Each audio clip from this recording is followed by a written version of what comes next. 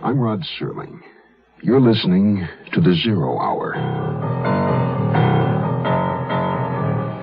Rest your eyes.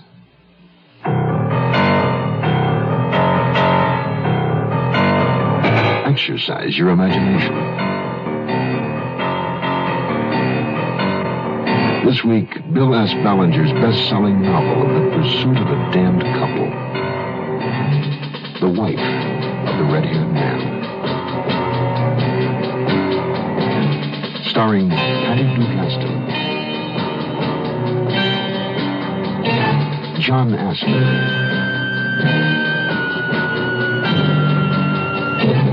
and Howard Duff.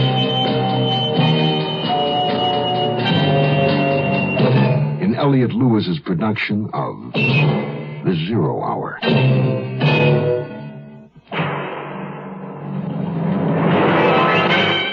The Mutual Broadcasting System presents The Zero Hour. Sponsored in part by the makers of Quaker State Motor Oil and National Presto Industries. This is The Zero Hour on Mutual Radio.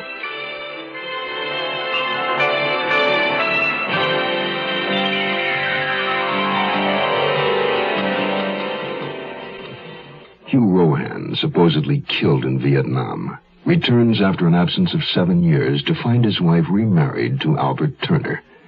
In a confrontation, Rohan, the red-haired man, panics and kills Turner. Mercedes Turner, still in love with Rohan, flees with him. She hurriedly gathers money and her jewels, buys a car, and the two escape New York and drive to Delaware. Two detectives, Williams from the 19th Precinct and Scores from Homicide, are assigned to the case. Williams finds that Mercedes Turner was secretly married to Hugh Rohan before her second unhappy marriage to Albert Turner. However, he doesn't know it was Rohan who shot Turner, nor is he yet aware that the fugitive Rohan even exists. But first, this word.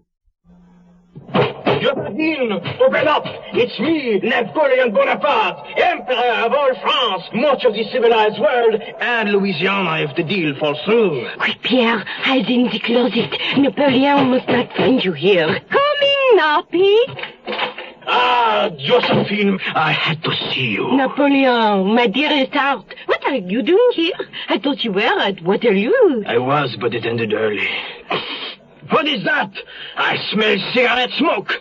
You know I hate you to smoke. I didn't. I don't. I started again. Aha! The smoke coming from that closet. Come out of there, you scoundrel, and on guard. He was only in there to pick up the dry cleaning. Take that, you filthy escargot. This world history lesson was brought to you by your American Cancer Society, which says smoking can be injurious to your health. Touché! In more ways than one. I drove back to New York late at night after my Connecticut scouting expedition. I found that Mercedes Turner and a young red-haired man named Hugh Rohan had been in love and had gotten married. This confirmed my growing feeling that someone had been with Mercedes Turner when her husband had been murdered. Someone who was with her now as she ran from us. In the morning, Scores was waiting for me with additional medical examiner reports. Albert Turner was shot with a .32. One shot through the heart. Anything on that carpet stain? The one in the living room? It's Turner's blood, all right. So that's where he was shot. Fingerprints? Well, someone cleaned up pretty well, the lab boys feel. You don't say. Yeah, they lifted prints on Turner, the maid, Mrs. Turner, some unidentifieds. But the doorknob, bar surface, phone, all clean of any prints. That it? No, one thing more. They picked up a strand of red hair. Texture indicates it's a man's. Now, Thelma Jordan can't recall any visitor to the apartment who had red hair.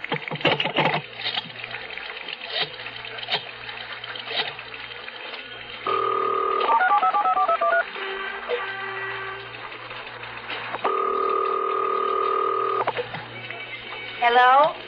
Miss Battles? Yes? This is Detective Williams from the New York City Police. I spoke to you yesterday. Mr. Williams, the paper says murder. You didn't say anything about murder. Mrs. Battles, tell me, after Mercedes' father annulled her marriage to Hugh Rohan, what happened to Rohan? The war happened. He went to Vietnam. And what then? I don't know. I guess he got killed over there. Why do you say that? Because Mercy loved you, no matter how her father felt. If she remarried, it was because Hugh Rohan was killed in the war. All right, Miss Battles. Thank you for your help. We found a strand of red hair belongs to a ghost. Yeah, right. On the phone yesterday, you said she went to the bank first thing in the morning. Mm-hmm. Withdrew $4,500 cash. Collected maybe 50 grand in jewels from her safe deposit box. We got a description from the insurance company. And her mink coat, another 8 or 9 grand? Yeah, probably. All right, send a description of the jewelry to all jewelry stores and pawnbrokers within 2 days' drive of here. And check out the sale of every new or used car within a couple of hours' drive from here. You think she bought a car? Yes, and I think she's going to start selling her jewels, and I think she's got a red-haired male companion. The ghost, huh? Right. I think she's traveling with a ghost. We woke to clear, sunny skies, and Hugh seemed more cheerful than the night before. I wanted him to tell me more about what he'd said. That he was a convict. An escaped convict. Whenever I tried to ask him, he'd sense what I was about to say and avoid me. After breakfast, we drove to Fredericksburg, where we were married. Then we found another small vacation cottage nearly deserted by the season. You'll tell me what happened when you want to. Or not at all. I love you. I have since the day we met. I always will, no matter what. Oh, Mercy. Mercy. Look, someday I'll tell you. Someday. But not just now. Not yet. I'm sorry. I didn't mean to cry on our wedding day. Well, you did last time. Yeah, I did. Because I was so happy. Come on, let's go inside. Not yet. I want to drive to the drugstore. What you told me last night. What the police might have found. We have to do something about your red hair. Yes. Then even if they're looking for 2 people, it won't be us. I'll be right back. You wait inside. Morning, Mr. Thompson. Sure is cold this morning. Cold? It must be 94 in the shade. I mean, it's cold inside your car's engine. Well, why didn't you say so? You didn't ask. Well, just tell me how my engine can be cold on a sweltering day. Glad you asked. When you start a car first thing in the morning, your engine is cold. Well, that's true, but so what? A cold engine does a bad job of burning gas. It can make soot, dirt, and acids form in your motor oil, and they can sure damage an engine. What can I do about it? Glad you asked. Instead of asking for my cheapest oil, you can start using a quality motor oil, Quaker State. Nothing finer than Quaker State. It's made scientific to neutralize acids and to hold solids suspended, so they don't gouge out your engine. Well, thanks for telling me, Caleb.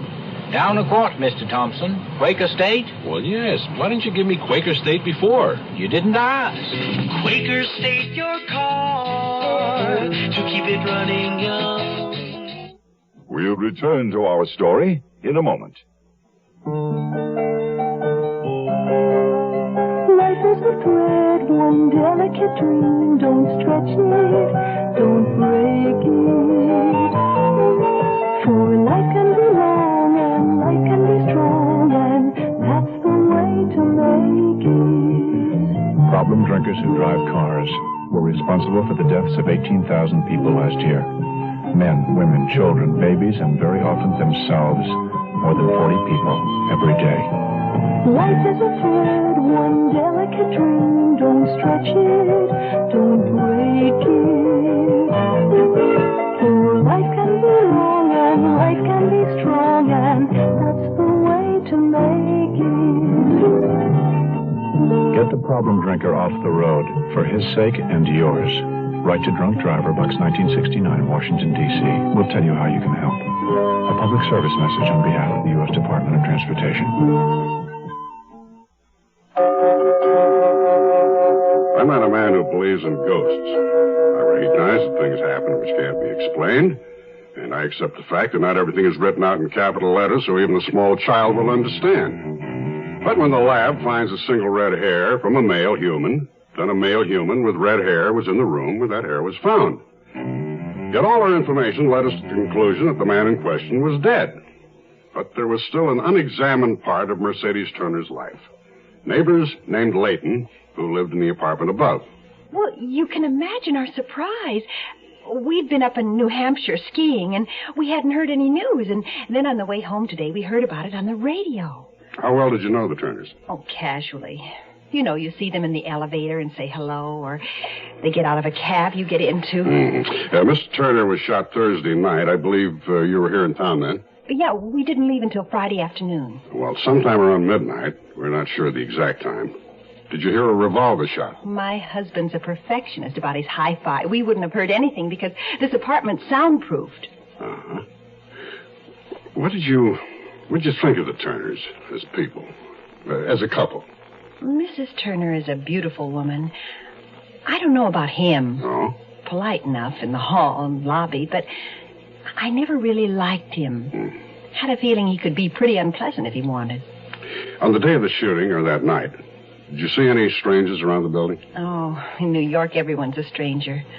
How do you remember them? Only if they're acting suspiciously or if someone's different. For instance, last Thursday in this neighborhood, did you see a man with red hair? Real red hair. Well, yes, I saw him. What was he doing? Walking down East Vanders in the rain. That's all, just walking and looking around as if he were searching for an address.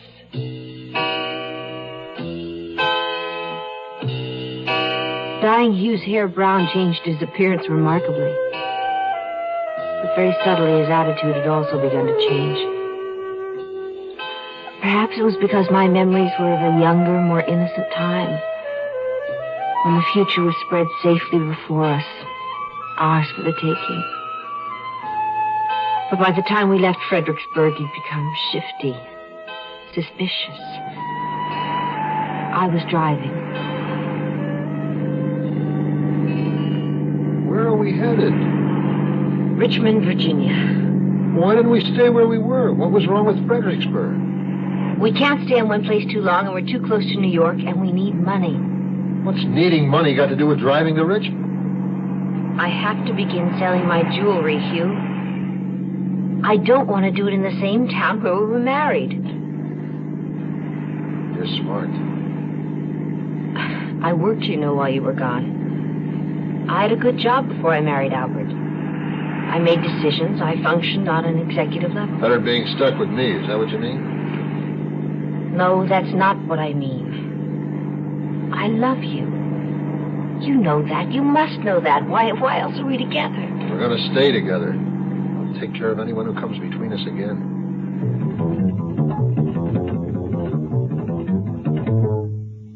In Richmond, I found a company, the Dixie Jewelers, which bought and sold old jewelry. The man was nice and honest, but I was shocked at what I received for my cluster diamond earrings.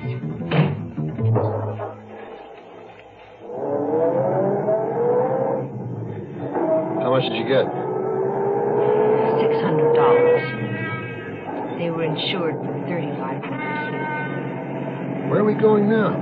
You decide. You tell me where you think we should go. Mexico? We can get into Mexico and live there together. They'd never find us. Do you speak Spanish? No. Well, I don't either. You'd be terribly conspicuous. Well, then you decide. You pick a place. Just so we're together, that's all I want. That's all that's ever mattered to me. You think everything's going to be all right? Why do you ask? Aren't you sure? I don't know. I'm no longer sure of anything. Those years and all those years, they take it away from you.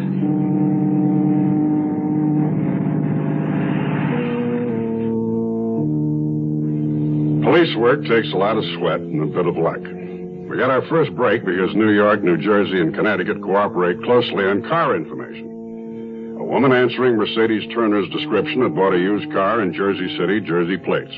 When we checked out the name and address she'd given for transfer of title, we found there was no such person and no such address. A teletype to the Delaware State Bridge Authority brought us further information. A trooper remembered the car because it was driven by a man with flaming red hair. The car had crossed the bridge at the end of the Jersey Turnpike. From there, it might have gone into Delaware, Maryland, or Virginia.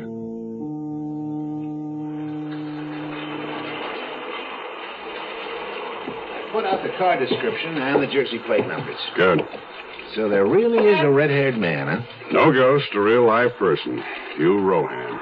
I checked the registrar at his college. Annixter? Right. Got his records.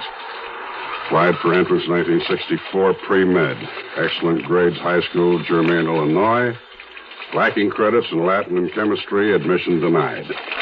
Which isn't unusual for students from small-town high schools. Well, how'd he make it up? Tutoring, usually. And that's what happened to Rohan, huh? No, he didn't have the chance. Wasn't in school, so he was eligible for the draft. Oh, lousy. Instead of going to Annixter, Rohan went to Vietnam. Some gifts don't do anything, but Presto gifts do almost everything. Presto gifts, they do things for a woman.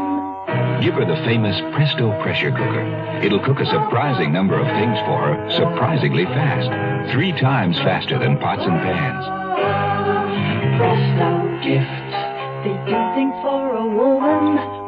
Give her Presto's jumbo fry pan, big enough for a complete dinner for 8. And the handles are removable, so it's easy to clean and store. Presto gifts, they do things for a woman. Give her an easier way to broil. The brand new Presto vertical broiler broils both sides at once, then comes apart for easy cleaning. This year, give the gifts that do almost everything. Give Presto gifts. Presto gifts, they do things for a woman. The Zero Hour continues after this. Once upon a time, there was a beautiful forest where everything was all lovely and green and peaceful. Sunlight fell in ribbons of daylight through its trees. Birds flew in the quiet air above it. Deer and rabbits found secret hiding places to play, for it was truly a beautiful place. And then one day, into this beautiful emerald forest, a new creature came, a creature called man. And man brought with him fire to warm him against the night. Only with his fire, man did not bring caution, and the fire got away from him suddenly. And the beautiful forest was no more. And yet there might easily be a different ending. For if man is careful with his fire, he need never say, once upon a time, there was a beautiful forest.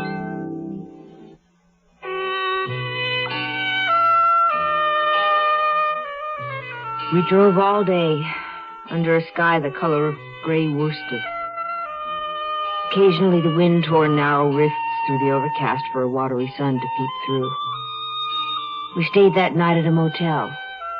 Our room was as impersonal as a rented locker. We tried having a drink to help us forget everything that had happened. It didn't work. Are you sorry you came? No. I had to come. You can't be sorry for what had to be.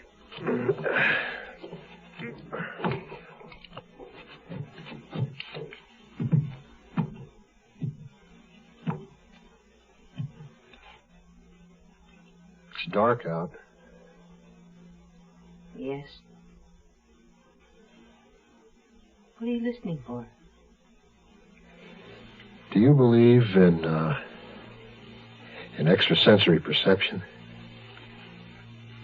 I don't know.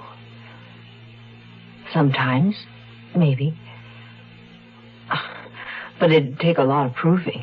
I had a feeling this afternoon, sudden, sort of peculiar, odd, like intuition. A message said, the chase has started. They're looking for a couple. There's no way you can know that. Oh, yes. Yes, there is. The Khans used to talk about it. I didn't believe it. But I do now. No. There's no way you know that's true. It's like telepathy, as if some cop's thoughts are being transmitted to me. Not all the time, just now and then. Just a little bit, now and then.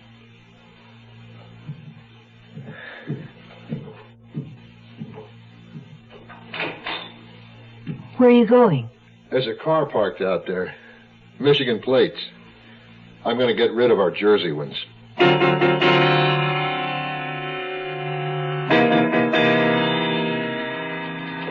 Here are the records and Rohan's prints from his Army induction. Disappeared on a patrol in Vietnam in 1965. Missing in action, presumed dead. We get anything on our wanted flyers? I think we did, Will. A couple of days before Albert Turner was shot, 3 cons broke out of Bordeaux prison in Canada. Now, 2 of them were recaptured, but one is still at large. And that one's got red hair. What name? John Red Cargill. Seaman's papers. 3 to 10 for false passport, illegal entry, and smuggling. He'd served 7 when he split. Cargill's prints match Rohan's. Picture of Cargill? Correspondence Bureau received a telephoto copy of him from Montreal. Right here. Yeah. It's funny, I knew he'd look like this. Good features, clean cut, sensitive mouth, eyes. I could see him in my mind. Yeah. Guy like that, 7 years in prison. He'd probably crack open pretty easy. But, well, the trouble is, we don't really know if he shot Albert Turner. Rohan and the Clinton girl were married when they were kids. Their old man annulled the marriage. Wait a minute. And the woman's safety deposit was opened. What's the matter? What's going on? This list of contents. Insurance policies, empty silk jewel case, title to co-op. Here we are. Why would she keep an empty envelope? Oh, probably she didn't bother to throw it out. Or maybe there was a return address on it. Who are you calling? Banner's DA's office. Find out if there's a name and address on that envelope.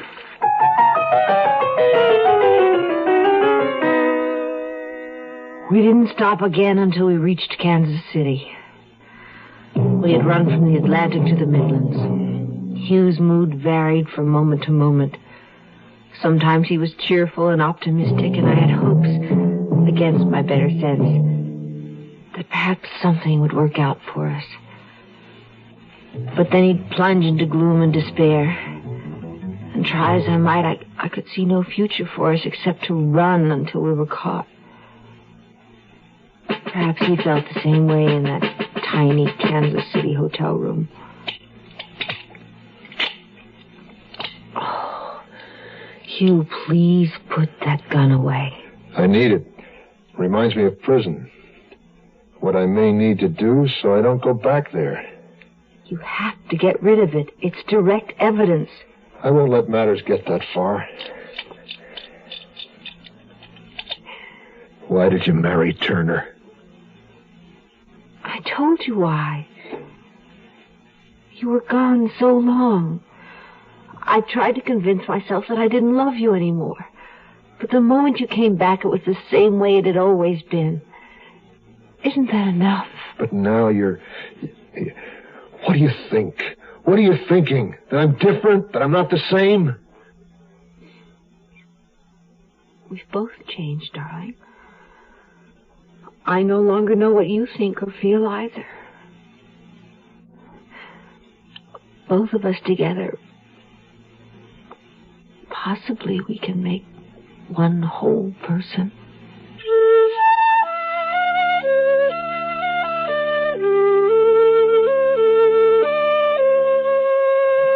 Banners in the DA's office gave her the name on the empty envelope we'd found in Mercedes Turner's safety deposit box, Sayer and Bates Attorneys.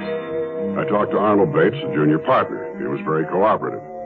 He told me he'd handled an Enoch Arden decree for Mercedes Clinton against Hugh Rohan not quite 2 years earlier. The marriage had been secret, and Mercedes Clinton Rohan had wanted the decree kept secret. Her father was an old man in poor health, and she hadn't heard from her husband Hugh in 7 years. He was presumed dead. You mean they were married a second time? Right. After Lyman Clinton had the first marriage annul, they were married again secretly, just before Rohan was sent to Vietnam. Where he goes out on a patrol and disappears. To service again in a Canadian jail under another name. Uh-huh. Well, whatever names they use, Will, we got a description, we got his prints, and we know their car. We're gonna get him. Yes, I think we will. Any reports on the jewelry? Not yet. Keep after it. They're gonna need money.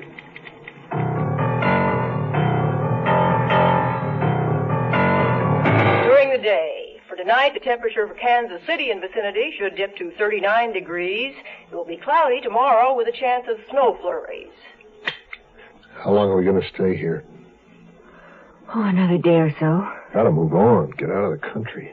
We need money to do that. Hugh, don't the police get reports on pawned articles? Yeah. So I've heard. Instead of pawning my things, I'll run an ad in the paper and sell them myself. That's dangerous. No, I don't think so. Kansas City is a big place. The police won't pay any attention to a newspaper ad. And then we'll move on? Yes. Hugh, I promised I wouldn't ask you about prison, and I'll keep that promise. I don't want to talk about it. But we must get out of the country. To do that, we'll need passports. Well? Do you know anyone? Someone who could get us passports? In prison, I knew... We have to leave the country. Yeah. Yeah. I know someone who might. But, it's expensive. We'll get the money. We have to buy passports. I think we've run as far as we can.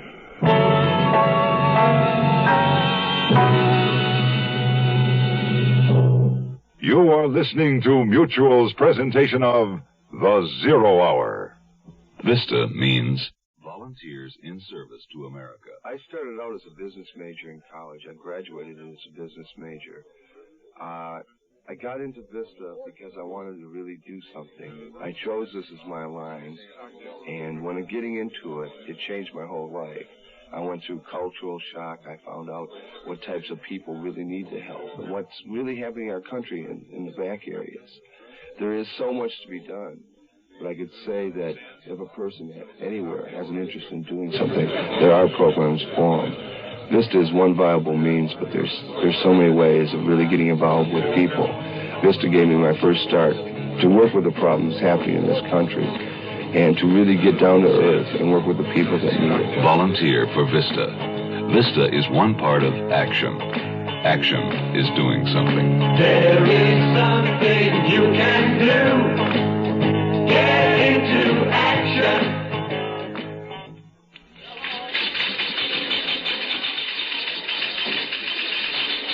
There's a disease in business today we might call spiritual schizophrenia. You see it in individuals who apply one code of conduct in their personal affairs and a quite different one in business or government. The belief seems to be that we are less responsible as individuals when we make business decisions, that business has a different code. When you think about it, that doesn't make sense. Profits are not the only gauge of business success. Business doesn't change the priority of values. We are born to the community of man first. The others are secondary allegiances. Make your personal morality work where you work and see the difference. The community of man, God's club. Be an active member. This message has been brought to you by Religion in American Life in cooperation with this station.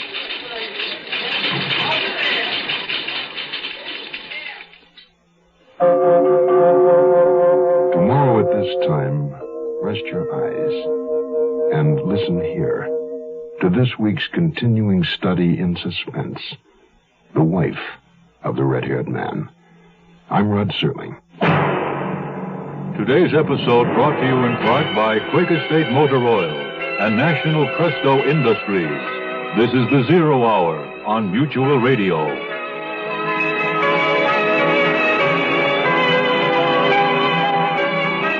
You have been listening to The Zero Hour, a presentation of the Mutual Broadcasting System in association with Hollywood Radio Theater. Heard every weekday at this time. Rod Serling is your host. Zero Hour is produced and directed by Elliott Lewis. The Hollywood Radio Theater theme was played by Ferranti and Teicher and is now available on United Artists Records and Tapes. Hugh Douglas speaking. Tune in tomorrow, and once again, rest your eyes and listen here to the Zero Hour.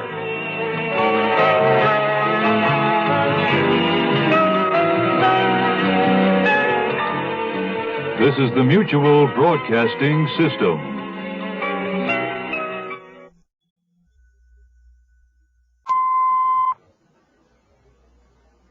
I'm Rod Serling.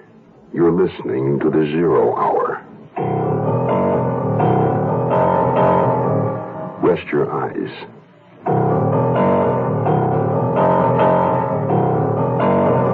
Exercise your imagination. This week, Kenneth Fearing's study of a deadly obsession. Desperate Witness.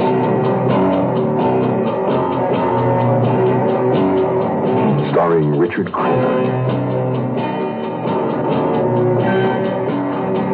Keenan Wynn.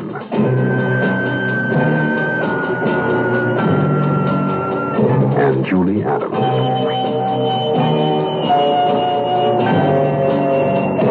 In Elliot Lewis's production of The Zero Hour.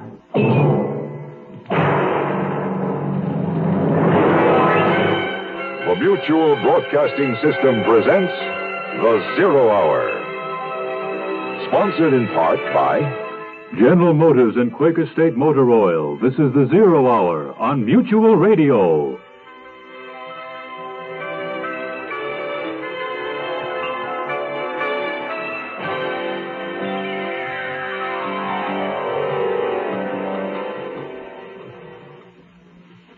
George Stroud, on orders from on high, is leading a manhunt for someone he knows to be a witness before the fact to murder. It's only a matter of time, and time cannot be bought. Not like the painting hanging in the office, or the one for which he paid $50 to a junk dealer the night of the murder. For George Stroud, time is running short. In a moment, part 4 of Desperate Witness, right after this word. Hello, I'm Johnny Cash, and I've been around this great country of ours enough to know how important it is to get as much education as you can while you're young. If you want to start college or vocational school, this may be your chance.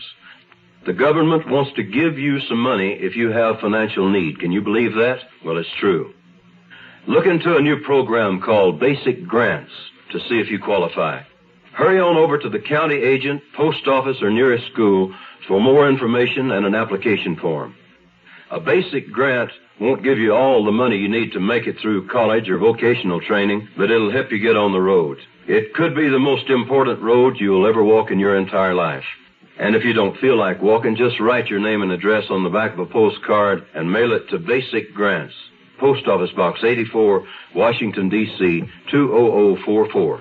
That's Basic Grants, Post Office Box 84, Washington, D.C., 20044.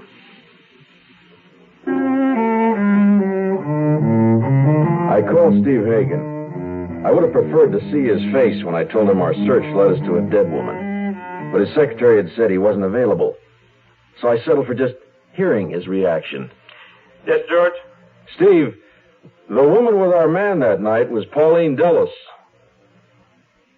Steve, are you there? You better come upstairs, George. They were both there when I walked across those carpeted acres. Steve Hagen seated at his desk, Janice standing behind him. If I thought my face reflected tension, Janice was controlled hysteria. He nodded to me, then he turned and he looked out the window. George, I've imparted your information to Mr. Janet. He's naturally disturbed. But he agrees with me that there's absolutely no significance in the fact that Pauline Dulles was the man's companion that night. What we want, what we have to have, is the name and whereabouts of the man himself. That's all we're after. I can't buy that there's no connection. Well, you have our assurance, Mr. Janet's and mine.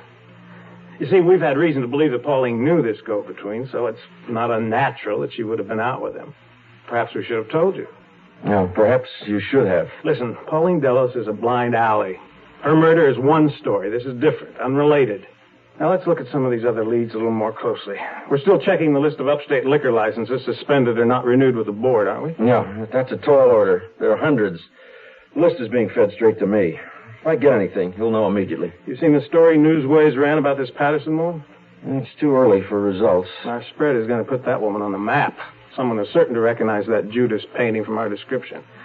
Our evaluation of it as priceless is sure to locate it. It's my hunch that that picture alone will nail our man to the wall. Those bars, art galleries, and so on. They're all being covered, Mr. Jones. Exactly. And why hasn't our man shown by now? No one suddenly abandons his habitual routine of life, not without good reason. Why? He may be the one who murdered Dulles. In that case, he's not making himself conspicuous. Though he knows he's in fast company, he knows the score, and he's gone to ground. Right where he is, so the same thing won't happen to him. You mean he may believe himself to be in danger? He knows somebody's playing for keeps. Why shouldn't he be worried? Maybe he saw the killer, can identify him. He's afraid to come forward, knowing he's in for the same. He's keeping under cover, staying away from all the places he always went before. How many people in the organization, Stroud, know about this particular job? What do you mean? Right here, Janeth Enterprises. How many? I'd have guessed. Well, with 53 people now working on this assignment, I'd say everyone knows about it. The entire 2,000. Why? And nothing. For a second, I thought I had something. All right. I guess that reports on everything. And it's still nothing. You think I missed a bet somewhere? Just bear down on it, that's all. I shall. And now that we've decided the murder and our particular guy belong together, there are a lot more lines we can follow. What lines? Well, for one thing, Mr. Janeth, I'll have some men cover all cab stands in the neighborhood of Pauline Delos' apartment. Cab stands? Why? On the night of her death, only a few minutes after it, in fact, somebody took a cab away from that vicinity and couldn't help being rather noticeable. The driver will remember. I don't follow that. It's quite simple. Our subject took Pauline to Gill's, then to a number of antique shops, then to the Van Barth. Now, why wouldn't he take her home? Of course he did. Our timing concurs with the police's. He took her home, then he had to leave. The first and most obvious line to follow is that he left in a taxi. Perhaps he had his own car. Perhaps he did. He may have walked, taken a bus. Right. Maybe he did none of these things. But it's my hunch we'll discover he did take a cab. We'll locate the driver, we'll find out where he drove him, and that'll close the whole assignment. The stricken look on Janeth's face that came and went screamed his guilt, reassured me that I was right. Janeth had taken a cab that night, and it was my only hope of nailing him with the murder. Later that day, Janeth went home under doctor's care. The word was he had a strep throat. My bet was that he had a chill brought on by seeing himself with a number on his chest. But I had a chill, too. Brought on by the sure knowledge that if they'd been out to get me before, they'd stop at nothing to cut me down now. Hello. Let me tell you about myself. I used to be a chronic drunk driver. In the 10 years between my first arrest and having my license revoked, I racked up 19 major traffic violations. I caused 6 serious accidents, injured 3 people beside myself, and had my license suspended twice. I was still driving and drinking. And then, one night I was driving home after work, and I'd had a few, and I hit this kid on a bicycle. He died before they could get him any help. He was just 11, a little younger than my oldest boy. I'm living with that now. I was too drunk to see him then, but I can see him now. And I remember. This message was brought to you by the General Motors Corporation. We'll return to our story in a moment. I'm Lucille Maness, an unsuccessful big businesswoman, and I'd like to tell you a little bit about my unsuccessful business. Well, I was the co-founder of this woman's book club, but we ran into a little trouble. We had all kinds of problems, so I called SCORE. That's the Service Corps of Retired Executives. They're retired executives who volunteer to help small businesses. I went over and discovered Lucille was in deep trouble. I made several simple business suggestions. I also strongly recommended the club seek incorporation with a well-established women's magazine until its membership increased sufficiently. Unfortunately, one of my associates really didn't like the idea of a man giving us advice, so she wrote herself a check with the remainder of what we had left in the treasury and took off. Well, Mr. Krause came back to help again. A man who knows how to solve problems likes to keep solving them. Volunteer for SCORE. SCORE is one part of action. Action is doing something. There is something you can do. Get into action.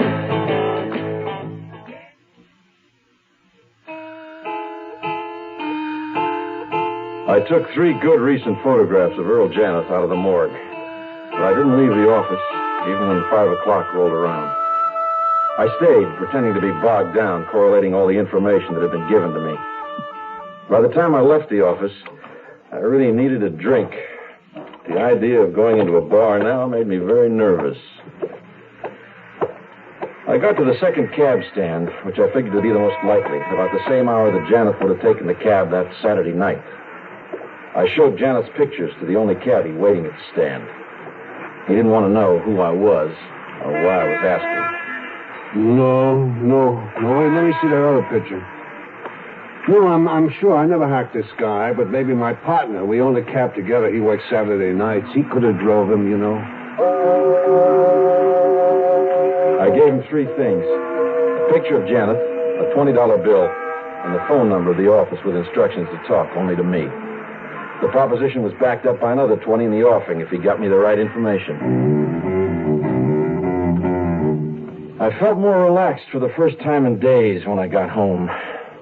My family was asleep. I had a drink, and I took the Temptation of Judas painting out of the downstairs closet. My intent was to destroy it, and I couldn't bring myself to do it. It was a work of art, and to destroy a work of art is murder of another kind. So I carried it into the cellar, and I stashed it face to the wall behind the furnace. The horn of the school bus and a small female cyclone swept through the lower rooms of the house, gathering school bag, crayons, picture book, lunchbox, and a hastily scribbled note from her mother explaining her tonsillitis. Her mother and I stood there in the warm sunlight for a moment. The picture of an ordinary, normal, untroubled family. I waved the bus off until I could no longer see it, and I kept waving. I could feel my face locking into deep lines that could hold rainwater. Are you all right, George? No, a headache, that's all. Just a headache. George, something is bothering you. I can feel Will it. you get off my back? Oh, I'm sorry, honey. I'm sorry. It's just it's a lousy mood. You know how it is. It's deadline week. That's okay. You know, you forgot to bring home a Newsways last night. Never mind. I'll bring one home tonight without fail. In fashion, if you like. Oh, never mind the Newsways. I bought one yesterday. Oh? You know there's an article in it about this Louise Patterson. Yeah, I glanced at it. Fabulous. Just what you've been saying for years. Here. Listen. With all the force of a major explosion, by grace of a new talent suddenly shooting meteor-like across the otherwise turgid skies of the contemporary art world. Overwritten. There's more. Louise Patterson may view her models through a microscope, but the brush she wields is gargantuan. Isn't that grand? Grand. Well, they're recognizing her talent. Don't be so critical just because they use different words than you would. At least they admit she's a great painter. Well, for heaven's sake, George, don't pretend you aren't pleased. You must have 7 or 8 Pattersons. Now they're all valuable. Well, I have to run. I'll drive in. Or do you need the car? Wait. I want you to hear the rest of this. This week, interest in the art world centered on the whereabouts of one of Patterson's lost masterpieces, her famed Judas, admittedly the most highly prized canvas, etc., etc. This is the part.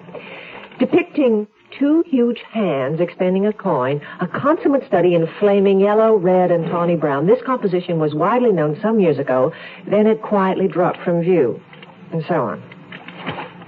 Well? Neat, but not gaudy. They make it sound like a rainbow at midnight. That's not what I'm driving at. Would you know anything about that picture? Well, why should I? Didn't I see an unframed painting you brought home over a week ago? The night Georgia came down with tonsillitis, didn't I? Oh, that, yeah. Well, honey, that wasn't an original. That was only a copy. Oh, what became of it? It was here in the dining room. I searched everywhere. I took it to the office. Where do you think those plumbers who call themselves writers got such an accurate description of the original? Bye, sweetie. I'll have to step on it. Call you this afternoon. Mafferson met me coming into the building. We rode up together. Fortunately, the elevator was empty except for the two of us. But Mafferson didn't want to talk about what he'd learned at police headquarters. He had another worry. His job. You think we'll all be fired? Who gave you that idea? Well, I ran into this fellow at breakfast. I always stop off at Schraff's in the morning. Fred Steichel's his name. Managing editor of Jeanette Donahue. Never did like that man, and he's even more obnoxious now that he's in a position of power. He was almost as insulting as the night when I tried to call you. A week ago Saturday, the night of the murder, as it turns out. I couldn't reach you, so I called Steve Hagen. Steichel says our magazines are going to fold. Wait a minute. What time did you call, Steve? 10:30, 10:45. Strange, isn't it? Police records say that's about the time she was killed. And you talked to Steve Hagen? He was home? Yes. At his apartment. Talked to Janet, too. Janet? Yeah. What's strange about that? He'd been there all evening, came direct from the airport. They were having a business meeting, and told me not to worry about my job. I wanted to yell. Mafferson backing Janet's alibi. I had to find that cab driver. My mind was racing with the need. We were in my office, but I couldn't remember reaching it. Mafferson was dutifully giving me his police report, and I wasn't listening. Until I heard the word... Albany. What? I said, the police know Dulles was out of town from last Friday until late Saturday. They found out where she was from a book of matches in her apartment. Came from a nightclub in Albany that doesn't circulate its matches. And in the course of a routine checkup with the Albany hotels, they found out where she'd stayed and what name she'd used. Oh, really? Incidentally, the police know all about this job you've been doing here, and they're convinced the man you're looking for and the man with Dulles last weekend in Albany is one and the same. Does that help or hinder our story? Go on. Oh, that's about all. They're sending a man up there this afternoon or tomorrow morning with a lot of photographs to check out with the nightclub, the hotel, and elsewhere. I told you they had the Dulles woman's address book, didn't I? They've been rounding up pictures of every man she knew, and most likely the Albany guy is one of them. Do you follow me? Yeah, I follow you. They know from the general description they got over the phone from the hotel personnel that the man most definitely was not Janeth. At the hotel, they were registered as Mr. and Mrs. Andrew Phelps Guillaume. Oh, by the way, your name was in her address book. Did you know that? My wife and I met her at a couple of parties. Now, if I may digress from these facts to a more philosophical evaluation... You're doing a good job, Emery. Don't evaluate. Just keep compiling facts. Oh, by the way, is the department looking for a photograph of me? Oh, they already have one. Off your driver's license application. The man they're sending upstate has quite a collection, 50 or 60 photographs. I see. Now, I can go to Albany with him if you like. You know, expedite things. No. I want you to start working up that story. I could feel the big clock's hands spinning, hurling me faster and faster. Any minute now, it would tell me my time was up.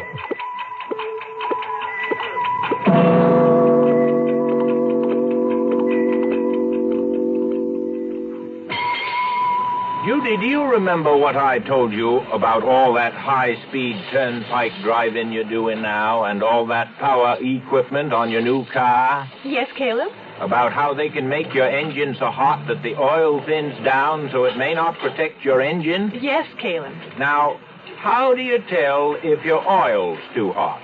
Just watch the temperature gauge. Nope. That just shows how hot the radiator fluid is. Oh, I know. When the oil's too hot, that little red light goes on. Nope. That just tells you the oil pressure's too low. Well, how do I tell if my oil's too hot? Fact is, you can't. Then how do I know my engine's protected? Make sure you're using quality oil like Quaker State. Quaker State's specially made to stand up to high engine heat so it can keep right on protecting like an oil's supposed to. Is that the reason you always recommend Quaker State? That's one reason. Quaker State your car to keep it running young. The Zero Hour continues after this. Josephine, open up! It's me, Napoleon Bonaparte, Emperor of all France, much of the civilized world, and Louisiana if the deal falls through. Quick, Pierre, hide in the closet. Napoleon must not find you here. Come in now, Pete. Ah, Josephine, I had to see you. Napoleon, my dearest heart, what are you doing here? I thought you were at Waterloo. I was, but it ended early. What is that? I smell cigarette smoke. You know I hate you to smoke. I didn't. I don't. I started again. Aha! The smoke coming from that closet. Come out of there, you scoundrel, and on cart. It was only in there to pick up the dry cleaning. Take that, you filthy escargot.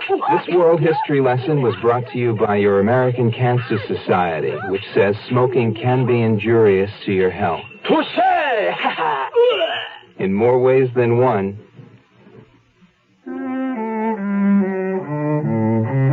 The two lines of investigation, the organizations and the police, were drawing steadily together like pincers.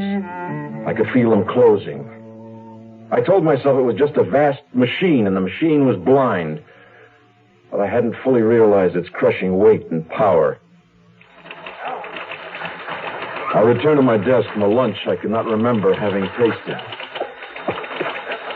Oh, Mr. Stroud, here's that list of non-renewed licenses from out-of-town taverns you asked for. It's from 10 years back. Oh, thanks, Lucille. And I haven't had a chance to go through and alphabetize them yet if you want to leave them with me. No, later, thanks.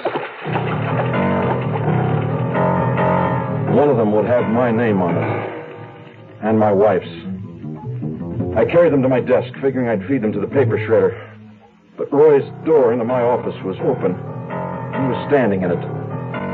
For the moment, I consigned the file folder to my bottom drawer. Been meaning to ask you, George, did you send that handkerchief to the lab to check possible fingerprints and have the laundry mark run down? No, I'm sorry, Roy. I forgot. You give it to me, will you? I'll do it right away. Yeah, sure. Got it right here on my desk.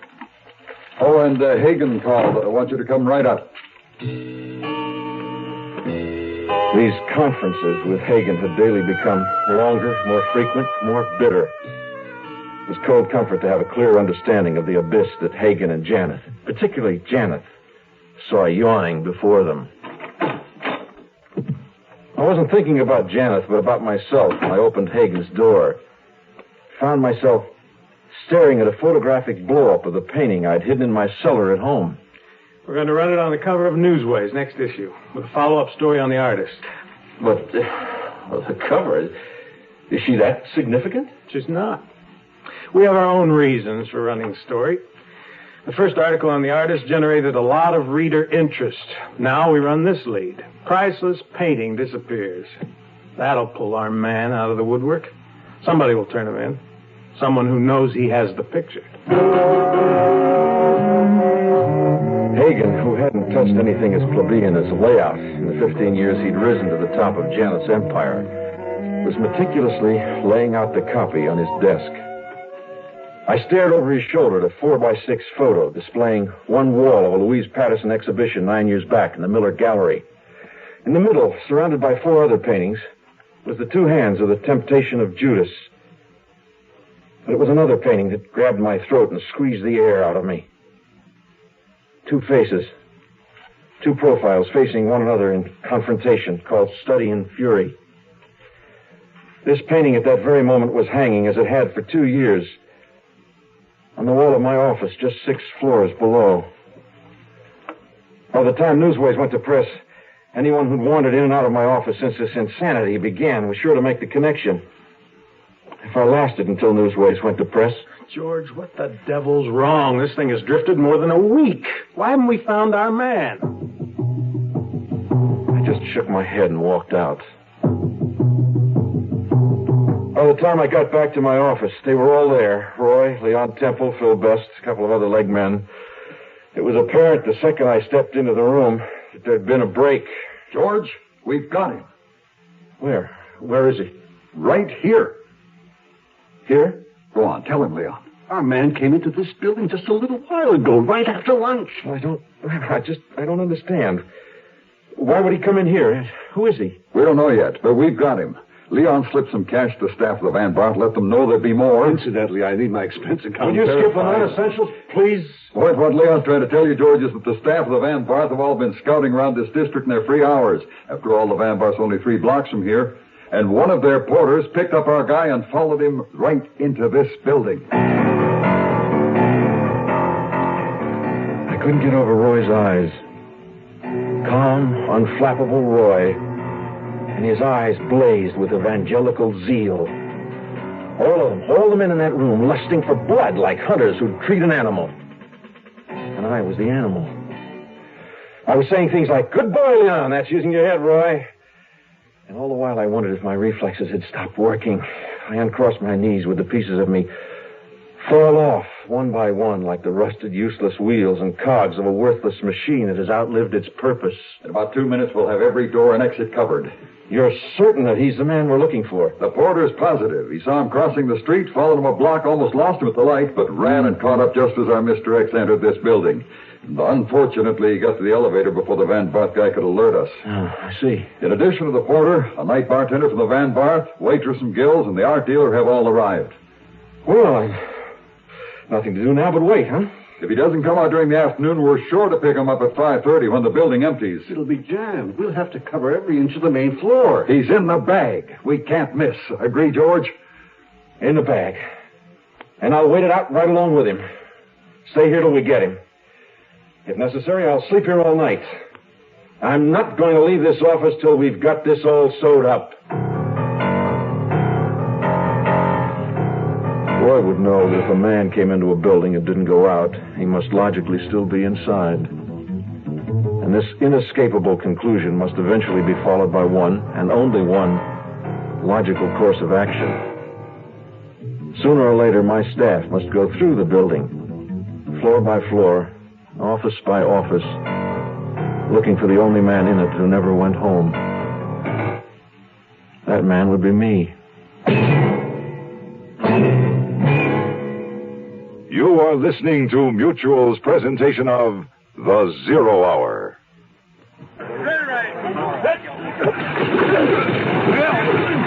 I'm Roger Staubach. I'm not here to talk to you as quarterback for the Dallas Cowboys, but as an ex-serviceman who'd rather have his head beaten in on the football field than practice his skills in another war. And that's why I'm rooting for the world's most successful peacekeeping team, the North Atlantic Treaty Organization. It's worked for nearly a quarter of a century. In that time, the 15 Atlantic nations that make up NATO have been building teamwork like never before. In Europe, historically the world's greatest trouble spot, they have helped keep the peace and develop economic cooperation. They have generated a game plan through which problems like arms control and pollution are being attacked. Believe me, it's needed. The world's been kicked around enough. Let's help strengthen the NATO team. NATO works. Something else might not. This message was brought to you by the Atlantic Council of the United States. Here's a tip from your Better Business Bureau. Properly cooked vegetables add interest and enjoyment as well as nutrition to a meal. Cooking only long enough to make the vegetable tender tends to preserve more flavor and better texture than prolonged cooking. And when you buy vegetables, demand freshness. Check the characteristic signs of freshness, such as bright, lively color and crispness. Handle produce carefully. Someone must pay for vegetables lost by rough handling, and in the long run, it'll probably be you. Incidentally, don't buy just because of low price. It doesn't pay to buy more vegetables than you can properly store in your refrigerator, or you can use without waste. Most vegetables can be stored for 2 to 5 days, and it's really penny foolish to buy fresh vegetables affected by decay. Because even if you do trim off the decayed area, rapid deterioration is likely to spread to the salvaged area. A few cents extra for vegetables in good condition is a good investment. Tomorrow at this time, rest your eyes and listen here to this week's continuing study in suspense, Desperate Witness. I'm Rod Serling.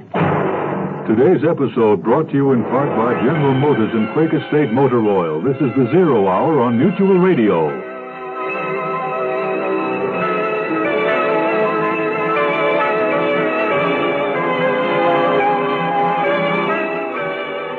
You have been listening to The Zero Hour, a presentation of the Mutual Broadcasting System in association with Hollywood Radio Theater. Heard every weekday at this time. Rod Serling is your host. Zero Hour is produced and directed by Elliott Lewis. The Hollywood Radio Theater theme was played by Ferranti and Teicher and is now available on United Artists Records and Tapes. Hugh Douglas speaking. Tune in tomorrow, and once again, rest your eyes and listen here to The Zero Hour. This is the Mutual Broadcasting System.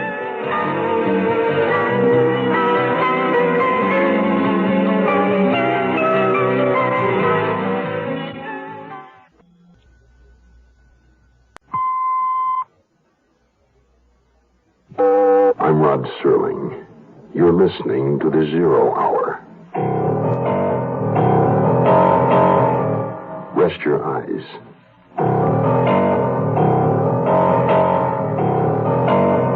Exercise your imagination. This week, Kenneth Fearing's study of a deadly obsession. Desperate Witness.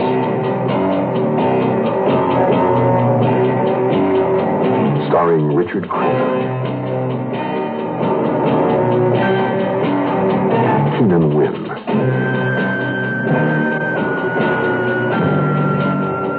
and Julie Adams.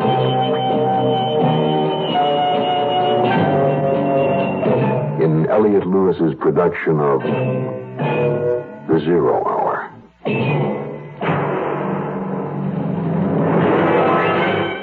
The Mutual Broadcasting System presents The Zero Hour. Sponsored in part by General Motors and National Presto Industries. This is the Zero Hour on Mutual Radio.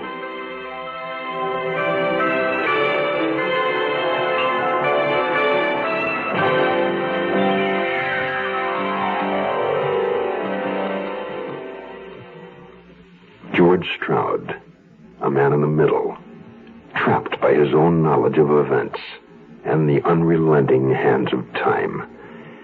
He is a prisoner on the 26th floor, pursued from below by those who would identify him, leaving his only avenue of escape, the floors above, where waits the man he knows to be the actual murderer.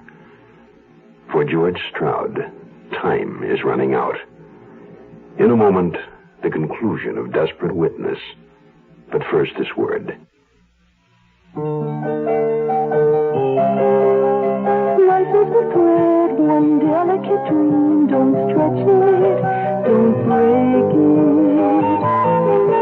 For life can be long and life can be strong, and that's the way to make it. Problem drinkers who drive cars were responsible for the deaths of 18,000 people last year.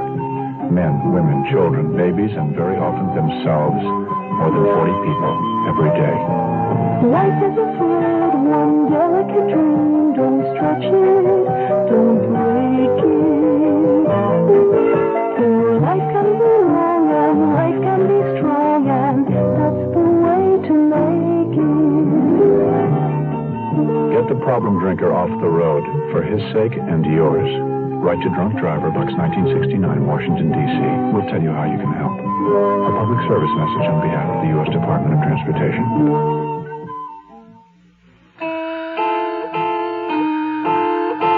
Sometime very early, I woke on the couch that I'd moved into my office, put on my shoes and necktie, the only clothing I'd removed. And in a mental cloud, I went to my desk. A few minutes past 8. The day was the day. I still didn't know how I'd meet it, but I knew it was the day. The police would finish the checkup in Albany. Roy would follow up with a laundry mark on the handkerchief. And somebody would think of combing the building. Oh, boy. There are a lot of Shortly before 9, the rest of the staff began to assemble. Leon Temple, Mafferson, Eddie, Roy. Why don't you go home, George? There's nothing you can do here now, is there? No, I'm staying. You want to be in at the finish, right? Right. I don't understand it. What don't you understand, Henry? Why this guy hasn't come out? He's here, but where is he? Well, maybe he left before we threw a line around the place. Oh, not a chance. Well, he may have simply walked in one door and out the other. Perhaps he knew he was being followed. Oh, no. I'm the one who had the first contact. I know. That porter followed him right to the elevator. He took an express. He could be anywhere above the 18th floor. For all we know, he's somewhere up here in our own organization. But what can we do about it? He'll show. I thought time was of the essence. It is. Oh, what is it, Roy? Huh? What's the matter? They're painting. The one the man bought? No, the one on the wall there. Oh, that one. What about it? Well, just that, we've all been in and out of here every day for a week. I don't think any of us recognized it's the same style as the Judas. We can't all be art critics. All right, come on. It's time to spell the guys downstairs. Wait, George, it occurs to me that if he doesn't show... If he doesn't show, what? Well, we could take those eyewitnesses with the building police, of course, and some of our own men and go through the whole place from top to bottom, cover every office. It'd take a couple of hours, but we'd know. It sounds like a good idea, Roy. Yeah. But let's wait on it, shall we, until we've had a chance to clear it with Hagen. After all, this is his baby. I don't want to take the play away from him, do we? Well, all right, we'll wait a while then. The pieces of the puzzle were falling into place. All but the one that had my face. I knew that every obstacle I threw in front of my staff only bought me minutes, an hour or two at the most. Everyone was on my back. Don Klosmeyer called 4 times. Louise Patterson was threatening to sue the magazine for libel. Don was trying to talk some sense into her. Haven't you caught your murderer yet? Well, we aren't looking for any murder, Miss Patterson. I've told you. I know what you've told me. Think I got a memory like a sieve? We've located the man who bought your picture, Miss Patterson. We believe we know where he is, and he'll be found at any moment. And we wish you'd come to the office so you can identify him. Of course, we'll pay you for your time and trouble. We'll give you $100 if you'll help us. So you found your murderer, huh? And, well, I want to impress upon you, we're not looking for a murderer, Miss Patterson. I assure you of that. We want this man in some altogether different connection. Hogwash. I beg your pardon? Look, fool your readers. Don't try to fool Louise Patterson. $100? I don't take time off my work to identify any murderer for less than $250. Well, I'm sorry I'm not authorized to go that high. Well, you better get authorized, Sonny, or I don't go to the trouble of combing my hair. The witnesses downstairs were getting restless. Several of my men called up about how long they'd have to wait. I still hadn't called Hagen. I expected Roy to walk in and ask why any second. Instead, it was Don Klosmeyer. He didn't have to tell me who was with him. I could hear her in my outer office through the door. Can you imagine offering $100?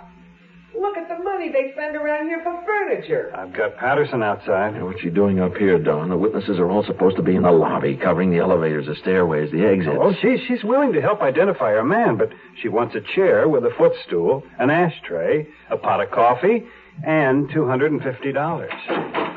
$300. George, this is Miss Patterson, the artist. I stood up. My hand had gone to stone, but still I went through the motions, extended it. She didn't see my hand. She saw nothing in the room except her painting, Study in Fury, on my wall. My Study in Fury? Oh, wow. Look how it's placed there on the wall. In perfect light. And that frame's got real taste. Well, I admire all of your paintings, Miss Patterson. Well, it's refreshing to find someone in this cheapskate organization who appreciates the finer... Her eyes turned straight on me.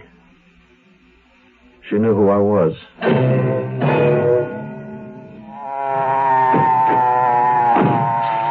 Well, officer, what on earth can I do for you? I wasn't going too fast, was I? Yes, ma'am. License, please? Here.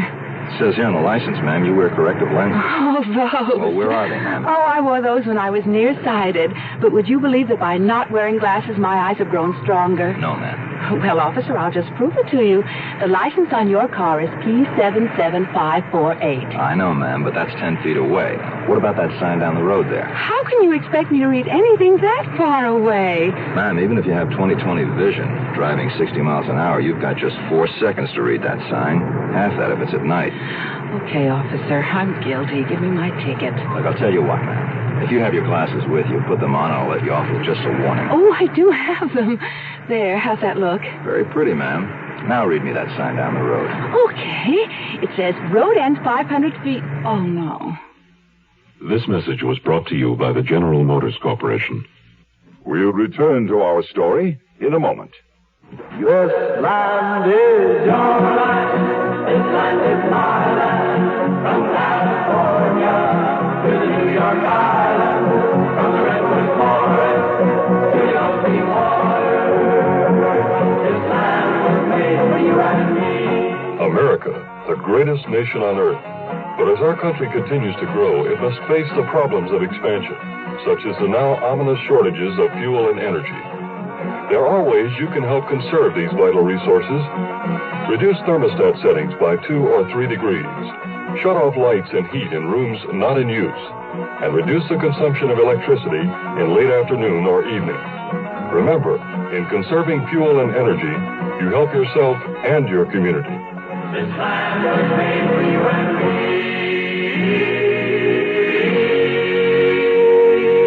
This public service message is presented by the President's Office of Emergency Preparedness and the Office of Consumer Affairs.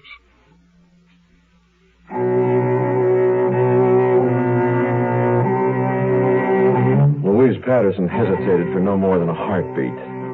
Mine. There was no question that she'd recognize me, none whatsoever. I waited the eternal moment for her to say, "This is the one, this is the man you're looking for that beat me out of my own painting for $50. Hang him." And while I waited for the trap to be sprung, Clausmeyer added to my anguish. Hey, that's where I saw the painting that reminded me of her other one. Right here on your wall. I knew I'd seen it somewhere. I think I've looked at it every day and not been aware of it. Why didn't you tell us you had a Patterson, George? Oh, why? This painting isn't missing. I assumed you all knew I had it. It's been hanging there for over 2 years. Yeah, but why didn't you tell us that she had painted it? What was there to tell? I liked it. I bought it. It's been there ever since. Would you care for a drink, Miss Patterson? Anything. A double anything. Surely. It's very kind of you to help us. I imagine Don explained what we're doing. You're looking for a murderer. Oh, we're looking for a man. Yes, I know. I know everything. Mr. Stroud, I really do. I don't doubt it. I'm sure you do, Miss Patterson. And to think you have my study in fury. I live with it every day of my life. I love it. You do? You really do? Completely. I like all of your work. I have 4 or 5 hanging at home. I'm, as you might say, a kind of a one-man Louise Patterson fan club. Well, where the hell's my study in fundamentals? The one your lousy magazine calls Judas. I told her we'd try to get it back for her, George. You promised me. I didn't say we had it, Miss Patterson. I meant that if we found a man, we'd automatically find a picture. Oh, yes, that does make sense. Doesn't it, Mr. Stroud? Or do you think, as I do, Mr. Stroud, that the man, this murderer, to keep from being discovered, has probably already destroyed the painting? No, Miss Patterson, I don't think so. I have reason to believe your painting is quite safe. Unless, of course, the man should get nervous. But I fully believe it'll be recovered, provided everything else goes off all right. Do you fully understand? Well, I'll tell you one thing, Mr. Stroud. It had damn well better be safe, since your magazine has set its value at priceless. Oh, we're very careful about things like that, Miss Patterson.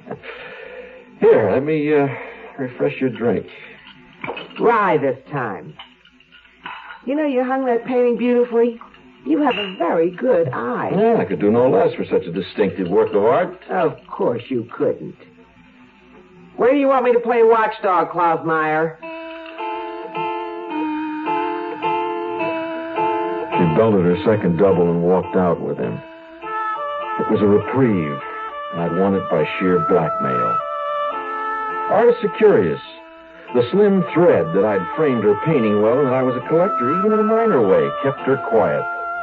I knew why she hadn't identified me. The fact I'd not destroyed her painting, my threat that I still would if she opened her mouth. I shudder to think how close I'd come to getting rid of that canvas. But she could still make trouble. She was erratic enough. My relief was no more than a spasm in time, because Roy was back, and this time there was no more stall. George, I'm going to lose my witnesses downstairs unless we get some action. Did you clear it with Hagen? Oh, I'm sorry, Roy. I forgot. Look, you're in charge. You don't need Hagen. All right, Roy. Get started. But I want to be kept informed of every move. Let me know what floor you start on, which direction you're working on, and where you're going. Okay. What a price. I wonder if any other man on earth has ever watched his whole life go to bits and pieces, carrying with it the lives of those close to him without a silent protest.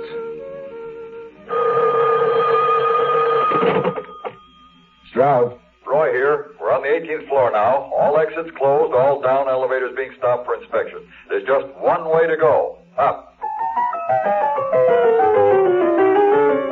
There were bulletins from floors 19, 20, 21. 5 floors till they would get to me. As the distance narrowed, the time shortened. I could only reach out to one person. My wife.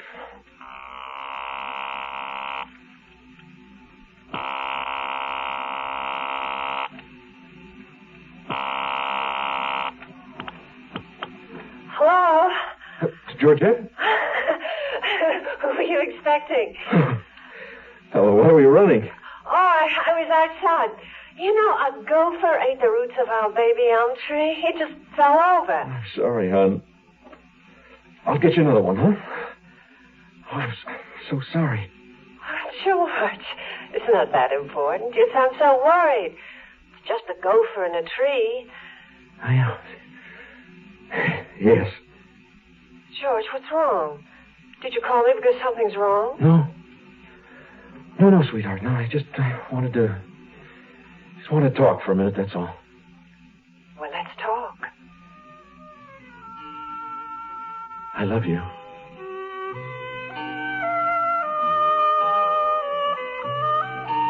After I hung up, I sat there. Where would I go now? What would I fight with? I had to make one last desperate effort to put it all together. To survive.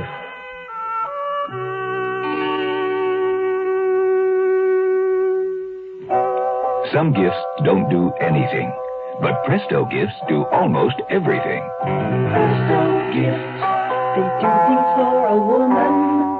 Give her the Presto slow cooker. It browns the meat, then simmers the complete meal for her for hours, even while she's gone all day. No watching or stirring. Presto gifts, they do things for a woman. Give her a Tilton Store portable range, the lightweight electric range she can take anywhere, and she can tilt it up for compact and easy storage. Presto gifts, they do things for a woman. Give her Presto's Create and Serve pan, the all-in-one pan that cooks and serves almost any dish, from stews to fondues, right at the table. This year, give the gifts that do almost everything. Give Presto gifts. Presto gifts, they do things for a woman. The Zero Hour continues after this. Ladies and gentlemen, Barbara Streisand. Children. Mentally retarded children. There are so many causes of mental retardation. Some we know, some we don't. I can't say to you if you do this or if you do that, you won't have a retarded child. But through research, we hope one day to be able to say that. In the meantime, there's the help we can give to those already born mentally retarded, because the retarded can be helped, but it takes a lot of money. If you'd like to cut the odds a bit in favor of the next mother and father who will bring a child into this uncertain world, whether it's your child, a grandchild, or the child of a friend. Support the work of your local association of the National Association for Retarded Children. Cast a little bread upon the waters.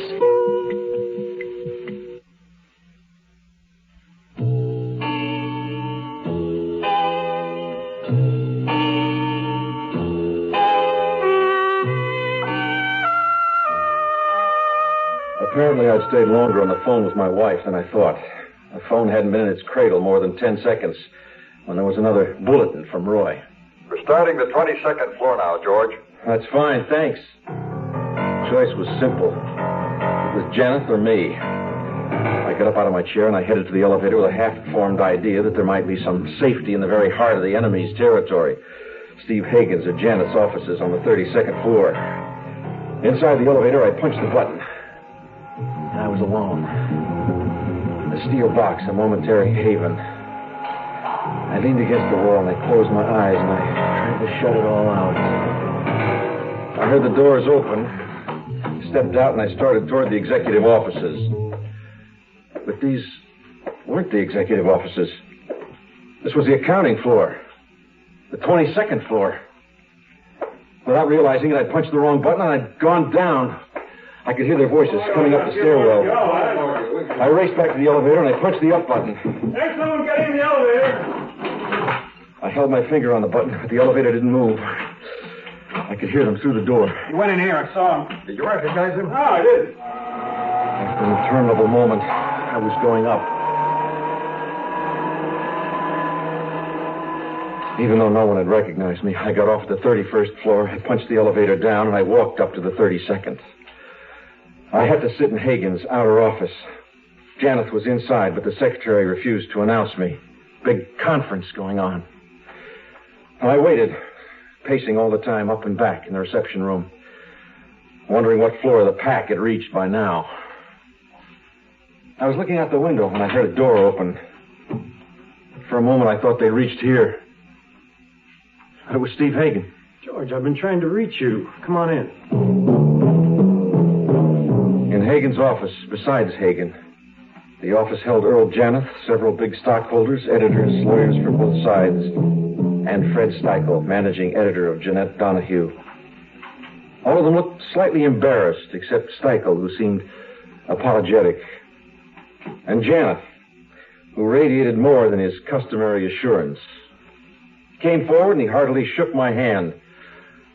And I saw that the self-confidence was instead nervous tension, mounting to near hysteria. George, I'm very glad to see you. You can frame what I'm about to say on paper and issue a bulletin to the entire staff. I'm terribly sorry I couldn't have had the pleasure of speaking to each and every one of them personally. I have consented to step aside and prevent a merger with the firm of Jeanette Donahue. The entire staff stays on. I hope they'll all give Mr. Steichel the same loyalty they gave to me and to Steve. Everybody shook hands. It was all very polite. And they left, leaving Hagen, Janeth, and myself. And they just stood and looked at each other in shock. It was as though they'd forgotten I was there. The door opened before I could get to it. It was Roy. Behind him were a porter from Gill's and a waiter from the Van Barth. We've drawn a blank so far, George. Only thing left of these offices. I think we should go through them thoroughly. Now, drop it, Roy. The assignment's killed. What? You mean send them all away? That's right, send them all away. The conspiracy problem's resolved. Janeth Enterprises is under new management. But what about the witnesses? You can't just take the time like this. $20 extra. I'll sign the vouchers later. What? Well, that's what Mr. Hagen wants. That's what he wants. Hello? Yes, who's there? It's for you, Stroud. No? Mr. Stroud, you're a tough man to find. Who is this? The cabbie on 58th Street, remember? You can send me the other 20. I found your man. My partner picked up the guy you were looking for Saturday night around 10:30. He identified him from the picture you gave me. When are you coming by, huh? I'll be there tomorrow morning. Thanks.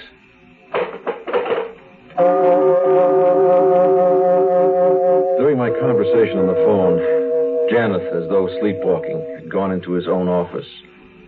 I started toward it. Don't go in there, Stroud. Let him alone. All right, Steve.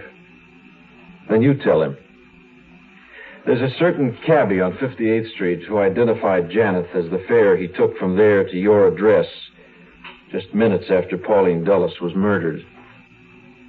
There's no alibi.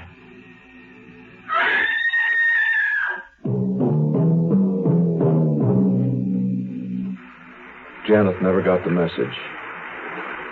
Just how long it took him to fall 32 floors, I don't know. But it was all over for Earl Janeth. The crowd was still milling around when I came out of the building for the first time in 2 days. The news flash was already on the radio as I walked into the nearest bar. Belted a couple of drinks. Louise Patterson was in there. Well, I'll buy you a drink after that circus in the street. Then I want my painting back. You mean the Judas? You know what I mean. I mean my study in fundamentals. Where is it? What have you done with it? Nothing. It's home. Why would I have destroyed it? Because it proves you killed Pauline Dulles. I didn't kill her. Then why were we looking for you? To find the painting. Remember, it's priceless. Double talk. You're worse than that worm Klausmeyer. I want my painting back. That was the deal. No go. No, I bought it. It's mine. I won't give it up. But you only paid $50 for it. You know, I learned a lot. That painting gave me an education. I'll never give it up. I'll tell you what I'll do, though. I'll give you the one in my office, The Study in Fury, and one of the others I have at home in trade. 3 others. 2. I'll drink to that. I can't get over it. Your boss jumps from the window because his business collapsed. Everyone has his own reason. I don't understand that.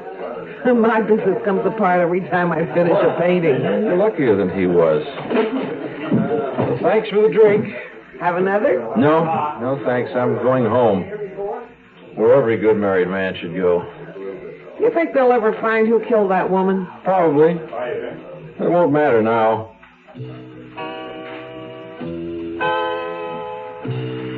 I stepped outside. I took a long, deep breath, and I headed for my car. The big, silent, invisible clock was moving along as usual. Only this time it was off my back. At least for a little while.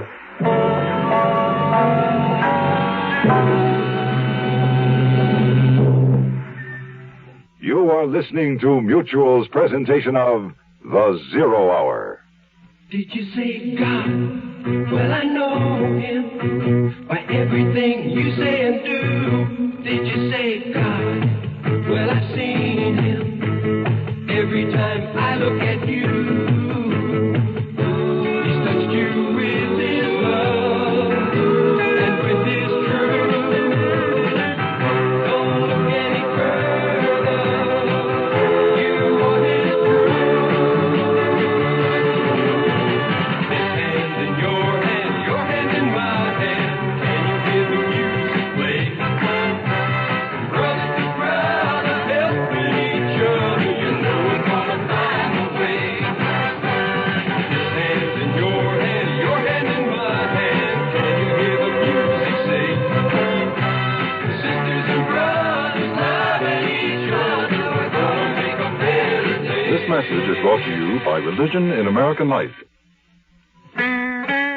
Hi, this is Buddy Merrill from the Lawrence Welk Band, and I'd just like to say, if you're a veteran just returning to civilian life, the Veterans Administration urges you to take advantage of your rights under the GI Bill.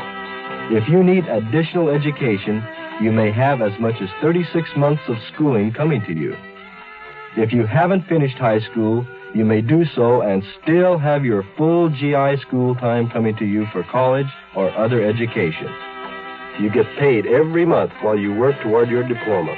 So, why not get on with that GI schooling?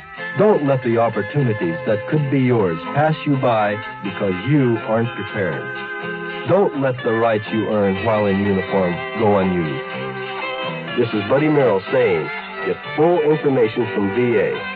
Get started in school under the GI Bill and follow the road to success that millions of veterans have taken. That concludes this week's production of The Zero Hour, Kenneth Fearing's Desperate Witness. Next week, we'll begin another exciting dramatization of a tale of mystery and suspense. We'll tell our story in 5 days, at the same time, Monday through Friday. So on Monday, rest your eyes and listen here to The Zero Hour. I'm Rod Serling. Today's episode brought to you in part by General Motors and National Presto Industries. This is The Zero Hour on Mutual Radio.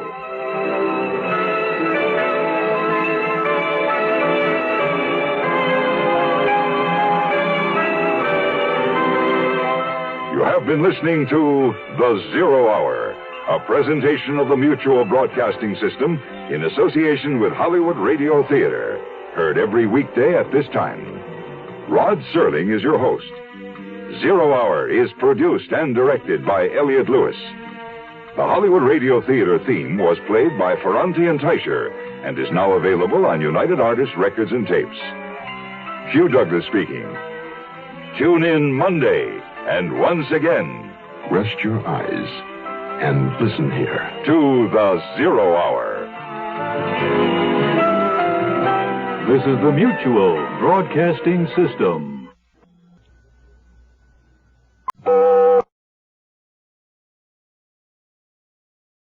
I'm Rod Serling. You're listening to The Zero Hour. Rest your eyes.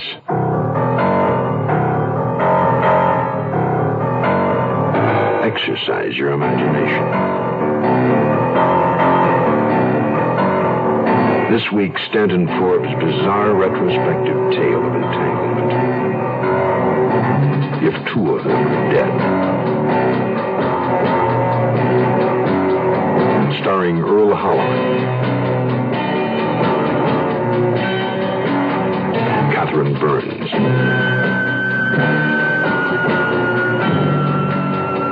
and Nina Foch as Sister Love. In Elliott Lewis's production of The Zero Hour.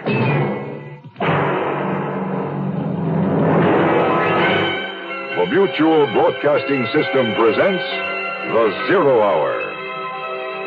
Sponsored in part by Quaker State and Ford. This is The Zero Hour on Mutual Radio.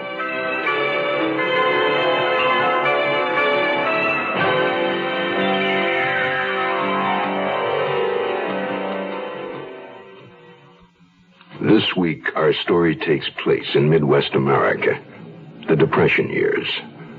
A lonely farmhouse in which three people come together under desperate circumstances. We are about to meet teenage Dorcas Kimball, her malformed leg a symbol of her bitter life of loneliness and deprivation. Joe John Plunkett, a young hobo, cynical beyond his years, resigned to empty days and nights of aimless wandering. His only goals in life, his next bed, his next meal. And the beautiful evangelist, Sister Magdalene Love, filled with godly zeal and cold worldly ambition. Three people joined by fate in an old house already occupied by violence and sudden death. Their story, if two of them are dead, begins after this word. Young I may be, but still I'm a man. Just turned 18 and I'll do what I can to find me a place where I can be me. Get ready for life, be free and to see. Oh, where do I go from here? Oh, where do I go from here? I'm finished with school, but what lies ahead? Don't want to get trapped, want to feel free instead. All over the world anthology, don't you hear it too? Oh, where do I go from here? Oh, where do I go from here? What about the new Navy? You'll get your chance at success, learn an exciting job, and see the world. Call toll-free 800-841-8000 or see your Navy recruiter. Be someone special in the new Navy. I know where I'm going from here.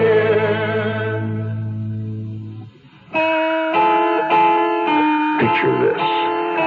A string of freight cars crossing a dusty stretch of lonely farmland.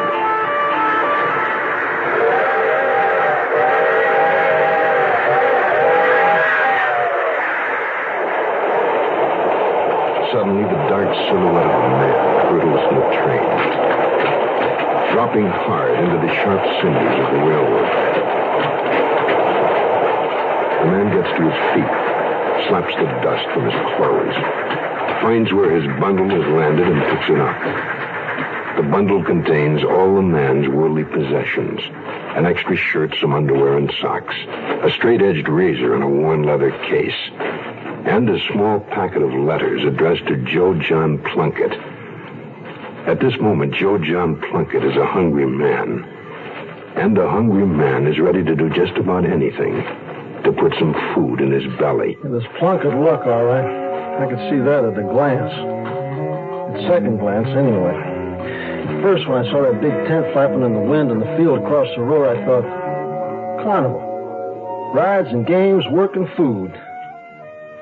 But soul food's what it turned out to be. Soul food for suckers.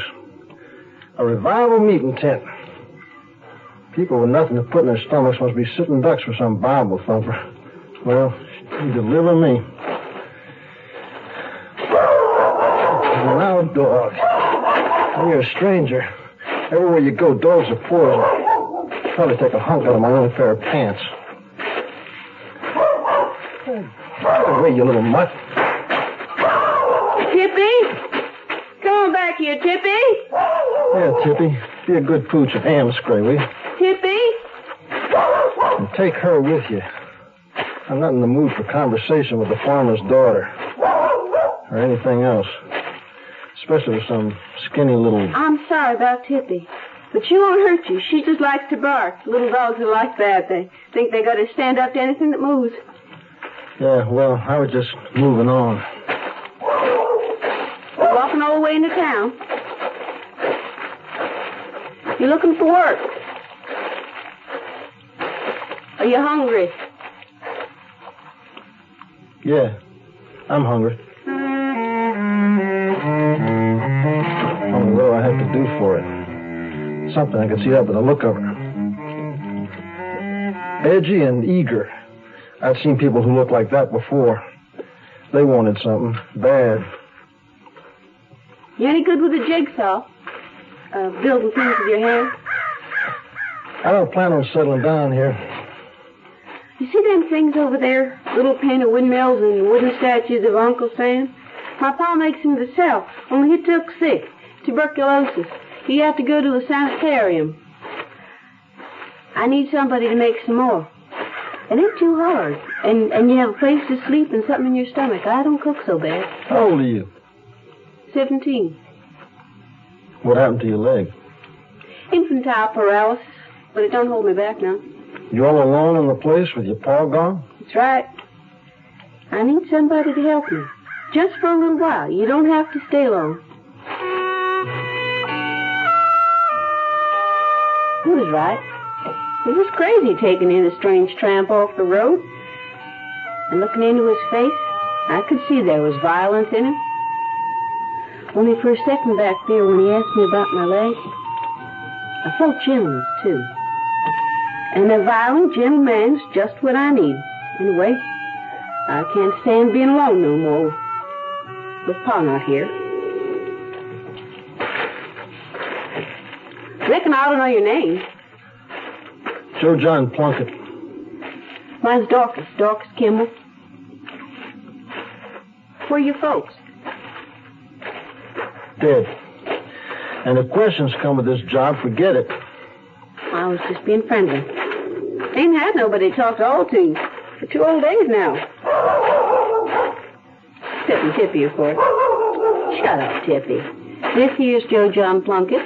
He's come to help us.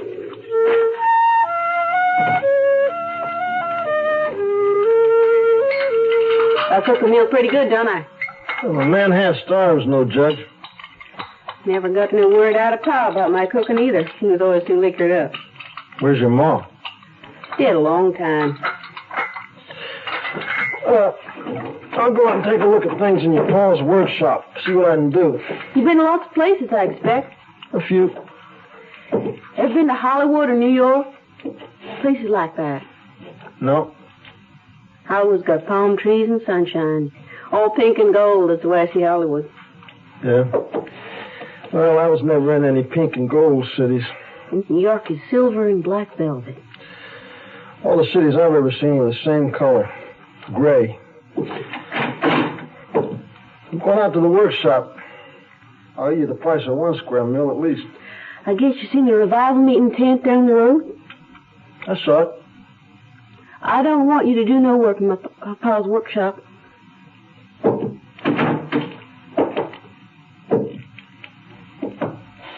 What do you want me to do? Take me to the revival meeting tonight. Want to see Sister Love. I remember when it said on the sign outside the tent. At tonight's service, there will be a special call for the lame and the halt. It's funny, I'd forgotten about her leg. But I didn't suppose she ever forgot it. Only I didn't see me escorting a cripple to a hallelujah meeting. I'd like to have upchucked the whole damn supper and canceled all debts.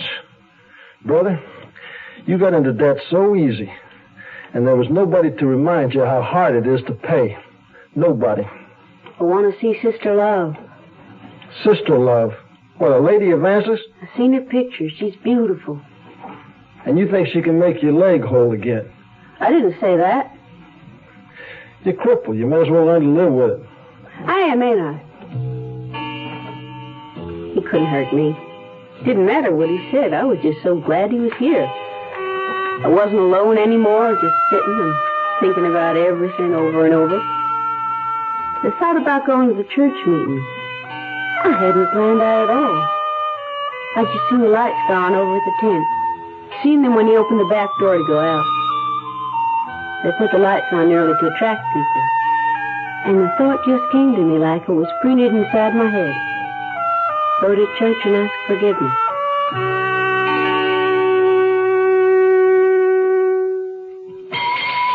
Morning, Mr. Thompson. Sure is cold this morning. Cold? It must be 94 in the shade. I mean, it's cold inside your car's engine. Well, why didn't you say so? You didn't ask. Well, just tell me how my engine can be cold on a sweltering day. Glad you asked. When you start a car first thing in the morning, your engine is cold. Well, that's true, but so what? A cold engine does a bad job of burning gas. It can make soot, dirt, and acids form in your motor oil, and they can sure damage an engine. What can I do about it? Glad you asked. Instead of asking for my cheapest oil, you can start using a quality motor oil, Quaker State. Nothing finer than Quaker State. It's made scientific to neutralize acids and to hold solids suspended, so they don't gouge out your engine. Well, thanks for telling me, Caleb. Down a quart, Mr. Thompson. Quaker State? Well, yes. Why didn't you give me Quaker State before? You didn't ask. Quaker State your car to keep it running young. We'll return to our story in a moment. You're 17, 18. You've graduated from high school. You want to make something of yourself, but you don't have that something to make it with, like money for 4 years of college. What do? Well, you don't need 4 years of college to get a good job. Today, there's a crying need for technicians in exciting fields like oceanography, electronic data processing, health service, environmental control, floristry, and many others. Technicians earn twice the salary of the average high school graduate. Some even make more than 4-year college graduates. All you need is a year or two of technical training.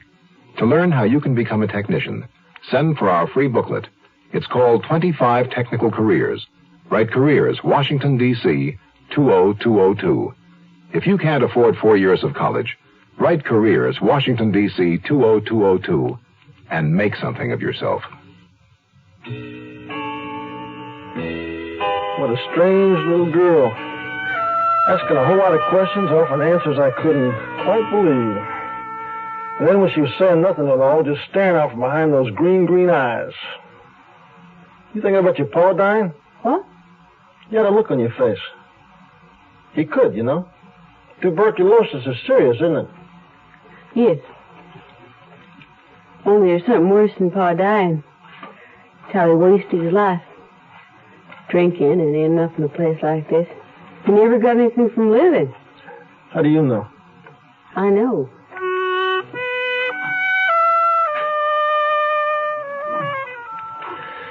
So, okay. I'm going to take the woodcarver's daughter over to get blessed for the lady evangelist. Well, there wasn't a hell of a lot to ask. The meal wasn't that great, but to a hungry man, it was ambrosia. Ambrosia. There's a word.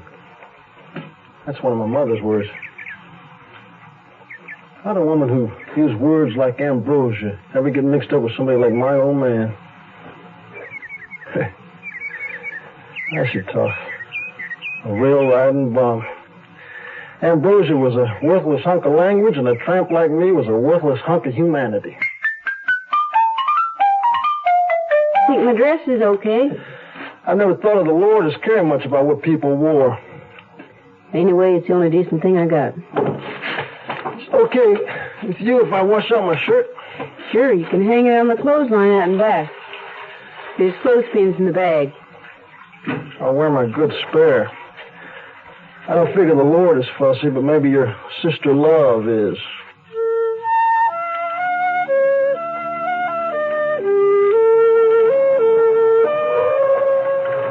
It was hard to believe. That deserted town I'd seen earlier was now alive with humanity. There was even a string of cars and trucks backed up along the road. Their headlights formed an arrow pointing the way to sister love and salvation. Every night I watched them come. So many people. There'll be some places down in front. If you want a place to sit, you better get inside. Come on, people are always strange about sitting in the first row. Oh, you want to see her good, don't you? Come on. Welcome, Sister Love. Thank you.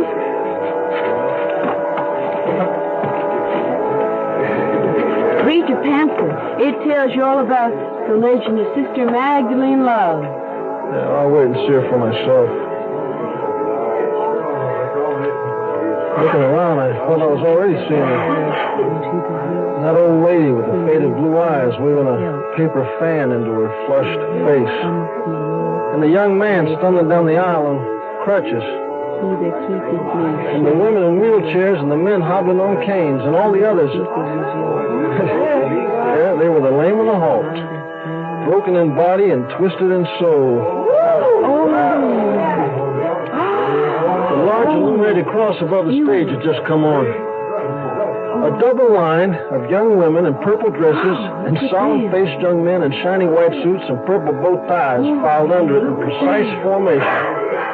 I had the feeling a minstrel show was about to begin when a white-bearded man in a white satin tuxedo made his entrance. He looked like the interlocutor. Look, there's Brother Love. It says in the pamphlet he's her uncle.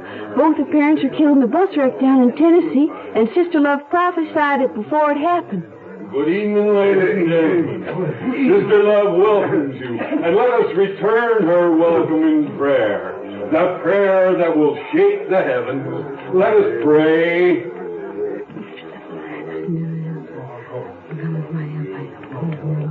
And now, our brothers and sisters, I hear.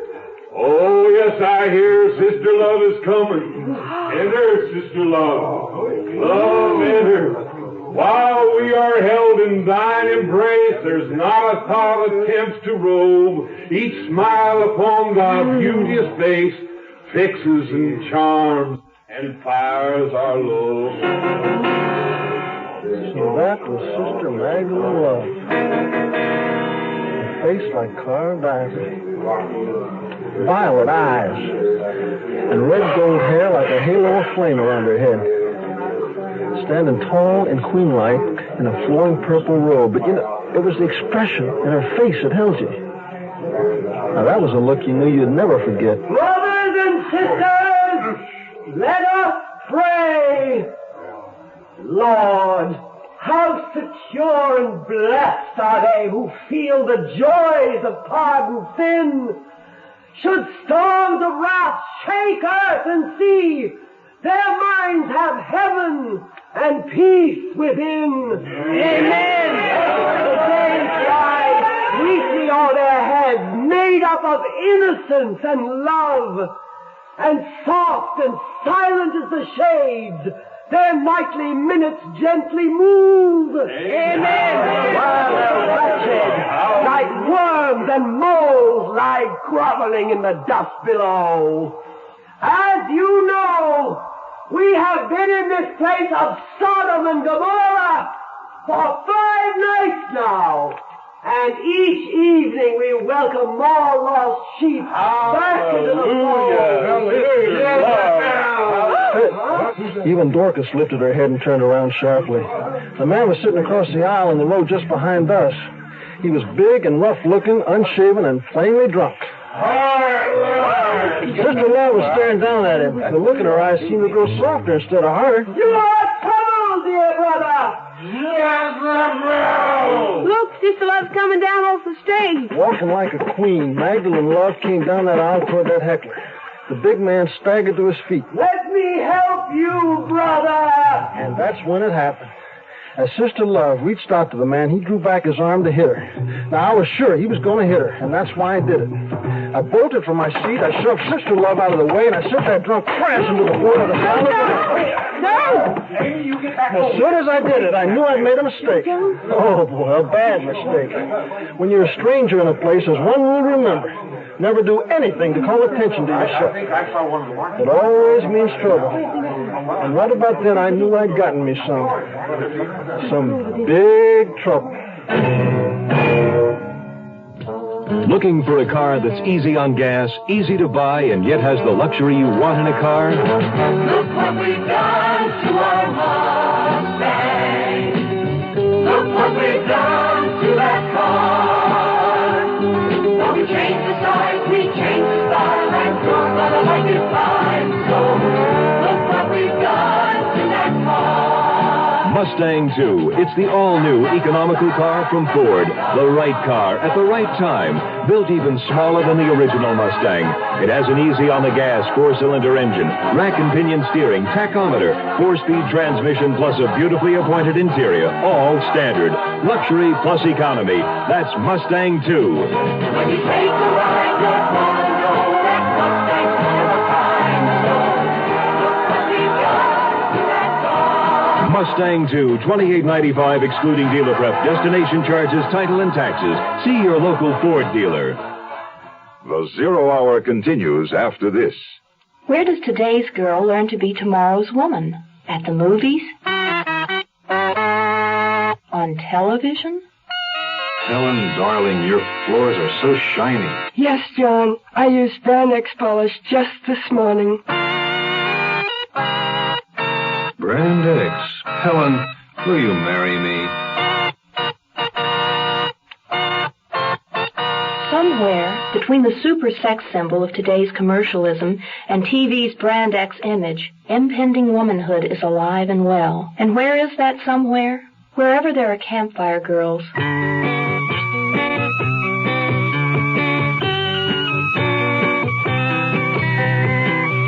Campfire reaches the girl reaching out for tomorrow and puts a promise before her. The promise of personal development, of friends and fun. The promise of womanhood. Campfire takes today's girl to tomorrow. I was right about the violence in Joe John. When he jumped up and slugged that man, it all happened so fast. Joe John, are you all right? Just sit back down, Dorcas. Everything's okay. It's a bad habit of mine. butting in where I got no business. Deputy's taking that man away. He's as liquored up as my pa ever was. Now, everything is all right, brothers and sisters. Now, just return to your seats and let us pray for that unfortunate sinner.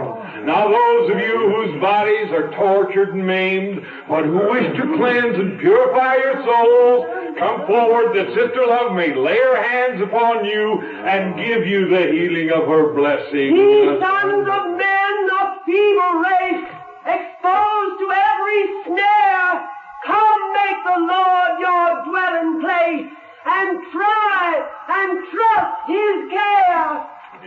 This is what you came here for, isn't it? Aren't you going up there? No. Then come on, let's get out of here.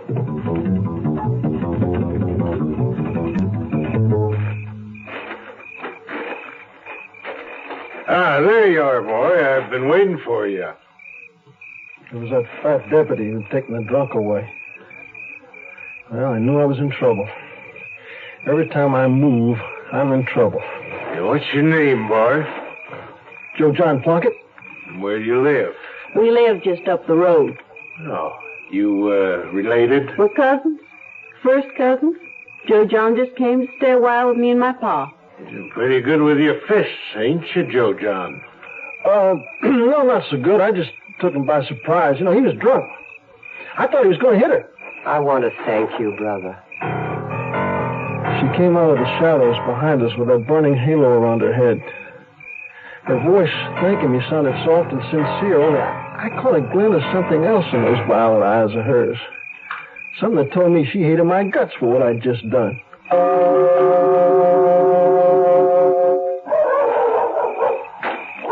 Hush up, Tika. It's only us.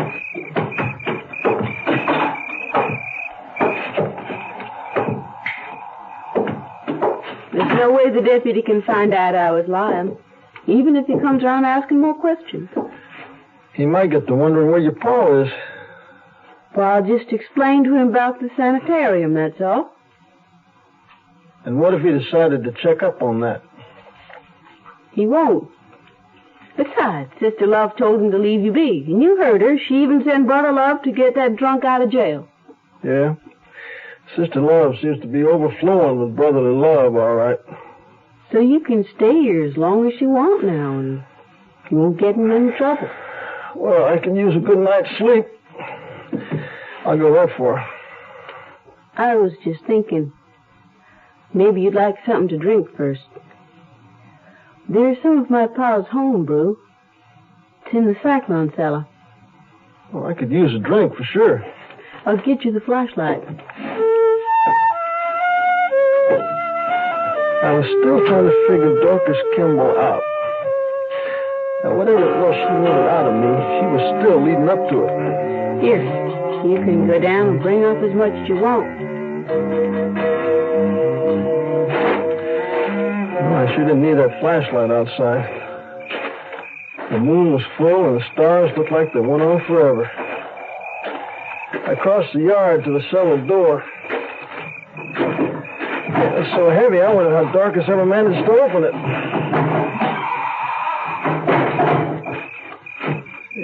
The cellar was dark. I turned on the flashlight and started down.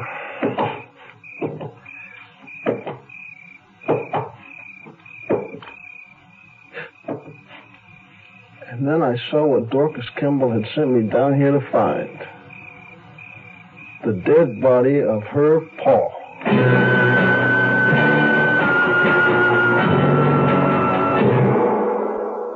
You are listening to Mutual's presentation of The Zero Hour. I was in South Korea with the Peace Corps. We were the first rural health program in Korea. What a lot of us did was to go around and check to see if there was a TB patient in the house. A lot of these people had never, ever had any kind of medical attention at all. I remember one case. She was in pain. She was in real pain, and the doctor examined her and became very concerned. And he told us later that had she not come in, she would have died. I was very, very proud, you know. But you probably heard this, and you'll hear it again and again from volunteers.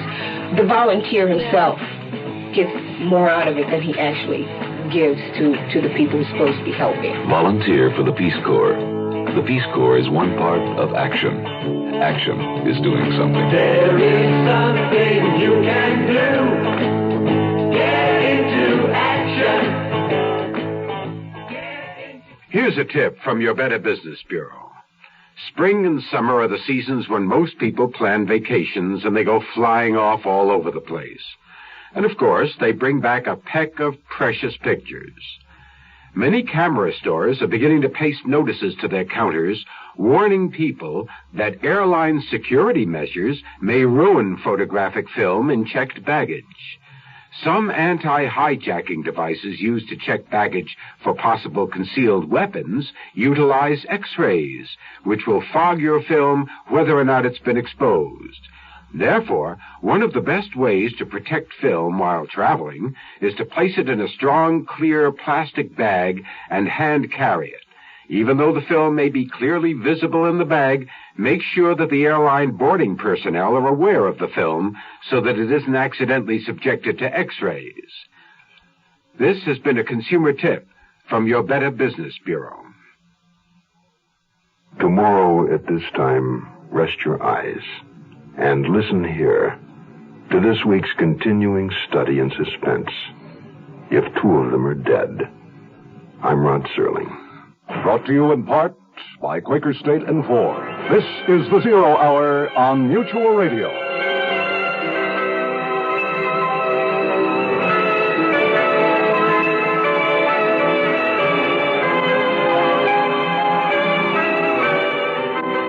You have been listening to The Zero Hour, a presentation of the Mutual Broadcasting System in association with Hollywood Radio Theater.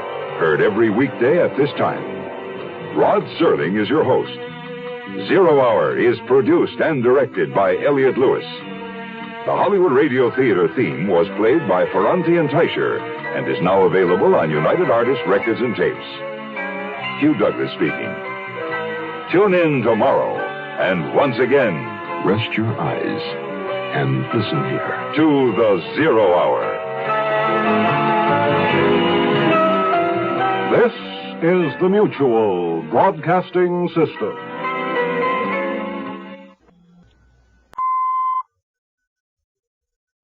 I'm Rod Serling. You're listening to The Zero Hour. Rest your eyes.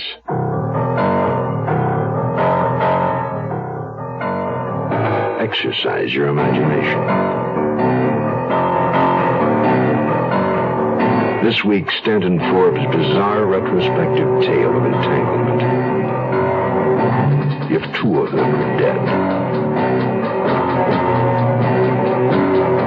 Starring Earl Howard, Catherine Burns,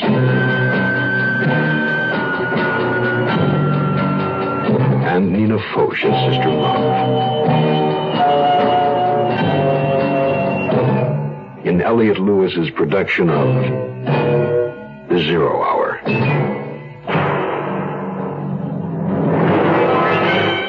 The Mutual Broadcasting System presents The Zero Hour. Sponsored in part by Eastman Kodak Company and Quaker State Motor Oil. This is The Zero Hour on Mutual Radio.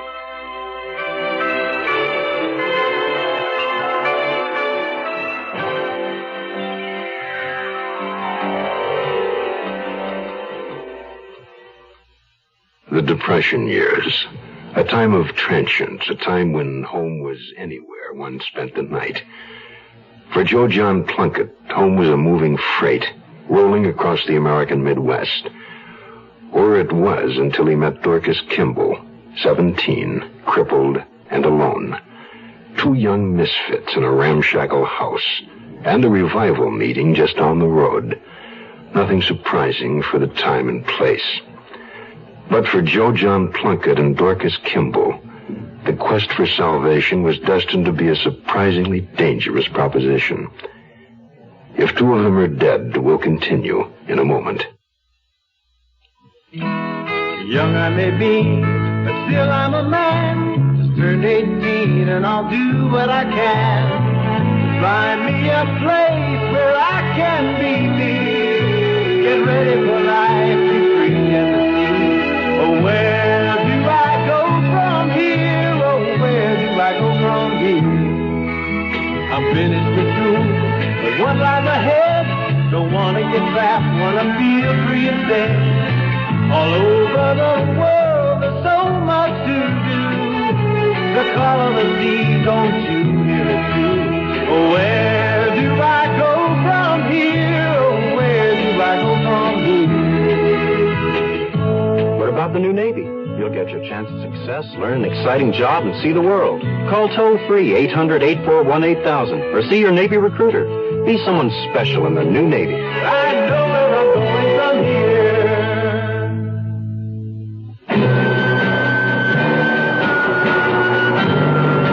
Body lay crumpled at the foot of the cellar stairs. Oh, I knew right away it was Dorcas's paw. And she'd sent me down here on purpose to find it. You must have seen Pa lying there dead by now. He'd be coming back any minute. Well, what else was I going to do? I couldn't just say right out, there's a dead body in the cellar and I don't know what to do about it. I had to get help somehow. And Joe John Plunkett, coming up the road with Tippy yapping at his heels, he seemed to be it. I was just going to have to get Joe John to help me, whether he wanted to or not. That's some bad case of tuberculosis your pa has got. Guess you knew as soon as you saw him lying there it was my pa. It doesn't matter who he is anymore. It's my pa, all right. What happened? I reckon I killed him. Didn't mean to. Well, thanks for the meal. I'll get along without the bed. You go, and I guess I'll have to set that deputy on you. I'll have to explain how you aren't my cousin at all, how you came around begging for work, and my pa took you on 'cause he wasn't feeling well, and you killed him. What am I supposed to have killed him for? This thriving trade you're doing in wooden statues of Uncle Sam? There's money hid in the cellar. It's mine. But I'll say you found out and killed Pa for it.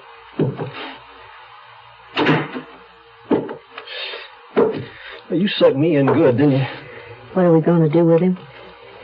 You can't just dig a hole in the ground and throw him in like a dead horse. You think you can get away with this? There ain't nobody who's going to miss him.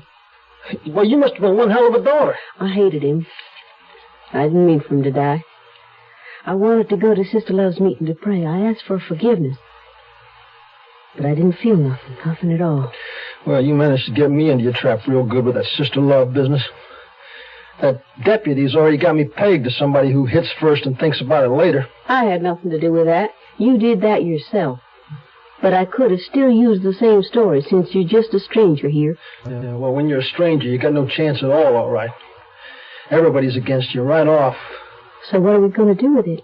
My pa's body, I mean. What do you mean, there's nobody to miss him?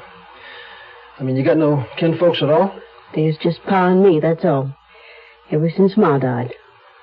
What about your neighbors? Oh, Mrs. Buttleford down the road is all. She never comes near our place no more. She hated my pa, called him a whiskey-breathing devil. If she thinks anything at all, she'll just figure he finally drunk himself to death.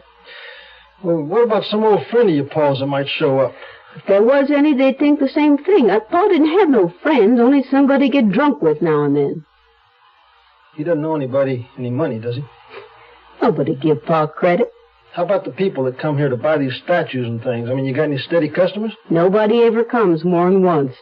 Anyway, I always wait on the people who come. Pa stayed in his workshop. Yeah, well... There's somebody you haven't even thought of. This isn't a game. Who is it? The census taker. Only he don't come but every 10 years, and he was just here a while back. All right. Give me a shovel. Let's get it over with. I want to change my clothes first. If I did it in this dress, I couldn't ever wear it again. And it's the only one I got. Well, go ahead, but let's hurry up, will you? We can bury him right there in the cellar. It's got a dirt floor. It'd be kind of like one of them mausoleums, like they have in cemeteries. Of course, I can't put up a tombstone or anything like that. Maybe I can plant some flowers by the cellar door. I really couldn't figure her out. She just killed her father somehow, and now she was worrying about planting flowers by his grave. Just then, she sounded like a scared little girl.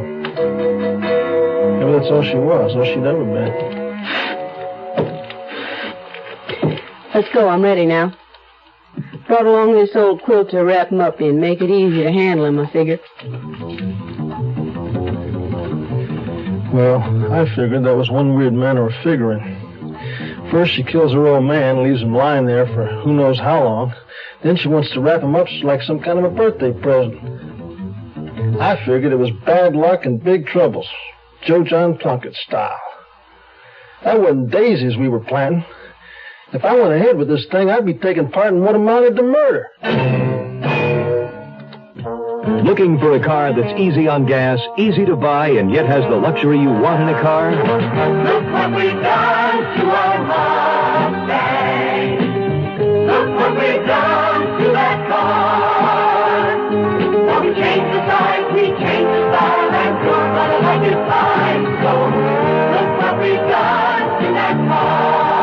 Mustang 2. It's the all-new economical car from Ford. The right car at the right time. Built even smaller than the original Mustang. It has an easy-on-the-gas 4-cylinder engine, rack and pinion steering, tachometer, 4-speed transmission, plus a beautifully appointed interior. All standard.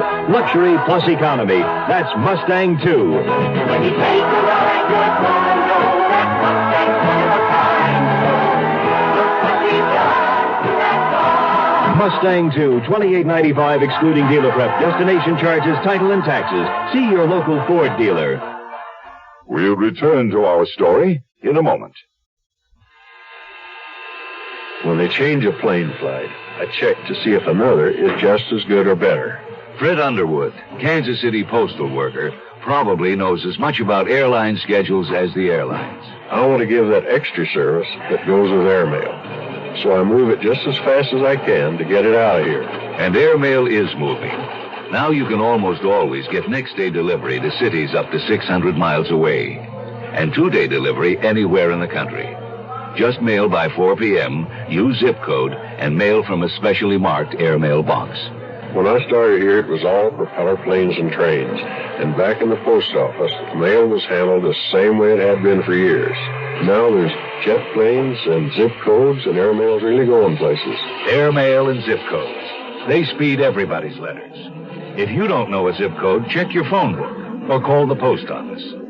Help us help you. Use zip code.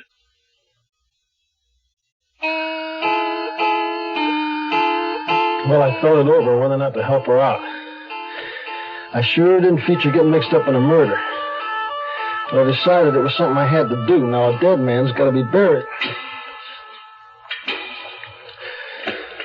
His body isn't stiff. I thought it would be. Does it get stiff like I've read about, and then get soft again before it starts to rot away? Oh, you shut up. I'm just nervous, that's all. Looks plenty deep to me. Yeah, well, the deeper the better. Ain't nobody ever come down here but Pa and me, and I won't ever want to come down again, knowing I'd be walking on Pa's grave. Just shut up and let me dig in peace, will you? Okay, I'll shut up. I had something else to think about anyway. The money. I hadn't been lying about that. I did have money hidden in the cellar. I could look at a place on the wall and know just which brick it was that was loose and had the money hid behind it. I couldn't let my Pa find that money. He'd have spent every cent of it on liquor, and I wouldn't have had nothing left. Nothing in the world. My great Aunt Nadine had given me that money when she was dying. Come here, girl. Don't be afraid. How you feeling, great Aunt Nadine? I'm dying. Cancer. Eating me up. I remember now how the room had smelled like slow death. my pillow. Reach under my bed. And I pulled out the little beaded purse and seen what was inside. Shiny gold pieces. $300 worth turned out. Now, don't let your paw... They've been Great Aunt Nadine's last words. Okay. You're going to have to give me a hand with him. What? Just help me get him under this quilt. Then we can just slide him into the hole. All right. No, I'll handle his head and shoulders. You just lift up his legs. Okay. Now, help me ease him down. There. That's done. The worst of it's done.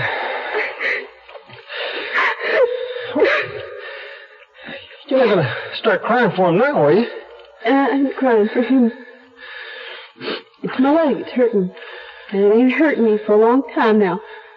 All that was left now was just to cover up that evidence, and I did that fast enough. And I remember that homebrew I'd come down for in the first place.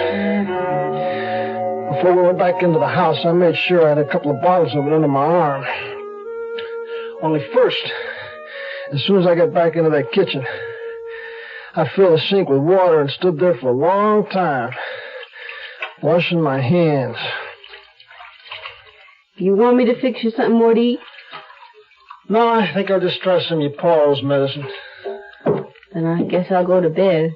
I've never felt so tired. Yeah, it's been a long day. Good night, Joe John. Thank you.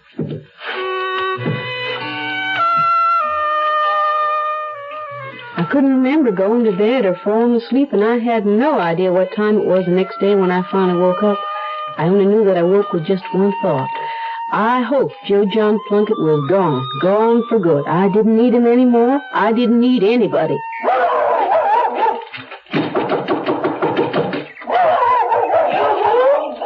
Anybody here? Sorry to keep you waiting. Hush, Tippy. Forgive me, dear. I wouldn't have acted so impatient if I'd known you were handicapped. I was just changing my clothes, that's all. And I thought somebody else was here to answer the door.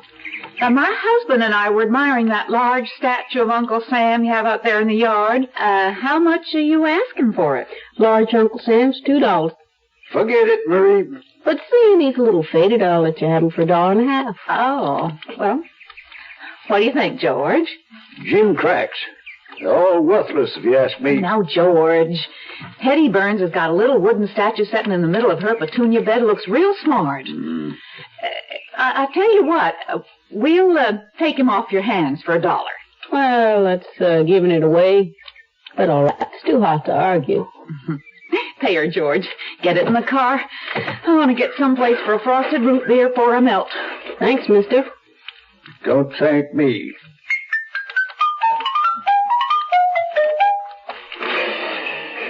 You should have held off with $1.50. Thought you'd taken off for tall timber by now. I figured I had some breakfast coming. Don't worry, I'm going. Fixed up a mess of eggs. Yeah, that'll do. I already put the coffee pot on. Where you heading? Just as far away as I can get. Me too, as soon as I can. The money you got hid in the cellar. I imagine you could go ways on that. You ain't forgot about that.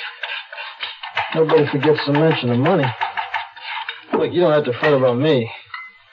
I mean, I don't figure it's enough to walk over anybody's grave for. That money's mine. It's got nothing to do with Pa. Of course, you'll have to go back down there to get your money. Though you did say you'd never go there again, didn't you? I said I won't ever want to. Well, I'll just have to, one more time. Is that why you killed him? Because of the money? You couldn't understand. You didn't know him, what he was like. How it was to be stuck here all alone with him, never knowing what he was going to do next.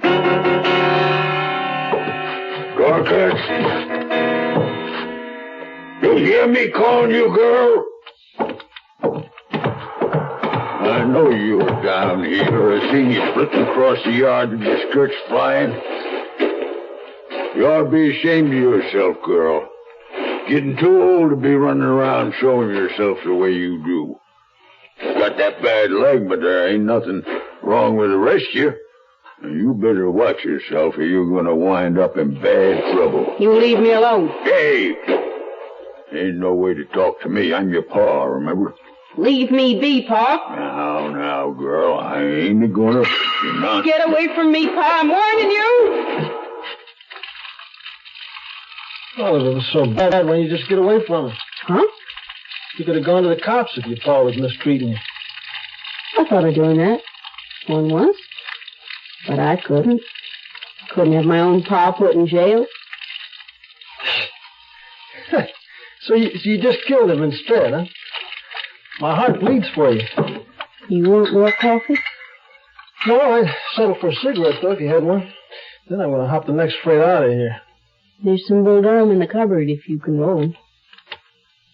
I can do anything when I have to. You ought to know that.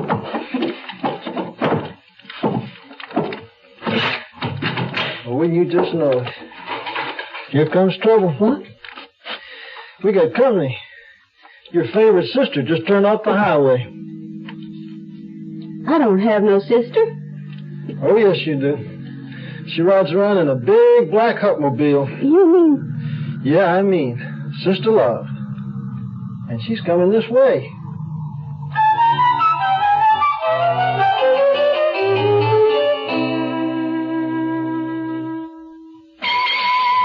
Judy, do you remember what I told you about all that high-speed turnpike driving you're doing now and all that power equipment on your new car? Yes, Caleb? About how they can make your engine so hot that the oil thins down so it may not protect your engine? Yes, Caleb. Now, how do you tell if your oil's too hot? Just watch the temperature gauge. Nope. That just shows how hot the radiator fluid is. Oh, I know. When the oil's too hot, that little red light goes on. Nope. That just tells you the oil pressure's too low. Well, how do I tell if my oil's too hot? Fact is, you can't. Then how do I know my engine's protected? Make sure you're using quality oil like Quaker State. Quaker State's specially made to stand up to high engine heat so it can keep right on protecting like an oil's supposed to. Is that the reason you always recommend Quaker State? That's one reason. Quaker State your car to keep it running young. The Zero Hour continues after this.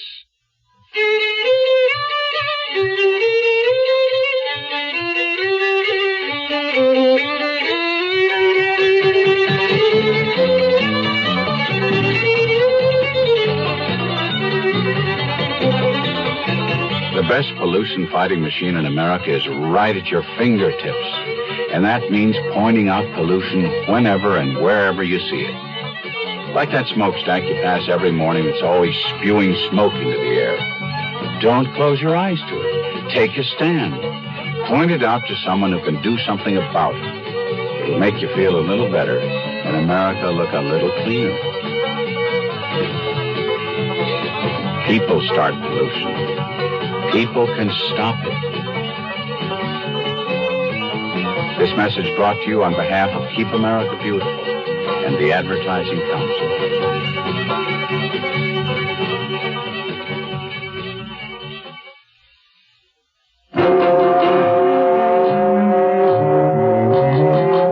Whatever Sister Love was here for, I was sure it wasn't to thank me. She'd said her thank you last night. And I still remember that look of resentment in her eyes when she said it. Good afternoon, my child. She looked different than the way she looked under the lights in the tent. She was younger than I thought, but still not really young. Older than Joe John, I reckon.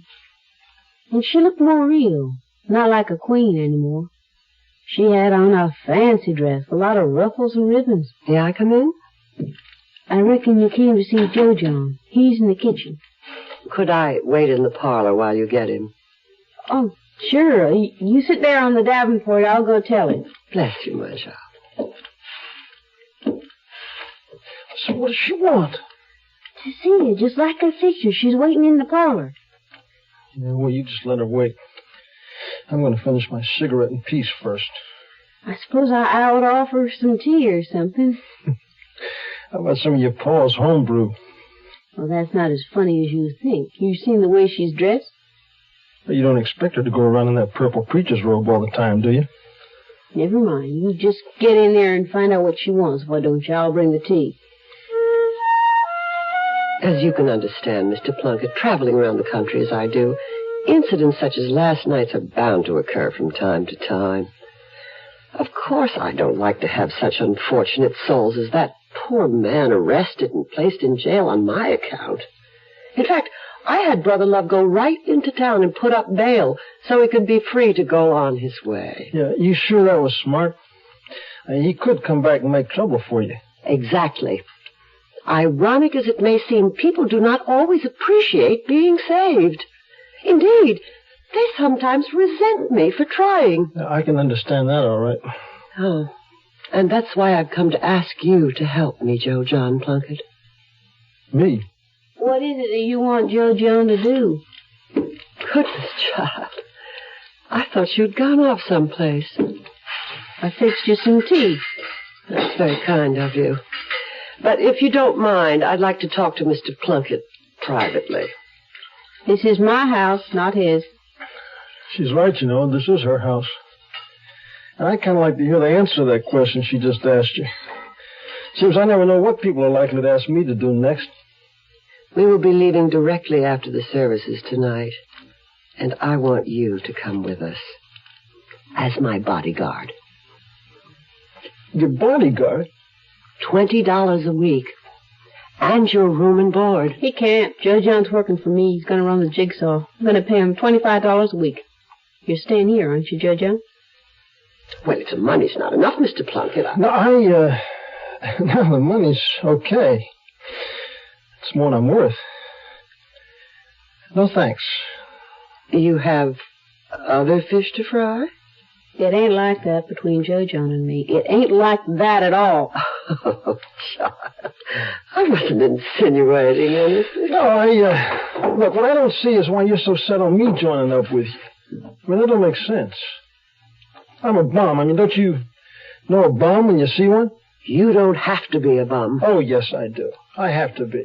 I mean, I'm made for it. I work at it. Some people work for success. I work at being a failure. There are people like that, you know. Sit down, Joe John Plunkett. Look, don't think you're going to try to convert me. Sit down, I said. As a matter of fact, I was only testing you. Testing me? I wanted to see what you were made of. In my profession, as you know, I deal with a lot of weak people. You mean cripples? Mental cripples. People who come to me begging for help. People who could help themselves, but they won't. They come to me looking for the easy way, something magic and quick. But to help people, no matter what, isn't that wonderful? Of course it's wonderful, child. That's my purpose in life, my burden and my joy. But it hasn't come easy. I've worked hard, striven ceaselessly toward my goal, to reach as many people as I can. And now I need help. Help that I can't get from a weak man. I need your help, Joe John Plunkett. And yours too, child. What's your name? Dorcas Kimball. But you said this was your house? Is there anyone else living here besides you? No, nobody else except for Joe John. Why? Because this place is perfect for what I have in mind. Oh, now, finally we cut bait, huh? I have a mission. I can do good in this world that no one else can do. I have a message that is the power and the glory, and I must be heard by everyone.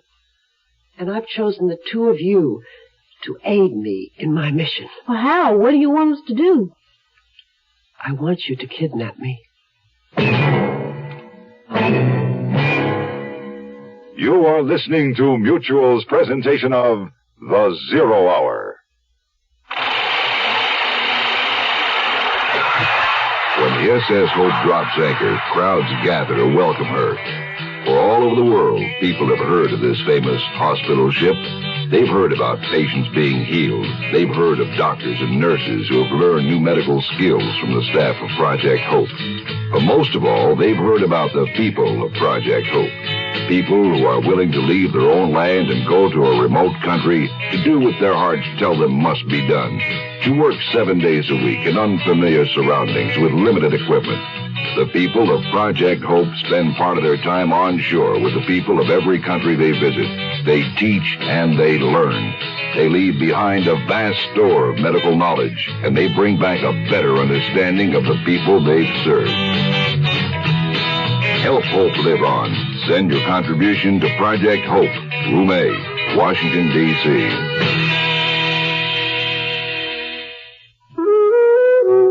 Once upon a time, there was a beautiful forest where everything was all lovely and green and peaceful. Sunlight fell in ribbons of daylight through its trees. Birds flew in the quiet air above it. Deer and rabbits found secret hiding places to play, for it was truly a beautiful place. And then one day, into this beautiful emerald forest, a new creature came. A creature called Man. And Man brought with him fire to warm him against the night. Only with his fire, Man did not bring caution, and the fire got away from him suddenly. And the beautiful forest was no more. And yet there might easily be a different ending. For if Man is careful with his fire, he need never say, once upon a time, there was a beautiful forest. Tomorrow at this time, rest your eyes and listen here to this week's continuing study in suspense. If two of them are dead. I'm Rod Serling. Today's episode brought to you in part by Eastman Kodak Company and Quaker State Motor Oil. This is the Zero Hour on Mutual Radio.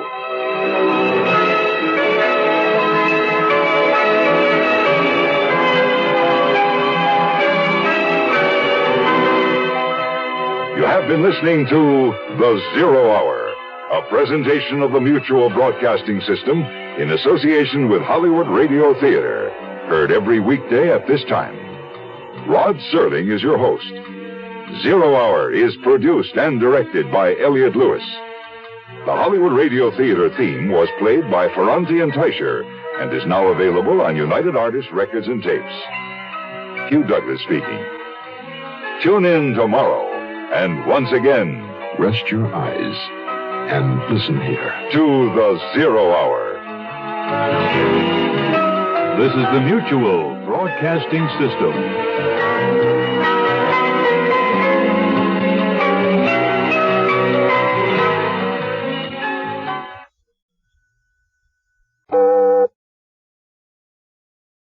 I'm Rod Serling.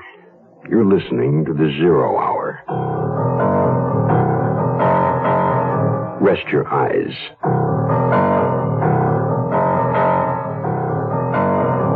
Exercise your imagination. This week, Stanton Forbes' bizarre retrospective tale of entanglement. If two of them are dead.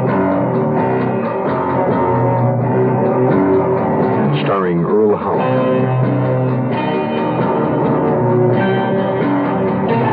Burns.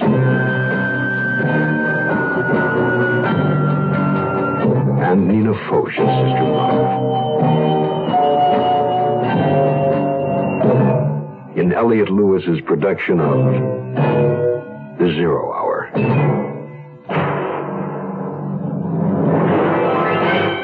The Mutual Broadcasting System presents The Zero Hour. Sponsored in part by Quaker State Motor Oil and Contact. This is the Zero Hour on Mutual Radio.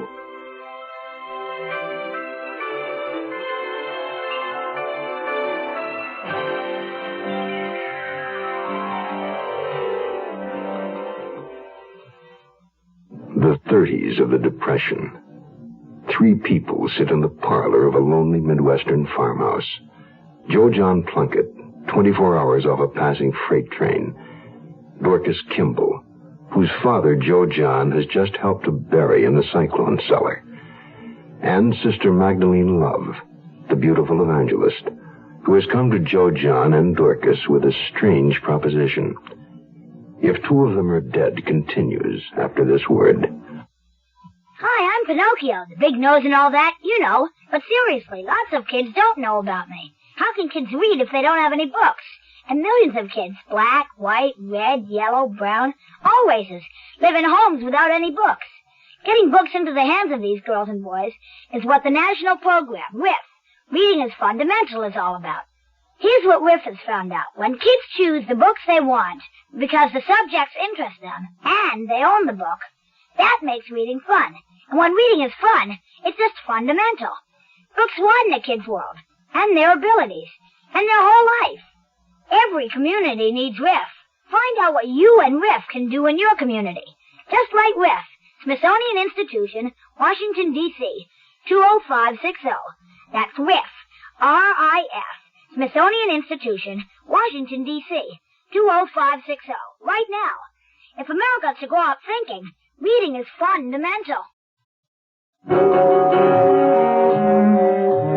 Well, I've been riding freights most of my grown life, although I wasn't really that old. And I had my share of close scrapes and run-ins. It got to be where I could sense when something bad was going to happen to me. So all I could figure out was I must have taken a pretty fair blow to the head when I jumped off that last freight. Because if I'd had any sense at all, I'd have been long gone from here by now. I mean, first, getting took in by a cripple kid who talks me into escorting her to some holy roller shindig, then getting half-tricked into burying her father, who she killed, and then sitting in the parlor drinking tea with her and a lunatic lady evangelist who had just about the craziest notion I'd ever heard of in all my life. I want you to kidnap me. Kidnap you? I'll pay the two of you $1,000 to keep me here in this house for 2 weeks. Here in my house? It's perfect. No one would suspect that Sister Love was being held a prisoner in such an ordinary, nondescript place as this. You're nuts. Yeah, I always figured anybody in the line of work you're in had to be. You are both responding just as I anticipated you would. It is only out of your initial surprise at the idea. Neither of you are shocked. I counted on that. Well, if you want to know the truth, Joe John Plunkett, you owe me this. Oh, yeah. Well, all of a sudden, it seems like I owe everybody something. That little scene with that drunk last night? For your information, that had been carefully planned and was being beautifully executed until you interfered. Well, that figures. I should have known better. The man you struck was Clay Turner. He come to me a poor sinner, bereft of his family, his job, everything, because of demon rum. We prayed together several times. I drove the devil from his soul. He was very grateful. The perfect pigeon, huh? A poor sinner you were going to make into a rich sinner. What I'm planning to do will harm no one, and it will enable me to help thousands of poor souls that otherwise I might never reach. But how'll kidnapping you do that? By bringing greater fame to the name of Sister Love, so that I may carry the word throughout the length and breadth of this land, from New York to California. Really? And if you and Joe John do as I say, you'll both be able to travel wherever you wish. Yeah, well, I already do. I mean in style.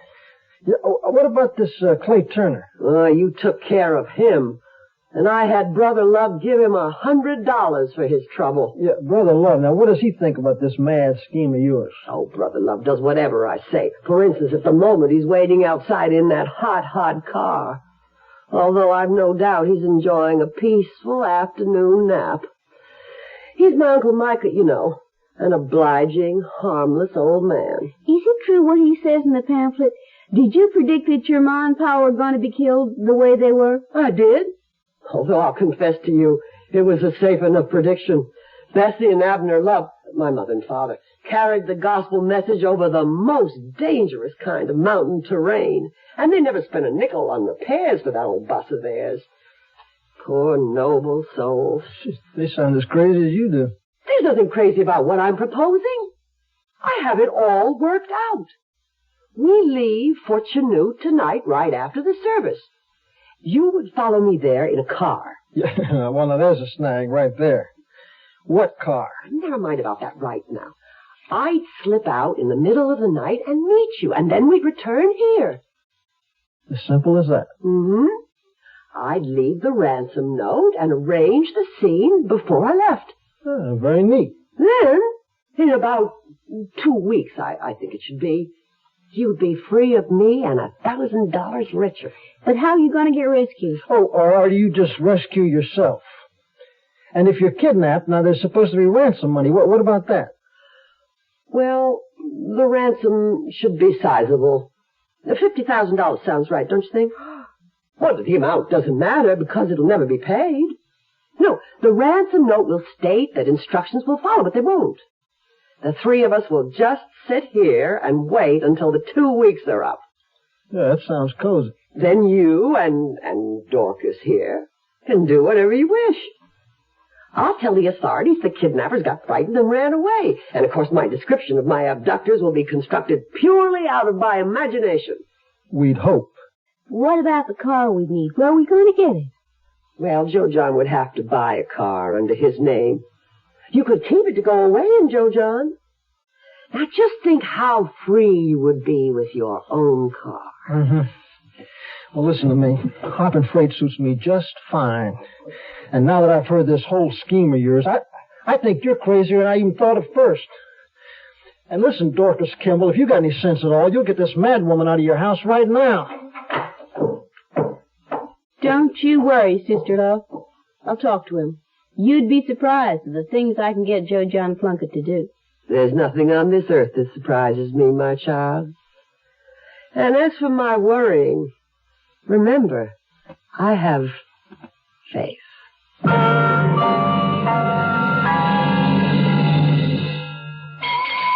Morning, Mr. Thompson. Sure is cold this morning. Cold? It must be 94 in the shade. I mean it's cold inside your car's engine. Well, why didn't you say so? You didn't ask. Well, just tell me how my engine can be cold on a sweltering day. Glad you asked.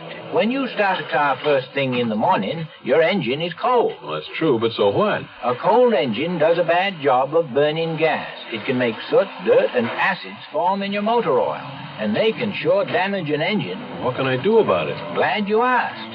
Instead of asking for my cheapest oil, you can start using a quality motor oil, Quaker State. Nothing finer than Quaker State. It's made scientific to neutralize acids and to hold solids suspended, so they don't gouge out your engine. Well, thanks for telling me, Caleb. Down a quart, Mr. Thompson. Quaker State? Well, yes. Why didn't you give me Quaker State before? You didn't ask. Quaker State your car to keep it running young. We'll return to our story in a moment. We weren't able to use the gutter you had there, so that cost you $73 extra. And I gotta charge you $870 for the partition your wife wanted, and $490 to tear it down after she changed her mind. 7 additional outlets, $350. The doorknob you chose was a special order. That cost 47 clams. I had to repaint the rear wall. Your wife didn't like the color. $241. Bathroom fixtures cost $3,450 instead of the $42 we budgeted. The plumber's bill was $1,675. Don't begin a repair job on your home before you understand all the costs involved. The Department of Housing and Urban Development has a booklet entitled Fixing Up Your Home. For a free copy, write to HUD, Washington, D.C., 20410, or call your local FHA-approved lender. And cash advances to subcontractors, so the total comes to about $83,000. Mr. Smith? Are you all right? Mr. Smith?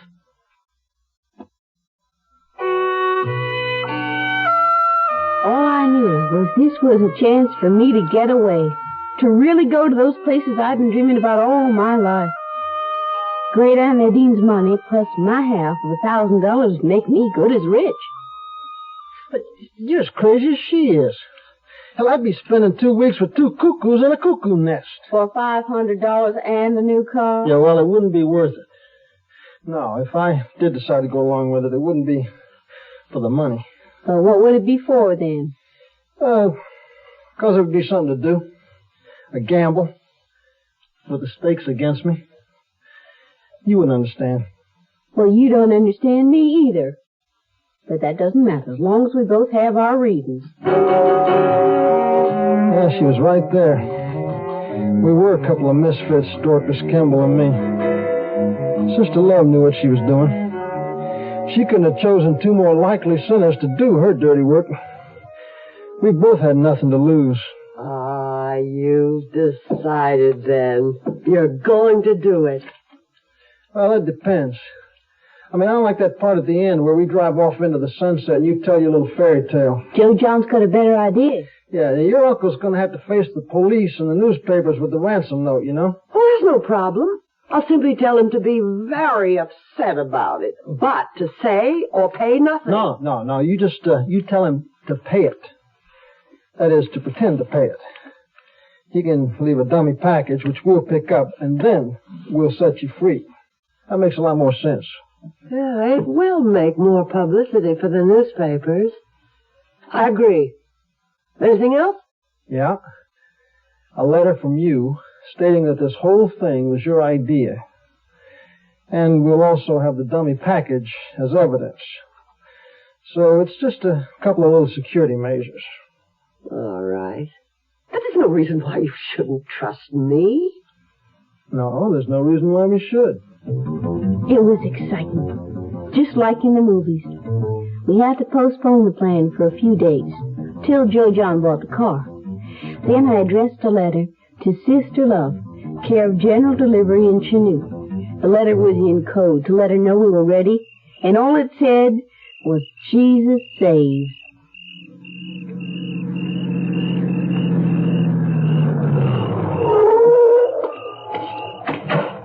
About time you came. I wasn't enjoying waiting out here in the middle of nowhere at this hour of night.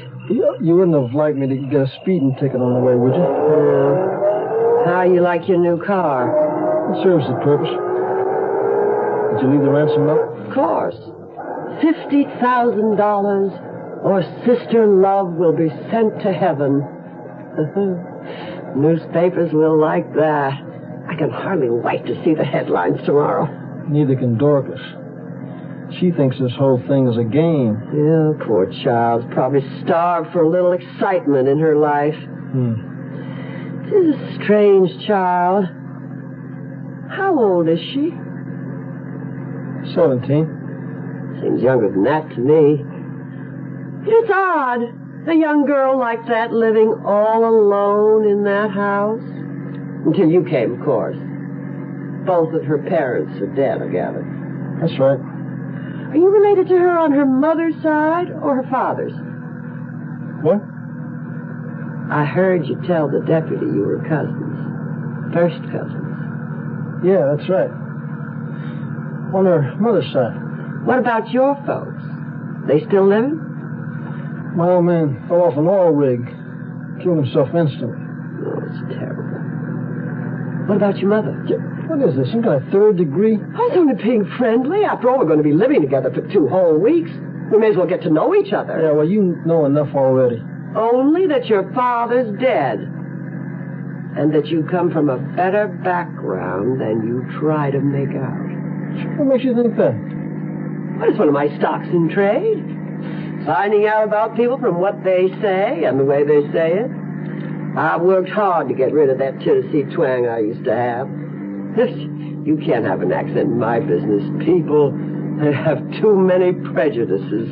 Yeah, well, I know about people. You don't have to tell me about them. Look, I travel in my business, too, you know? Yeah, being a failure. A bum. That's right.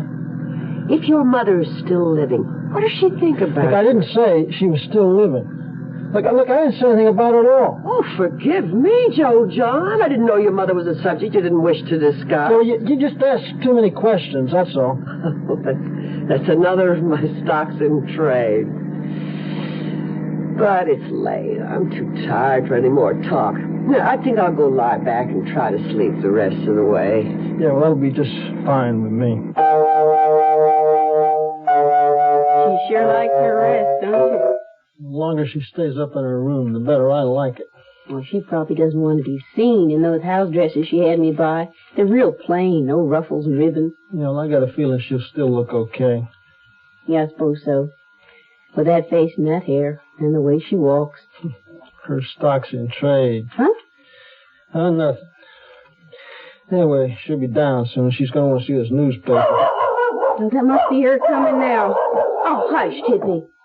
Tippy won't stop barking at her. Dogs are smart. Did it come yet? The newspaper. Is it here? It's here. Am I in it? You're in it. On the front page. Really? Well, where? I don't see it. It's down at the bottom. Yeah, I guess they thought MacArthur and those bonus marches in Washington were more important. Micah, love, here in Chanute with an evangelist group holding revival services, and a tent on Route 39 told Sheriff Edward Billings that his niece, Sister Magdalene Love, had disappeared from her room in the Chanute Hotel Wednesday night, and that a kidnap note had been found.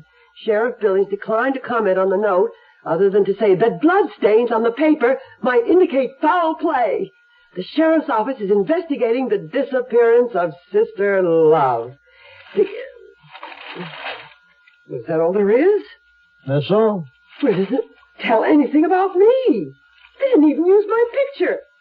I left a lot of pictures with Uncle Mike. Yeah, well, look, never mind about all that. Now, what's this business about bloodstains on the ransom note? Oh, I just thought that would be a good touch. I put my finger to do it. Well, I don't like it. Well, why should you mind? It was my finger, my blood. You're just setting us up for a shooting gallery. I was just making it a better story, that's all. Oh, shut up, you little beast. Can't you do something about that dog? Now, Tippy doesn't mean any harm. He just isn't used to you yet. I'll put him outside. Now, come on, Tippy. Now, that's a good boy. You just play outside for a while. Darkness. It can't be. It just can't.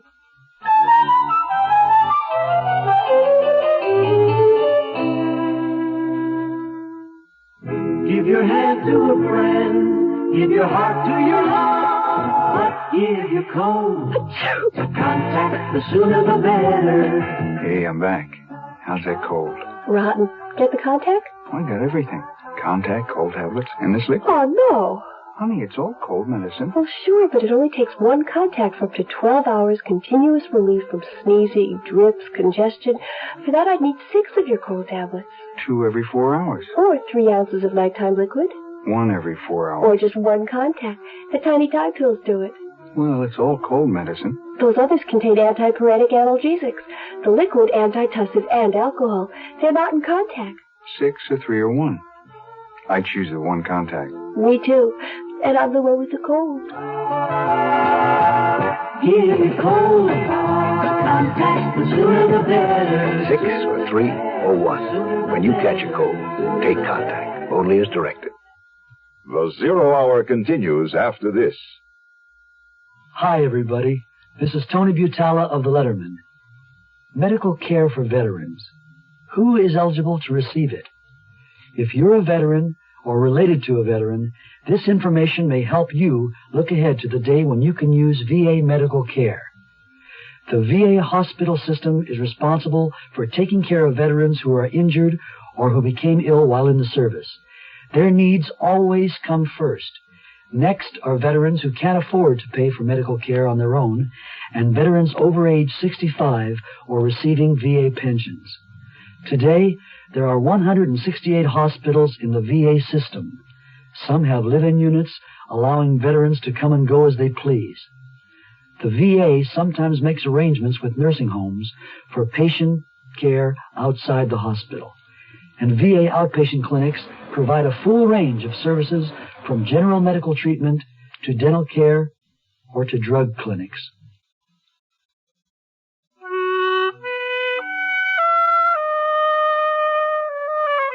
I couldn't believe it. But it was her, all right. Mrs. Puddleford from down the road. She hadn't come near our place for a year or more. What was she coming now for? Well, there was no time to warn Sister Love. All I could do was try and fluff it out, like I'd done with the deputy about Jojo. Dorcas, girl, how are you? How are you, Mrs. Puddleford? I'm sweltering in this heat, I can tell you. Yes, it's very warm, isn't it? Oh, warm is hardly the word. Oh, I didn't know you had company, Dorcas. Well, that's all right, Mrs. Puddleford. You come on in. This is my cousin, Mary Kimball from Seattle, Washington. How'd you do, Miss Kimball? How'd you do? Sorry to bother you, Dorcas. But I need to borrow a cup of sugar? Well, of course. I'll get it for you right away. No hurry, dear. It's too hot to hurry, right, Mrs. Kimball? Yeah. Perhaps Mrs. Paddleford would like a glass of lemonade, Dorcas. That would hit the spot, all right. I'll get you a glass. Oh, thank you, Dorcas. It's mighty neighborly of you. I'm sorry it's been so long since I've had a chance to call on you.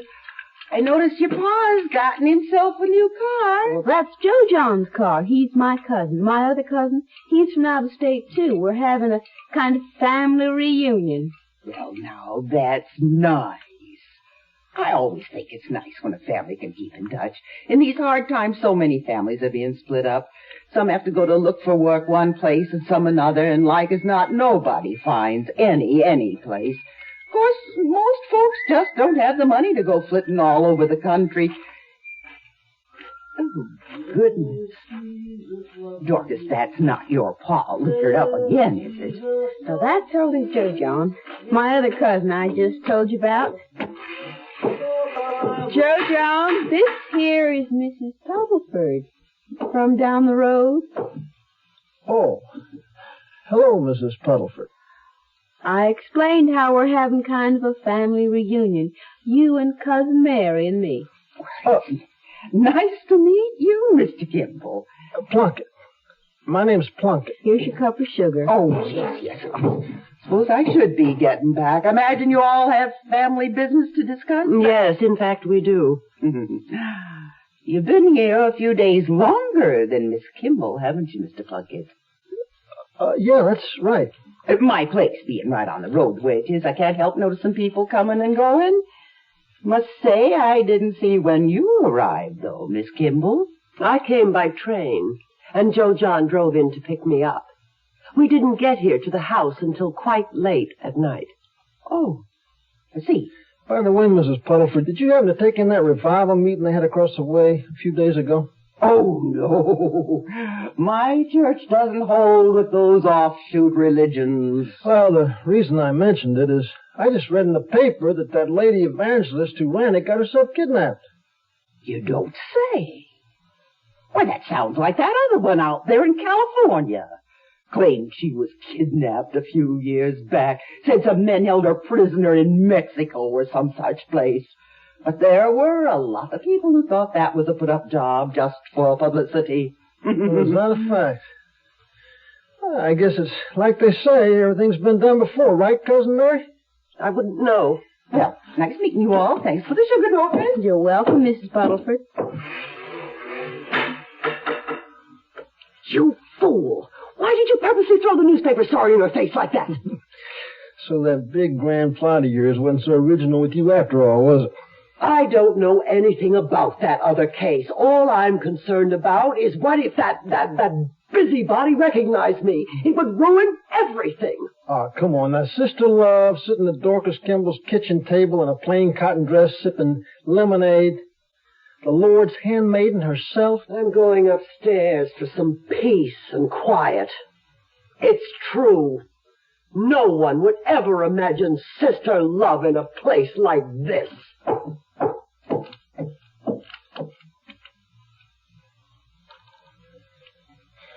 I don't understand, Joe John. Why did you bring up that newspaper story and everything to Mrs. Paddleford? Well, I knew it would make any difference. I mean, either she knew or she didn't. Mostly, I just wanted to get Sister Love's mind off all that about your pa. My pa? Yeah. When I was bringing Sister Love here in the car, I told her your pa was dead. I just hope she doesn't remember that. What did you talk to her about pa for? You didn't have to tell her anything about that. I just said he was dead, that's all. I didn't tell her anything about your killing him or us burying him. No, Joe John.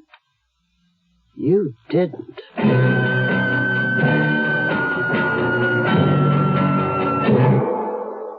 You are listening to Mutual's presentation of The Zero Hour. Be prepared. Are you ready to get more? Be prepared. Are you ready to take the lead? 'Cause if you ain't, who'll take care of the futures of our sons? let me ask you now, who's gonna tell them about the pusherman? Who's gonna show them how to clean the land? Who's gonna tell them why they shouldn't drop out? Who's gonna show them what it's all about? You know you can if you want to. You can if you want to right now. Well, let me lay it on you. Well, let me tell them, if you're 18 or older, you can help a lot of guys be prepared by being a leader in scouting. I mean it, fella, scouting today's a lot more than you think. Be prepared. Are you ready to get involved? Be prepared. Are you ready to take the lead? 'Cause if you ain't go well, teach our sons to be prepared. Hey, John, you're leaving the service soon. What are you going to do, huh? Well, I'm not sure, but I know I want a job. Well, the Army trained you in communications, and you had that extra training through the Veterans Administration. Right, but if I work nights, I could go to school on the GI Bill and get a math degree, too. I'd get the degree. Say, how about me? I'd sure like to get into banking. Think I got a chance? Why not? A lot of banks are hiring veterans, and Uncle Sam can pay you monthly allowances while you're in training. Why don't you talk to the VA people? Hey, I'm hungry. Yeah, me too. How about lunch? Yeah, okay. Don't sound like disabled vets, do they? When it comes to work, they aren't disabled either. They've got training, ambition, eagerness to learn. All they need is a chance. You can give it to them. Contact your Veterans Administration or local state employment service office. Hire the disabled veteran. He's got a lot to give.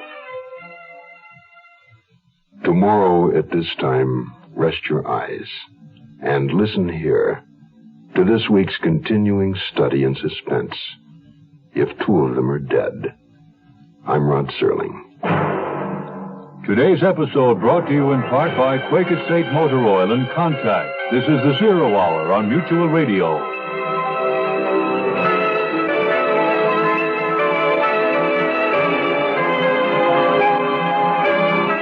You have been listening to The Zero Hour, a presentation of the Mutual Broadcasting System in association with Hollywood Radio Theater. Heard every weekday at this time. Rod Serling is your host. Zero Hour is produced and directed by Elliott Lewis. The Hollywood Radio Theater theme was played by Ferranti and Teicher and is now available on United Artists Records and Tapes. Hugh Douglas speaking. Tune in tomorrow. And once again, rest your eyes and listen here to The Zero Hour.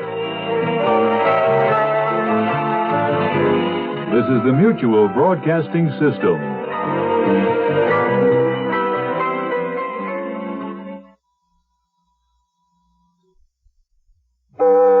I'm Rod Serling. You're listening to The Zero Hour.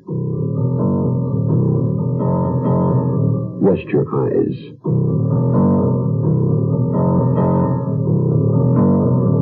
Exercise your imagination. This week, Stanton Forbes' bizarre retrospective tale of entanglement. If two of them are dead.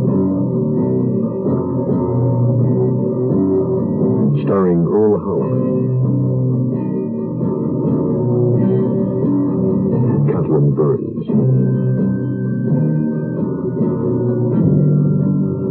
And Nina Foch as Sister Love. In Elliott Lewis's production of The Zero Hour.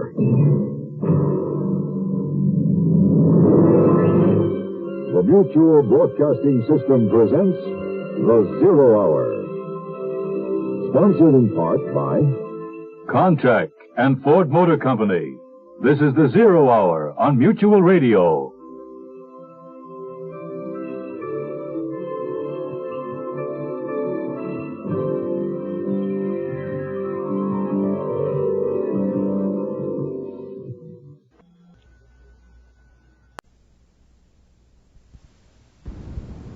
The Hollywood Radio Theater.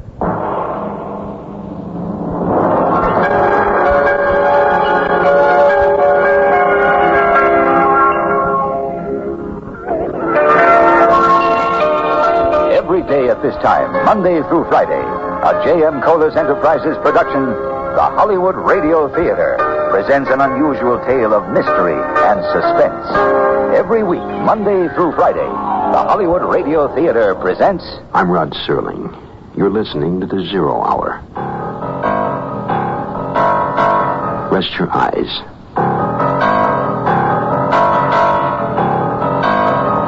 Exercise your imagination. This week, Stanton Forbes lament of tropical retreat. But I wouldn't want to die there. Starring Nilay Persoff, Brock Peters, Marge Redmond,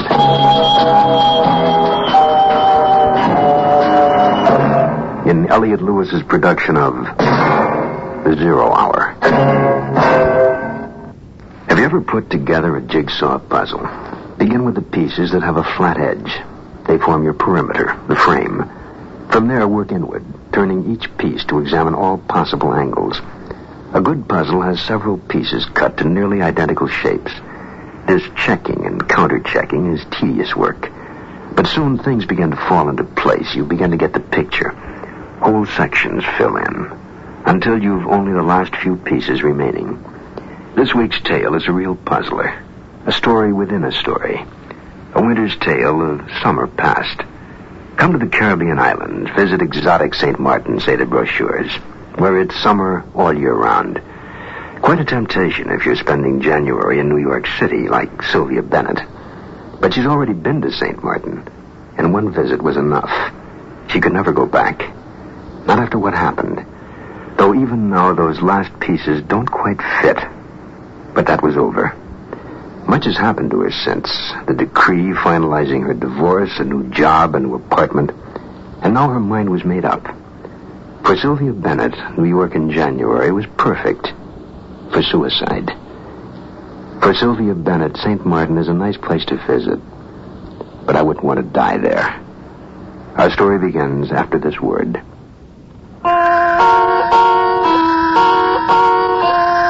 Picture this.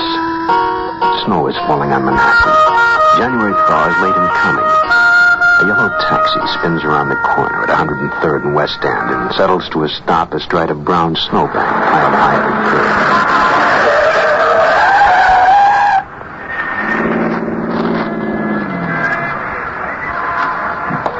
curb. A woman steps from the passenger side out into the ice and slush.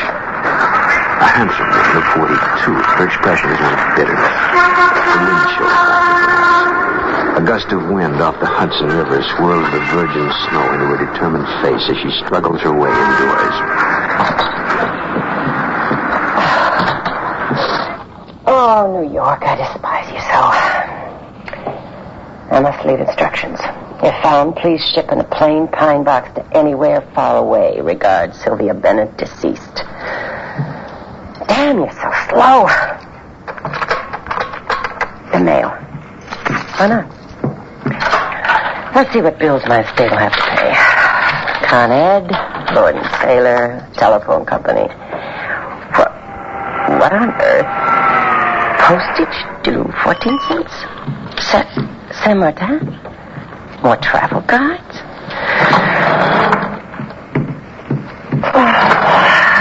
No more trips for Sylvia. No more bills. No more of this hideous planet. And this time, no slip-ups.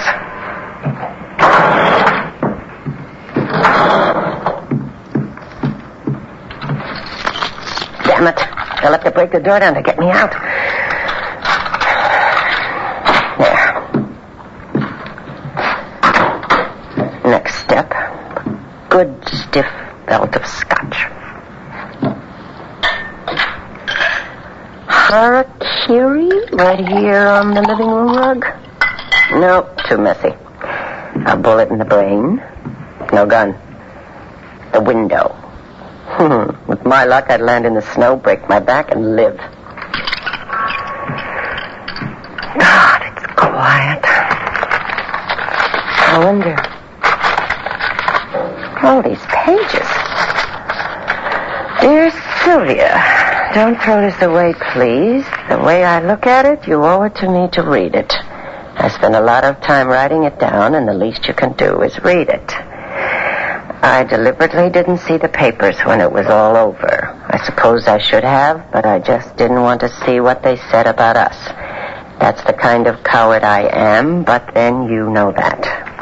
Damn it.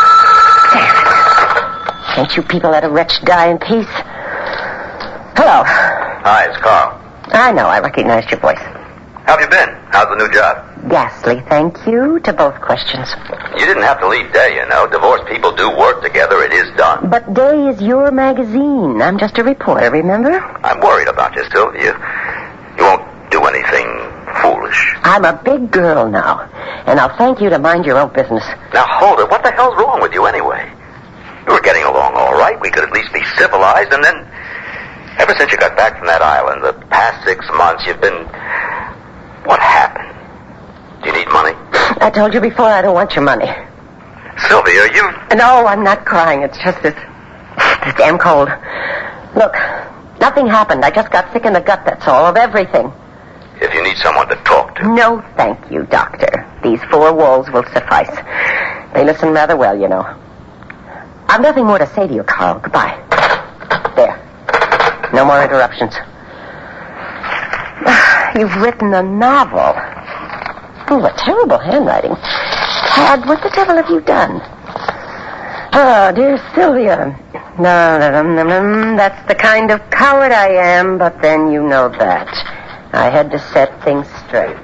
You'll forgive me if I don't have much faith in newspapers and magazines. But set it straight to whom? People wouldn't believe me anyway. That's when I thought of you. That's one of the times I thought of you. Anyway, I've told it the best I can. I start with that day last summer when all hell broke loose on Saint Martin. I was taking my evening walk along the beach. It was a dark night, though once the sun goes down, all nights are dark to me. I don't see well without my glasses. I should say I hardly see at all. I'm a congenital myopic anyway. Since I've covered that ground so many times, out where the pier juts out, along Molly Smith Point, I knew where I was. What I didn't know was what I would find. A body. A woman's body. Hello? Who? You there? Are you hurt? Oh, my God. Oh! Help! Somebody! Everybody come quickly! What's up, Mr. Cobb? Alphonse, there's a woman here. I just fell over her, I think. Why, it's the famous actress, Mr. Cobb. She looks bad. Her head is all smashed up. Is it Miss Lee? Mr. Cobb, where you going? These men from the river. Cowboys, they hear you too. Sound like you hurt. No, I'm all right, Wong. Shine your torch over here. Oh, my God. Oh, Mrs. Lee. She looks dead, Mr. Cobb. Who's it? Inspector Clark? Is that you? Cal Wallander here. It's Annabelle Lee, the actress. She's been badly hurt. We were about to call you. She may be. She's dead? Dead. Very. What is that? Count the tracks here. See? We are all standing in our own. I'm afraid I can't see what you say. You see my glass? There are no other tracks, not even her own. What about the tide, Inspector? Couldn't it have washed them away? Monsieur Cadwallader, the tide is coming in. But then how? What could have happened? At the moment, monsieur, who's to say? But I believe, I am not certain you understand, but I believe that Madame Lee was battered about the head with some variety of very obstinate material. Battered? You mean on purpose? One cannot say for certain just yet, Monsieur Cadwallader. Mais oui. It appears that Madame Lee was murdered.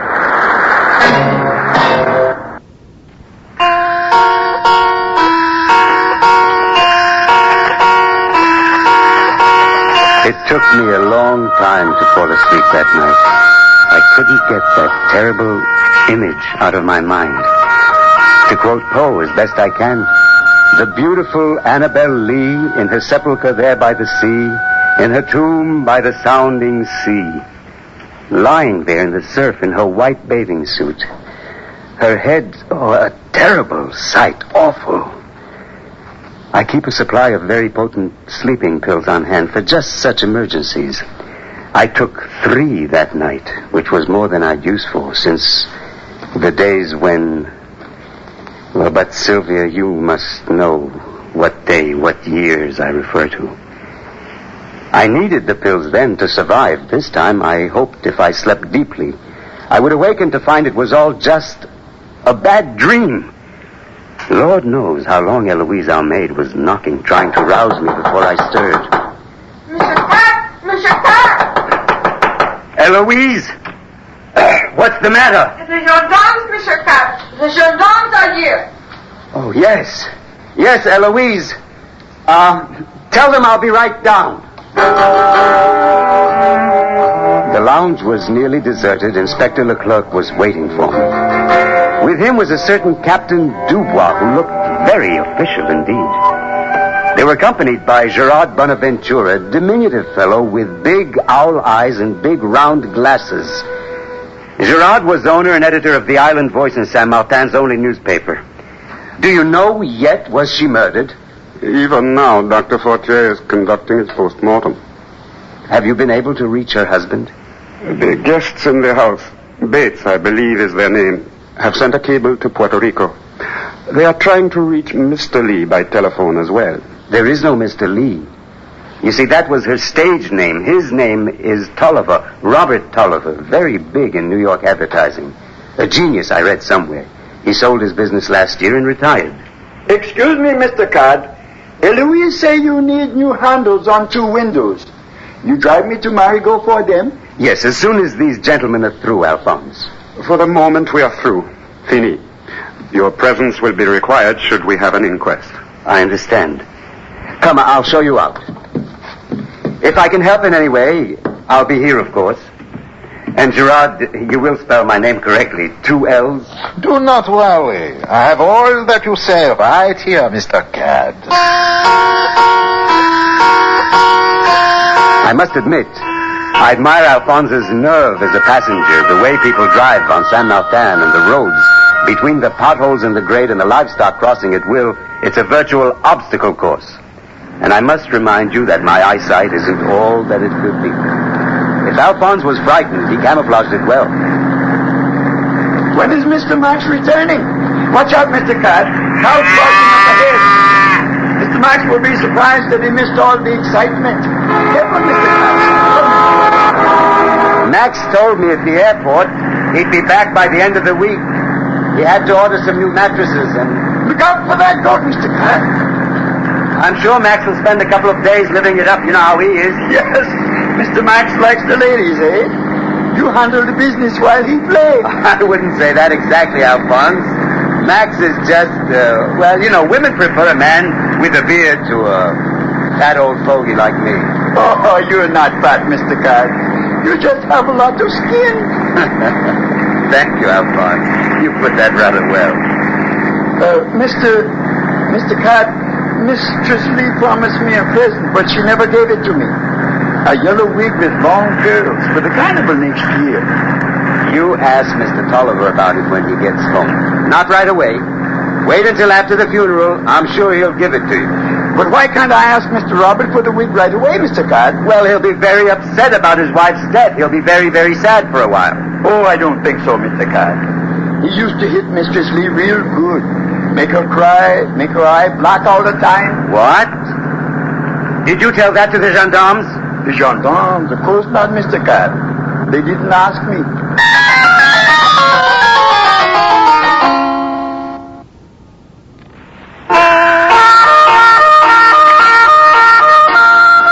Lunch was being served on the terrace when Gerard Bonaventure stopped by looking very excited. Dubois and Leclerc are questioning all over town, going door to door. They think now it was done in a boat, that she was pushed over the side into the water. Why in a boat? Because of the tide and lack of footprints. Dr. Fortier has determined the time of death between noon and early evening. That's a lot of time. Couldn't he do better than that? It seems to me it had to happen at night. Surely someone would have seen her get into a boat in broad daylight. It is strange. No one saw her all afternoon. The American couple, Bates, they were in Phillipsburg all day shopping, and Maria Lisa, the maid, she was at the dentist for her teeth that are not so good. They all come back to an empty house. But I think somebody must have seen. That was a very good-looking woman. The gendarme will find out nothing from the people. I think you're right. No one wants to get involved. I shall go to each house, too. This is the mark of a professional reporter, yes. The people here are my friends. They will tell Gerard more than they tell the gendarme. I went to bed early that night. You may not believe this, Sylvia, but I had a dream that a lovely woman would soon enter my life. I took my coffee on the gallery the next morning. Across the street, I could see the gendarme's jeep parked in front of Annabelle Lee's house. I wonder who could be coming to Grand Case in a taxi. It's a woman, Mr. Codd. She's coming here. Undoubtedly an American. Pretty woman, too. Oh, she sure knows how to walk. I'll say that. Well, I have to go now, Mr. Codd. I'll see you later. Mr. Codd, there's a lady here wants a room. Very well, Eloise. I'll be right down.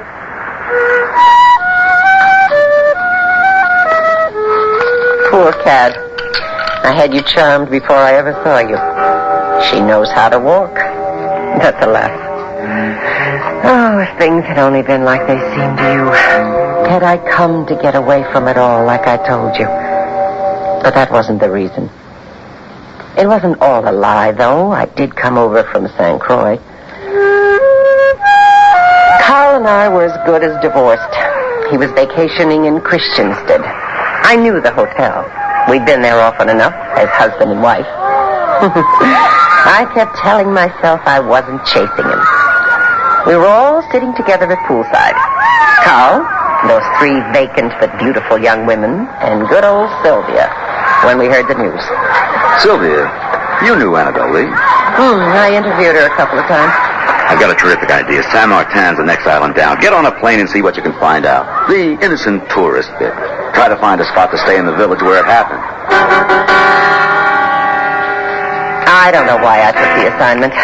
Perhaps to convince Carl that I was better than those stupid women. Those cheerleaders, all bust and no brain. So, I knew how to walk. What next, Cad? I decided to go down onto the beach. I didn't do that often, not at midday. My new guest was there. You, Sylvia, wearing a red low-cut swimsuit and white bracelets that sparkled in the sun.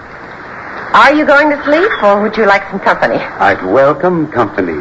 Mrs. Bennett, is it? Oh, Sylvia. This is my first visit to San Martin, and I don't know a soul. Well, I'm Jeffrey Stamp Cadwallader. Oh, my, that's a mouthful. People call me Cad. It's an odd name of endearment. I've gotten used to it. Those are pretty bracelets you wear. Oh, thank you. They're turquoise.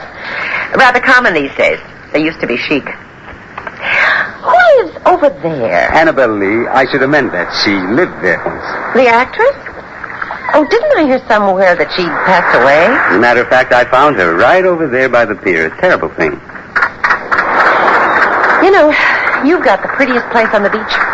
How did you find it? My partner, Max Terry, found it. I can't take credit.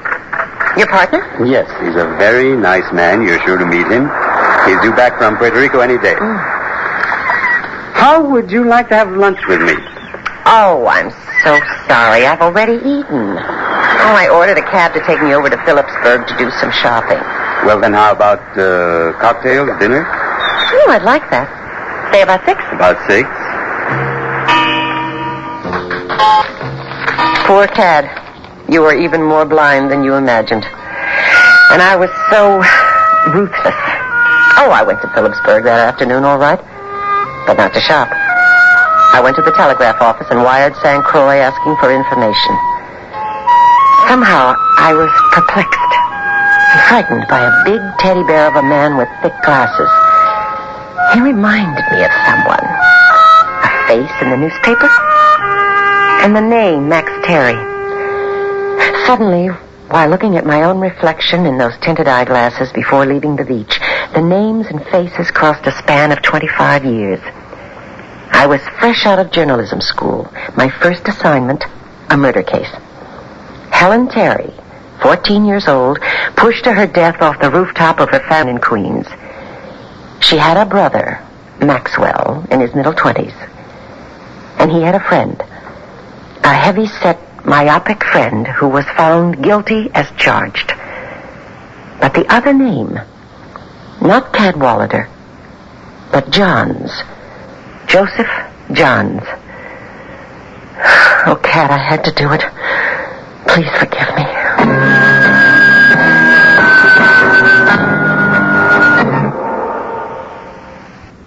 Tomorrow at this time, rest your eyes and listen here to this week's continuing study in suspense.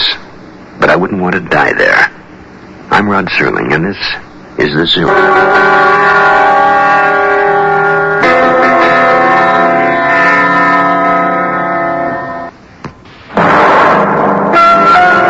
You've been listening to the Hollywood Radio Theater's presentation of The Zero Hour, heard every weekday at this time. Rod Serling is your host. Stanton Forbes, But I Wouldn't Want to Die There, was adapted for radio by Kim Weisskopf.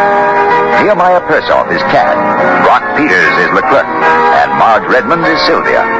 Featured in the cast are Herbert Rudley, Chester Hairston, Mady Norman, and Victor Bozeman. Zero Hour is produced and directed by Elliot Lewis. Jack Myers is executive producer, Rochelle Sherman associate producer, and Kim Weisskopf story editor. Music conducted by Stanley D. Hoffman. The Hollywood Radio Theater theme was played by Ferranti and Teicher and is now available on United Artists Records and Tapes. This has been a J.M. Colas Enterprises production. Hugh Douglas speaking. Tune in tomorrow, and once again, rest your eyes and listen here to The Zero Hour.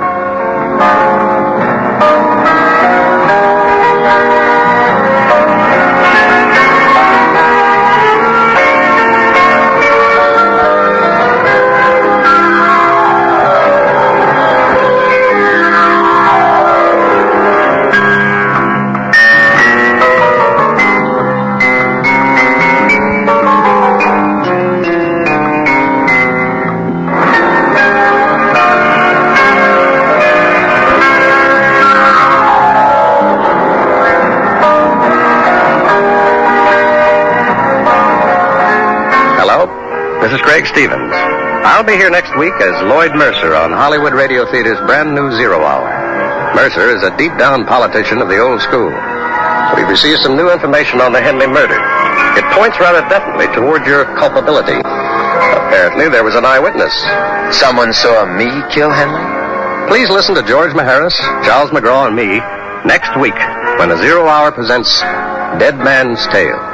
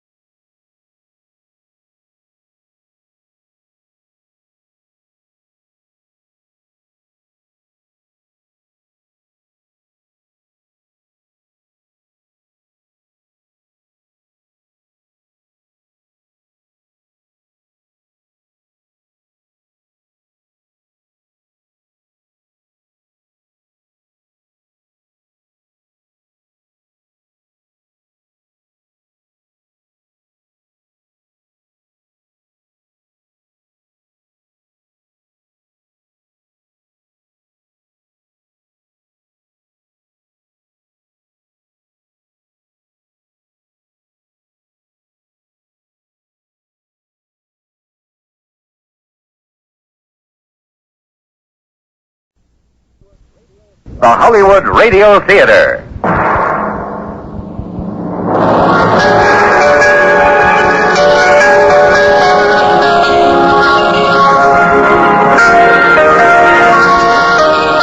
Every day at this time, Monday through Friday, a J.M. Colas Enterprises production, the Hollywood Radio Theater, presents an unusual tale of mystery and suspense.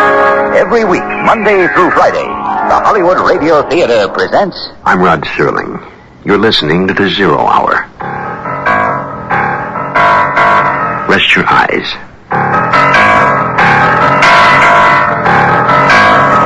Exercise your imagination.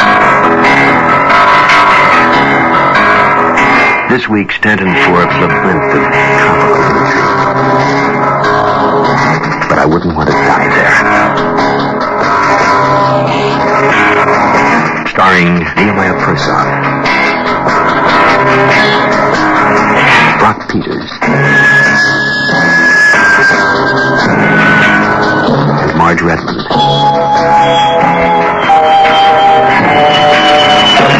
In Elliot Lewis's production of The Zero Hour. There's a saying about too many cooks. The same could apply to a jigsaw puzzle. Too many hands spoil the fun. The puzzle is this. Who killed Annabelle Lee? The St. Martin police want to know. So does the press. The lady's husband thinks he knows. People on the island are wondering about their neighbors, their friends. Reporters from the United States have come, asking the same questions, testing the same pieces. Of all those, only Sylvia Bennett is an expert. And an expert at puzzles has from the start the final picture in mind. She has only to assemble the pieces. Or does she? But I wouldn't want to die there. Continues after this word.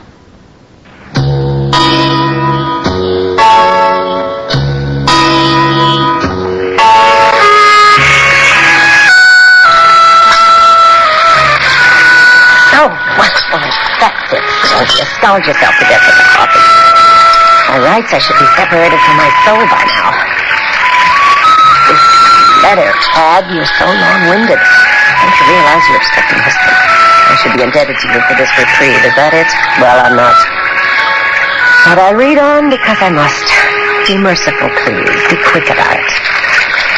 The fourth morning, a yowl like that of an animal awakened me.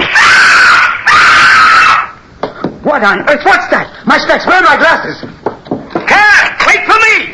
Let me by! Eloise, has someone been murdered? Let me by! Cat, wait! Eloise, what happened? The gendarmes have taken Madame Bousquet's son to the gendarmerie in Maricot. But why? Was that the boy screaming? I'm not certain, but I believe it has something to do with Mr. Lee's death. How could that be? Here comes Alphonse. Maybe he knows. Mr. Card, the gendarmes take away Guy Bousquet. They put the handcuffs on him and everything. He might have put up a great fight. Did you hear? How could we miss it? But why, Alphonse? Why did they arrest Guy Bousquet? For spying on Mistress Lee. Spying? So there really was a peeping Tom. How did they find that out? Someone told them. I do not know who told them, but someone. Someone told them. That's odd. I still don't believe it. Believe what? That horrible noise? Sylvia, they've arrested Guy Bousquet.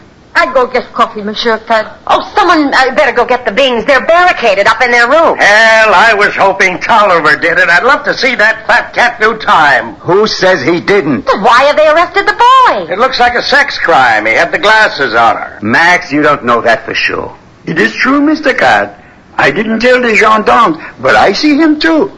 Lots of people know. There, you see? Oh, let's get some coffee. I can't think straight.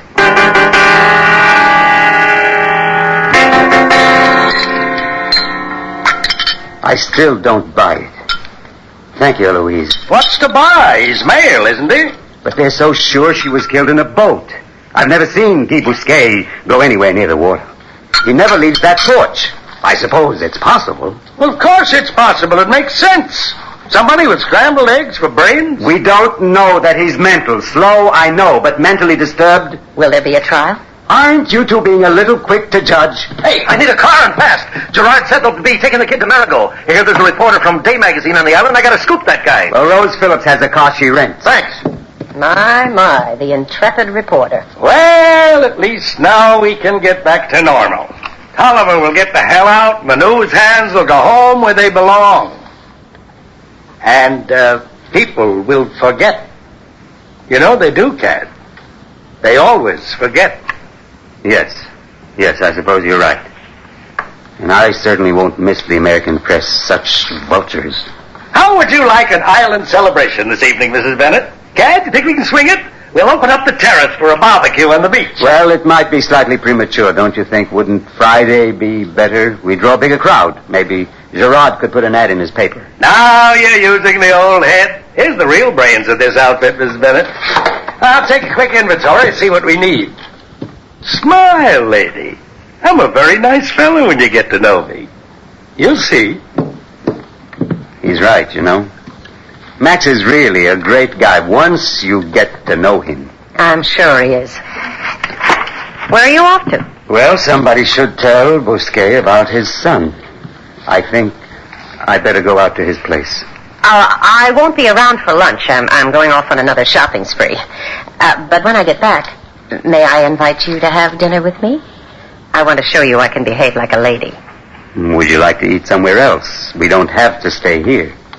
Well, what do you recommend? I'm rather partial to the mini club in Marigot. The mini club it is, then. If you'll drive, I'm even less reliable at the wheel after dark.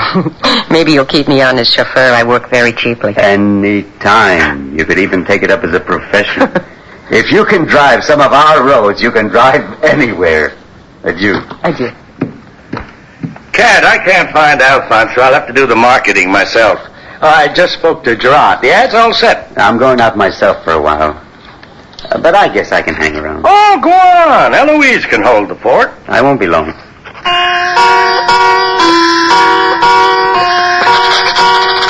I was frantic trying to find that man. With my eyesight and driving about, it took me well over an hour to locate Michel Bousquet. I went first to his house just outside town, but he wasn't there. I didn't know where to look. It was just a lucky break that I ran into Leon DeLong, who was clearing brush nearby. He told me Michel Bousquet had gone to Point Blanche that morning.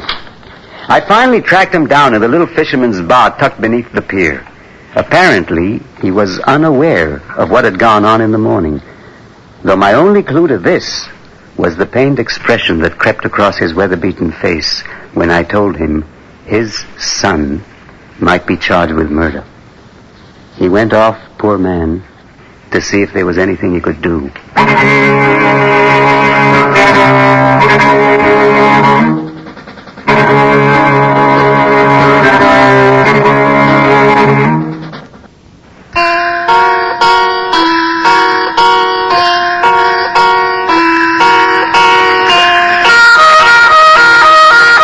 The fourth evening, Boland's suggestion of black unrest had made my ears burn. Why hadn't the famous Annabelle Lee simply drowned? It would have saved us all a lot of grief. Murder is such an ugly word, frightening. And suddenly, with the investigation going on, everyone was tense, everyone a suspect. I waited for you, Sylvia, at the bar, drinking a no big thing, trying to relax, but it was useless.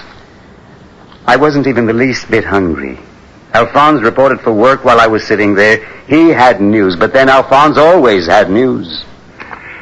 Mr. Card, I find out who told the gendarmes about Guy Bousquet. It was Rose Phillips. She told. Rose Phillips. Why would she? Didn't you tell her Clément and Martin are not suspected? I tell her yes. She tell anyway. My Uncle Martin, he's in the hospital. What happened to Martin? Rose Phillips. Not Rose Phillips. Maria Lisa. She got him with a knife. The gendarmes, they do not know this because my Uncle Martin tells the hospital he has an accident in his boat. Maria Lisa with a knife.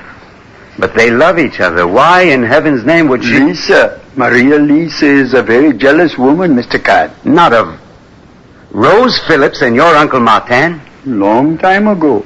I think Maria Lisa is very nervous.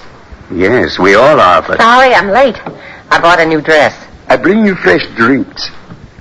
I'm fishing for a compliment. You look smashing. I've never seen you wear your hair up that way. You've been hiding your beautiful neck all the time. Oh, thank you, kind sir. I brought the papers. 2 days old, of course.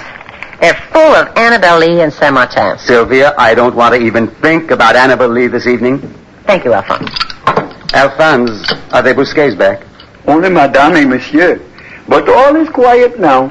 So they're holding Guy. Here now, none of that. It's your house rule. You just made it. No Annabelle Lee. Let's get out of here. Wait, let me finish my drink. I'll tell Max we're leaving. Get another night off from school? I'll just let him know. We do as we please within reason. Oh, Cat, I was only teasing.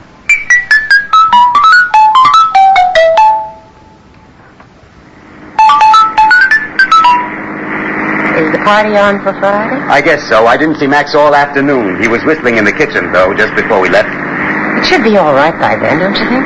Any sooner and it would be like a square dance before a hanging. Sometimes Max doesn't think things out. Take your next left there. Slow down. Hey, wait. What's going on?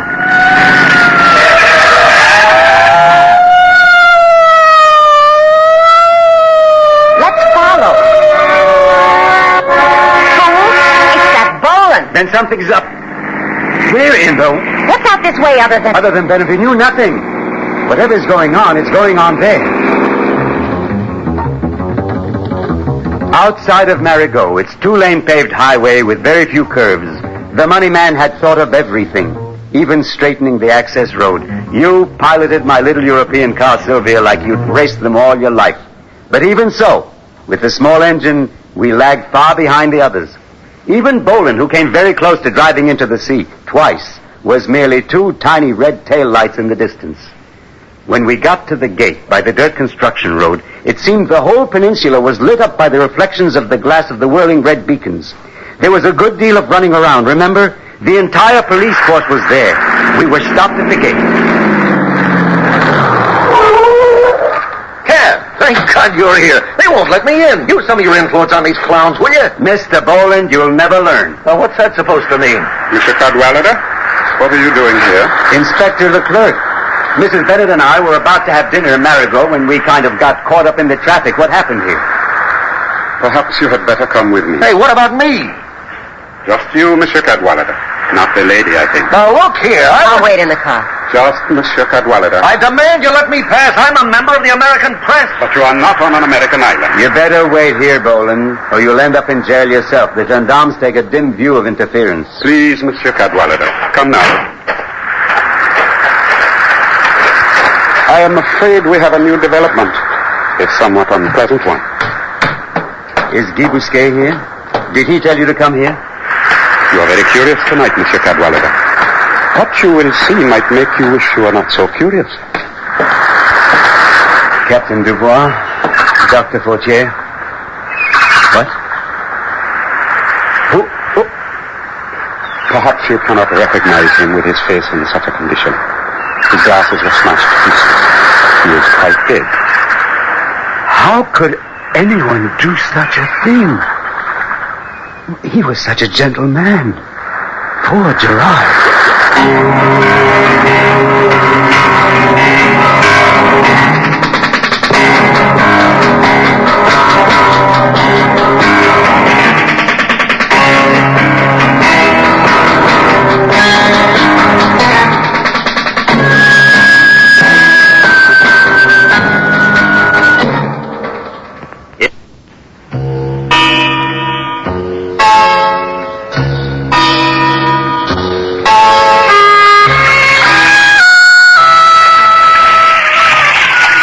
I'll never forget your face when you came back to the car.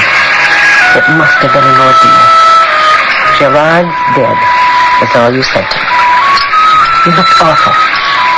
All the color was gone from your face. But your voice, I heard anger. The fifth day, word of Gerard's murder, the second within 5 days, spread havoc rapidly throughout our part of the island.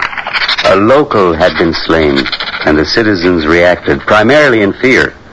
My perpetual morning cup of coffee was brought to me by Eloise. Thank you, Eloise. What is it? You look worried. The gendarmes have called a meeting.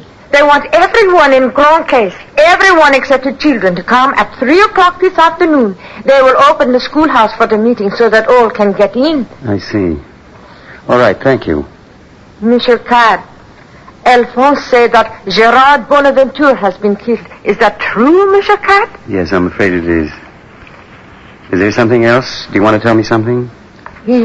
was just here a night ago. I just don't know, Monsieur Card. He asked me a lot of questions. He did? Well, that wasn't unusual. Gerard asked everybody a lot of questions. That was his job. But the questions he asked me, they are about you, Monsieur Card, and this house and everybody in it. Did he now? About me? What did he want to know about me? What you and Monsieur Max do in America, where you live, things like that. I say, Gerard, why do you want to know these things? And he say, I'm just curious, Eloise. We don't know very much about many of the aliens on the island. That's what he call you, aliens. And then he say, perhaps we should know more about them before we let them live here. Well, please try not to worry, Eloise. You did the right thing. There's nothing we can do now. The gendarmes will find whoever killed Gerard, believe me. Everything will be all right. Oh, Eloise, have you seen Mrs. Bennett? She went to town. I hear her say she used up all her film and needs to get more. All right, thank you. Oh, wait. Where's Mr. Boland? He went somewhere, too, in Rose Phillips' car. I don't know where. Oh, okay, that's all. Thank you. Run along now. Try not to worry.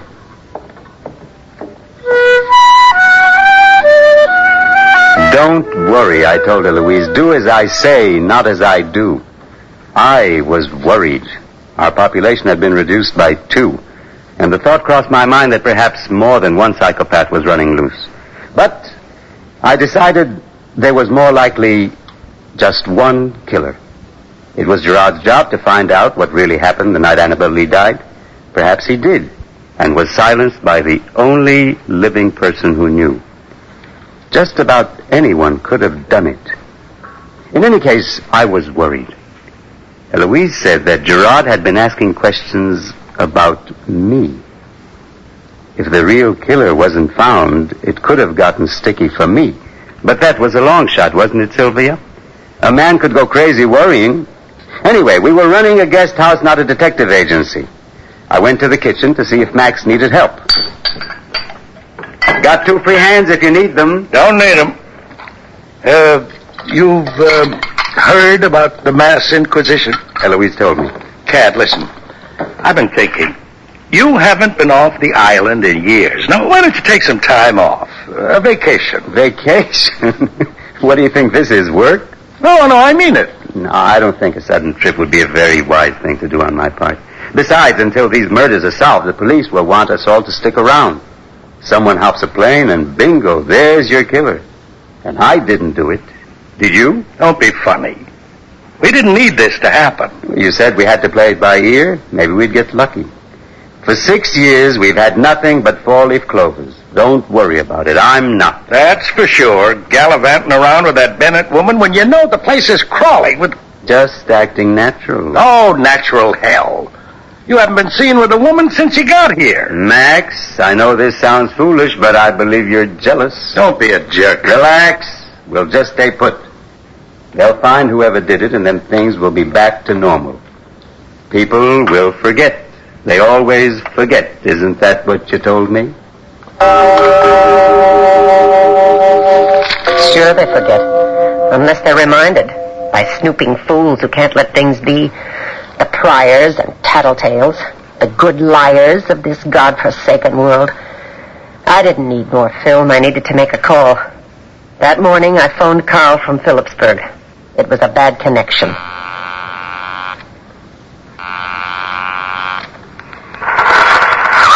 Carl, this is Sylvia. What have you done with the Joseph Johns info I sent you? Nothing, I hope, because there are new developments. You've got to hold it until I get back. Sylvia, I can't hear you. Where are you? Still in San Vicente? What's going on? Have they arrested John? No, they haven't arrested anybody. Carl, I think I found that Johns is innocent. There's a big town meeting this afternoon. I'm on my way there now, so don't set anything until I can... love, it's already in. Front cover, too. It was a soft week news-wise, so we blew it up. I've got a copy right here. Looks great. The stack should arrive there tomorrow. Oh, Carl. What? But what's the matter? Are you all right? Yes. I'm all right. I'm coming back tomorrow. I'll be on the first plane. What time? I'll send a car to pick you up. Don't bother, Carl. It's already too late.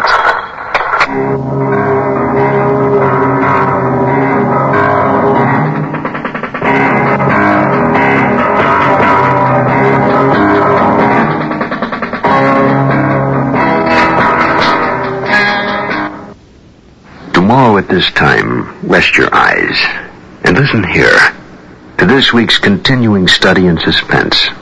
But I wouldn't want to die there. I'm Rod Serling, and this is the Zero Hour. You've been listening to the Hollywood Radio Theater's presentation of The Zero Hour, heard every weekday at this time. Rod Serling is your host. Stanton Forbes, But I Wouldn't Want to Die There, was adapted for radio by Kim Weisskopf. Nehemiah Persoff is Cad, Brock Peters is Leclerc, and Marge Redmond is Sylvia. Featured in the cast are William Woodson, Mady Norman, Chester Hairston, Alan Reed, and Herbert Rudley. Zero Hour is produced and directed by Elliot Lewis. Jack Myers is executive producer. Rochelle Sherman, associate producer. And Kim Weisskopf, story editor.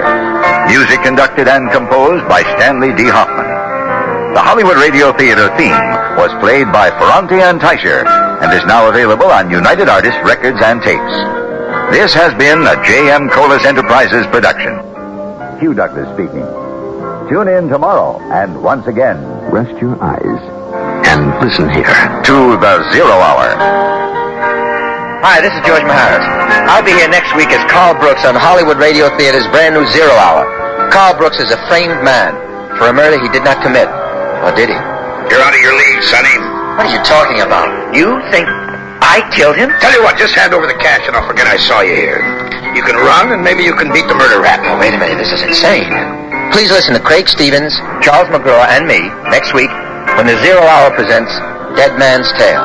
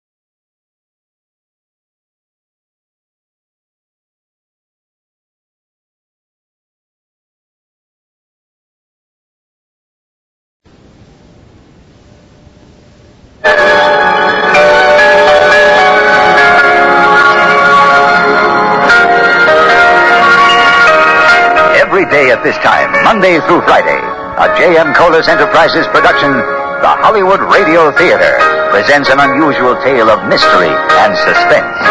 Every week, Monday through Friday, the Hollywood Radio Theater presents... I'm Rod Serling. You're listening to the 0 Hour.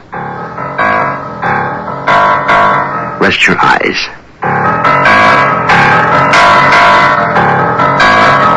Exercise your imagination.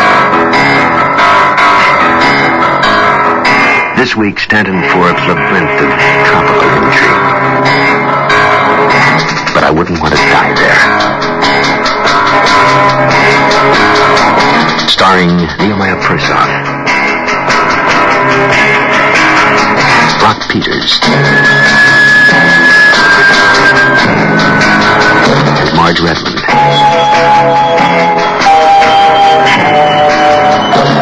In Elliot Lewis's production of The 0 Hour.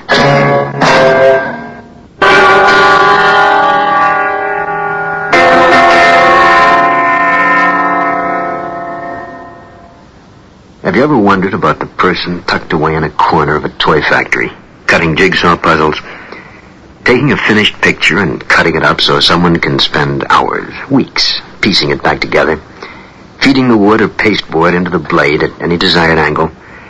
I wondered about such a person. So too must Sylvia Bennett. The picture she thought she was making is suddenly many new pieces. More red in another corner. The blood of the island newspaper editor. She's no longer sure that the face she thought would be at the center will be there. And as she sits in her New York apartment, reading the letter, the instruction sheet, Sylvia Bennett has reason to believe this puzzle may have more pieces than she first expected. But I wouldn't want to die there. Continues after this word.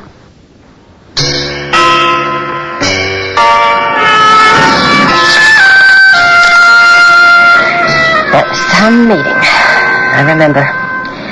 I made it back from Phillipsburg just in time. We were all crammed in.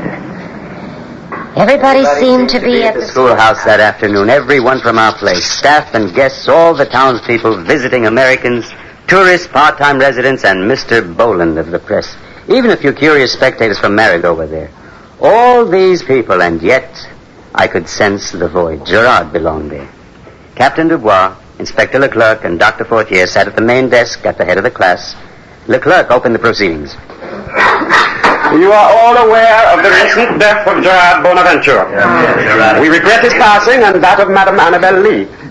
We are doing all we can to locate the person responsible for their untimely departure. Our belief is we are looking for one person, perhaps present in this room. They began with me, which made sense. The whole terrible mess started where I began, with my evening walk along the beach.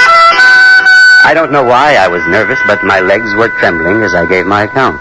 Wong and the men from the Riva substantiated my story. After that, Leclerc called on Robert Tolliver, and things began to get lively. Monsieur Tolliver, would you inform us of your whereabouts the day of your wife's demise? San Juan, most of the day on business. Flew back here for about an hour that afternoon, picked up a check from my wife, and flew back. This business you speak of, the acquisition of Benvenue, was it satisfactorily completed? Not entirely. It's a very complicated procedure. Is it not strange that you did not take this check when you first left? Tanqueray pulled a fast one. He wanted to bind her right then and there, a large amount of money. I was afraid he'd call the deal off if I didn't come up with it, so I flew back to get it. And your wife was alive and well? I told you, she wrote the check. When it comes back with my statement, I'll hand it to you. We have ascertained from Monsieur Tanqueray that there was such a check. Don't think we doubt that, Monsieur Tolliver. Look, I can account for every second I was back here. I know what you're trying to pull, and I'm not going to let you get away with it. Tolliver got red in the face from all his shouting and had to be yanked down into his chair by his friend Bates. Leclerc continued with Maria Lisa. She spoke very quietly, giving short answers. Annabelle Lee was not a cold person, she said, a kind woman who kept to herself. She had no close friends in Grand Case and never entertained, though visitors dropped by from time to time. Tolliver was smoldering. Did you see him, Sylvia? I could tell it wouldn't be long before he blew. Max was just the one to set him off. Monsieur Terry, you were in San Juan that day, too. That's right. Your pension there has so agreed. Customs have verified both you and Monsieur Tolliver as having boarded the same early flight, though not together. As a neighbor, tell me, how did you feel about Madame Lee? Well, I felt sorry for her. She seemed such a lonely person, a big star. Probably most people were afraid to talk to her. Lonely, you say? And yet she had a husband. Well, it's common knowledge they didn't get along. That's a lie. There was a terrible bruise on her face one time, and she told me that he gave it to her. You're lying. That's what she said. She ran into a door. Yeah, the door at the end of your arm. Mr. Tolliver, please be seated. This is a farce. Look, we argued. Who's married that doesn't? She wasn't the easiest woman in the world to get along with, but I never hit her, never. I was on my way back to San Juan when it happened, and I can prove it. Alphonse Tabor, we have been told you spoke to Madame Lee at times. What can you tell us about her? Oh, she was nice to me, sir. She promised me a week for Carnival. My Uncle Martin did not like me to go there, or Oliver either. He said she was a trouble lady. Hey, what about Uncle Martin? You said you thought she might have been in his boat. We have no evidence that she was. In addition, Martin Maynard was in the hospital when Gerard Bonaventure was killed. All right, then, the other one. What's his name? That space cadet. Just the sort of mentality. Guy Bousquet was at the gendarmerie at the time of Gerard's death. Furthermore, after interrogation, we do not believe him capable of taking the lady out in a boat and ridding himself of the body without discovery. His mind is that of a child, and he is too public a figure in Grand Case. But he spied on Annabelle. This he has admitted. He said he had never seen a lady without clothes. And so he was curious. And he liked what he saw. Look at it, Oliver. He's the best thing I got. I love it. I know. I'm telling you, he did it. Order! Quiet down, please. Order!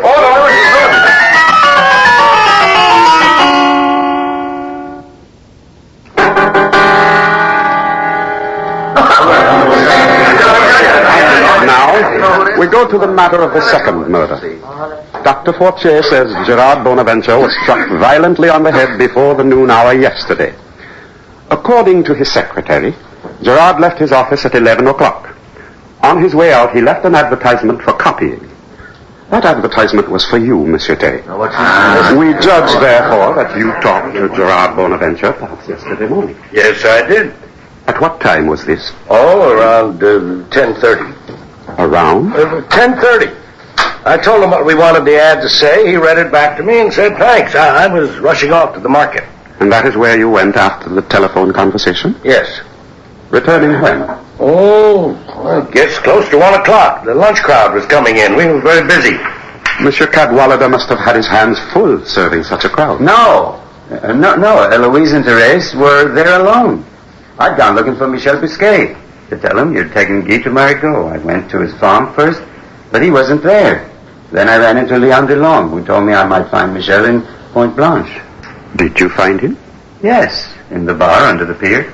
At what time? 12:30 maybe. It took me a while to find him. Michel Bousquet arrived at the gendarmerie at 1:15. Allowing him a half hour to reach Marigot from Pointe Blanche, it would seem you saw Monsieur Bousquet after 12:30, Monsieur Cadwallader. That's possible. Why are you concentrating on us? What is this, a play? What are you trying to do? Monsieur Terry, this is a public inquest. We are attempting to identify a pattern. We are not accusing anyone. Now, please sit down. Thank you. According to testimony, as you have heard it, Madame Lee left her house sometime in the afternoon, after her guests and maid had gone into Phillipsburg. After, her husband says, 4 o'clock. Where did she go? She saw her leave the house. She told Gerard this. I heard her. Mademoiselle, you will tell us what she saw. Therese told me Madame Lee was walking on the beach toward Molly Smith Point. She was wearing a white bathing suit. What hour was this? 3 o'clock. 3 o'clock. She was certain. It had to be 3 o'clock. We go home at 3:30. She's lying. I don't know why, but she's lying. Wasn't Therese just a little curious to see where Madame Lee was going at 3 o'clock? Didn't she see her meet someone out by the point? Someone with a boat? No. She told me Madame Lee was walking by herself. If she left at 3, she was back by 4. Interesting, is it not? Why she was doing all that coming and going. Especially when she didn't anticipate your return, Monsieur Tolliver. Or did she expect you? Yes, she expected it. I called from the San Juan airport. And she must have been very weary from running home from the point. She must have run very fast because no one saw her come back, did they? Anyone? All right. When I got to the house, she wasn't there. She knew I was coming, but she wasn't around. You never saw her that afternoon? No. How did you get the check then? It was there on the desk under a paperweight. No note, nothing, just the check. All signed and ready. So I grabbed it, said to hell with her, and left, and that's the God's truth. Why then did you lie to us? Why say Madame Lee was there when she was not? Please, Monsieur Tolliver, we are waiting for your answer. I have a reason. I had a reason, a good one. The legal matter of the check. If she died before I got it, well, we're not sure it's good. Surely, Monsieur Tolliver, if it were not, your own funds would be more than sufficient to cover the amount. Of course, but my money's not so easy to get at. It's tied up. It's all very complicated. I should say so. I know what you're thinking. I know how it looks, my being there, like she wouldn't give me the money, so I bopped her with a paperweight or something. But damn it, that's not what happened. I didn't kill her. I didn't lay eyes on her. I can prove I didn't, and you can't prove I did. Please, Monsieur Tolliver, repeat to us your whereabouts on the morning of the second murder. You can't pin that on me. No way. Bates and I were at the airport arranging for shipment of my wife's body. I've got a dozen witnesses. Yes, so you have told us. That's the truth. Yes, we know. Nevertheless, it will be interesting to see your wife's check when it is returned. It is always so intriguing to examine the signature, the autograph, as it were, of a famous person. I don't like your attitude.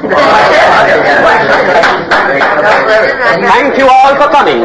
We will let you know when we have anything further. This meeting is now adjourned.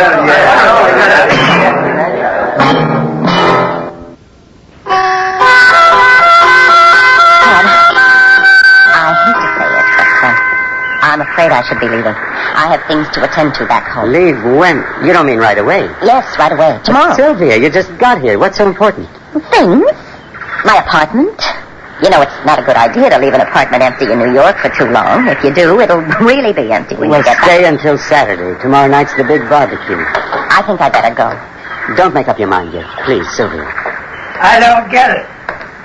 Why don't they arrest Oliver? Has he made some kind of deal with the government or what? They're waiting for something. Don't underestimate them, Max. In the meantime, he can't duck out. Do you think he killed him? Hell yes. Who else could it be? Tad, what do you think? I'm out of it. I'm not my brother's keeper. Oh, come on. Take a plunge, Cat. You won't drown. Why don't you ever get your feet wet, Cat? Perhaps because he's no fool. Cat, nice Mr. Cat. The people in this village treat him like a minor deity. If he'd lift a finger, they'd come running to him and tell him everything they know or suspect. But will he lift that finger? No, not noble old Cat. Too damn scared he might have to make a positive move against his fellow man. You're coming on a bit strong, Max, but you may be right, partly. What would you do if you knew who the murderer was? I'll tell you what he'd do. He'd turn his back, that's what. He'd say, poor damn fool, and he'd go on pretending he didn't know, and then try to rehabilitate the killer all by himself.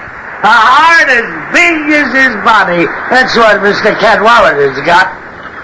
It makes me sick. I think I'll go lie down. No, stay. Max will go instead, won't you, Max? You've been drinking too much, haven't you, Max? And you say things you shouldn't when you're drinking, don't you? The lady is quite correct. I was just leaving. I bid you both good night. I'm sorry, Sylvia, for the way Max acted. It's this whole bloody business. Why do you take that from him? He's my best friend, my oldest friend. No, I'll amend that. He's my only friend. Et tu, Brute? No, you don't understand, and I could never tell you. Tell me what, Cat? Well, I owe Max a great deal. Just take my word for it. Tad, you really are a coward. You left out the fifth night. But I remember. We never even ate dinner. I guess we were pretty looped. It must have been late. The place was deserted. To memories. To old times. What's the first thing you remember? When you were a child, I mean. Oh, God, those are old times. The very first. Well, I must have been about 3 years old. That young? You must have been a very bright little girl. I remember it was Christmas, and I found a kitten in my stocking. Its head was peeping out of the top. I cried. I was so happy. My first memory is seeing. Yes, my parents bought me glasses and I put them on, and I climbed on a chair to look in the mirror. I didn't know whether to laugh because I could see myself so clearly, or cry because I looked so ugly. I laughed. They did too. What happened to the kitten? Still makes me sad. It got out in the driveway, and my father ran over it in his car. Oh, I'm sorry. So am I. Poor kitty. Never had the chance to grow up. Those are most unusual bracelets you wear. I noticed them the first day we met, remember? On the beach. I don't think I've seen you without them. They're really exquisite. Let me see them. No, Cat, please. Don't. Now you know. They're cover-ups. You know, my eyes are so bad I couldn't see them. I felt the scars. Why did you do it? I was tired. Tired of no one caring. Your husband? I suppose so. Wow. Will it do any good to ask you not to try again? Huh? Well, remember, I asked.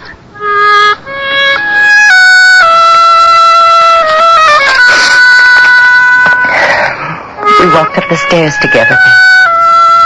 I felt so sorry, so ashamed.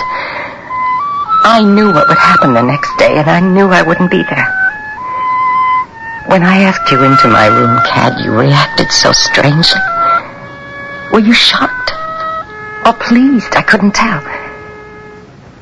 I knew what I was doing, and yet 25 years.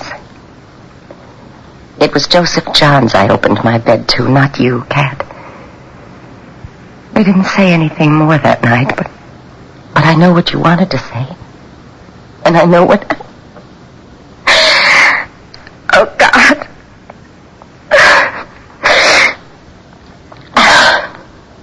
Pull yourself together, Sylvia. No more jaded tears. You can only die once. All right, Cad. Throw the switch. Squeeze the trigger. I have no last request. Tell me in your own words how I betrayed you. Just how was it for you when I left? It was the 6th day after I'd stumbled over the inert figure on the beach by Molly Smith Point. A day accentuated by a profound sense of loss.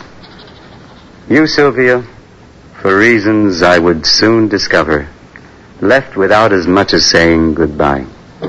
If you had, your words fell upon deaf ears. When I woke, you were gone. We on the island lowered Gerard into the ground that afternoon. I was in no mood for a party, but as host, I had my obligations. About the time the sun departed, our guests began arriving. For an hour or so, everything ran smoothly. Alphonse mixed, I served, Max and the girls brought out food, and everyone had a grand time.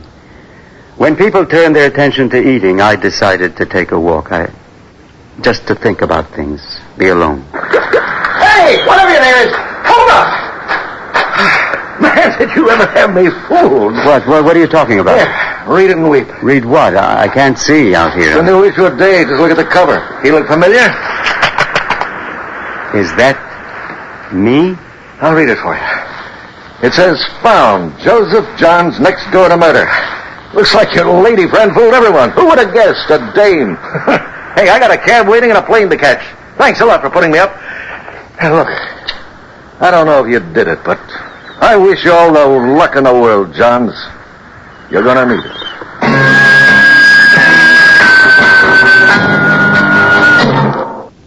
Tomorrow at this time, rest your eyes. And listen here to this week's continuing study in suspense.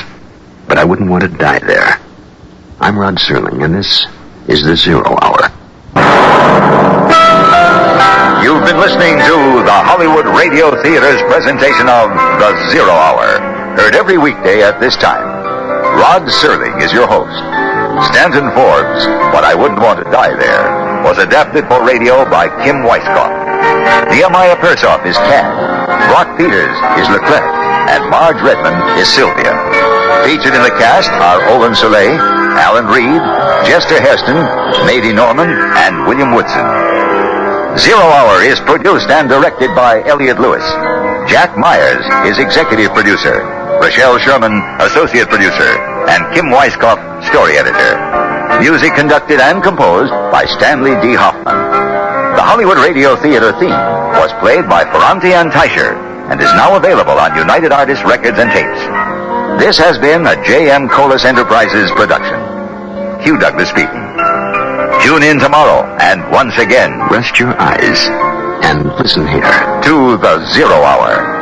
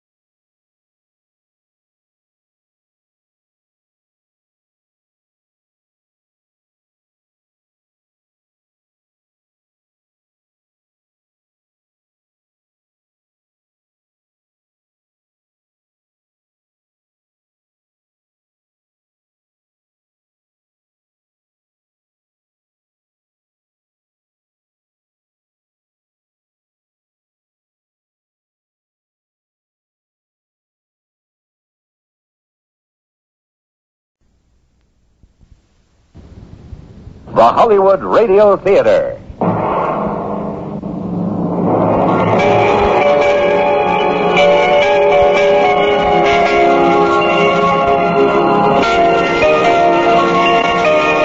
Every day at this time, Monday through Friday, a J.M. Colas Enterprises production, the Hollywood Radio Theater, presents an unusual tale of mystery and suspense.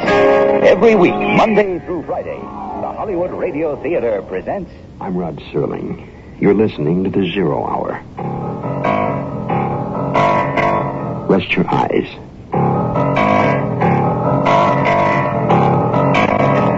Exercise your This week, Stanton Forbes laments of tropical nature. But I wouldn't want to die there. Starring Nehemiah Purcell, Brock Peters, and Marge Redmond.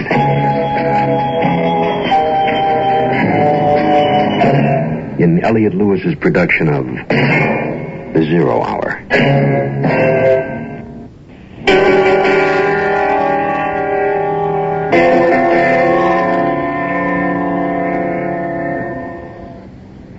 This week we've been working on a puzzle.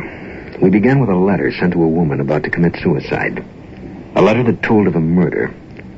Our puzzle then, the identity of a killer. Help arrived, but only got in the way. Pieces stuck together. Others didn't seem to fit at all. A patternless puzzle. Then a second murder. More pieces. Not another puzzle entirely, but one within the other, like concentric circles with rough edges. Now we've but a few pieces remaining, but as yet no picture. For Sylvia Bennett and for you, the last pages of the letter contain the pieces that fill in the gaps. Listen carefully. But I wouldn't want to die there. Falls into place after this word. The meaning of what Boland said took a few moments to set in. I half jogged back up the beach and unlocked the door outside the back steps that lead upstairs. We hadn't used them since our first year on the island, but I still remembered the combination. 3/31/20. The miserable day I was born. It seemed like an eternity going up the old stairs. It was a miracle they held up under my weight. I locked the door to my room behind me and turned on a strong light. The caricature on the magazine cover was not flattering. See page 20. Whatever Happened to Joseph Johns by Sylvia Bennett. He's a heavy-set man wearing thick glasses for congenital myopia. His expression is benign. His voice is gentle. He lives by a dead man's name, Jeffrey S. Cadwallader. But his real name is Joseph Johns, and 25 years ago he was convicted of murder and sent to prison. He resides in the village of Grand Case on the Caribbean island of Saint Martin, where actress Annabelle Lee met death last week at the hands of a person or persons unknown, as of this writing. Joseph Johns, alias Cadwallader, lives in a second-floor apartment of the guest house he owns. On that same floor lives his friend and partner, Maxwell Terry, brother of the late Helen Terry. It was she who was killed 25 years ago. Helen Terry, then aged 14, murdered, according to the decision of judge and jury, by Joseph Johns. I felt suddenly sick all over, just like when I saw Gerard laying dead on the floor that night. I turned the pages, and there I was, smiling brightly in living color. The photographs you took that day at Benvenue, sightseeing, and one of Helen. Poor little Helen, only a child. Yes, a kitten who never got the chance to grow up. Hey, Cat, what are you doing in there? Open up. Have you seen Boland? Yeah, I saw him leave. What's with Boland? He brought me a present. Take a look. I knew there was something wrong with that woman. So you're right as usual. I should have known. What would she see in someone like me? Boy, she really dug it all up. I better get back downstairs. The both of us gone could really look bad. What can I do? Stay here. If anyone asks, I'll say you're not feeling well. The moment I locked the door behind Max, I began filling my valise. I didn't know what to take or where I might be going. All I could fit in was one suit of clothes, a toothbrush, razor, and lens cleaner. I almost packed my sleeping pills, but at the last moment reconsidered and left the vial on the desk. I took one to calm my nerves. I thought about destroying the magazine, but by morning there would be copies all over the island anyway. So to pass the time, I read. It was nearly 3 o'clock when I heard the door.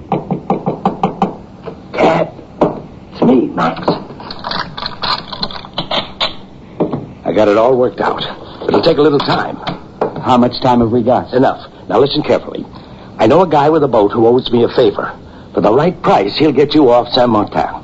Now, turn out the light. One of Leclerc's men is hanging out across the street. I don't want him to see me leave. Leave? Where are you going? Out to make arrangements with Hippolyte, the guy with the boat.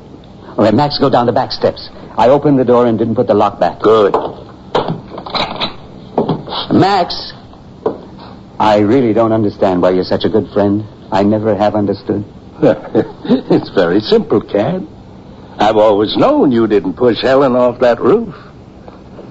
You'd never have had the guts.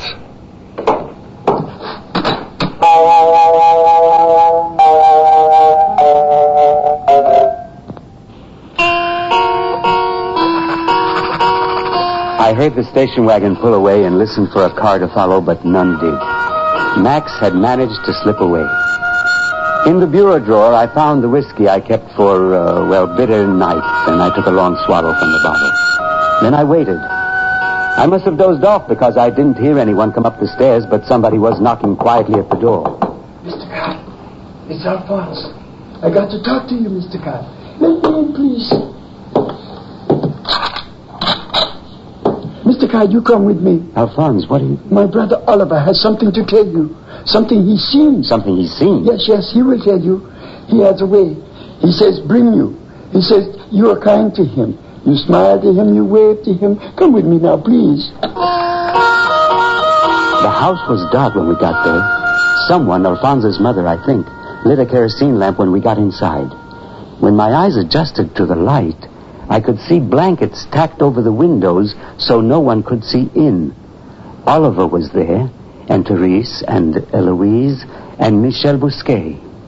Monsieur Card. Hello, Mrs. Tabor, friends. The tourist Bolland has been making trouble for you. You know, then. We do not believe what he says. We have been thinking what to do about it. And as we talk, we find Oliver here knows something he has not told. What is it? Tell Mr. Card now, Oliver. The sun? Oh, a hill. A point? Molly Smith Point. Oh, you were on Molly Smith Point when Annabelle Lee... What is he saying now? He was gathering firewood for the kitchen stove. Yes, go on, Oliver. A boat?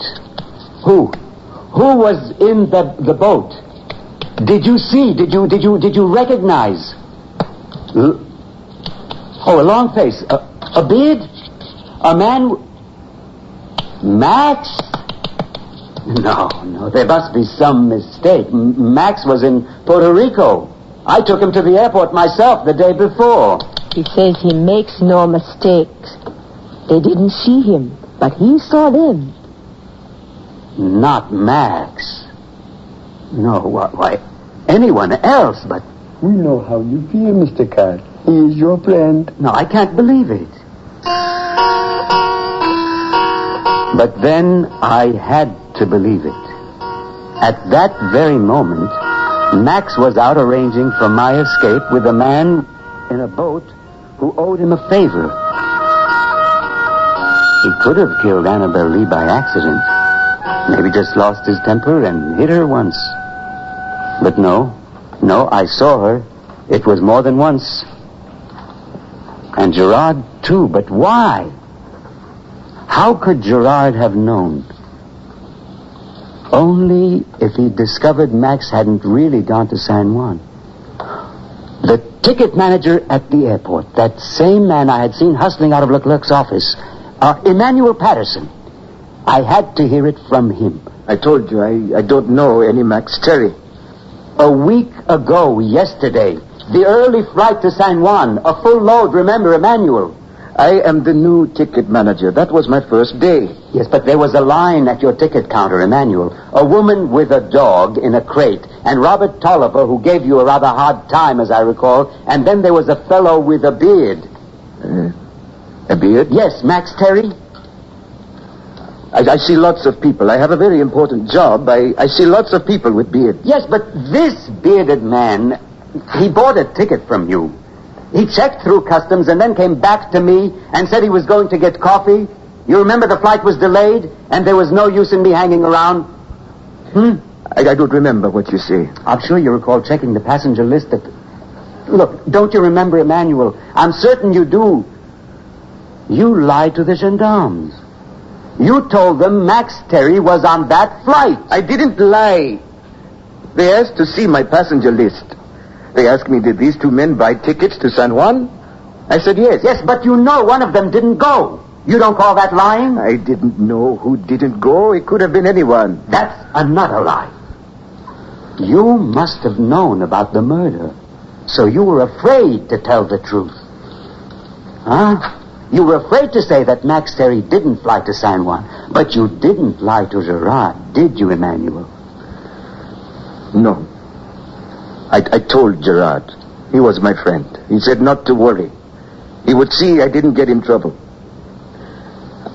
I didn't know if it was my first day. You don't know how hard it is for an island man to get a good job.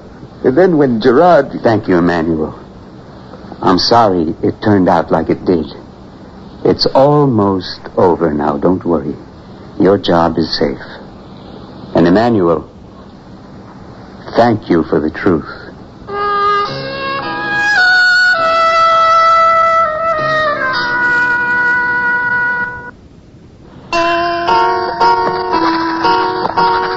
I must have been exhausted. What with the sleeping pill and all the excitement, when I woke up, I was sitting in the chair. I heard the door close behind me. Everything's set. Hippolyte's got the boat in the bay. You'll have to wait out to meet him. You ready? No, Max, I'm not. What do you mean? I'm not ready because I'm not going. You are, Max. Me? Why should I go? Max, there was a witness. Someone saw you meet Annabelle Lee by Molly Smith Point. Why, Max? Why didn't you get on that plane? Patterson, huh? He told you. Not Patterson. Don't ask me to tell you who saw you because I won't. And if you don't get in that boat with Hippolyte and go, I'll take my eyewitness and pay a visit to Leclerc. You'd tell the gendarmes? After all I've done for you? If you leave me no other choice, I'm no martyr. I thought you were in the beginning. Then I found out you were just blind and dumb. What do you mean by that? I mean I picked you out all those years ago. Joseph Johns, Mr. Nice Guy. Mr. Fat, Rich, Nice Guy. All those speeches about how you were like a brother to me, you ate it up like candy. A 10-cent sucker. Max, where were you the morning that Helen died? I was down at the docks, don't you remember? Where were you really? Well, now, if we're going to play 20 questions, I need a drink. There's a bottle over at the bureau. Help yourself. You know, Max, I heard Helen scream. I can still hear it. She was gone by the time I reached the roof. No one was up there. But somebody could have been hiding. There was a chimney. I wouldn't have known. My glasses were much weaker. You looked right at me, I thought. You really didn't see me, did you? All the time you were in prison, I thought you were taking the rap for me. I went up there to do in one of old Lady Frederica's pigeons, and I did, too. Wrung its neck. But Helen saw me. She was going to tell, so I shoved her. She fell off. That was bad luck. It was an accident. Yeah, but when I showed up, your luck changed. Oh, you were so perfect. Always hanging around. You're a very dangerous man, Max. Dangerous? This temper of yours, it's not safe to let you run around loose. It's probably mental. He thinks I'm crazy, and I think he's crazy. Hey. Could I have one of those pills there? I got a headache like to split my brain. Go ahead. Thanks, little buddy.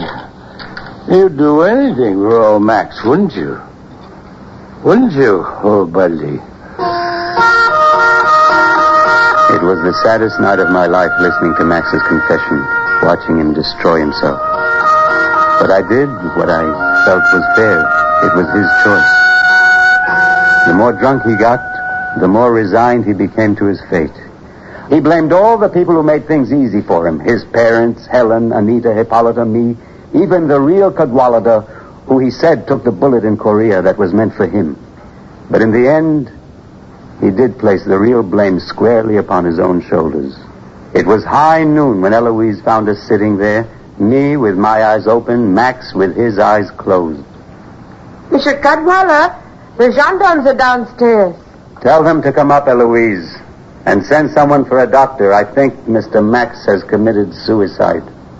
He drank a whole fifth of whiskey with a bottle of sleeping pills. I'm afraid he's quite dead. We buried Max in the cemetery down the slope from where Gerard lay. The gendarmes were pretty decent about it. Patterson told his story. They finally got some straight facts out of Anita in San Juan, and Oliver and I told ours. The magazine story caused no scandal on the island to speak of, and the New York police chose not to initiate extradition proceedings. Perhaps the parole board felt it would be more trouble than it was worth. I had planned to visit New York City and a woman writer who might have been a friend, only I never went. I can never leave Saint Martin because they would turn me back at San Juan or arrest me. They would say there was no such person as Jeffrey Stamp Cadwallader. They would say he was dead.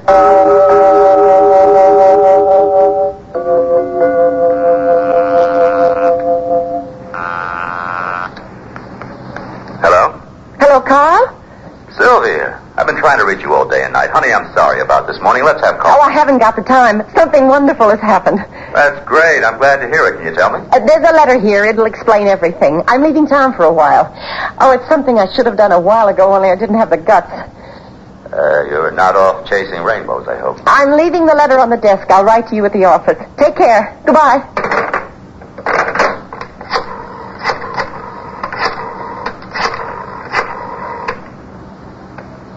I'd like to make a reservation for one on your next flight to Saint Martin.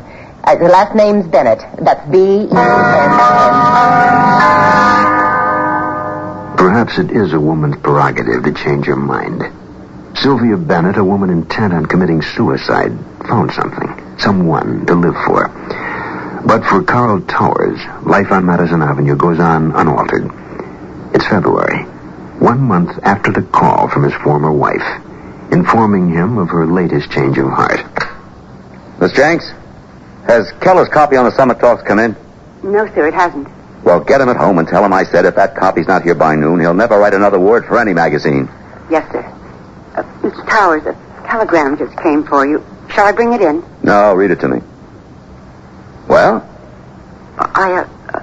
It says, Sylvia Bennett committed suicide last night. Drowned. Can't express anguish. Plan to bury her on island. Wish it had been me. It's signed Jeffrey Stamp Cadwallader.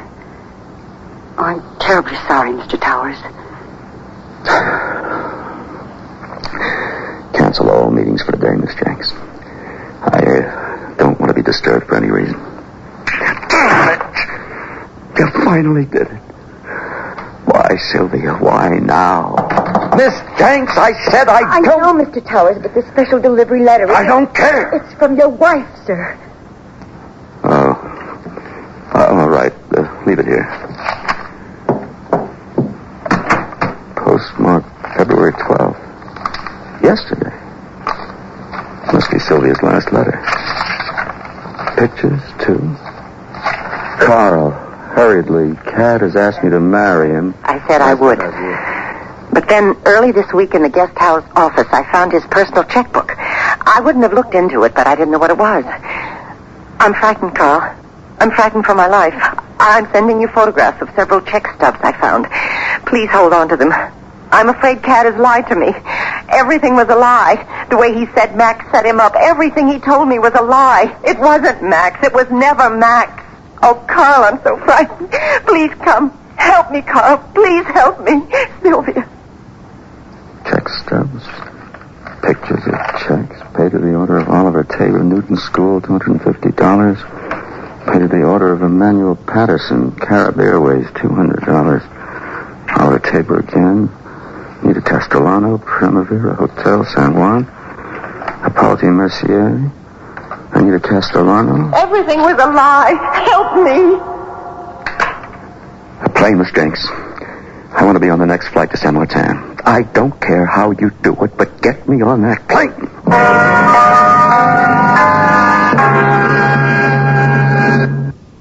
That concludes this week's production of the Zero Hour. Stanton Forbes, but I wouldn't want to die there. Next week we'll begin another exciting dramatization of a tale of mystery and suspense. We'll tell our story in 5 days, at the same time Monday through Friday. So on Monday, rest your eyes and listen here to the Zero Hour. You've been listening to the Hollywood Radio Theater's presentation of The Zero Hour, heard every weekday at this time. Rod Serling is your host. Stanton Forbes, but I wouldn't want to die there, was adapted for radio by Kim Weisskopf. Nehemiah Persoff was Cad, Brock Peters was Leclerc, and Marge Redmond was Sylvia. Featured in the cast were Alan Reed, Nadie Norman, Chester Hairston, Kim Hamilton, Herb Jefferson, Herbert Rudley, and Kay Stewart. Zero Hour is produced and directed by Elliot Lewis. Jack Myers is executive producer, Rochelle Sherman associate producer, and Kim Weisskopf story editor. Music conducted and composed by Stanley D. Hoffman. The Hollywood Radio Theater theme was played by Ferranti and Teicher and is now available on United Artists Records and Tapes. This has been a J.M. Colas Enterprises production. Hugh Douglas speaking. Tune in Monday, and once again, rest your eyes and listen here to the Zero Hour.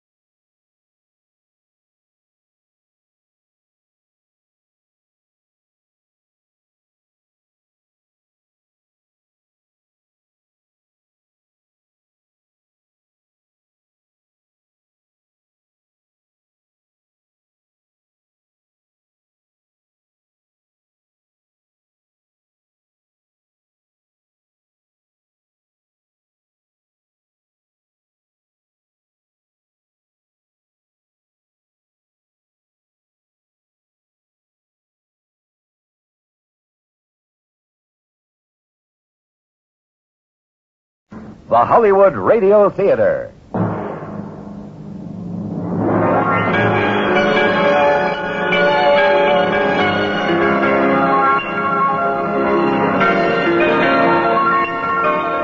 Every day at this time, Monday through Friday, a J.M. Colas Enterprises production, the Hollywood Radio Theater presents an unusual tale of mystery and suspense. Every week, Monday through Friday, the Hollywood Radio Theater presents... I'm Rod Serling. You're listening to the 0 Hour. Rest your eyes.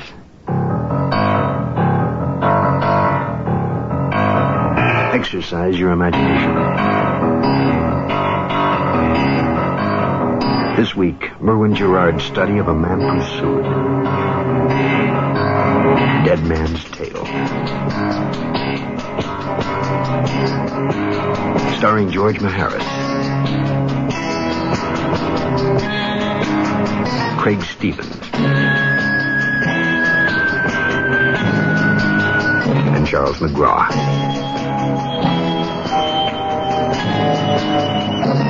In Elliot Lewis's production of The 0 Hour.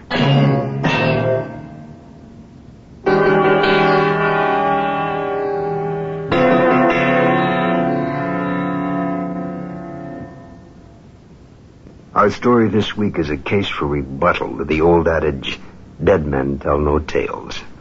It's the story of Carl Brooks, a young man, a practicing lawyer, one of 2 junior district attorneys under political zealot Lloyd Mercer. It will be Carl Brooks's misfortune to be asked to perform a favor by and for his mentor. Misfortune that begins with murder and proliferates over a life reborn and a span of 4 years' time. His initial chance discovery and subsequent smoldering guilt will prove to be the driving catalytic force to spirit him back to the scene of the crime. A dead man knows the truth. And for Carl Brooks, a mission of repentance and search for that truth will lead him to peel back the layers of deceit and uncover what we can only call Dead Man's Tale. Our story begins after this word.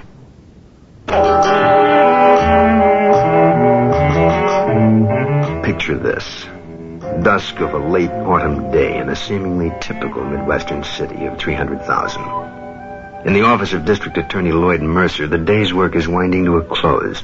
The secretary has gone home, leaving 2 young men to their game of darts in the outer office. Bullseye. How about that shot, Barry? No good, Carl. You stepped over the line. Now, come on, Barry. You're not going to take 100 points from me over an imaginary line, are you? Carl Brooks and Barry Wilson, both 24 years old, close friends and Lloyd Mercer's junior DAs. Gentlemen, who's winning? You are, Chief, if the latest figures in the polls are right. Yes, they were very encouraging. Come to the office. Encouraging? 57% for you, 36% for all the other candidates combined, 7% undecided. And less than a week to go, you're a shoo-in for another term. I never count votes until election night. Which one of you can spare me a small favor this evening? I have to get home and change for that rally. Well, I still have some work on the Bostwick brief, and you'll need it first thing tomorrow. Right. And you've also got a family awaiting dinner. Which, by the process of elimination, leaves the bachelor with a clear desk. Okay, what can I do for you, Chief? Barry, would you close the door on your way out? Oh, sure thing. Carl, I want you to go to the Delta Hotel and pick up an attaché case for me. The man's name is Robert Henley. He'll be expecting you. He's in room 515. And when you get it, bring it straight to me at election headquarters. I'll need those documents tonight before the rally. Now, off with you. Yes, sir. Good luck tonight, Mr. Mercer. What could go wrong? I'm addressing our 57%. I left the office and took a cab to the Delta Hotel. The desk clerk waved as I walked by, and I told the elevator man 5th floor.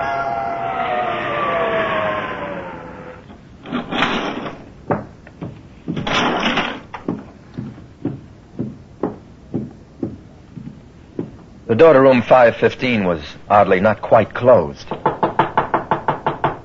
Mr. Henley? It's Carl Brooks from Lloyd Mercer's office. Mr. Henley? Mr. Henley, Mr. Henley?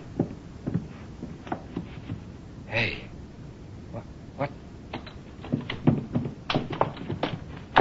Oh, my God.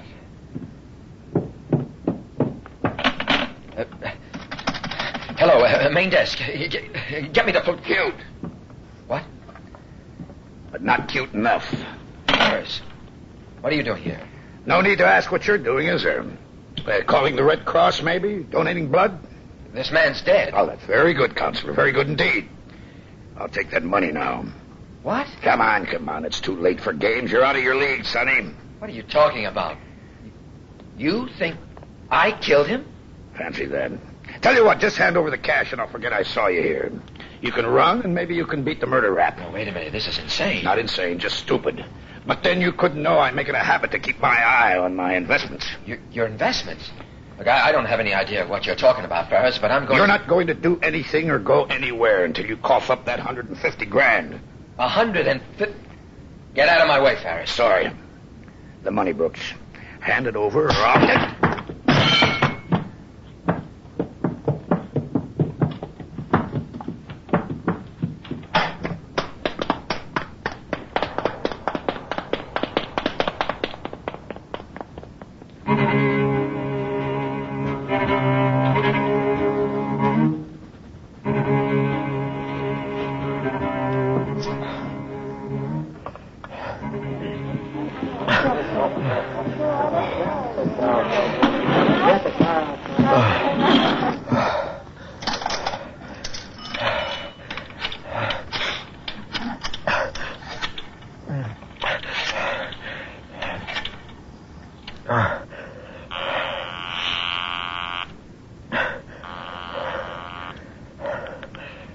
Mercer Election Headquarters. Lloyd Mercer, please. It's urgent. Carl? Sir? Well, you're lucky I'm still here, boy. Where are you? What's the matter? Everything's the matter. Robert Henley is dead. What? I'm sorry, Carl. I couldn't hear you. What did you say? Robert Henley. He's dead. What? I went up to his room and found him on the floor. His throat. It was cut from ear to ear. What about the attaché case? Well, it was still handcuffed to his wrist, but it was broken open and it was empty. Empty? There's all $150,000 worth of documents. Mr. D.A., are you there? You'd better get over here right away, Carl. Joe Ferris was there. He saw me in the room. He thinks I killed Henley. Oh, that's the most ridiculous thing I've ever heard. He said there was money involved. Where is he now? Well, Ferris? He's still up there. I don't know. I don't plan to be around when he comes to. I had to hit him to get out. Come over to headquarters. I have to see you. Well, everyone else has. Ferris, the desk clerk, the elevator man, my fingerprints. They're all over that room. Carl, I'll explain, but not over the phone. Well, just explain two things to me. $150,000 and one dead man. You get over here, Brooks. Now. Right now. Mercer? Mercer!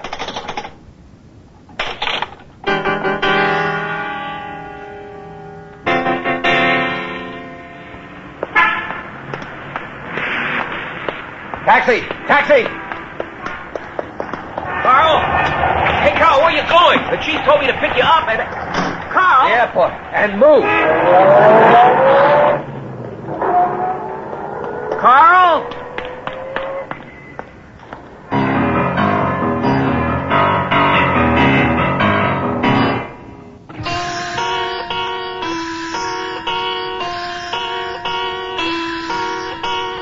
It wasn't logical, and it wasn't intelligent. It was sheer blind panic that made me take the first westbound plane out of town. After all, I was innocent, regardless of how it looked. But it looked like a setup, with me, dead center in the frame. When the plane landed, I bought a hometown paper. The story of Henley's murder was all over the front page. Carl Brooks was a wanted man. I dumped the paper in the trash can and moved on, and on, from town to town. The days ran into weeks and then months. I never read anything more or heard about it. I didn't want to know. Guilt is not always something that can be determined in a court of law. I had to establish a new life if I was to survive, beginning with a new name, Charles Barrows. A 3-day construction job brought me into a small central town in California, the town of Coulter. I stayed 4 years, growing with the town. I enrolled in a real estate school where I met Jenny Duncan. We studied together, and in 4 years our friendship blossomed into something far greater. Be right there, Jen.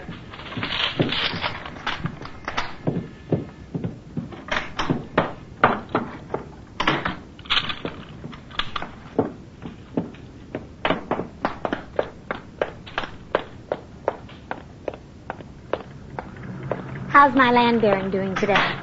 Fine, let's go. Where? Anywhere, just drive somewhere. All right. Rough day at the office? Not really. You sure had me fooled, Charles Barrows. What? What do you mean? Honey, all I meant was you're terribly cranky today. I'm sorry, Jenny. I didn't mean to take it out on you. I mean, that's the last thing I want to do, believe me. Let's go to the lake. We've always been able to say what we mean there. All right.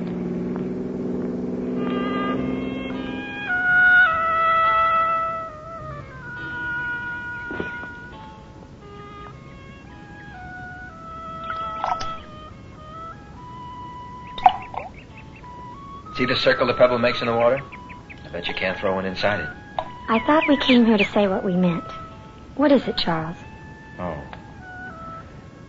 Well, a man came in today. He was interested in a piece of property over by Golden Valley. I was showing him the brochure when he said he thought he'd seen me somewhere before. Well, that is possible. Coulter isn't San Francisco. He just moved here from the Midwest. He probably thought you were someone else. Like Carl Brooks. Who? Charles, what are you not telling me? Jenny, do you know how much I love you? I mean, how much you mean to me? 4 years ago, a man was killed in the town I grew up in. Carl Brooks worked for the district attorney at the time. He found the body, but that's all he did. But it was somehow made to look like he was a suspect, the prime suspect. What happened to him? Well, he disappeared. And you have the same color hair, right? We're one and the same. I don't believe it. Well, it's true. And if it weren't, well, I'd have proposed marriage a long time ago. Charles... My conscience wouldn't allow me to ask. I mean, I'd give up anything for you, Jenny. I would. And I will. What does it all mean? Well, I've decided to give myself up. I'm going back, Jenny. Clear myself. Clear my name. What happens to us? I love you, whoever you are. I'm going with you. No, you mustn't. Please, Jenny. I mean, it's painful as it is. But what if... You said you were innocent. I was weak then. I was a coward. I couldn't have fought the law, even though they were wrong. But it's different now. I have something to fight for. And that's exactly what I plan to do.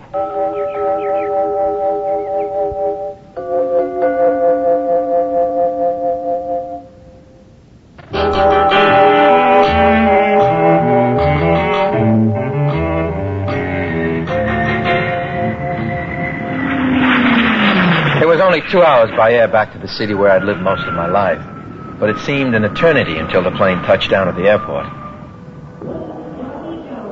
The moment I stepped under the ground, the feeling of guilt returned. Hundreds of people in that city knew me by sight. And if I was picked up before I had the chance to turn myself in, it would be impossible to prove I came back to give myself up. Voluntarily, that is. Taxi, mister? Yes. Where to? The county offices. Right.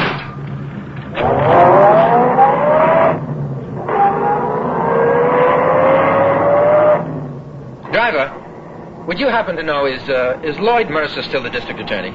Not since the election last month. We got a new one, named Jameson. Oh, I see. Then Mercer won a second term and was defeated this year. No, Mercer didn't run for DA this year.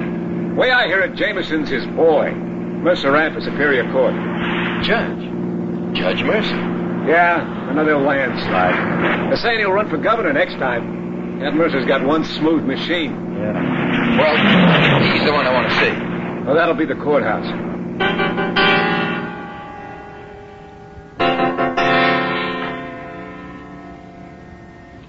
Good afternoon, Judge Mercer's chambers. Just a moment, please. Your Honor, there's a Mr. Alan Bledsoe calling. On line 1, sir.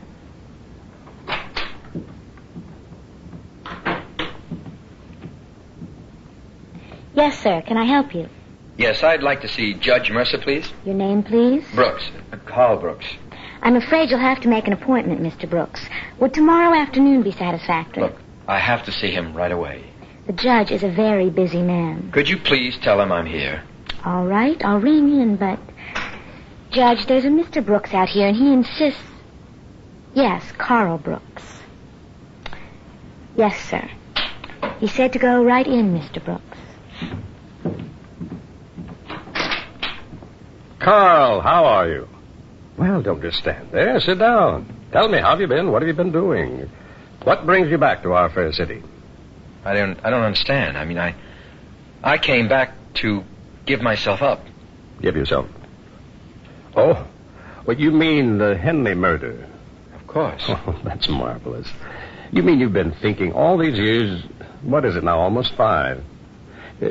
You've been worried, hiding? Carl, there's no charge against you. No But I read in the paper. I mean, the day after it happened that I was the prime suspect. You were, for a couple of hours. It was open and shut, Carl. The murderer was apprehended, tried, convicted, and executed. We still had the death penalty then.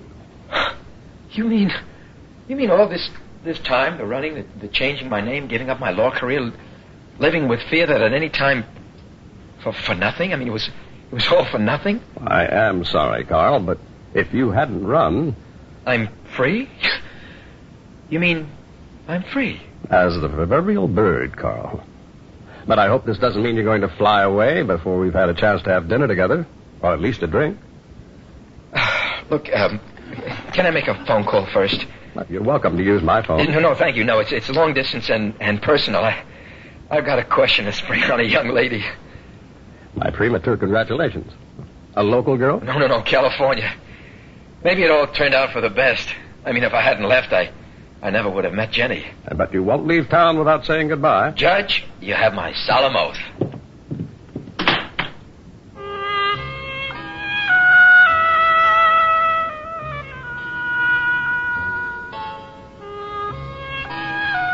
You're sure, darling? Absolutely sure? That's what the man said. Look, I'll be on my way now, but there just isn't a plane leaving for the coast until tomorrow. I'll come there if you like. No, don't you dare. I'm coming home for life. Oh, Carl. I have to get used to calling you Carl. Look, I'm going to check into a hotel, and then I'll pick up some of my things and, well, maybe have a drink with Mercer or whoever before I leave. Mrs. Carl Brooks. Jennifer Brooks. I like the sound of it. Hey, you're not listening. Oh, yes, I am. You're coming home. See you tomorrow, love. Goodbye. Bye.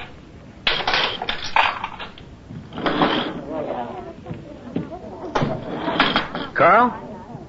Is that Carl Brooks? Hugo! Wow, you look great. I mean, it's really been a long time. You still with the Chronicle? How the hell are you? Can't complain. Up till now. What happened? Mercer bring you back to run his next campaign? Hugo. I wasn't notified of any high school class reunion. Hugo, come on now. Why are you writing me? How'd you like the trial? Well, believe it or not, today's the first I've heard of it. I mean, all along I thought that You're a long time late. Late? For what? Barry Wilson, for one. Barry? What about him? I mean, I was just going to call him. I'm afraid they don't have phone service where Barry is. Where is he? You don't know? You really don't know? No. Barry was executed for Henley's murder. Barry? Well, that's impossible. Oh, was it?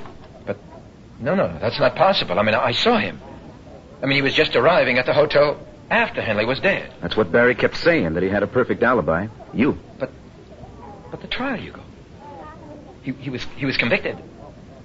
Because you were running, because you weren't here to testify for him. He kept saying Carl will come back and prove I'm innocent. But Carl was running to save his own skin. And Mercer needed a quick arrest to assure his re-election as DA. Barry was the perfect pigeon. But a jury doesn't convict without. I mean, they must have had some evidence. You keep telling yourself that, if it's any comfort. Sure, Mercer built up a case and made it stick because Barry's only witness couldn't be found. But you see, I thought I was the one they were looking for. If you were innocent, why'd you run? Or maybe you weren't. You said yourself Barry couldn't have done it. Barry's dead? Wow. What about Ellen and the little girl? Well, they're doing fine. Just fine. Ellen's adjusted to life as a widow. And the kids at school make it wonderful for little Katie. Oh, but don't let it bother you, Carl. Obviously, it hasn't so far. Send him a card.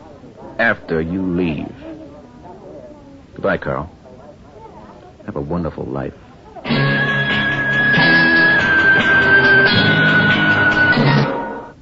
Tomorrow at this time, rest your eyes and listen here to this week's continuing study in suspense, Dead Man's Tale. I'm Rod Serling, and this is the Zero Hour.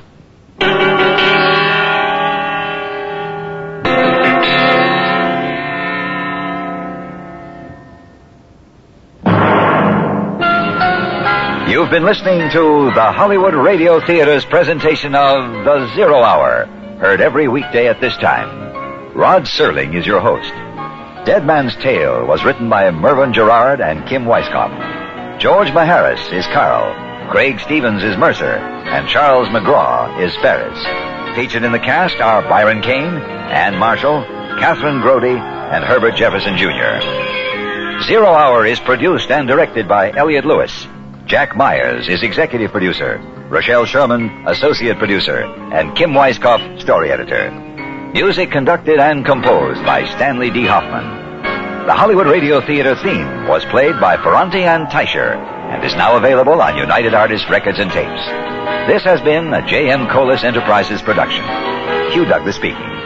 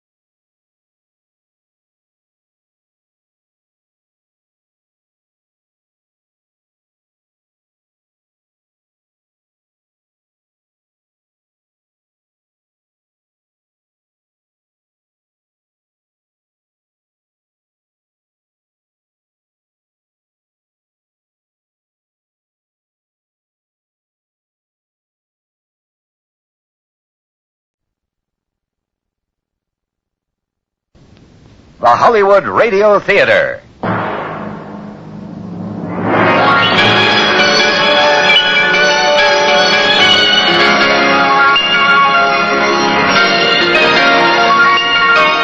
Every day at this time, Monday through Friday, a J.M. Colas Enterprises production, the Hollywood Radio Theater, presents an unusual tale of mystery and suspense.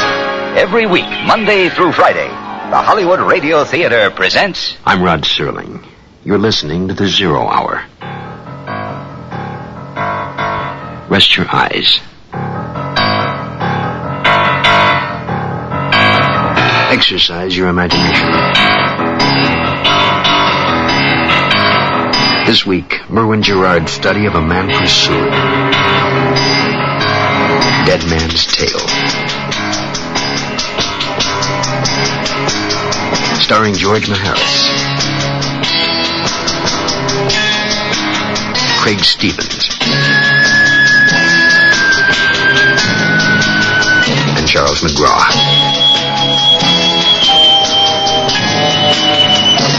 In Elliot Lewis's production of The 0 Hour.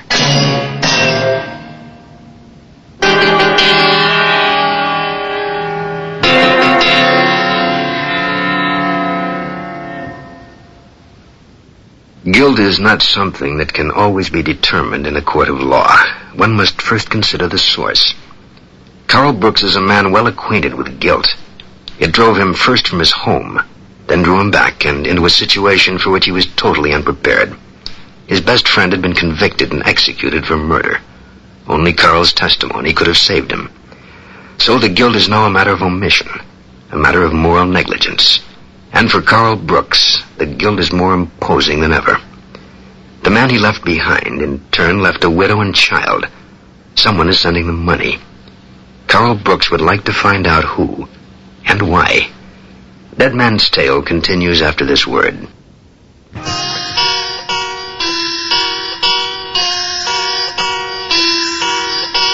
I watched the sun come up over the city from my hotel window. The first light of day peeked over the eastern horizon at 5 o'clock, then fanned out over the stockyards, the industrial section, and crept into downtown.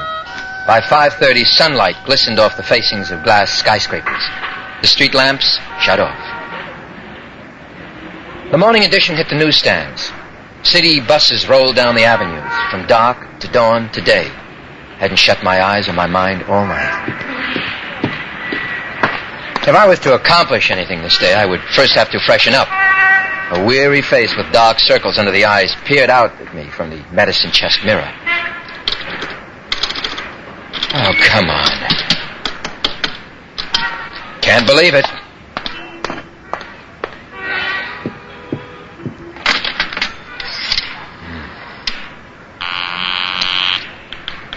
Desk.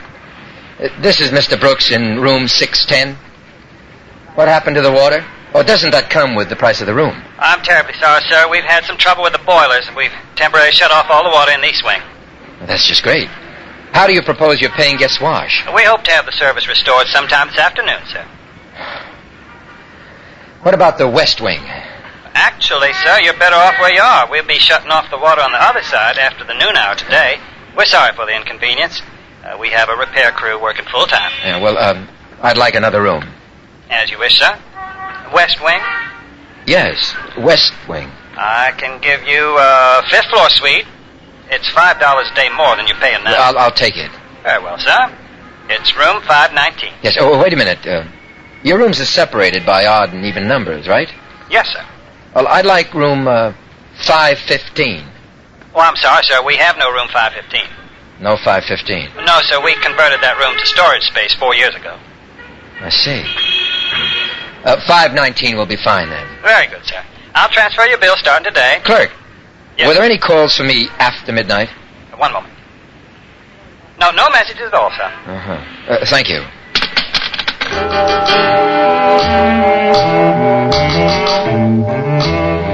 I took the elevator down to the lobby and exchanged the keys. So 515 was only used for storage now. That had been for 4 years. Very strange coincidence. A man is killed in the room, another man is condemned for murder and rushed off to meet his maker, and suddenly the scene of the crime no longer exists.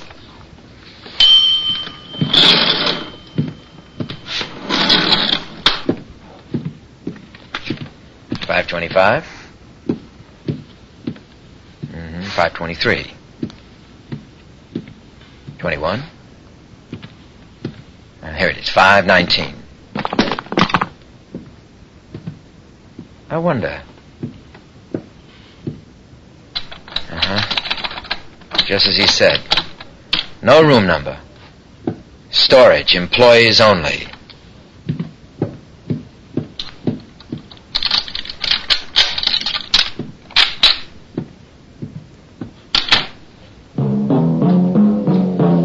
I showered, shaved, and had a light breakfast in the coffee shop before leaving the hotel.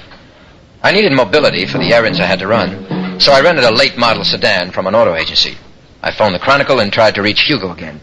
But he was out on still another story. Either that, or his secretary was told to say he was. Ellen Wilson's financial status was foremost in my mind. Nameless donations and free medical care. Dr. Frank Irwin might be able to shed some light on the subject, I thought. I drove to County General Hospital to find him. Dr. Irwin was in County General, all right, as a patient. The previous night, he had run his car into a telephone pole and had suffered minor injuries. Fortunately, I arrived during visiting hours, and the nurse told me that Dr. Irwin had been lightly sedated, but I could see him for a short time. Edna, I'm sorry. I should have been more careful. Dr. Irwin? Oh, I thought you were Edna. She's been away visiting her sister. My name is Carl Brooks. I see. I thought you were... Edna's my wife. She's been after me to get some rest, day off once in a while. Are you from the police? No, sir. See, I had a little accident with the car last night. Oh. I fell asleep at the wheel. Unspeakable for a doctor. Yeah, are you feeling better? I can't feel a thing. Wonder drugs, we call them. You look familiar. You one of my patients from long ago? No, sir, I'm Carl Brooks from long ago. Oh, why, of course. I heard you were back. Hasn't everyone? I'm so glad you're here. Well, that's a switch. I'm afraid I don't understand. You are the man who's helping Ellen Wilson, aren't you? Well, I'm a friend of her. I know all about you, Mr. Brooks. Oh? I want to do all I can to help you. Say, would you mind bringing me that pitcher of water right there? Oh. Can't seem to work up a spit.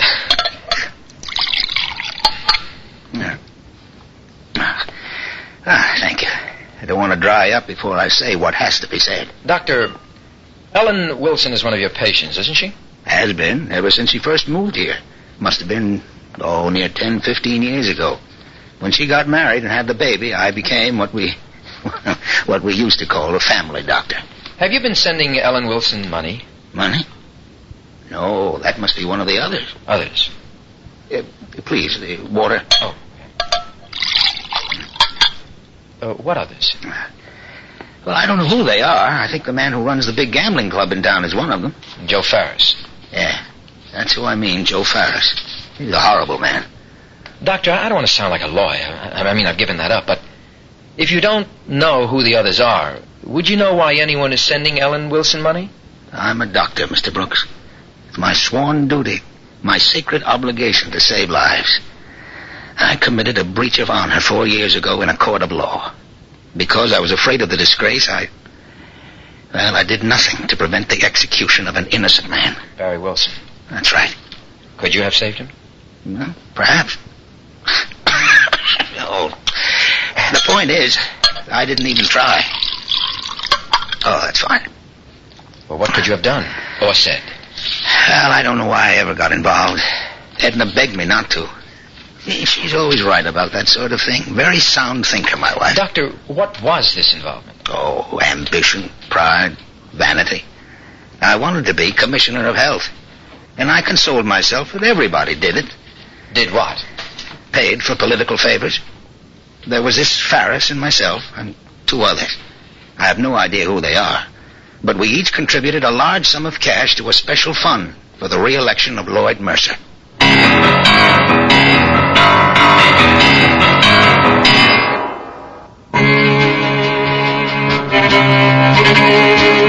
Of course. It was so obvious it never occurred to me. That was why Mercer never admitted to there being money in the attaché case. It would have blown his legal eagle image sky high. The fact that I had been a very real part of his political machine turned my stomach. So, you see, Mr. Brooks, I isolated the hypocrite in Hippocrates. And that's what Henley was carrying. It would seem so. There was never any proof. The subject never came up. Well, I understand what Ferris was paying for. Protection. But certainly, Commissioner of Health isn't appointed by the district attorney. Oh, Lloyd Mercer, as we've seen, was headed for bigger things. His political influence extended in all directions. And I was convinced he could deliver. Obviously, so were the others. I understand there was $150,000 in that briefcase. I couldn't say. My contribution was $30,000. And you have no idea who else may have known about this special fund? As far as I know, only Mercer and the 4 contributors. Well, what about Henley? I mean, where did he come in? I never met the man. I understand he was from out of state. Well, I presume he was chosen as a go-between because he had no connection with any of us. Including Mercer? Especially Mercer. Uh-huh. I presume Mercer sent you to pick up the lock case so there'd never be any visible connection between himself and Henley. As a precaution against precisely the sort of thing that happened. You know, it seems so unnecessarily complicated. Has it occurred to you that whoever murdered Henley might be one of the contributors? I know there were 4 of us, and not one came forward. Ferris wasn't even at the trial. Doctor, do you believe Barry Wilson was innocent? I believed it throughout the course of the trial, the appeals, up to the moment of his execution. I believe it as I lie here now. I stood by and let him die. Doctor, from what you've told me, you were not the only one. Well, Mr. Brooks, a man has only to live at peace with himself. I know that better than anyone. I assume that all of Ellen Wilson's medical expenses through the years... Oh, yes. I was grateful for the opportunity. It helped.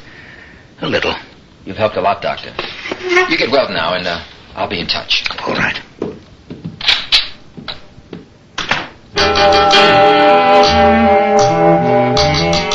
I left the hospital and headed for the National City Bank, Ellen Wilson's branch.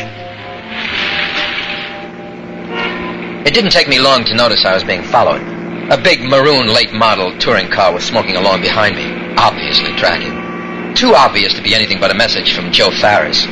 Looking in my rear view window, I could see 2 men in the car with the brims of their hats pulled low over their foreheads. It would have been funny if it weren't so frightening. And I was sure that was the purpose. To scare me into running. I had done it once before. Why not again? But Dr. Irwin had answered that for me. A man has only to live at peace with himself. And I was determined to achieve that end.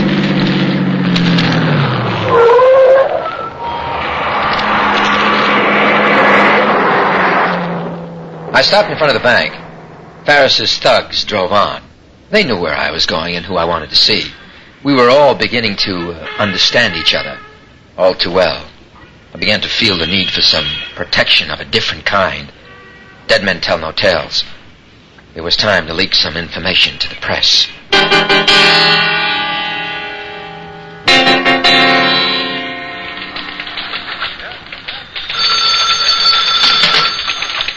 City desk. Brownell here. Hugo, I waited all night for your call. Oh, what do you want?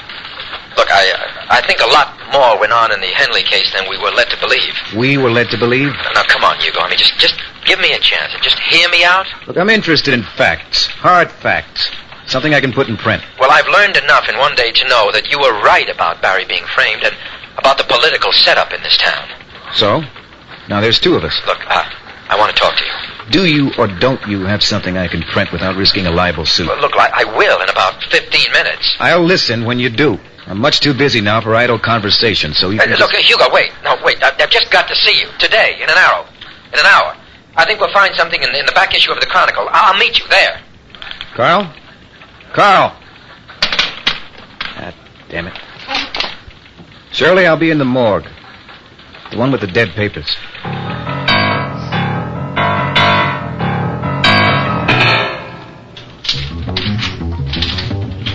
May I be of service, sir? Yes. I'd like to speak to the branch manager. Well? Go ahead. I'm waiting. I'm Joanne Price, branch manager. What can I do for you? Well, I'm sorry. I didn't... You didn't think a woman could ever achieve a position of responsibility, especially in such a stuffy field as money management. Believe me, I felt the same way. It's been a struggle. A depositor of yours, Mrs. Ellen Wilson, has been receiving cashier's checks drawn on this bank in the amount of $100 each month for the past 4 years. I'd like to know who's been sending them. Won't she tell you? She doesn't know either. Does she object? Mrs. Can't you just tell me who's sending those checks? No, I'd like to. You have such an honest face. But I'm afraid even if I had that information, it would be confidential. Besides, I'm really only the hired help. I wouldn't have the authority to give it to you. Well, who would? The bank president, Mr. Lacey. Well, may I talk to him? I don't think it'll do you any good. Why not? Mr. Lacey's a Scrooge, the tightest man on earth, with money and with words. Look, could you ask him if he'd see me, please? Don't hold your breath.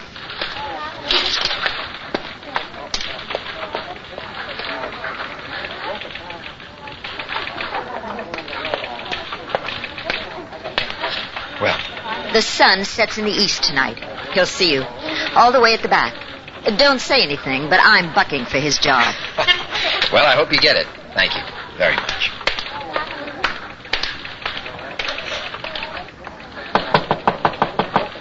Come in and close the door behind you. Mr. Lacey?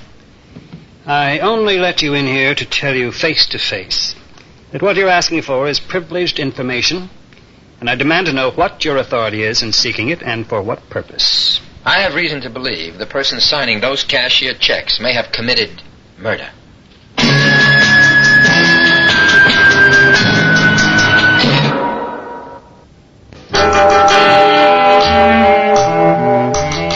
Are you from the police? No. Certainly murder would be a matter for them. All right, Mr. Lacey, if you'd rather I take what I already know to the police. You're Carl Brooks. That's correct. Well,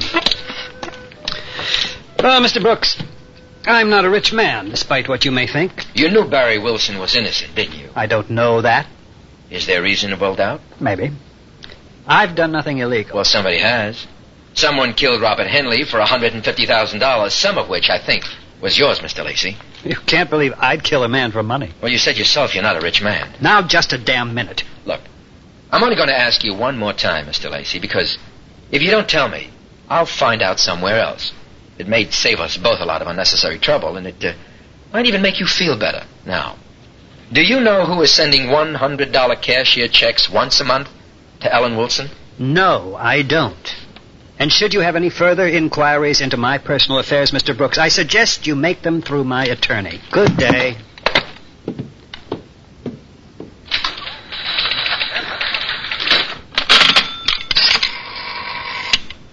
Get me Judge Mercer's chambers, immediately.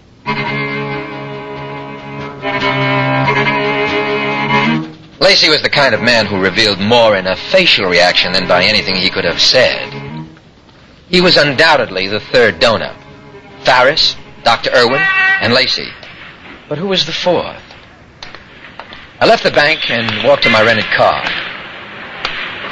The tires were flat, all of them, slashed. I looked up and down the street. There was no sign of the big maroon car, but the meaning was clear. So I had to get to the Chronicle building right away. I had to get to Hugo Brownell.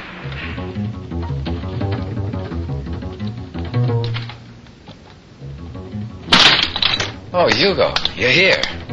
Don't ask me why. I guess I'm just a sucker for nostalgia. Well, I wasn't sure if I'd make it. Word is out on me. What do you mean? Farris had his boys cut up my tires on the car.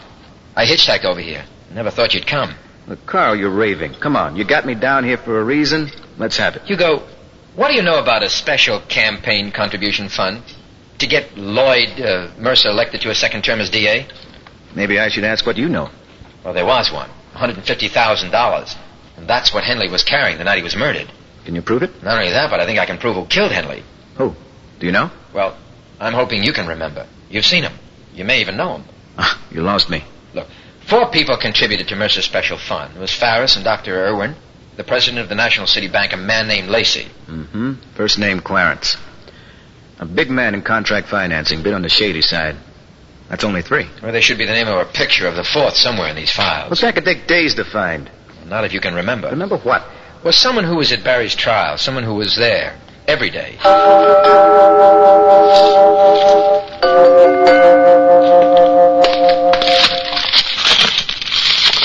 Carl, this is hopeless.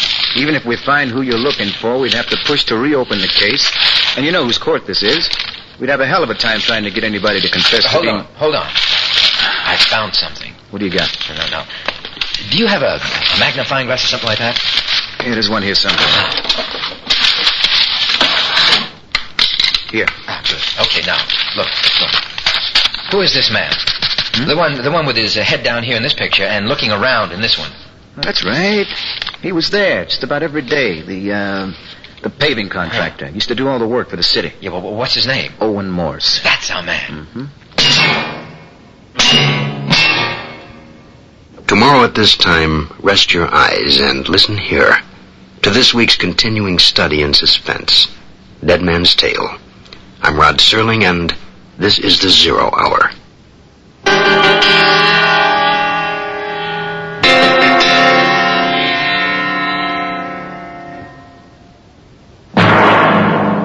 You've been listening to the Hollywood Radio Theater's presentation of The Zero Hour, heard every weekday at this time. Rod Serling is your host. Dead Man's Tale was written by Merwin Gerard and Kim Weiskopf. George Maharis is Carl, Craig Stevens is Mercer, and Charles McGraw is Ferris. Featured in the cast are Jack Manning, Harold Gould, Herbert Jefferson Jr., and Shirley Mitchell. Zero Hour is produced and directed by Elliot Lewis. Jack Myers is executive producer, Rochelle Sherman associate producer, and Kim Weiskopf story editor. Music conducted and composed by Stanley D. Hoffman. The Hollywood Radio Theater theme was played by Ferranti and Teicher and is now available on United Artists Records and Tapes. This has been a J.M. Colas Enterprises production.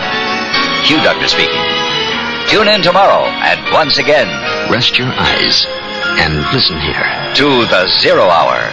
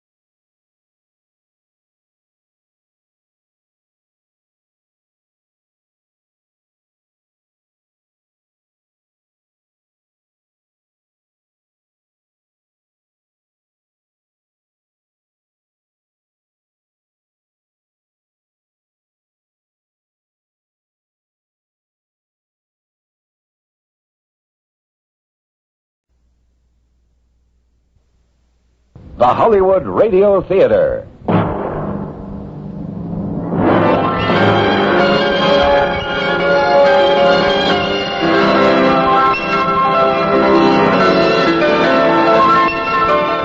Every day at this time, Monday through Friday, a J.M. Colas Enterprises production, the Hollywood Radio Theater presents an unusual tale of mystery and suspense. Every week, Monday through Friday, the Hollywood Radio Theater presents... I'm Rod Serling. You're listening to the 0 Hour. Rest your eyes.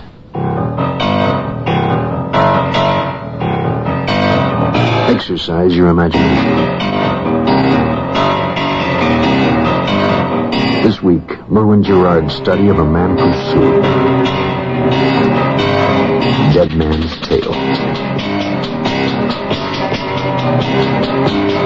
Starring George Maharis. Craig Stevens.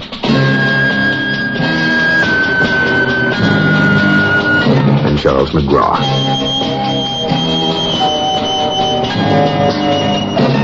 In Elliot Lewis's production of The 0 Hour.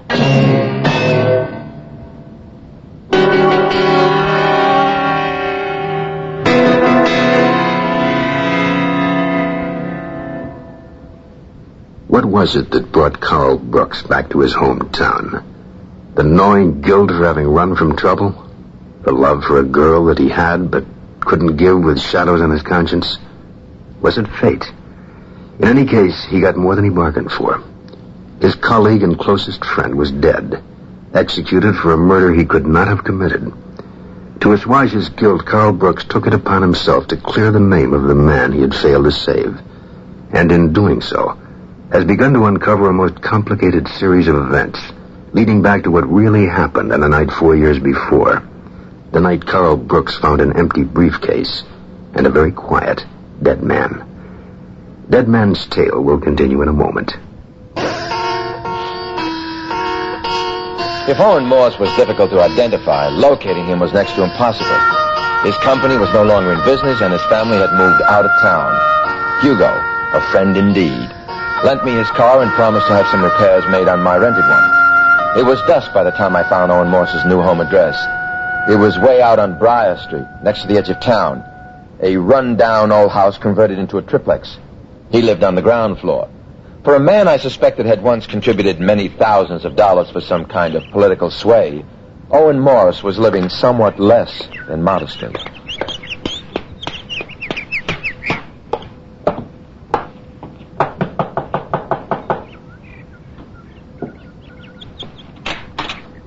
Ah, Mr. Brooks, I've been waiting for you. Waiting?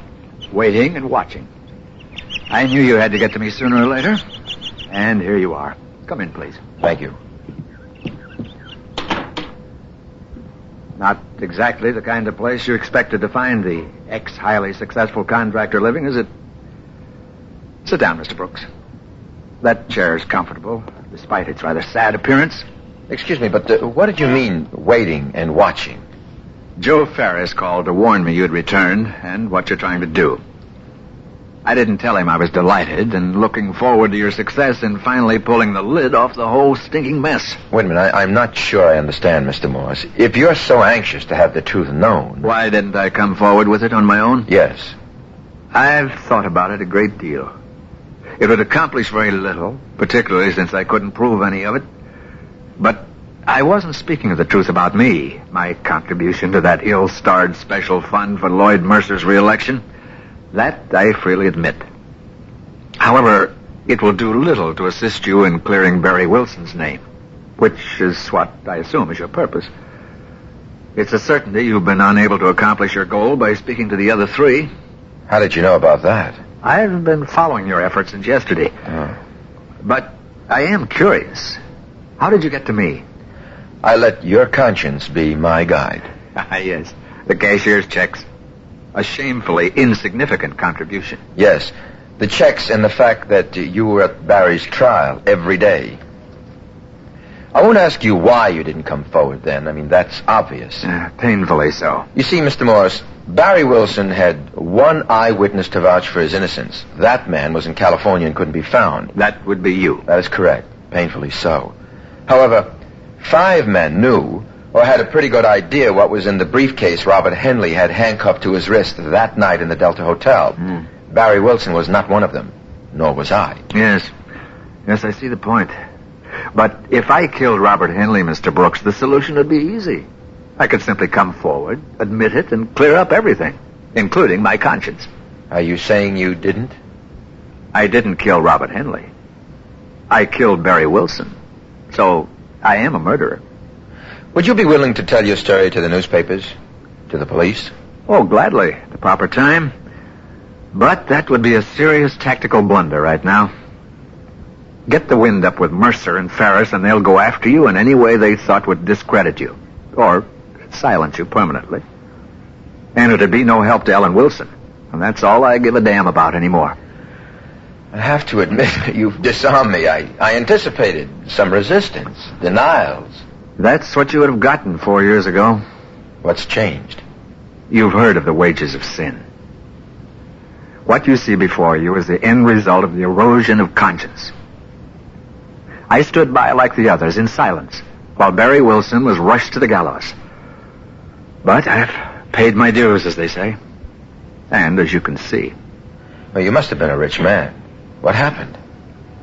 No, never really rich. Well off, I guess. I wanted to be a business tycoon, on the stock exchange and all that. I might have made it, only I went about it the wrong way. What happened was the bottle. It helped me forget, one day at a time. I found I'd been an incipient alcoholic all my life. A year of steady drinking, lost weekends, and then lost weeks and months can quickly destroy even a sound business. The downhill slide is swift and accelerating. First my business and then my family. But the guilt doesn't go away. On the contrary, it grows. It grows until the reason for it is rectified. Mr. Morse, who killed Robert Henley? I have no idea. I have nothing. My whole life is an utter waste of time. Then why go on? You know, you sound like you could drink yourself to death if you tried. Mr. Brooks, you see before you a gutless, impotent man. I've been on the wagon for 2 years now, so I could hold down a job to make just enough to stay alive and send a few dollars to the woman I made a widow. Mr. Morse, there seems to be more than enough guilt to go around for all of us. Speaking for myself, I'm willing to risk all to clear the slate, but I'm going to need your help. You can count on me, Mr. Brooks. You can count on me.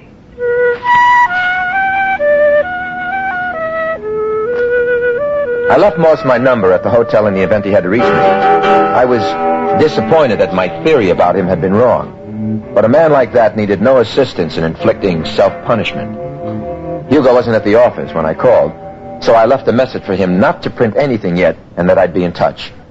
Though as of the moment, I was no further along in clearing Barry than when I had first started. It all added up to one big zero. Somehow, I had the feeling something was missing. Like the slush fund. Something obvious. I drove Hugo's car back to the Delta to see if I had any messages.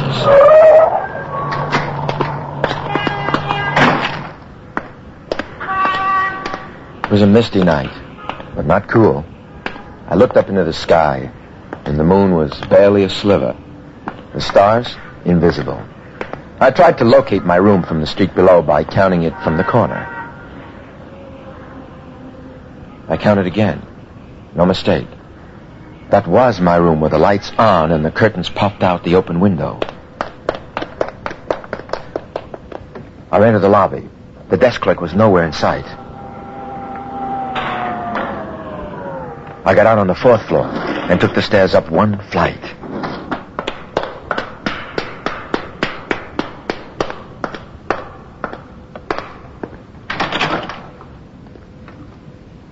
The hall was clear. There was a crack of light between the bottom of the door and the carpet. I listened. Then, carefully, took out my key and slipped it in the lock. And... All right. What? Jenny.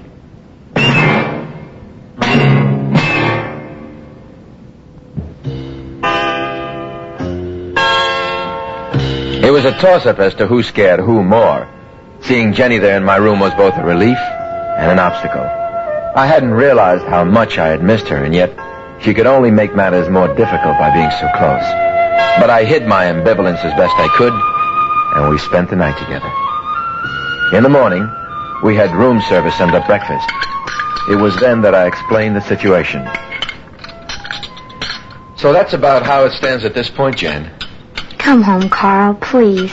You've done what you came for. You're a free man. If it was only so simple. Jenny, you have no idea what effect this has had on the lives of so many people. All right, but what about us, our lives? Suppose you do find out who killed that man. Then what? Well, that's most of what I have to do. There's more? Carl, you're driving yourself... Barry's dead, but his family lives on. You mean his wife and child, don't you? Ellen, isn't that her name?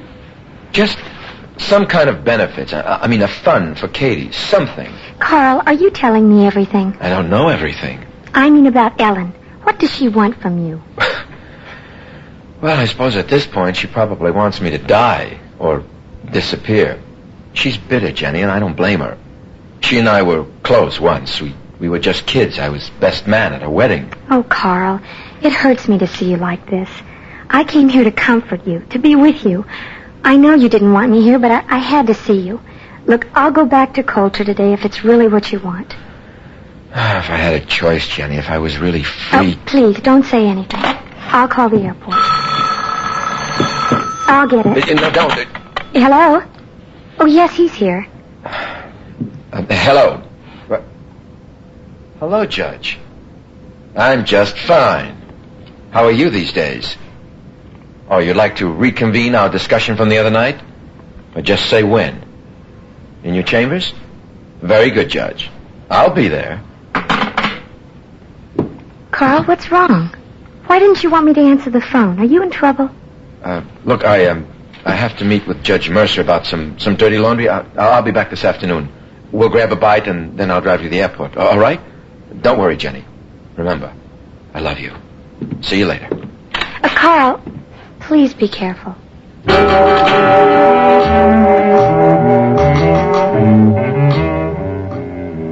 I must see you about a matter of considerable importance, Lloyd Mercer had told me over the phone. The wheels were turning, and I was botching up the mechanism. There wasn't much doubt as to what Mercer wanted to talk about. It was the particulars that aroused my curiosity. He was waiting for me in his chambers, all decked out in official garb. Come in, Carl. Good of you to drop by. You look very spiffy in your robes, Mr. Mercer. Judge. Sit down, Carl.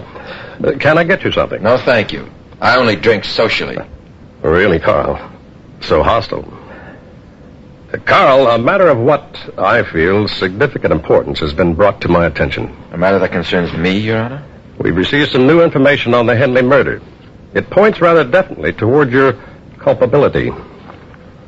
Oh, really? Apparently there was an eyewitness.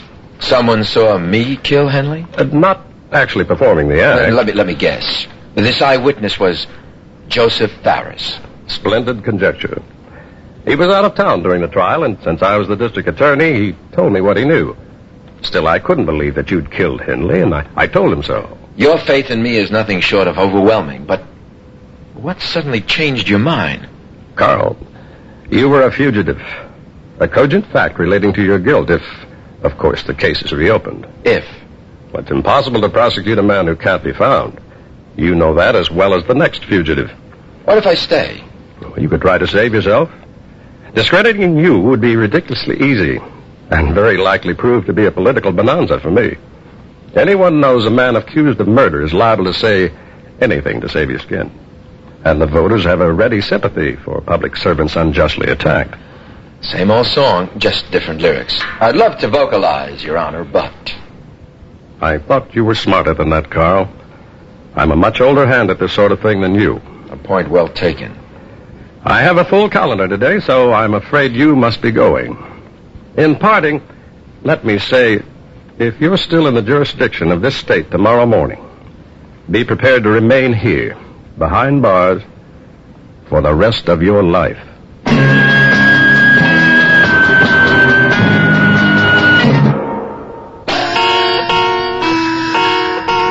I knew if it ever came down to a test of strength between Mercer and me on his home grounds, I'd have no chance at all.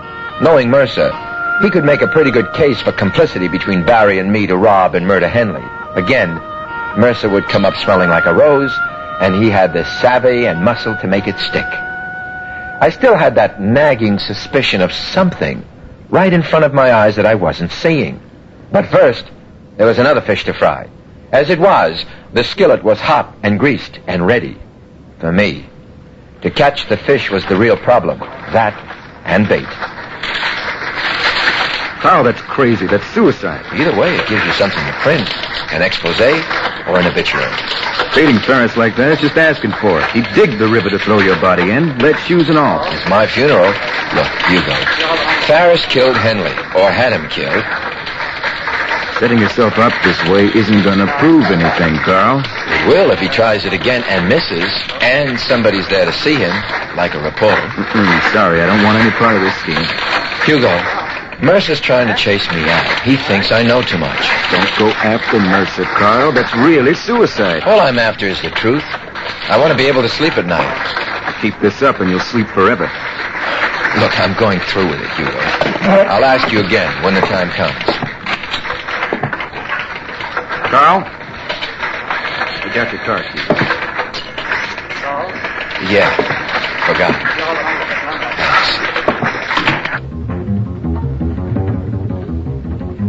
Unlike most night spots, the Ferris wheel looked plush even by day. Joe Ferris was finishing a late lunch on his private patio upstairs when I arrived. How about a spot of coffee, Brooks? No, thanks. I can't believe you dropped in just to say goodbye. Who's leaving? Yeah, I figured you'd be dumb enough to stick around. Mercer says you'd testify against me in court, but I have my doubts. The sword cuts two ways, and you know it. You gotta be the cutest guy in town, Brooks. If you saw me in Henley's room, I saw you. The next obvious question would have to be, what were you doing there? I will have a lawyer, of course, and there has to be a complete trial even in this state. With Mercer in my corner, I'd take my chances. I don't think you're going to let it come to that. I've got everything just about together now. All the details of who contributed to that fund for Mercer and what each of you were buying. You're bluffing. Am I? How do the names Clarence Lacey, Owen Morse, and Frank Irwin grab you? You have been busy. But all they can supply is talk, no proof. Enough talk to blow your sweet setup in this town sky high. And when I complete the angle I'm working on, I'll have enough evidence to pin Henley's murder on you and make it stick. You're cute, all right, Brooks, but not very bright. Maybe not. But I suggest you talk to the judge and tell him your eyesight isn't what it used to be. I'd think about it if I were you, Ferris, or... Or what, punk? I'll see you in court. Now the hook was baited. I just had to hope that the fish wouldn't strike before I was ready.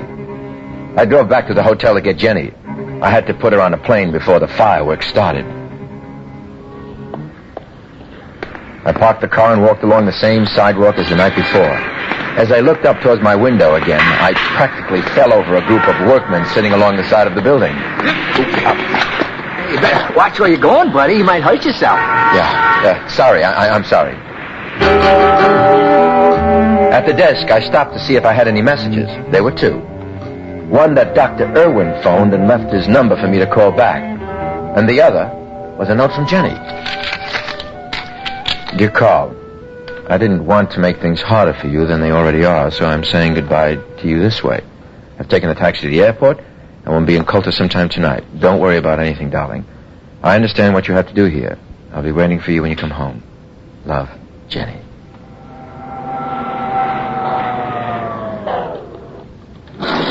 Somehow, that was wrong. Jenny's note. Something about it. I couldn't quite pin it down, but it bothered me.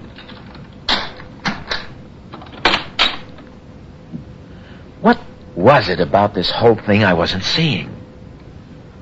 Henley's room, for one.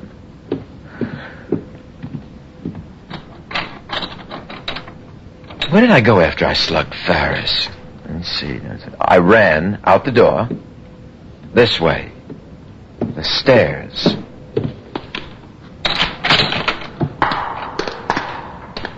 Let's see. I ran down the stairs. To here. Then, see, I turned this way, but if I'd gone straight... Hey, here comes the bird watcher. What's this? Where am I?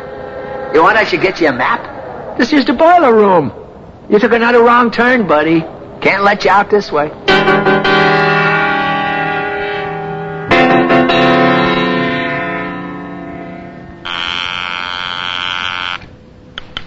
Metropolitan Airport. I'd like to page Miss Jenny Duncan, please. Paging Jenny Duncan.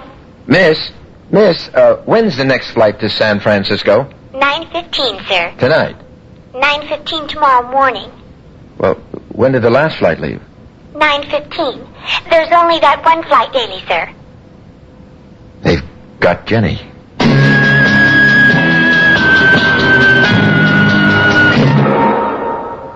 Tomorrow at this time, rest your eyes and listen here to this week's continuing study in suspense, Dead Man's Tale. I'm Rod Serling, and this is the Zero Hour.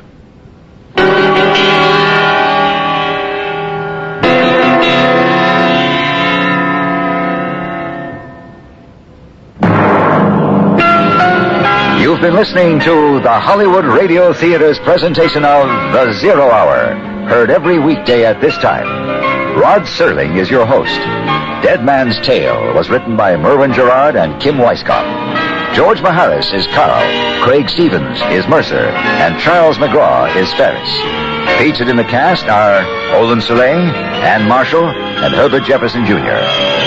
Zero Hour is produced and directed by Elliot Lewis. Jack Myers is executive producer, Rochelle Sherman associate producer, and Kim Weisskopf story editor. Music conducted and composed by Stanley D. Hoffman. The Hollywood Radio Theater theme was Records and Tapes. This has been a J.M. Colas Enterprises production. Hugh Douglas speaking.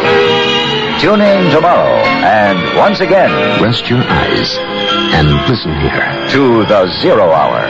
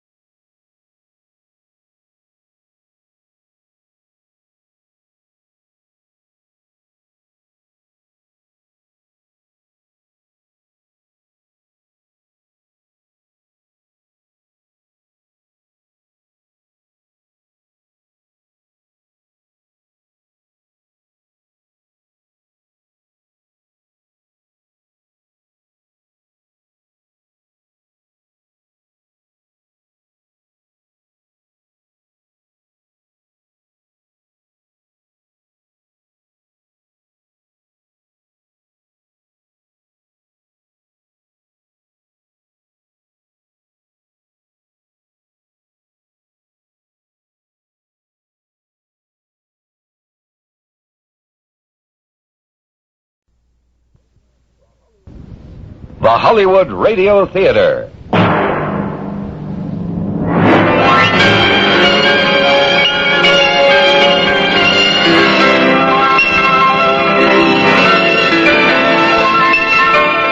Every day at this time, Monday through Friday, a J.M. Colas Enterprises production, the Hollywood Radio Theater presents an unusual tale of mystery and suspense. Every week, Monday through Friday, the Hollywood Radio Theater presents... I'm Rod Serling. You're listening to the 0 Hour. Rest your eyes.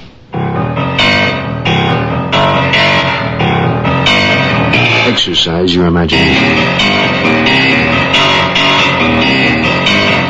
This week, Merwin Gerard's study of a man pursued.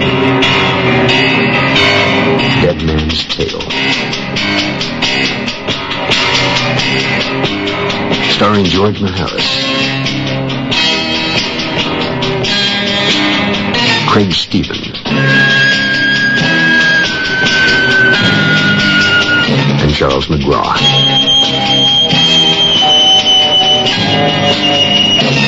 In Elliot Lewis's production of The 0 Hour.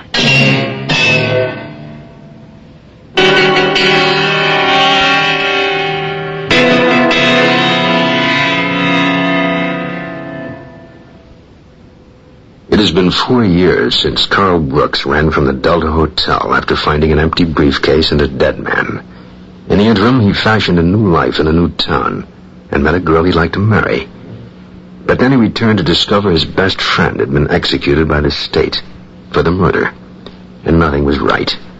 Things were not as they should have been. Nobody seemed to care that 2 innocent men were dead. Perhaps because life goes on. But for Carl Brooks, life cannot go on this way. He wants to know why it has. And the more he learns, the more obstacles he meets, the closer he comes to the truth, the more dangerous things become for him. And yet, he goes on. Even though for Carl Brooks, the price for uncovering the whole truth may well be his life. The conclusion of Dead Man's Tale coming up after this word. It was the note from Jenny that first made me suspect something was wrong. The phone call to the airport was really just a reaction. Loose ends, bits, pieces, and hunches. Once a lawyer, always a lawyer, I supposed. I sat in the phone booth just staring at the dial for quite some time. My mind was swimming, and for a moment, I was Charles Barrows again, back in Coulter, by the lake, walking arm in arm with Jenny. Then I looked away and saw the reflection in the glass door of Carl Brooks, and came careening back to reality. Jenny's note, and the message to call Dr. Irwin. County General Hospital. Dr. Frank Irwin, please. Dr. Irwin is recovering from an accident and cannot be disturbed. We're referring his calls to Dr. Daniels. Look, you don't understand. I'm returning his call. I'm sorry, sir. Dr. Irwin is asleep. Could you call back in the morning? Look, this is an emergency. I'm sorry, sir. Doctor is ill. Call in the morning. Damn.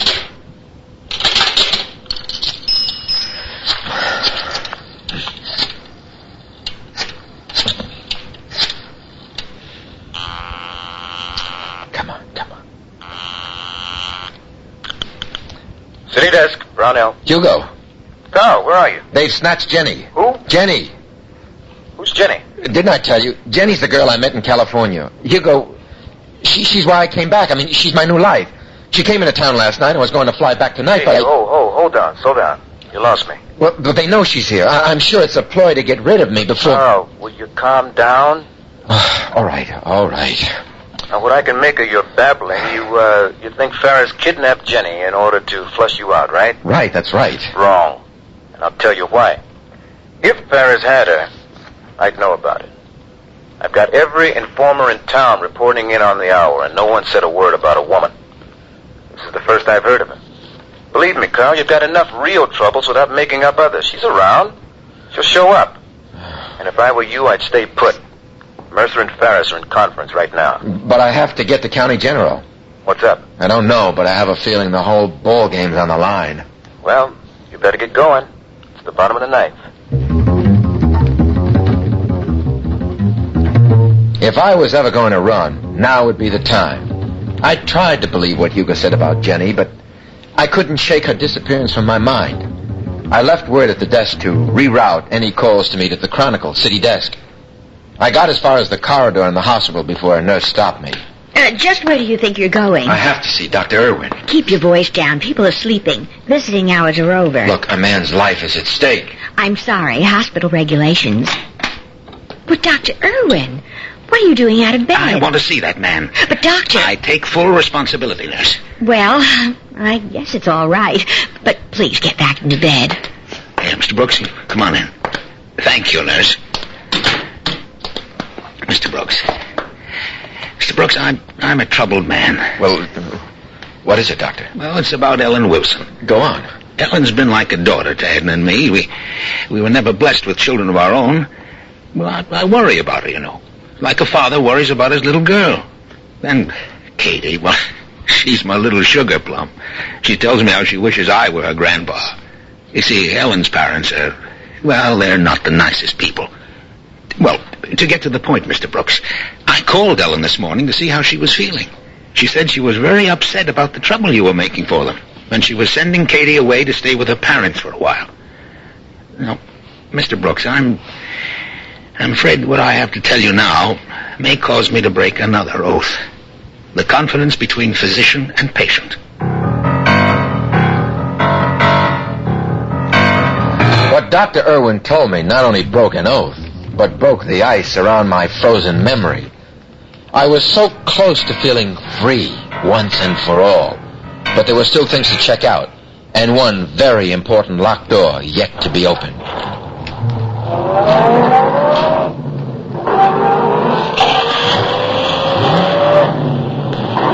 I had been spotted. The chase was on.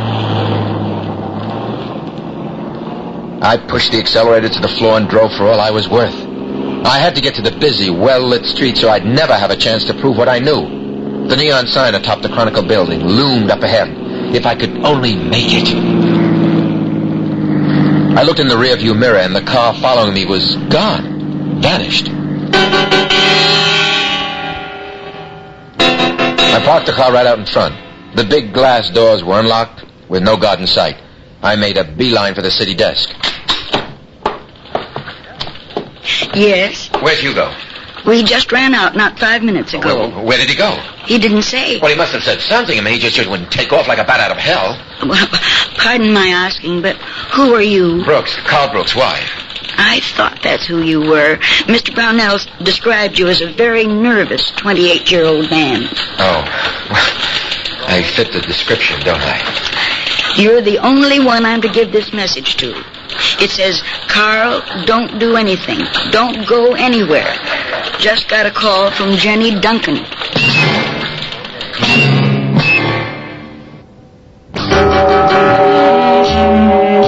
It seemed like every time I tied off a loose end, it knotted up. There was a question mark at the end of each answer. One more hunch. A faint recollection needed satisfaction. I had to get into the newspaper morgue just once more. Surely the woman at the city desk was most cordial, but had no access to the files. Nobody on the night shift could get them but Hugo. And Hugo was gone, ostensibly to locate Jenny. His cryptic message did nothing to make me any less nervous, but he may have had a reason, to prevent me from leaving the safety of the building. He knew I'd follow if I knew where he'd gone. I took it all to mean that the summit conference between Mercer and Farris was over, and war had been declared on Carl Brooks. I couldn't bring myself to sit it out. I was wearing out the linoleum in the city room when Shirley put down her magazine. Would you like some coffee, Mr. Brooks? No, thanks. I could send out for a sandwich from the diner. Look, I'm really not hungry. Or would you like to look at a magazine? Oh, I know. There's a stack of old newspapers behind Mr. Brownell's desk that you might enjoy reading. What did you say? I said there's a stack of old newspapers behind Mr. Brownell's... But this is it. This is what I came for. That's what I thought. I just wasn't sure. Did you find something, Mr. Brooks? Shirley, I wonder if you'd do me a favor? Certainly. Lend me your car for just 1 hour. The guard was at his station by the glass doors downstairs. We exchanged bewildered looks as I left. If I was followed to the Delta Hotel, someone did a good job of keeping out of sight. I slipped through the crowded lobby into the elevator and rode up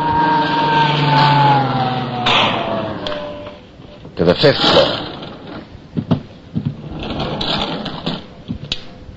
Down the corridor, to the door to my room, and beyond, until I got to the locked door outside what used to be room 515.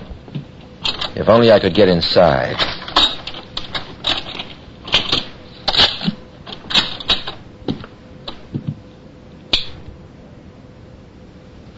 Robert Henley's old room was filled with furniture. Desks piled atop one another, chairs, dressing tables, rolled carpets.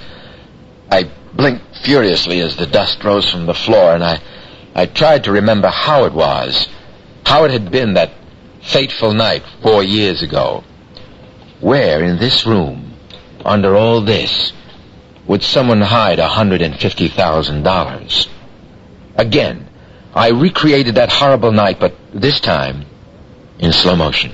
Whatever it was, I had missed it before.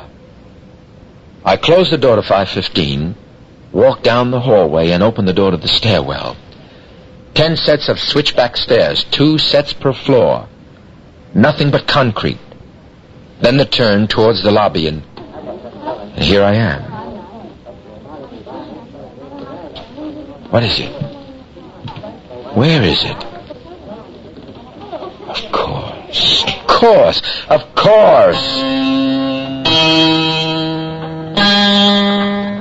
The desk clerk was most cooperative. $50 was a cheap price to pay for what I had found. The positive proof to set me free at last. But it didn't last long. I started the car, and the moment I pulled away from the curb, I had company again.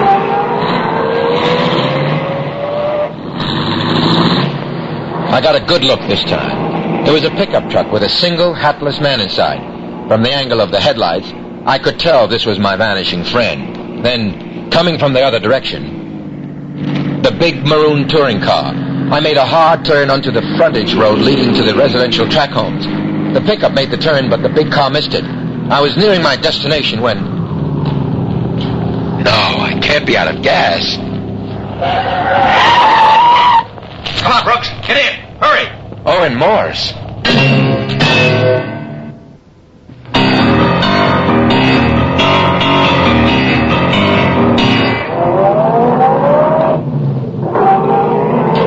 Morse, what the hell are you doing out here? I said you can count on me, remember? Tonight? At the hospital? At the first time you saw me? You mean you've been following me? Most of 2 days. Uh-oh, you better tell me where we're going. We're not the only ones on the road. Barnsdale Lane. You know where it is? Ought to. I paved the road. Hang on. Ellen Wilson's, right? Right.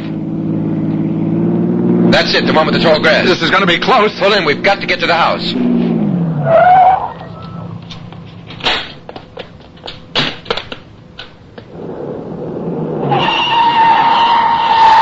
It looks like the string's finally run out. It follows a pattern. There's no avoiding it. What? It's only a matter of time. You can run away or try to escape inside yourself. Morse, will you stay back? They won't shoot unless they're sure we're here. You can't run forever, and if you turn it inside, you end up on the slide. Either way, it's the same thing, so the faster you get there, the better. Get back. I'm cold, Brooks. My teeth are chattering. Here, take my coat. Thank you. Pretty good fit. Please, keep still. I'm counting on you, Morse. I know. That's why I've got to do this. Morse, no! Wait, come back here!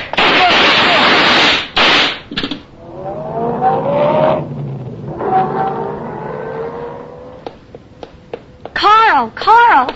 It had to come to this. I saw the whole thing. You'll never get away with it. Who is this man? Jenny, I was worried sick. Carl! That's Owen Morse. They thought... Well, it's obvious what they thought. They got the wrong man.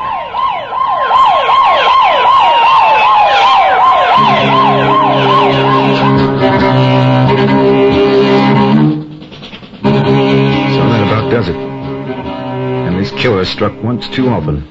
Forgive me for lying to you, Carl. I had to speak to Ellen about us. I tried to reach you. Sorry it took me so long to get here. Yeah, where were you? I got a flat tire. Came right off the rim. At least I got the story. Yeah, well, don't put your pencil away just yet, Hugo. I'll get coffee. No, Ellen. I want you to hear this. I want you all to hear what really happened 4 years ago. All right. Shoot. Okay. Farris found me in Henley's room just after I discovered the body. He accused me of murder and asked me where the money was. That's typical to frame you. No, he really believed it. I panicked and hit him and then ran down the stairs to the lobby. Henley's killer used those same stairs to escape. So Farris could have done it and come back up in time to find you in the room. He could have. It was Farris, right? Wrong, Hugo, and I'll tell you why.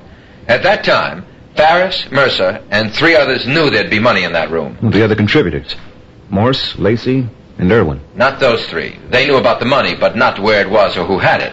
Oh. Mercer was at election headquarters that night. I know. Mercer never saw the money. Someone else knew Henley was carrying $150,000. It was so obvious that no one even thought of suspecting him. Who, Carl? Henley. Well, Henley didn't kill himself. Mercer gave me the idea this morning when he threatened to prosecute me for conspiring with Barry to rob and kill Henley. Complicity. Henley didn't kill himself, and he couldn't rob himself either. He had to have told someone he knew. Henley was from out of state. He was chosen for the job because he had no connections with anyone. No visible connections with anyone. That's what made it so hard to figure out, even though it's obvious who it was. Who was it? Barry Wilson. Are you saying Barry did kill Henley? The killer was still in the building the whole time I was, on the same stairs I ran down on my way to the lobby. You mean you went right by him? No, the stairs go further. He was waiting below, by the boiler room, by an exit I didn't know existed until later. But you saw him arrive when you were leaving. When I left the hotel, I did see Barry, but I didn't see him arrive. He was running down the sidewalk along the west wing of the building, at about the spot where the door by the boiler room opens. That's incredible. That's ridiculous. That's what happened, although it wasn't part of the original plan. Henley and Barry had it all set up.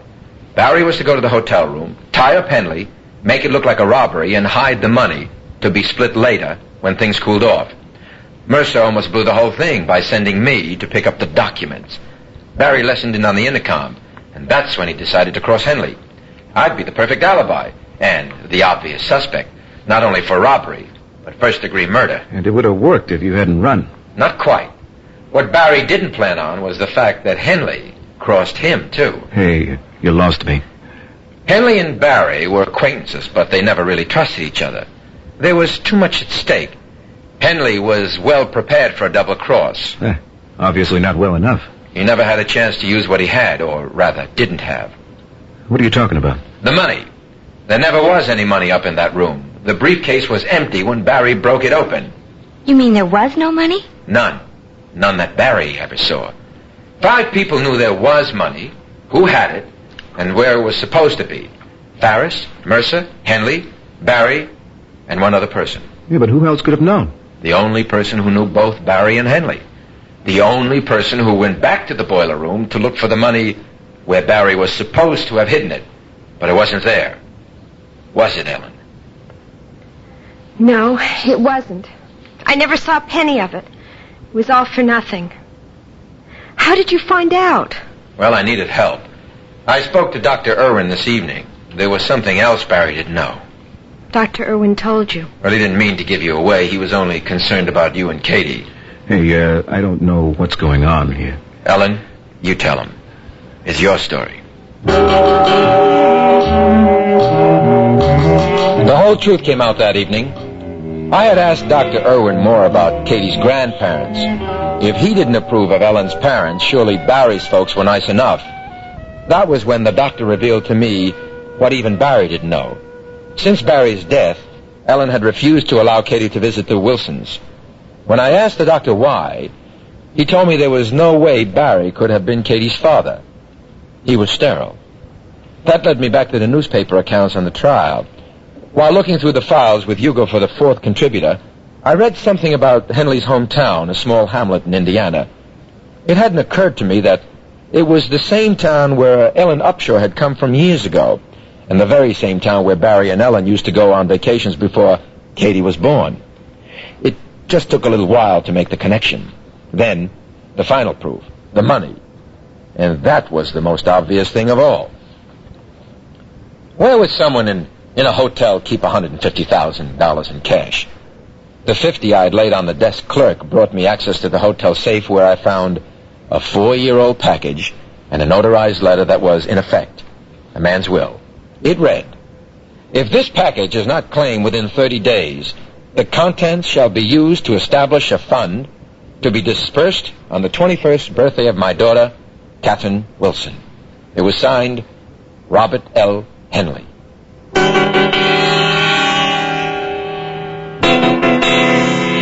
Jenny and I caught the morning flight to the coast. Late that afternoon, we drove to the lake. Carl, what's going to happen to Ellen Wilson now? Well, Hugo didn't print the story. It wouldn't serve any purpose. Harris will be put away for the murder of Owen Morse. What about Mercer? As usual, Mercer's in the clear. He judged Barry as guilty for all the wrong reasons, but he did convict the right man. So I guess they'll all live happily ever after. Bet you can't throw a pebble through the ring. Bet I can. See? Mm-hmm. Here. Try this ring. Oh, Carl. I've been holding on to it for months. Don't you think it's time we made it official?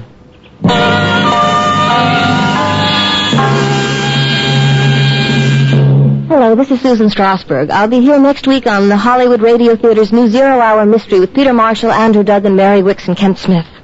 He's been getting a series of poison pen letters ever since his wife left him last January. Hate mail? Uh-huh. I heard Mrs. Wharton just disappeared. Nobody knows where she is. Here, you want to read it? You may think you can get away with your wife's murder, Rudolph Wharton, but you can't. Remember to listen next week when the Zero Hour presents A Die in the Country. Thank you. That concludes this week's production of the Zero Hour, Merwin Gerard's Dead Man's Tale. Next week we'll begin another exciting dramatization of a tale of mystery and suspense. We'll tell our story in 5 days, at the same time Monday through Friday. So on Monday, rest your eyes and listen here to the Zero Hour.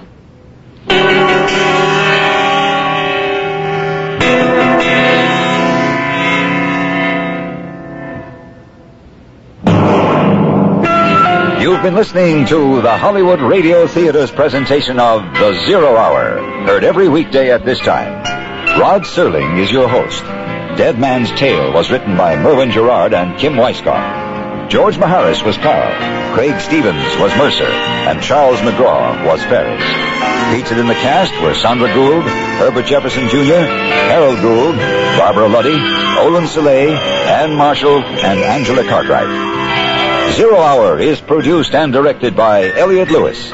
Jack Myers is executive producer, Rochelle Sherman associate producer, and Kim Weisskopf story editor. Music conducted and composed by Stanley D. Hoffman. The Hollywood Radio Theater theme was played by Ferranti and Teicher and is now available on United Artists Records and Tapes. This has been a J.M. Colas Enterprises production. Hugh Douglas speaking. Tune in Monday and once again, rest your eyes and listen here to the Zero Hour.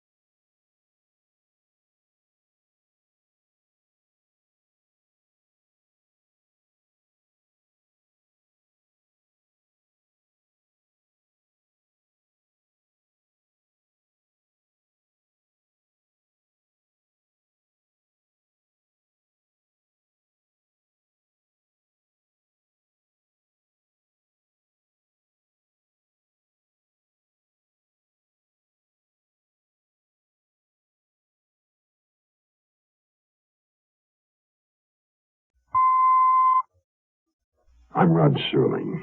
You're listening to the Zero Hour. Rest your eyes.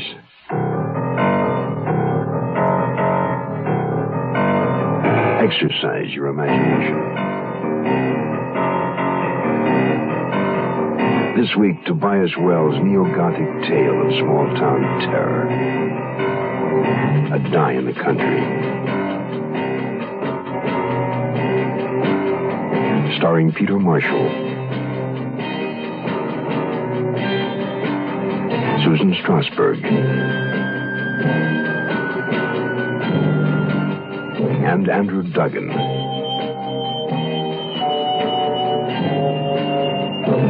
In Elliot Lewis's production of The Zero Hour.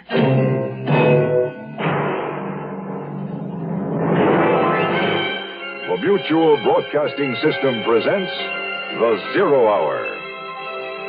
Sponsored in part by Quaker State Motor Oil and Beechnut Chewing Tobacco.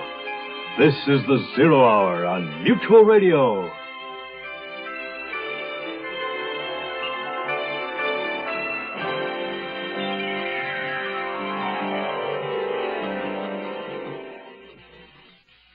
It's never easy to pick up and move to a new community. There's always a necessary period of adjustment. Young Boston detective Newt Severson and his wife Brenda are now in the process of adapting to their new surroundings. They've just moved to the quiet suburban town of Wellesley to await the birth of their first child. They've settled into a recently remodeled 3-story Victorian house with a small patch of New England woods on one side and Miss Mercy Bird, mystery writer and the town recluse, on the other. Directly across the street lives Wellesley's most prominent citizen, Town Selectman Rudolph Wharton, subject of current gossip concerning the recent desertion of his wife. As Detective Severson soon learns, Wharton is being harassed by a series of anonymous poisoned pen letters accusing him of his wife's murder. Back at his desk at the Boston police station, Newt Severson finds that Precinct Captain Granger has a further crime report from Wellesley. Newt Severson is beginning to question the advisability of his move to the country, and he has yet to meet the rest of his neighbors. A Die in the Country will continue in a moment. VISTA means Volunteers in Service to America. I started out as a business major in college. I graduated as a business major. I got into VISTA because I wanted to really do something. I chose this as my line, and when getting into it, it changed my whole life. I went through cultural shock. I found out what types of people really need the help and what's really happening in our country in the back areas. There is so much to be done. But I could say that if a person anywhere has an interest in doing something, there are programs for them. VISTA is one viable means, but there's so many ways of really getting involved with people. VISTA gave me my first start to work with the problems happening in this country and to really get down to earth and work with the people that need it. Volunteer for VISTA. VISTA is one part of action. Action is doing something. There is something you can do. Get into action.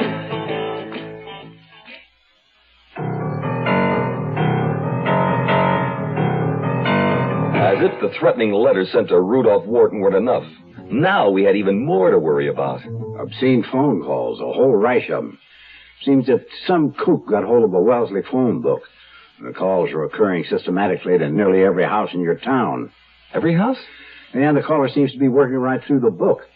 Sometimes from the front of it, sometimes from the back. What ploy does he use? Well, he claims he's a doctor doing a survey. His research, he says, calls for answers to a number of questions. And he starts off nice enough. Pretty soon he's into the interviewee's sex life. And you know how it goes from there. Some of the ladies in your town are pretty upset. I can imagine. But why did Torrance call you? What's the Boston connection? Well, they've been tracing the calls when they could, but the caller he's been jumping all over the place. Once they thought they had him. Months ago, when the calls first started, a series of them were traced to one Wellesley number. Turned out to be a family on an extended vacation. And the nut, whoever he is, had made an entry through a cellar window. Never stole anything. He just used the phone. They stake out the place? Yeah, sure. But, of course, by then, the guy had found himself another Amici. After that, he used pay booze mostly. Once, even the telephone in the high school principal's office. And you don't know how he managed that. Huh. Don't tell me he's operating all the way out of Boston. Well, the latest calls have been traced to, of all places, a phone booth at the aquarium here. This one sounds like a real weirdo. Aren't they all? Torrance wants us to stake it out, and since you have a personal interest in the town, I thought you'd be the man to do it. Has he established any time pattern? Well, the caller never phones at night or on the weekend. Only those hours when most women are home alone. That figures. Any voice description? Nobody seems to agree. So maybe there's more than one nut at work. Anyway, he could be young, he could be old. Any chance do you think that he might really be a doctor? There can be a twisted mind in any profession. You know as well as I do, anything's possible. Yeah. It's what my wife calls a cop's suspicious nature. She's already accused me of looking at everybody in Wellesley as a suspect. Poisoned pen letters, obscene phone calls. Sounds to me you have reason to. So I waited out the day at the Boston Aquarium. But Wellesley's elusive sex nut continued to be the one that got away. At Captain Granger's suggestion, I stopped by on my way home to report to Police Chief Torrance of the Wellesley force. Yeah, well, I'm sorry that you got sent on a wild goose chase, Everson. Today he called from a pay booth in Dedham. You got a quick trace on him? No, he's aware we're putting traces on him. This time he simply announced to his victim where he was calling from. Then he told me he alerted you to the crank letters being received by Rudolph Wharton. Yeah, he asked me to keep an eye out since Wharton lives right across the street from us. All right, we'd appreciate that. There isn't any doubt about that letter you received from Mrs. Wharton confirming her whereabouts, is there? I mean, no suspicion of forgery or anything. Good God, man. Wharton is one of our selectmen, remember? Oh, all right, I'm a cop. I know better, so I placed a person-to-person call to her that I paid for myself. Didn't want it to show up on the department phone bills. Our selectmen have to approve all monthly vouchers. So you actually talked to her then? Well, she talked to me is more like it. Told me off for wasting my time tracking her down when I should be tracking down the people sending the letters. I'd like to have a copy of whatever record you have of the calls, and also photostats of the Wharton letters. Oh, you can get both of those from the clerk on your way out. Hey, now, I guess I'd better be getting home to my wife. Well, let's hope our women don't get the idea that there's some kind of fiend loose on our streets. But in point of fact, there is.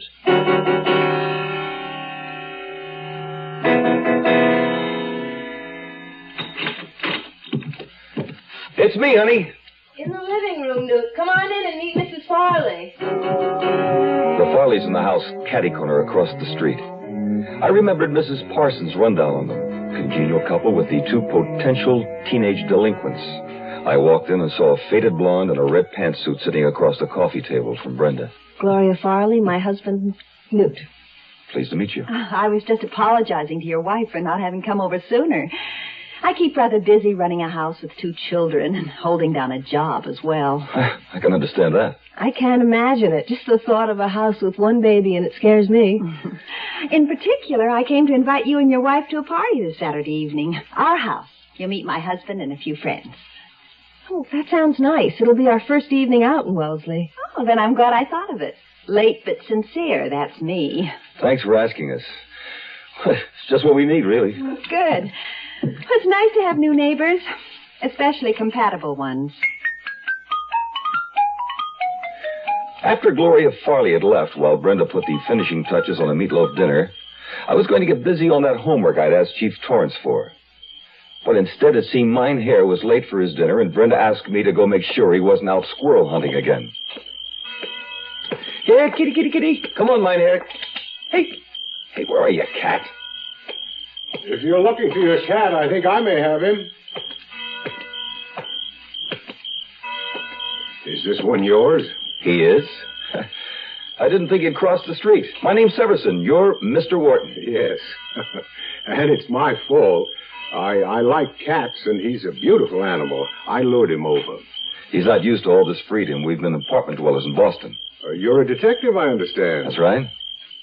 Well, our crime here is of the minor variety as a rule, and not much of it at that.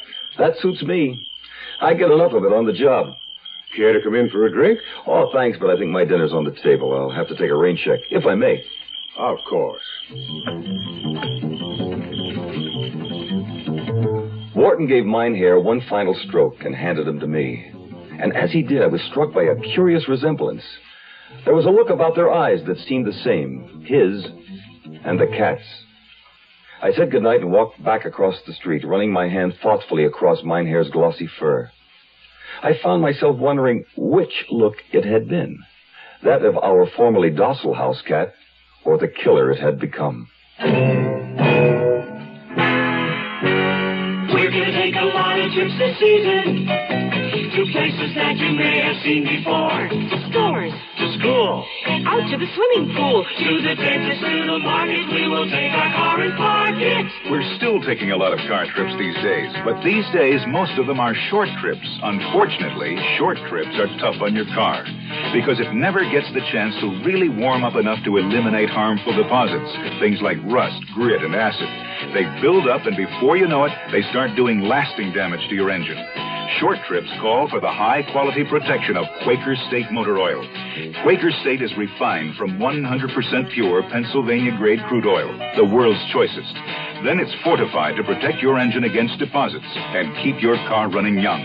Now that you're taking more short trips than ever, it's nice to know you can find Quaker State more places than ever. Quaker State your car to keep it running young. We'll return to our story in a moment. Even if someone served them a slice of beef, they couldn't bite into it. Their teeth are too weak. I'm not talking about some people off in Africa or Asia. I'm talking about Americans. American children. It's tragic how many thousands of them are in this country whose teeth will literally rot in their mouths because they'll never receive basic dental care. They may not even own a toothbrush. What hurts is that it takes so very little for any one of us to help them. The same dollar, for instance, that buys you 2 packs of cigarettes can buy 3 American children the first toothbrushes they've ever owned. I'm Cliff Robertson. Won't you give up some cigarettes so some American children can have their first toothbrush? Send your dollar to Americans for Children's Relief, Box 5050, Stamford, Connecticut. Box 5050, Stamford, Connecticut. $1. And, of course, if you can afford more, give more.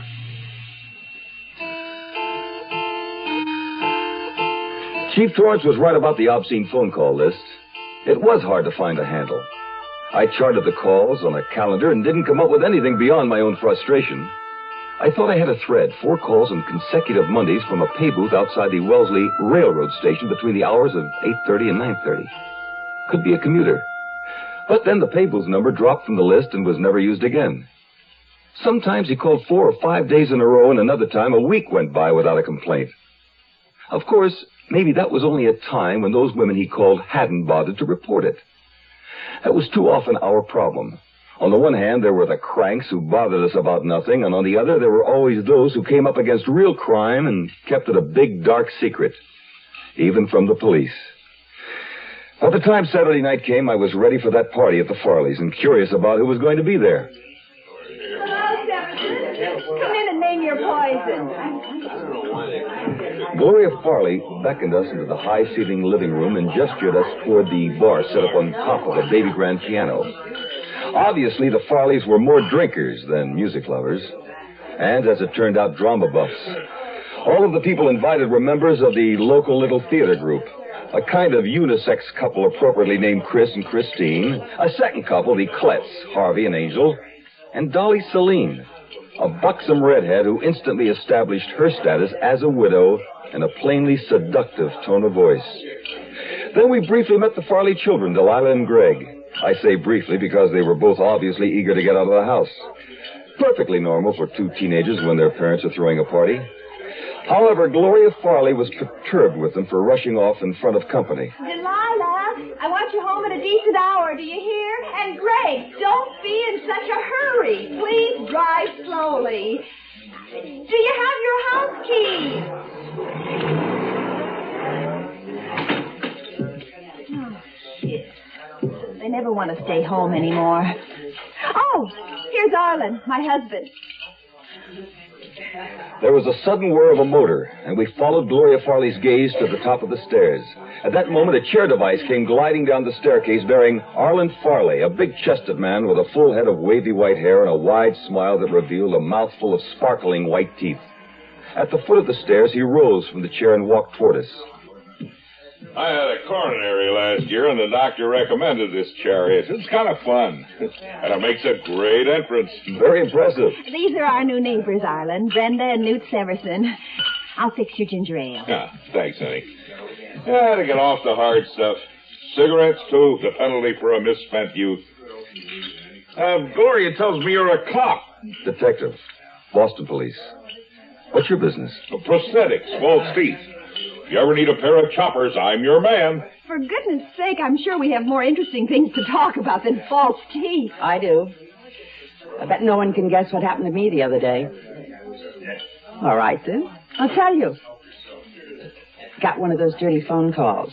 Oh, Dolly, how awful. Oh, maybe it wasn't so awful. Maybe Dolly enjoyed it. Arlen! Oh, don't pretend to be so shocked, Gloria. I did enjoy it for a while until... Well, he did go a little too far. You mean you just hung on and let him keep talking to Well, you? at first I thought he was legitimate. He said he was a doctor. Dr. Venable, he said. Mrs. Salim. Dolly, please, Mr. Severson. Did you report the call to the police? Why, no. Should I have? When did you say this happened? Exactly. I mean, can you remember? I guess it must have been the day before yesterday, sometime in the afternoon. I certainly don't remember the time exactly. It wasn't that important. What did he say to you? I mean, why did you think it was legitimate? Well, first he asked for Robert, my late husband, you know. His name's still in the directory. And then he explained he was interviewing married women or women who've been married for survey. What kind of questions did he ask? Yeah, Doll, what kind of questions did he ask? Arlen, this isn't funny. To start with, just ordinary questions, like how long I'd been married and how long we'd dated beforehand, just things like that. And then what? Then he began asking some very personal things. I mean, he wanted to know every little detail. I'll bet. So finally I asked him, is this necessary? And he said, oh, yes, it's a very important part of the survey. And you bought that? I explained that all the information I was giving him would be fed into a computer and be strictly anonymous. And then he told me if I'd answer all the rest of his questions, he'd put me on his paid subject list. He said persons who are particularly helpful to him get paid. I'll bet. Arlen, will you stop saying that? So then you answered all the rest of his questions, huh? Yeah, some. Good God, Dolly, how could you? Perfectly strange man over the telephone. Or not. And they finally got so to him, look, what are you? A dirty old man. And, what did he say to that? There was a long silence. I thought I'd made him angry, and then suddenly he laughed. He had quite a pleasant laugh, and he said, Mrs. Celine, to meet you. Dolly, you didn't. No, of course not. I told him that I wasn't going to answer any more questions either, not even for money. Then did you hang up on him? Finally. No. He thanked me and hung up himself. He thanked you? That was nice. He did have a pleasant laugh. He did. Maybe he was legitimate. What kind of speaking voice did he have? Can you describe it? Deep. Kind of silky. Well, to put it plainly, he had a sexy voice. That's the only way to describe it. Dolly. I think, Mrs. Celine, you'd better tell all of this to the police. Mr. Severson. Newt. You're a policeman, aren't you? And I've just told it all to you.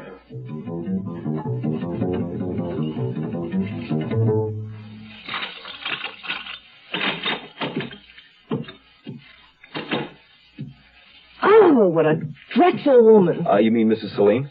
Just call me Dolly, you big, handsome policeman. Hey, you weren't jealous, were you? Oh, jealous of her? Imagine going on and on with that kind of telephone conversation. Honey, she's a widow without a man. She must be very lonely. Oh, she wasn't lonely tonight. You spent practically the entire evening with her. I wanted to find out all I could about the phone conversation. I'll bet. Come on, Brenda. What's gotten into you? You never act like this. Well, I've never had reason to before. Of course, I suppose I really shouldn't blame you. It can't be very exciting going to bed every night with an old sack of potatoes. Aha, so that's it. Oh, darling, I don't care how pregnant you get. You'll always look better to me than any voluptuous redhead. Oh, Newt. And you don't have to worry about Dolly Celine. She isn't my type, first of all, and I promise you I won't ever see or talk to her again.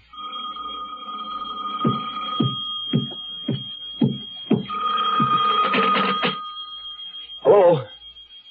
Oh. Yes, what is it, Mrs. Celine?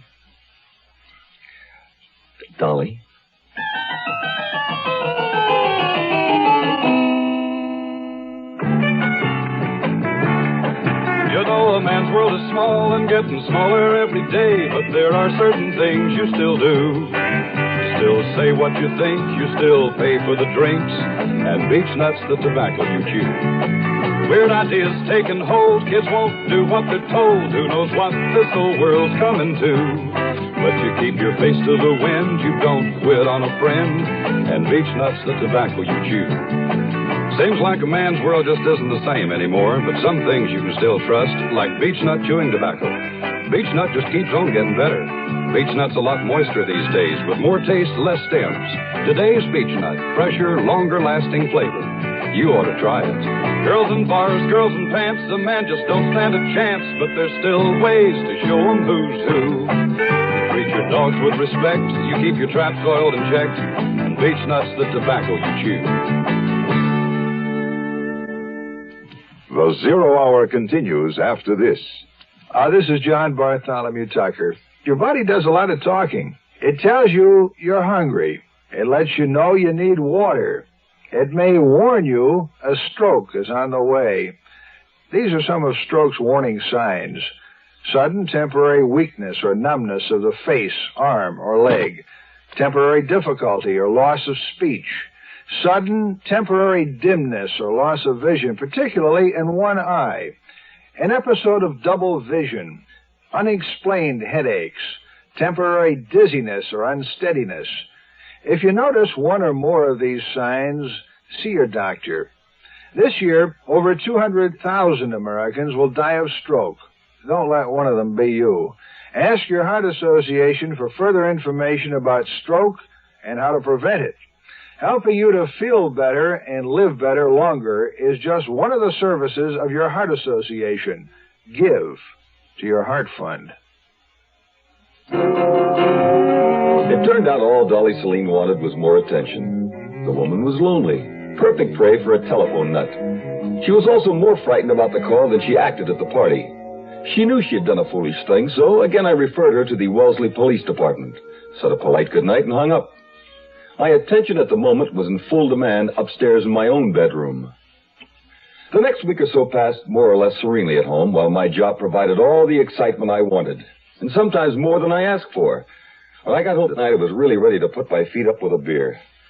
But I didn't mind at all when I found company in the kitchen. It was Mercy Bird, and we hadn't seen much of her lately. Busy on a book, that's why. Nobody sees me when I'm writing. How's your cat, by the way? I've had to let Algernon shift for himself lately, so I hope he hasn't been giving Mine Hair a problem. Mine Hair's taken to spending a lot of time across the street. It seems Rudolph Wharton is a cat lover. You still don't like the man, I take it. How can you not like a man who looks like Cary Grant on The Late Show? Well, like they say, you can't judge a book. The man's no good. My mother died in his rest home, you know. I didn't know that. Mm-hmm. The place is okay, isn't it? I mean, good doctors, good care. And bloody expensive. But I'm not saying anything against the doctors. It's Rudolph Wharton I blame. That doesn't seem fair. Well, you don't know the man like I do. You don't know what he did to his wife. What do you mean? What did he do to his wife? Well, she was a Mayhew, you know. There was Ernestine and her sister Eulalie, and their father, Clarence Mayhew, owned half this town in his day. You mean that's how Wharton acquired all his property? Exactly. By marrying Ernestine Mayhew. But there's nothing wrong with that. It's what happened to Ernestine Mayhew that I'm talking about. She was a gay, lively thing until she married that one. Then she changed. Changed? How? Well, she changed completely. She became quiet and somber. Quiet and somber as a grave.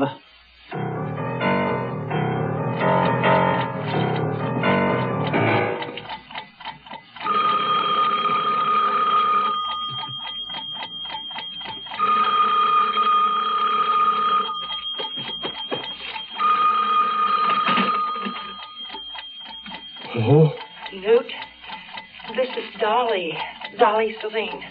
Dolly, what? I'm frightened. I'm all alone here, and there's something wrong. Somebody's outside the house. I just know it. Well, why don't you call the police?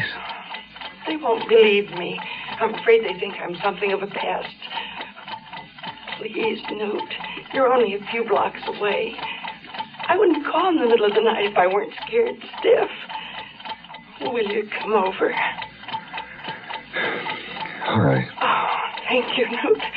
I feel safer already. Whatever you do, if there's someone there, don't let him in. I won't unless he's you. Please, Newt, hurry.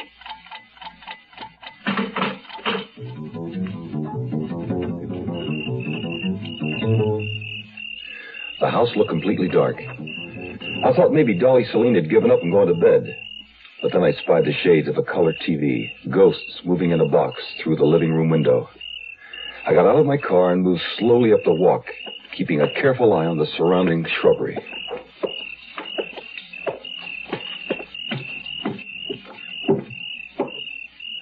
It was so dark I couldn't see where the doorbell was, so I knocked. Mrs. Celine? Mrs. Celine? No, please. Mrs. Celine? No. No. Please. Dolly, I can't see you. Something moved on the floor. A sifting of shadows. I felt along the wall, found a switch, and flicked it. The hall light came on, and I saw her. Dolly Celine lying on the floor, dark splotches on her face and arms, bruises and blood. Blood redder than her hair. He came, Newt. The telephoner. He came.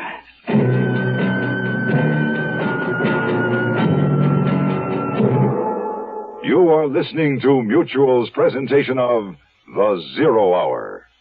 This is Gene King for your Better Business Bureau. If you're planning a vacation by air, you know it's a good money-saving idea to check with the airlines to see if you qualify for a special fare. You may be able to save yourself a sizable sum of money, but remember, you must comply exactly with the conditions or you'll be asked to pay the regular rate. Now, most airlines, for example, offer 2 youth fare plans. The cheapest is Youth Fare Standby. In this, you'll be the last of the passengers called and may not get on the flight. And Youth Fare Reserve, however, guarantees you a seat on a reserved flight, but it'll cost you more. Discount fares are also offered on long-distance travel, but remember there are conditions. For example, you may have to make reservations 2 weeks in advance, and for some, 3 months in advance. You must travel midweek only and return after 7 to 9 days. And no holiday or peak period traveling on this plan. A consumer tip from your Better Business Bureau. Young guy, baby, but still I'm a man, just turned 18, and I'll do what I can to find me a place where I can be me, get ready for life, be free as the sea. Oh, where do I go from here? Where do I go from here? What about the new Navy? You'll get your chance at success, learn an exciting job, and see the world. If you think you've got what it takes to make it in the new Navy, call toll-free 800-841-8000 or see your Navy recruiter. Be someone special in the new Navy. All over the world, there's so much to do. All of the sea, don't you even do? I know where I'm going from here.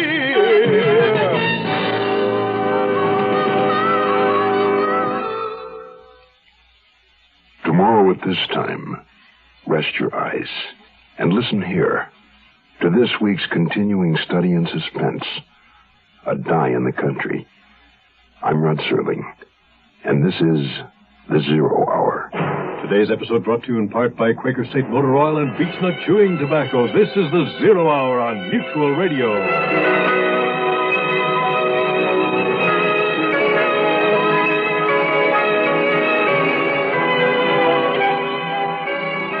You have been listening to The Zero Hour, a presentation of the Mutual Broadcasting System in association with Hollywood Radio Theater, heard every weekday at this time. Rod Serling is your host. Zero Hour is produced and directed by Elliott Lewis. The Hollywood Radio Theater theme was played by Ferranti and Teicher and is now available on United Artists Records and Tapes. Hugh Douglas speaking.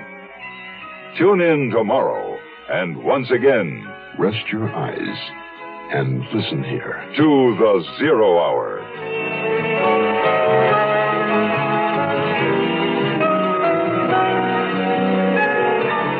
This is the Mutual Radio Network. I'm Rod Serling. You're listening to the Zero Hour. Rest your eyes.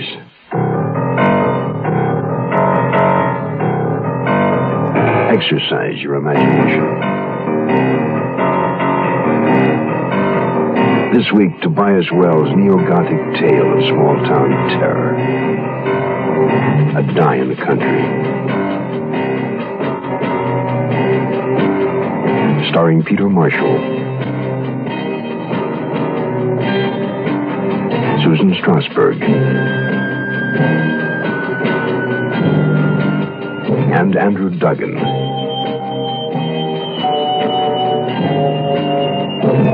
In Elliot Lewis's production of The Zero Hour.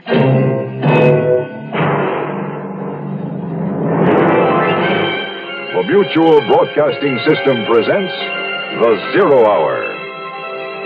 Sponsored in part by Quaker State Motor Oil and Beechnut Chewing Tobacco. This is The Zero Hour on Mutual Radio.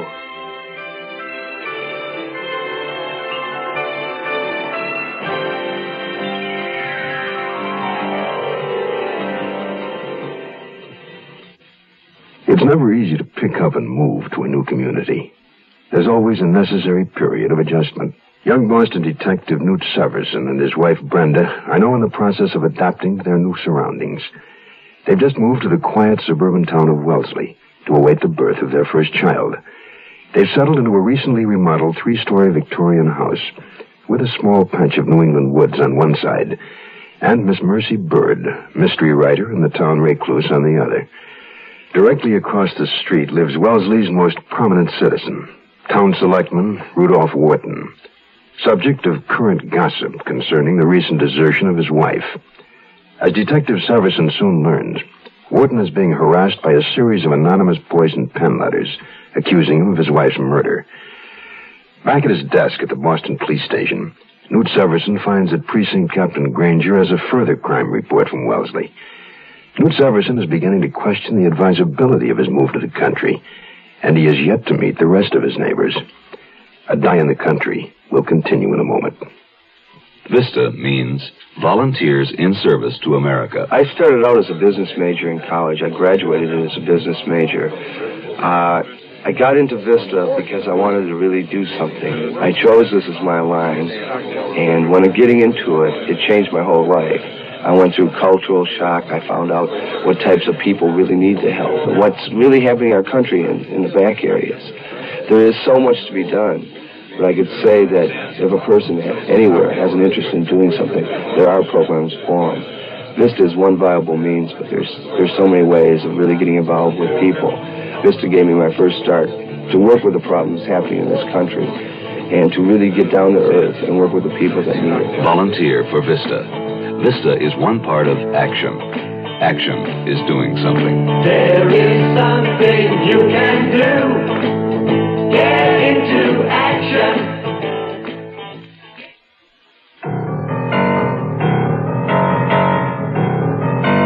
As if the threatening letters sent to Rudolph Wharton weren't enough. Now we had even more to worry about. Obscene phone calls, a whole rash of them. Seems that some kook got hold of the Wellesley phone book. The calls are occurring systematically to nearly every house in your town. Every house? And the caller seems to be working right through the book. Sometimes from the front of it, sometimes from the back. What ploy does he use? Well, he claims he's a doctor doing a survey. His research, he says, calls for answers to a number of questions. And he starts off nice enough. Pretty soon he's into the interviewee's sex life. Now, you know how it goes from there. Some of the ladies in your town are pretty upset. I can imagine. But why did Torrance call you? What's the Boston connection? Well, they've been tracing the calls when they could, but the caller he's been jumping all over the place. Once they thought they had him.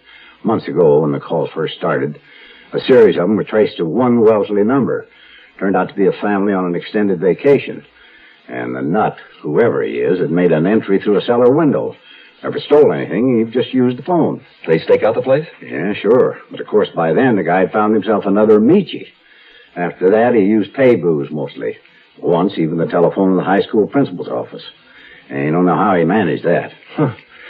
Don't tell me he's operating all the way out of Boston. Well, the latest calls have been traced to, of all places, a phone booth at the aquarium here.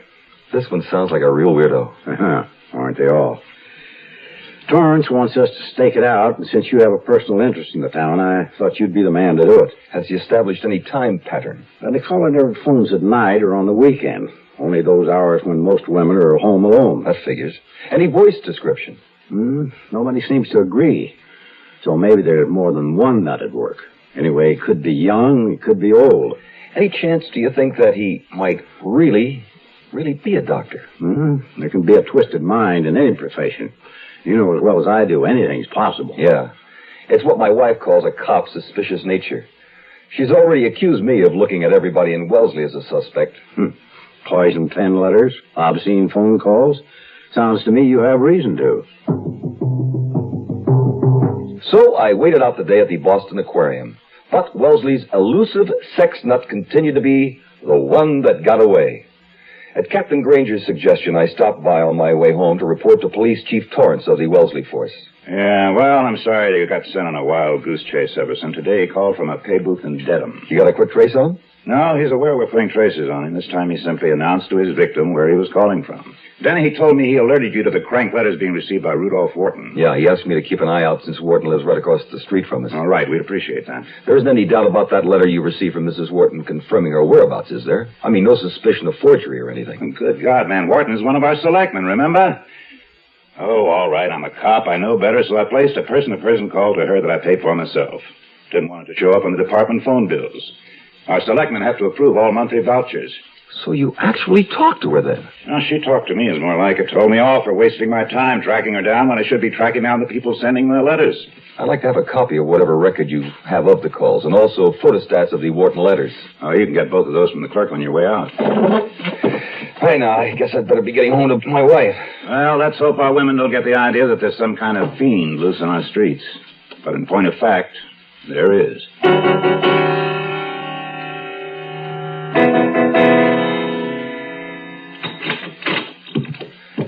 It's me, honey. In the living room, Newt. Come on in and meet Mrs. Farley. The Farleys in the house catty-corner across the street. I remembered Mrs. Parsons' rundown on them. Congenial couple with the two potential teenage delinquents. I walked in and saw a faded blonde in a red pantsuit sitting across the coffee table from Brenda. Gloria Farley, my husband, Newt. Pleased to meet you. I was just apologizing to your wife for not having come over sooner. I keep rather busy running a house with 2 children and holding down a job as well. I can understand that. I can't imagine it. Just the thought of a house with 1 baby and it scares me. In particular, I came to invite you and your wife to a party this Saturday evening. Our house. You'll meet my husband and a few friends. Oh, that sounds nice. It'll be our first evening out in Wellesley. Oh, then I'm glad I thought of it. Late but sincere, that's me. Thanks for asking us. It's just what we need, really. Good. It's nice to have new neighbors, especially compatible ones. After Gloria Farley had left while Brenda put the finishing touches on a meatloaf dinner, I was going to get busy on that homework I'd asked Chief Torrance for. But instead it seemed Mine Hair was late for his dinner, and Brenda asked me to go make sure he wasn't out squirrel hunting again. Here, kitty, kitty, kitty. Come on, Mine Hair. Hey, where are you, cat? If you're looking for your cat, I think I may have him. Is this one yours? He is. I didn't think he'd cross the street. My name's Severson. You're Mr. Wharton. Yes. And it's my fault.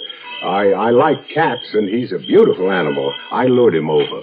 He's not used to all this freedom. We've been apartment dwellers in Boston.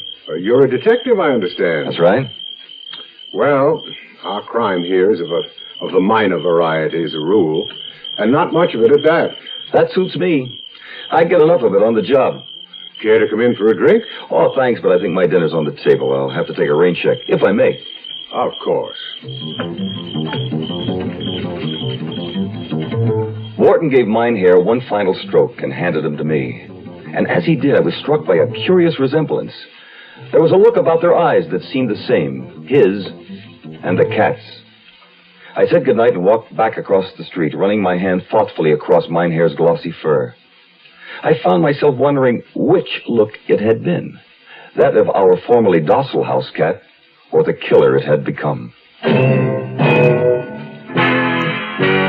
We're gonna take a lot of trips this season to places that you may have seen before. To stores, to school, out to the swimming pool, to the dentist, to the market. We will take our car and park it. We're still taking a lot of car trips these days, but these days most of them are short trips. Unfortunately, short trips are tough on your car because it never gets the chance to really warm up enough to eliminate harmful deposits, things like rust, grit, and acid. They build up, and before you know it, they start doing lasting damage to your engine. Short trips call for the high-quality protection of Quaker State motor oil. Quaker State is refined from 100% pure Pennsylvania-grade crude oil, the world's choicest. Then it's fortified to protect your engine against deposits and keep your car running young. Now that you're taking more short trips than ever, it's nice to know you can find Quaker State more places than ever. Quaker State your car to keep it running young. We'll return to our story in a moment. Even if someone served them a slice of beef, they couldn't bite into it. Their teeth are too weak. I'm not talking about some people over in Africa or Asia. I'm talking about Americans. American children. It's tragic how many thousands of them are in this country whose teeth will literally rot in their mouths because they'll never receive basic dental care. They may not even own a toothbrush. What hurts is that it takes so very little for any one of us to help them. The same dollar, for instance, that buys you 2 packs of cigarettes can buy 3 American children the first toothbrushes they've ever owned. I'm Cliff Robertson. Won't you give up some cigarettes so some American children can have their first toothbrush? Send your dollar to Americans for Children's Relief, Box 5050, Stamford, Connecticut. Box 5050, Stamford, Connecticut. $1. And, of course, if you can afford more, give more.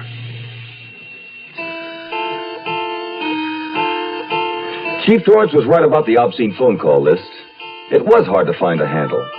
I charted the calls on a calendar and didn't come up with anything beyond my own frustration. I thought I had a thread, 4 calls on consecutive Mondays from a pay booth outside the Wellesley Railroad Station between the hours of 8:30 and 9:30. Could be a commuter. But then the pay booth number dropped from the list and was never used again. Sometimes he called 4 or 5 days in a row, and another time a week went by without a complaint. Of course, maybe that was only a time when those women he called hadn't bothered to report it. That was too often our problem.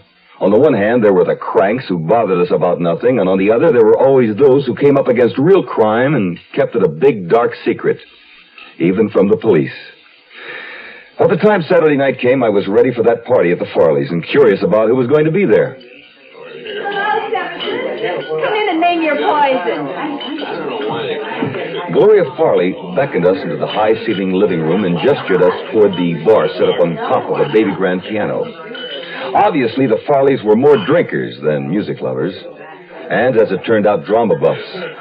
All of the people invited were members of the local little theater group, a kind of unisex couple appropriately named Chris and Christine, a second couple, the Kletts, Harvey and Angel, and Dolly Celine, a buxom redhead who instantly established her status as a widow in a plainly seductive tone of voice.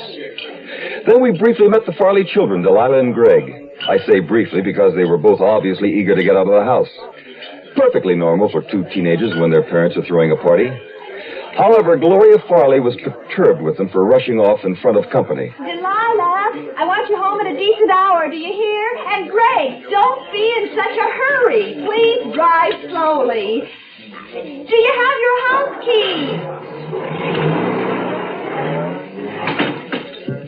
Oh, shit. They never want to stay home anymore. Oh, here's Arlen, my husband.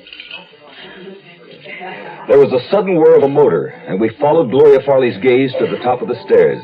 At that moment, a chair device came gliding down the staircase bearing Arlen Farley, a big-chested man with a full head of wavy white hair and a wide smile that revealed a mouthful of sparkling white teeth. At the foot of the stairs, he rose from the chair and walked toward us. I had a coronary last year, and the doctor recommended this chariot. It's kind of fun, and it makes a great entrance. Very impressive. These are our new neighbors, Arlen, Brenda and Newt Severson. I'll fix your ginger ale. Thanks, honey. Yeah, I had to get off the hard stuff. Cigarettes, too, the penalty for a misspent youth. Gloria tells me you're a cop. Detective. Boston Police. What's your business? Prosthetics, false teeth. If you ever need a pair of choppers, I'm your man. For goodness sake, I'm sure we have more interesting things to talk about than false teeth. I do. I bet no one can guess what happened to me the other day. All right, then. I'll tell you. Got one of those dirty phone calls. Oh, Dolly, how awful. Well, maybe it wasn't so awful. Maybe Dolly enjoyed it. Oh, Oh, don't pretend to be so shocked, Gloria. I did enjoy it for a while until... Well, he did go a little too far. You mean you just hung on and let him keep talking to Well, you? at first I thought he was legitimate. He said he was a doctor. Dr. Venable, he said. Mrs. Celine. Dolly. Please, Mr. Severson. Did you report the call to the police? Why, no. Should I have? When did you say this happened? Exactly. I mean, can you remember? I guess it must have been the day before yesterday, sometime in the afternoon. I certainly don't remember the time exactly. It wasn't that important. What did he say to you? I mean, why did you think it was legitimate? Well, first he asked for Robert, my late husband, you know. His name's still in the directory. And then he explained he was interviewing married women or women who've been married for a survey. What kind of questions did he ask? Yeah, doll, what kind of questions did he ask? Arlen, this isn't funny. To start with, just ordinary questions, like how long I'd been married and how long we'd dated beforehand, just things like that. And then what? Then he began asking some very personal things. I mean, he wanted to know every little detail. I'll bet. So finally I asked him, is this necessary? And he said, oh, yes, it's a very important part of the survey. And you bought that? I explained that all the information I was giving him would be fed into a computer and be strictly anonymous. And then he told me if I'd answer all the rest of his questions, he'd put me on his paid subject list. He said persons who are particularly helpful to him get paid. I'll bet. Arlen, will you stop saying that? So then you answered all the rest of his questions, huh? Yeah, some. Good God, Dolly, how could you? Perfectly strange man over the telephone, doctor or not. I admit, they finally got so bad I said to him, look, what are you? A dirty old man. And, what did he say to that? There was a long silence. I thought I'd made him angry, and then suddenly he laughed. Had quite a pleasant laugh, and he said, Mrs. Celine, I'd like to meet you. Dolly, you didn't. Well, of course not. I told him that I wasn't going to answer any more questions either, not even for money. Then did you hang up on him? Finally. No. He thanked me and hung up himself. He thanked you? That was nice. He did have a pleasant laugh. He really did. Maybe he was legitimate. What kind of speaking voice did he have? Can you describe it? Deep. Kind of silky. Well, to put it plainly, he had a sexy voice. It's the only way to describe it. Dolly. I think, Mrs. Celine, you'd better tell all of this to the police. Mr. Severson, note, you're a policeman, aren't you? And I've just told it all to you.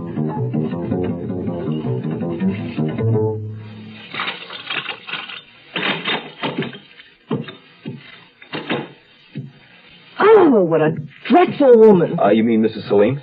Just call me Dolly, you big, handsome policeman. Hey, you weren't jealous, were you? Oh, jealous of her? Imagine going on and on with that kind of telephone conversation. Honey, she's a widow without a man. She must be very lonely. Oh, she wasn't lonely tonight. You spent practically the entire evening with her. I wanted to find out all I could about the phone conversation. I'll bet. Come on, Brenda. What's gotten into you? You never act like this. Well, I've never had reason to before.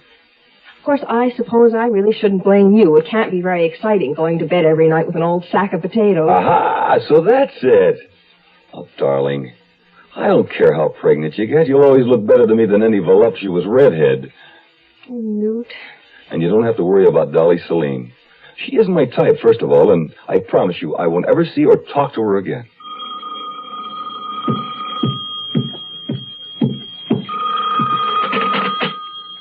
Hello?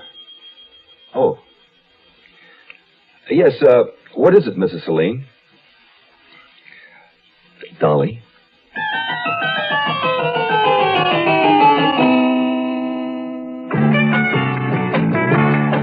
You know a man's world is small and getting smaller every day, but there are certain things you still do. Still say what you think, you still pay for the drinks, and beech nuts the tobacco you chew. Weird ideas taking hold, kids won't do what they're told. Who knows what this whole world's coming to? But you keep your face to the wind, you don't quit on a friend, and beech nuts the tobacco you chew. Seems like a man's world just isn't the same anymore, but some things you can still trust, like beech nut chewing tobacco. Beech nut just keeps on getting better. Beech nut's a lot moister these days, with more taste, less stems. Today's beech nut, fresher, longer-lasting flavor. You ought to try it. Girls in bars, girls in pants, a man just don't stand a chance, but there's still ways to show 'em who's who. You treat your dogs with respect, you keep your traps oiled and checked, and beech nut's the tobacco you chew. The Zero Hour continues after this.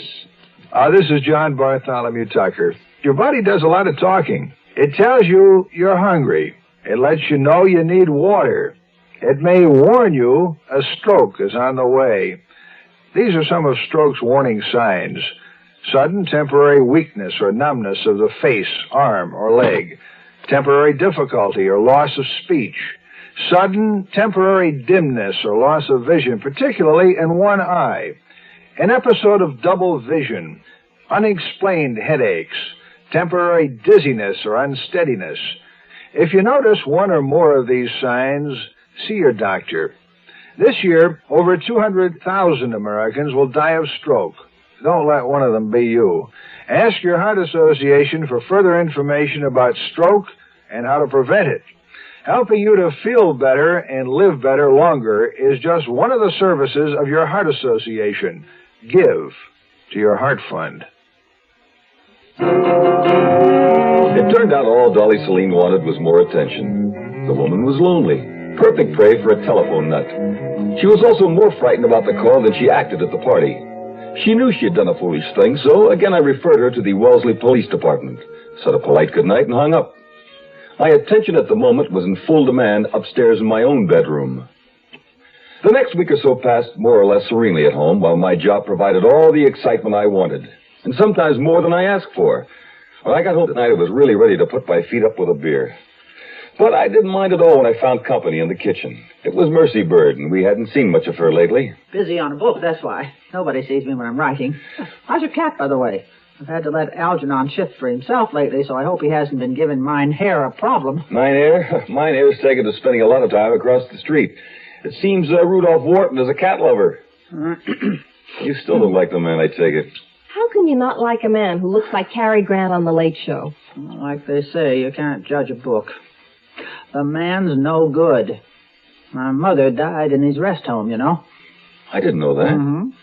The place is okay, isn't it? I mean, good doctors, good care. And bloody expensive. But I'm not saying anything against the doctors. It's Rudolph Wharton I blame. That doesn't seem fair. Well, you don't know the man like I do. You don't know what he did to his wife. What do you mean? What did he do to his wife? Well, she was a Mayhew, you know. There was Ernestine and her sister Eulalie, and their father, Clarence Mayhew, owned half this town in his day.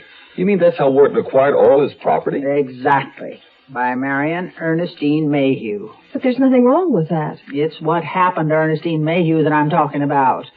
She was a gay, lively thing until she married that one. Then she changed. Changed? How? Well, she changed completely. She became quiet and somber. Quiet and somber as a grave.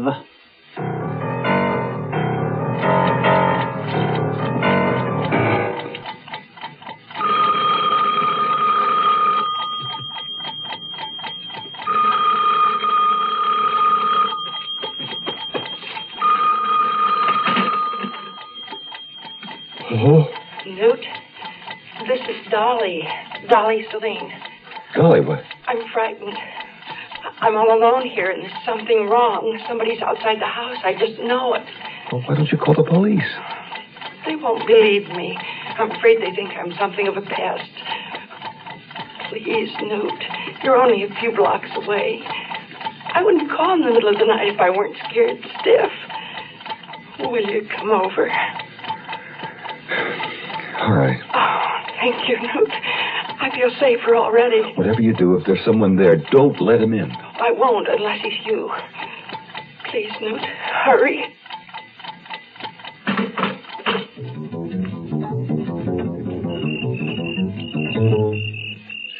The house looked completely dark. I thought maybe Dolly Celine had given up and gone to bed.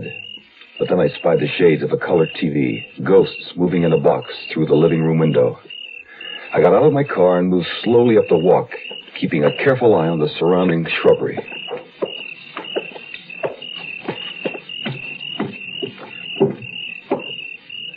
It was so dark I couldn't see where the doorbell was, so I knocked. Mrs. Celine? Mrs. Celine? No, Ray. Mrs. Celine? No. No. Please. Dolly, I can't see you. Something moved on the floor. A sifting of shadows. I felt along the wall, found a switch and flicked it. The hall light came on and I saw her. Dolly Celine lying on the floor, dark splotches on her face and arms, bruises and blood. Blood redder than her hair. He came, Newt. The telephoner. He came.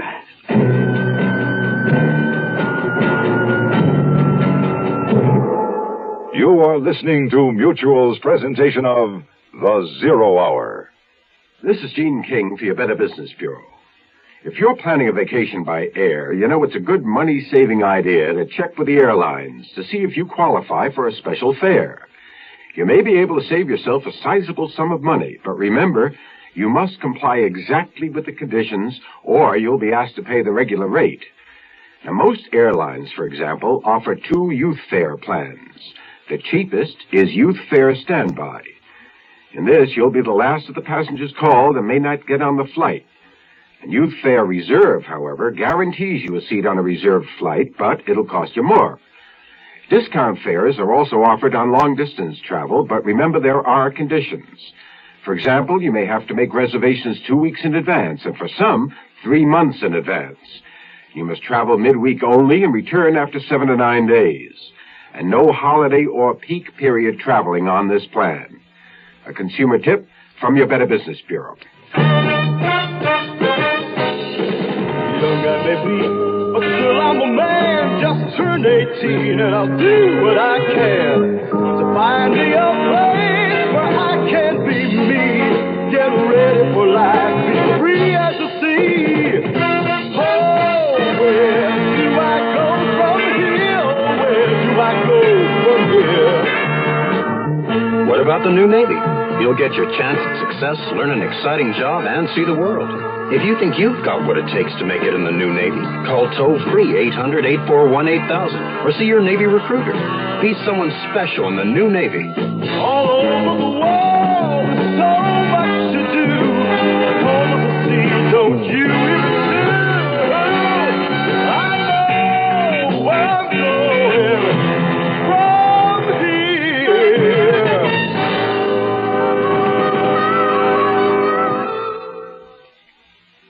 Tomorrow at this time, rest your eyes and listen here to this week's continuing study in suspense, A Die in the Country.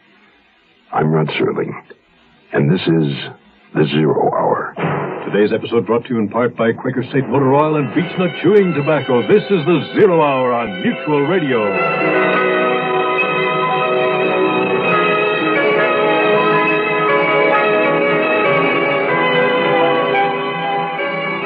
You have been listening to The Zero Hour, a presentation of the Mutual Broadcasting System in association with Hollywood Radio Theater, heard every weekday at this time. Rod Serling is your host. Zero Hour is produced and directed by Elliott Lewis. The Hollywood Radio Theater theme was played by Ferranti and Teicher and is now available on United Artists Records and Tapes. Hugh Douglas speaking. Tune in tomorrow. And once again, rest your eyes and listen here to The Zero Hour.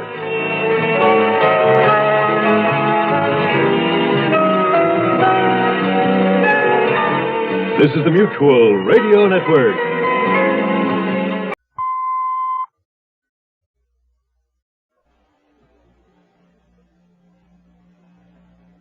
I'm Rod Serling. You're listening to The Zero Hour. Rest your eyes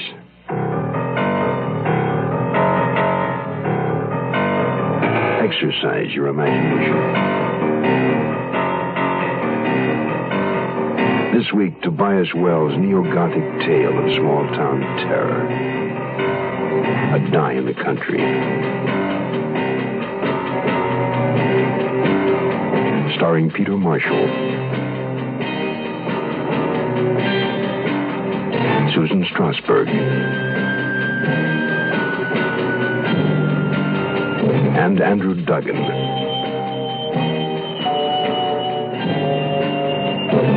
In Elliot Lewis's production of The 0 Hour.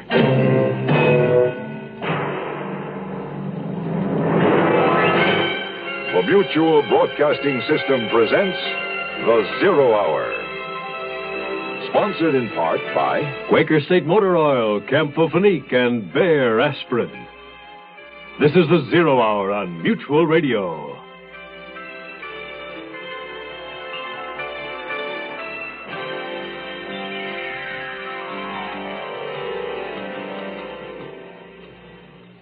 In this, our mobile society, the act of physically moving one's family from one town to another is a relatively simple matter.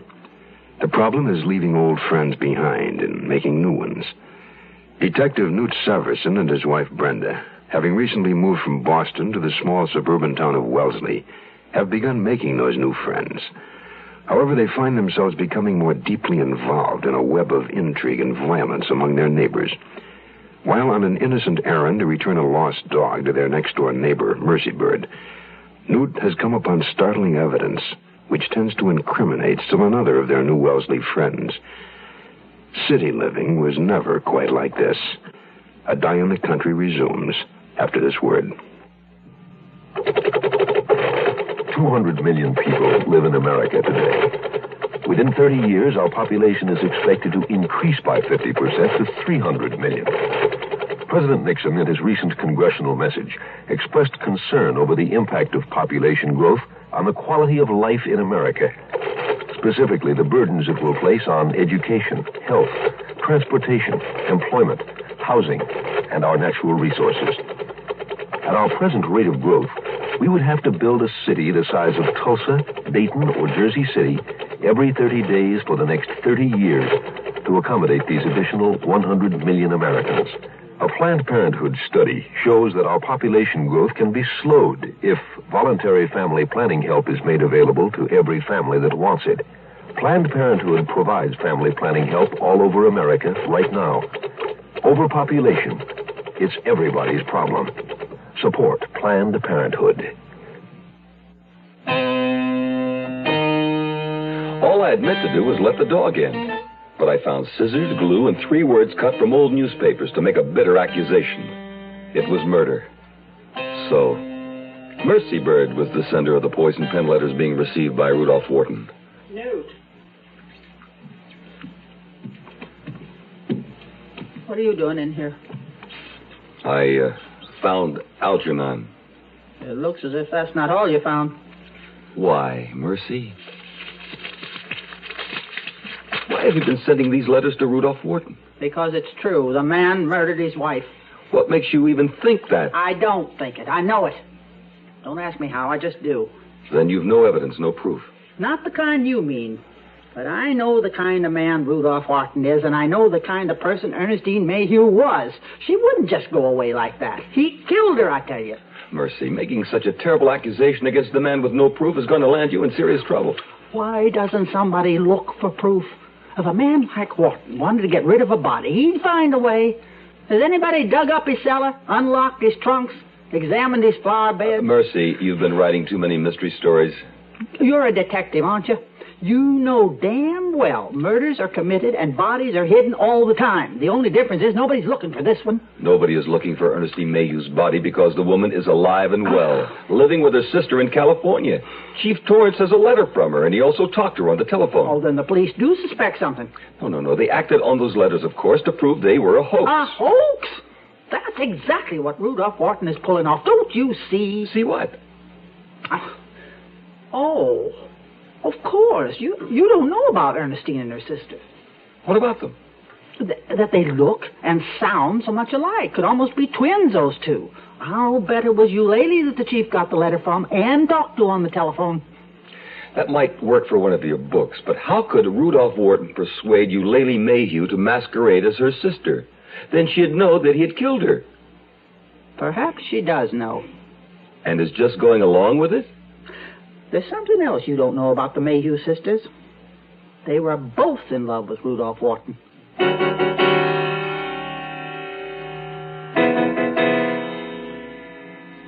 Oh, Newt, you're not going to the police about Mercy, are you?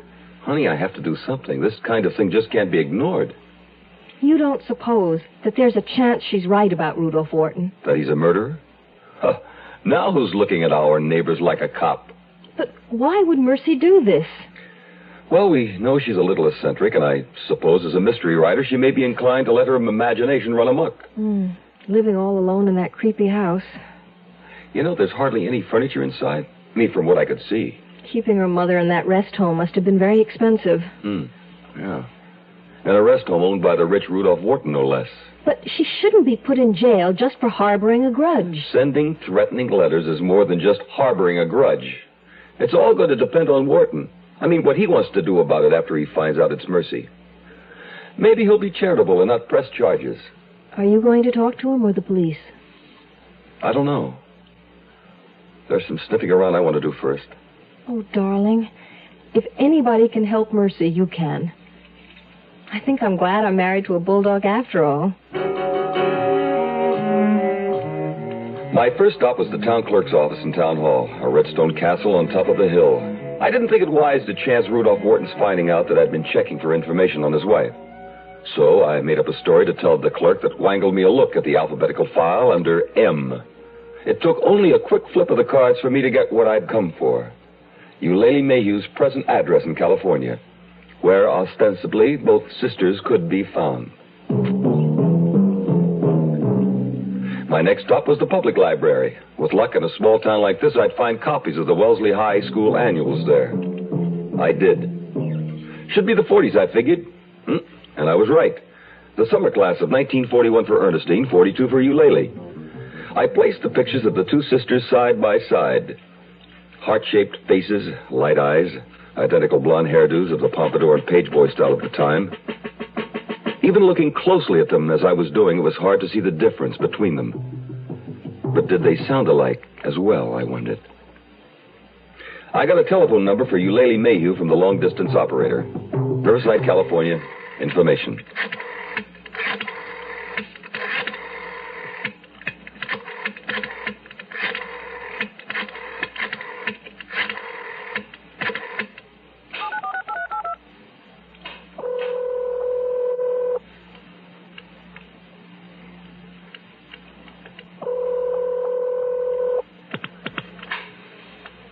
Hello?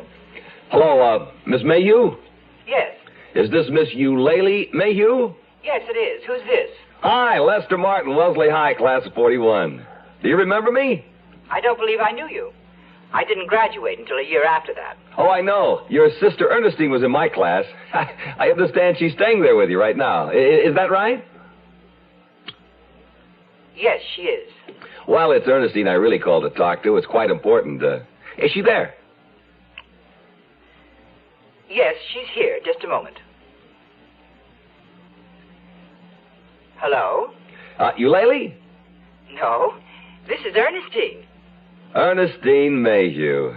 How are you? This is Lester Martin. Long time no see. Yes, my sister told me you were on the phone. I'm afraid it's been longer than I'd care to admit. I'll bet you're wondering why I called. To be honest, I don't have the faintest notion. Well, we're planning a class reunion. Thanksgiving Day, the old football rivalry, you know. It'll be a real homecoming. Can you make it? Well, I don't know. I've been thinking of perhaps making a trip abroad soon. Oh? Who else is going to be at the reunion? Oh, Clarence Masters, Nella Mawhinney. I was given only the M's to call, so I don't know about the others. Then you wouldn't know if Patsy Oliver is coming? Patsy? No, she's not on my list. I'll have to think about it. I'll send you a letter with all the details, just as soon as they're worked out, of course. Thank you. You're welcome, Ernestine. Nice talking to you. And you know something? What? You and your sister sure sound exactly alike. Well, you must have forgotten, Lester. We always did.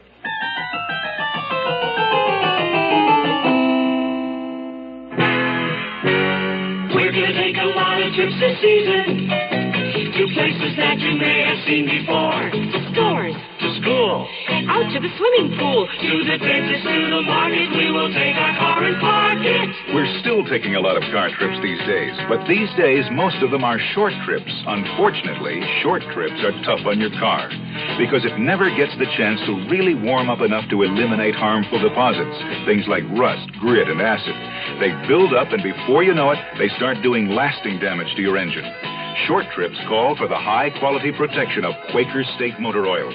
Quaker State is refined from 100% pure Pennsylvania-grade crude oil, the world's choicest. Then it's fortified to protect your engine against deposits and keep your car running young. Now that you're taking more short trips than ever, it's nice to know you can find Quaker State more places than ever. Quaker State your car to keep it running young. We'll return to our story in a moment. Did you say God? Well, I know him by everything you say and do. Did you say God? Well, I've seen him every time I look at you. He's touched you with his love and with his truth.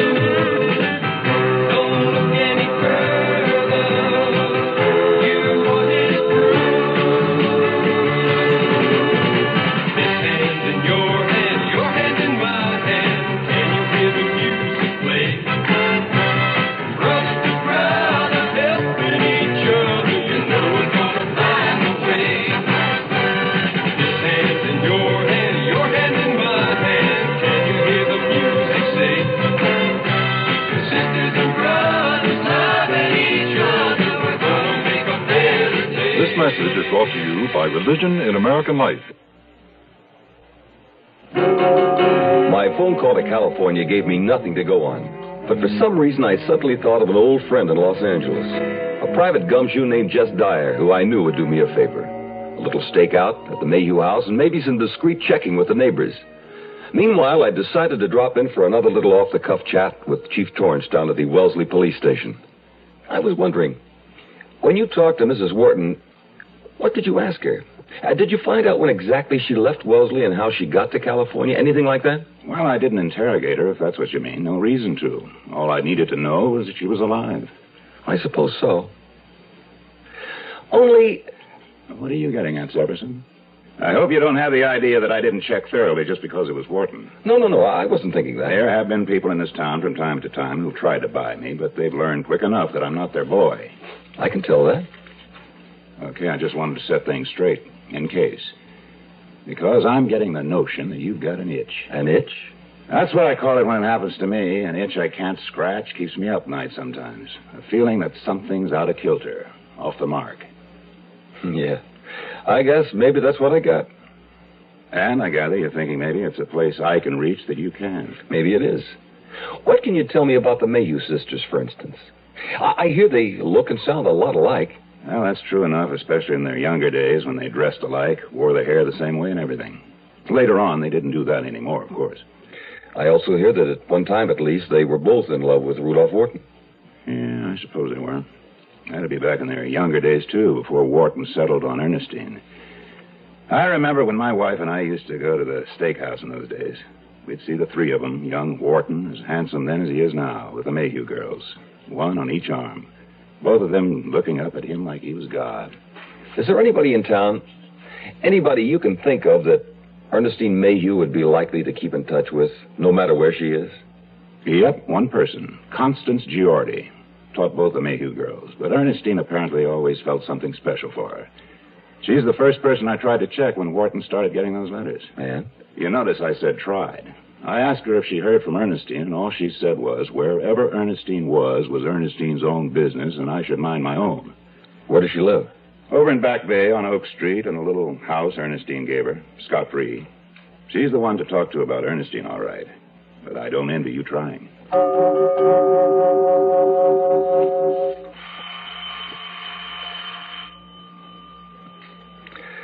caught a faint movement of the lace curtain across the glass-paneled door, and I rang again. Go away, whoever you are. I'm not going to, Miss Giordi. I need to see you. Who are you, anyway? I never saw you before. I know. I haven't lived here in Wellesley long. I'm a detective from Boston, and I want to speak to you about Ernestine. Ernestine Mayhew? I just want to know one thing from you, whoever you are. Is Ernestine in any kind of trouble? I don't know. That's what I want to talk to you about. Well, then come in. Whatever it isn't any business of the neighbors. I stepped inside into a room that smelled of oriental rugs and furniture polish. Constance Giordi peered into my face with eyes like a pair of shiny black marbles. In the first place, you haven't even told me your name. Oh, I'm sorry. It's Severson. Newt Severson. My wife and I moved here recently. Our house is directly across the street from Rudolph Wharton. Miss Giordi, do you have any way of knowing that Ernestine Mayhew is all right? All right? What do you mean by that? If you could tell me that you've heard from her, then... But I can't tell you that, Mr. Severson, because I haven't. Not a word. Isn't that unusual? I'm told you're the one she's most likely to be in touch with. If she chose to, but there's no reason she should. But doesn't it seem strange to you that she apparently left town without telling anyone that she was leaving? Oh, but she didn't do that, Mr. Severson. She told me. She did? Of course. She telephoned and told me she was leaving Rudolph Wharton at last. Well, I told her, good riddance. I hoped she'd leave him the way she found him, without a penny. Then Ernestine knew of your dislike for her husband. Oh, naturally. I spoke against the man from the first moment she and Eulalie took up with him. Eulalie was in love with him, too? And I told Ernestine she should let Eulalie have him. Eulalie would have been a better match for him. She wouldn't have let the man walk all over her the way Ernestine allowed him to. Then Ernestine and Eulalie were not as alike as they appear to be in the photographs? Oh, they only looked alike. And sounded alike? Well, yes, that was strange. One might swear that their voices were identical. Then someone might talk to one of them on the telephone and not be certain whether it was Ernestine or her sister. Yes, that's true. In that case, Miss Giordi, the only evidence we have that Ernestine Mayhew is safely in California is this letter. Chief Torrance received it in answer to his inquiry. Mr. Severson, this letter was not written by Ernestine Mayhew. It wasn't? Are you sure? I'm positive. Now, even I couldn't always tell them apart by their appearance. Often I'd have to look to see which one of them was speaking. But as their school teacher, I learned to distinguish their handwriting. I am positive. This letter was written by Eulalie Mayhew.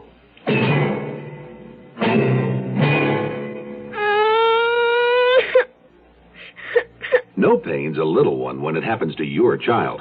Campho-Phenique instantly stops pain of minor cuts, scrapes, or burns. What about infection? Campho-Phenique gently penetrates skin injuries to kill germs that can cause infection, so injuries can heal nature's way. Janie, feel better now? It stopped hurting, Mommy. For minor cuts, scrapes, burns, Campho-Phenique, the penetrating first aid medication, stops pain instantly, helps prevent infection. Campho-Phenique. College only puts foolish ideas into a girl's head. Some men also thought women should never get the vote. The thing some people used to believe. Even today, some people think all aspirin is alike. But the fact is, all aspirin is not alike. Bayer tested its aspirin against every leading brand. The test showed for quality, Bayer is superior. Remember, as with all medicines, read and follow label directions carefully. When you get a headache, get Bayer, the better quality aspirin. The Zero Hour continues after this. USO? Gee, I guess there must be one around here someplace. Yeah, let me think. Hold on. I'll go over here and ask, okay? For longer than we care to remember, people have been taking the USO for granted. Sure, it's a place for servicemen and women, a place they can feel at home. Read, rest up, write letters home. A nice, clean place where the hamburgers are great, and so are the people serving them. Tickets to shows, ball games, sure. Everybody knows that about the USO. But what people don't know is that it takes money to keep the USO going for our 2 million men and women still in uniform. It takes a little money spread out among a lot of people. Because USO gets no government funds. It depends entirely on your gifts to the United Fund, Community Chest, or local USO campaign. So please give. Our work isn't done. I felt a chill when the old woman told me with such certainty that the letter had not been written by Ernestine, but by her sister. Maybe Mercy Bird, with all her talk of murder, wasn't so far off base after all. But I knew about handwriting evidence in court. One expert verified a forgery, a second expert repudiated the testimony of the first. Although I wondered who would dare to repudiate Constance Giordi. I was in the mood now to have that chat with Rudolph Wharton regarding Mercy's imprudent, threatening notes. I had a feeling I was going to find Wharton inclined to be lenient. I found him in his office in a building that housed a bank, a pharmacy, and a department store, all belonging to Wharton, I presumed. He sounded even more tolerant than I'd expected. Poor Mercy. She never quite got over her mother's death. They were very close. Yes, I gather that. She blames me for it, as perhaps she's told you. You know, I've always thought that strange. It's natural enough to blame someone, the doctor of the fates, but just because I happen to own the nursing home? Yes, that must be the reason for her sending you those letters, but why do you suppose she would accuse you of killing your wife? Well, she's always been fond of Ernestine, I think. Ernestine tolerated her. I suppose somehow she associated my wife's departure with the death of her mother.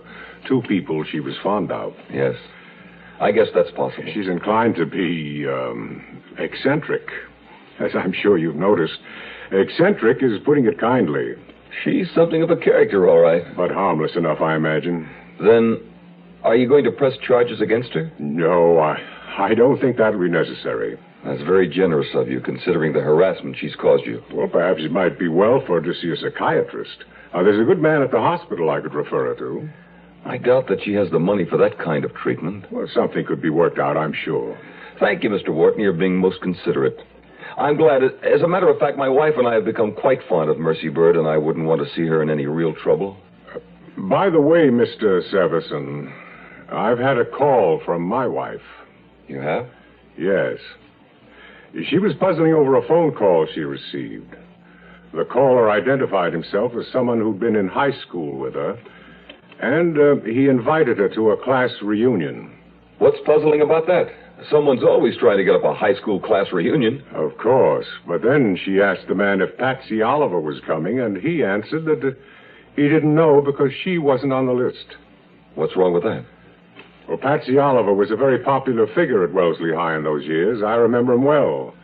Patsy was a nickname for Patrick. Oh. Well, I tell your wife not to worry. Memory plays tricks on people. We all know that. Don't we, Mr. Wharton?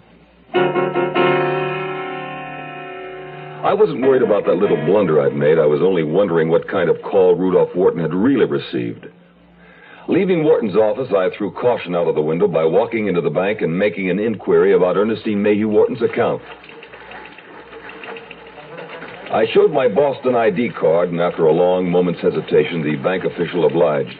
Well, yes, Mrs. Wharton has an account with us. A separate account of her own? That's right. I need to know what withdrawals Mrs. Wharton has made since January of this year. Oh, well, just a moment. That I'll have to check. You understand, of course, sir, this inquiry must be kept entirely confidential? Yes. Yes, of course. Just a moment. He picked up a telephone, and I wondered if he was checking with a bookkeeper or with Wharton. Mr. Severson. Yes? I must say it does seem rather odd, but Mrs. Wharton has made no withdrawals at all from her account since January. Chief Torrance wasn't going to like it, but I figured it was time for us to have another little talk. I was right. He didn't like it. Damn it, Severson. I don't need this can of worms. I don't need it at all. I can understand your position. And it seems to me everything you've dug up is still pure speculation. Even Constance Giordi's statement? She told me she'd swear on her family Bible that your letter ostensibly from Ernestine was actually written by you lately. That's the one thing I can't ignore, I'll give you that. Then the reasonable doubt is now on the side of Mercy Bird, don't you think? I suppose once you allow yourself to even consider the possibility of murder, town selectmen notwithstanding, you've... Very well, Severson. Let's assume that we have a case and get on it. Yes, sir. Here's something to start with. After you brought up the subject, I checked out the passenger list on the flights out of Boston at the time of Ernestine Wharton's assumed departure. And? And Eve Wharton flew out of Boston bound for Los Angeles on January 10th. If it wasn't Ernestine, it was somebody else. Eulalie. Yeah. Well, considering we're going along with this whole assumption, I suppose it could have been, although you'd think somebody around Wellesley would have seen her while she was here. They might have and thought it was Ernestine. If Eulalie were deliberately assuming her sister's identity. All right. And what we want to find out is, if there was a flight into Boston from L.A. sometime just before the 10th that shows an E. Mayhew on the passenger list. Exactly. Yes. I'll put it through. Call for you, Severson. My wife, I told her I'd be here. You see, our baby's due any time now. Then get on this phone, man, for heaven's sake. Hello? Hi, Brenda. Are you all right? When? I'll be right home. It wasn't our baby, it was yours. Mine. You can forget Greg Farley. Your obscene caller's still on the loose. He just called my wife.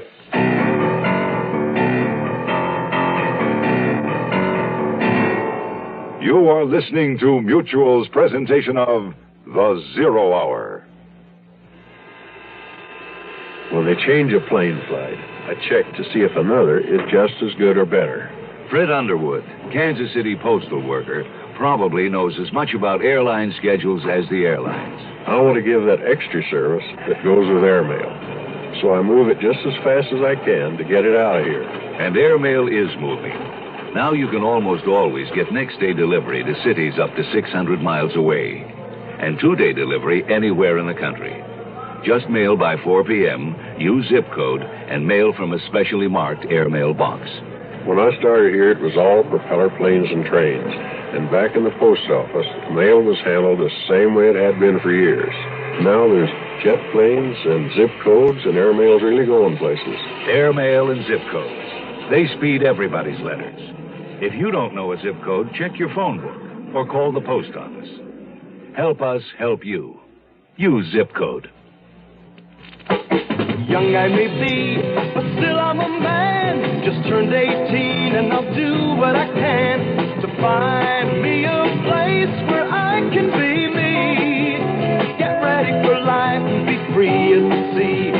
Where do I go from here? Oh, where do I go from here? I've finished school, but what lies ahead? Don't want to get trapped, want to feel free instead. All over the world, there's so much to do. The call of the sea, don't you hear it too?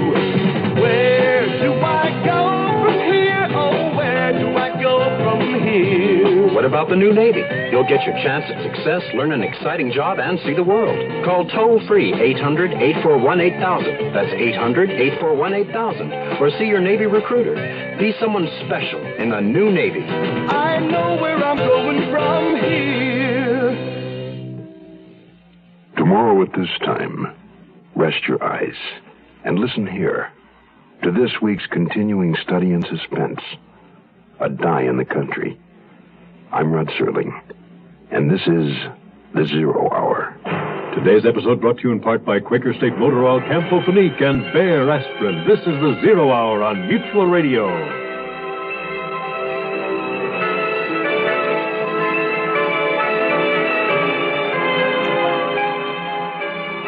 You have been listening to The Zero Hour, a presentation of the Mutual Broadcasting System in association with Hollywood Radio Theater. Heard every weekday at this time. Rod Serling is your host. Zero Hour is produced and directed by Elliott Lewis. The Hollywood Radio Theater theme was played by Ferranti and Teicher and is now available on United Artists Records and Tapes. Hugh Douglas speaking. Tune in tomorrow, and once again, rest your eyes and listen here to The Zero Hour. This is the Mutual Radio Network,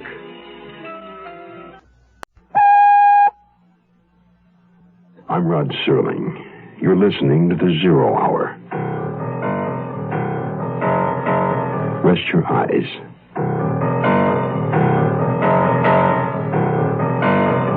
Exercise your imagination.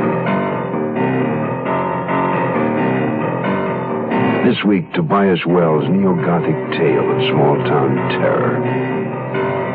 A Die in the Country. Starring Peter Marshall. Susan Strasberg. And Andrew Duggan.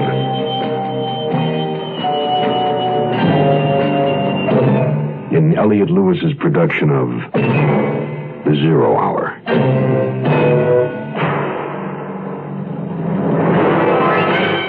The Mutual Broadcasting System presents The Zero Hour. Sponsored in part by State Farm Insurance, the makers of Wrigley Gum, and the makers of Delco Batteries.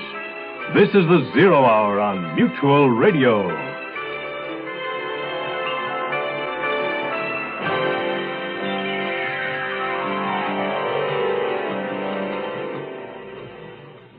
All that the Seversons wanted was to move away from Boston to a quiet little house in the country. And that's precisely what they did. However, there were a great many unexpected bonuses thrown into the bargain. Threatening letters, obscene phone calls, wife-swapping neighbors, a strange disappearance, and an accusation of murder.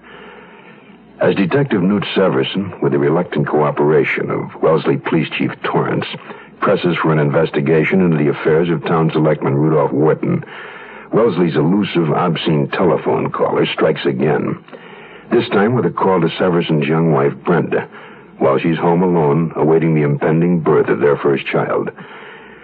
For Newt Severson, life in the country is about to explode and reverberate down to the very foundation of his existence. In a moment, the conclusion of A Die in the Country. But first, this word. Hey, cowboy, you got a minute for range fire reading? Might save some mighty fine grazing land, expensive land, from going up in smoke. Hundreds of thousands of acres did just that last year, you know, including valuable watershed. So along with spring feeding came the mud and the silt that polluted streams and eroded more soil. And all because a couple of waddies got careless. Preventing range fires ain't tough work. It's a whole lot easier than fighting them or cleaning up after them. So first off, do some snooping. Check the spark arresters on all your equipment, tractors, trucks, jeeps, bikes. If you see that they're rusted out or burnt out, get them replaced. And start using a shovel to put out your campfires, like old Smokey Bear does. And last, remember range fire reader when you're fixing to burn off some brush. Check first with your local fire folks. Range fires are wildfires.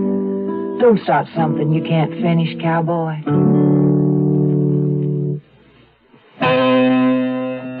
I was furious with myself for not being home with Brenda at this crucial stage of her pregnancy. I was just caught up in this Wharton business, so when Brenda got that crank phone call, it just set me off. Never mind Rudolph Wharton and whether or not he did or didn't murder his wife. Let's get this damn phone freak out of circulation. Calm down, Severson. Just get on home to your wife. We're working on this telephone business. There's one thing, Chief. This puts young Farley in the clear about everything except that car theft charge. And he can probably be released to the custody of his parents pending his arraignment, if they want it that way. I think maybe they will. I'll get back to you on the Wharton case as soon as I'm satisfied my wife feels okay. And I'll get on the airlines angle meanwhile. Oh, but will you do me a favor, Severson? Play this close until if and when we really have something. Yeah, I know.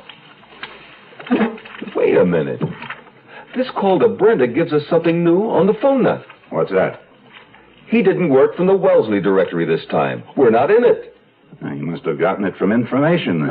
No, he couldn't have. We have an unlisted number.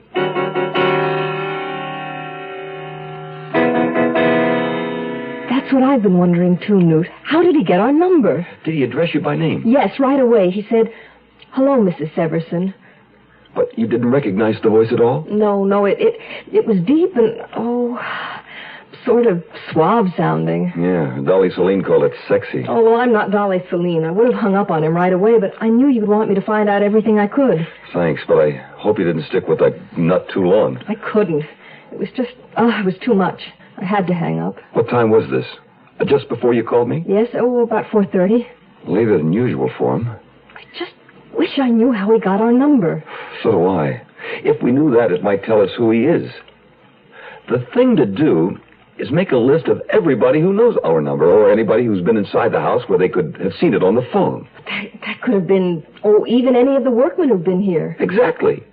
Even that sweet little old man who hung our new wallpaper? Darling, I'm a suspicious cop, remember?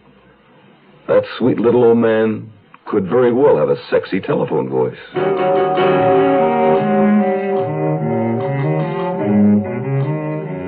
What a hornet's nest we'd found ourselves in with this innocent little move out into the country.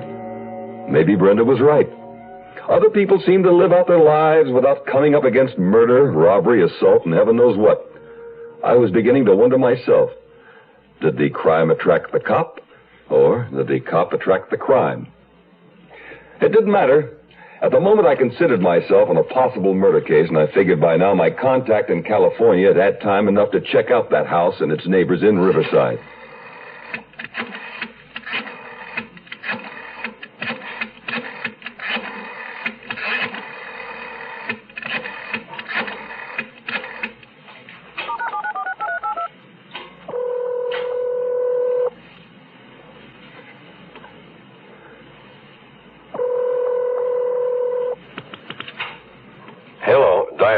Yes, it's Newt. Find out anything for me? I don't know, but for what it's worth, here's the rundown.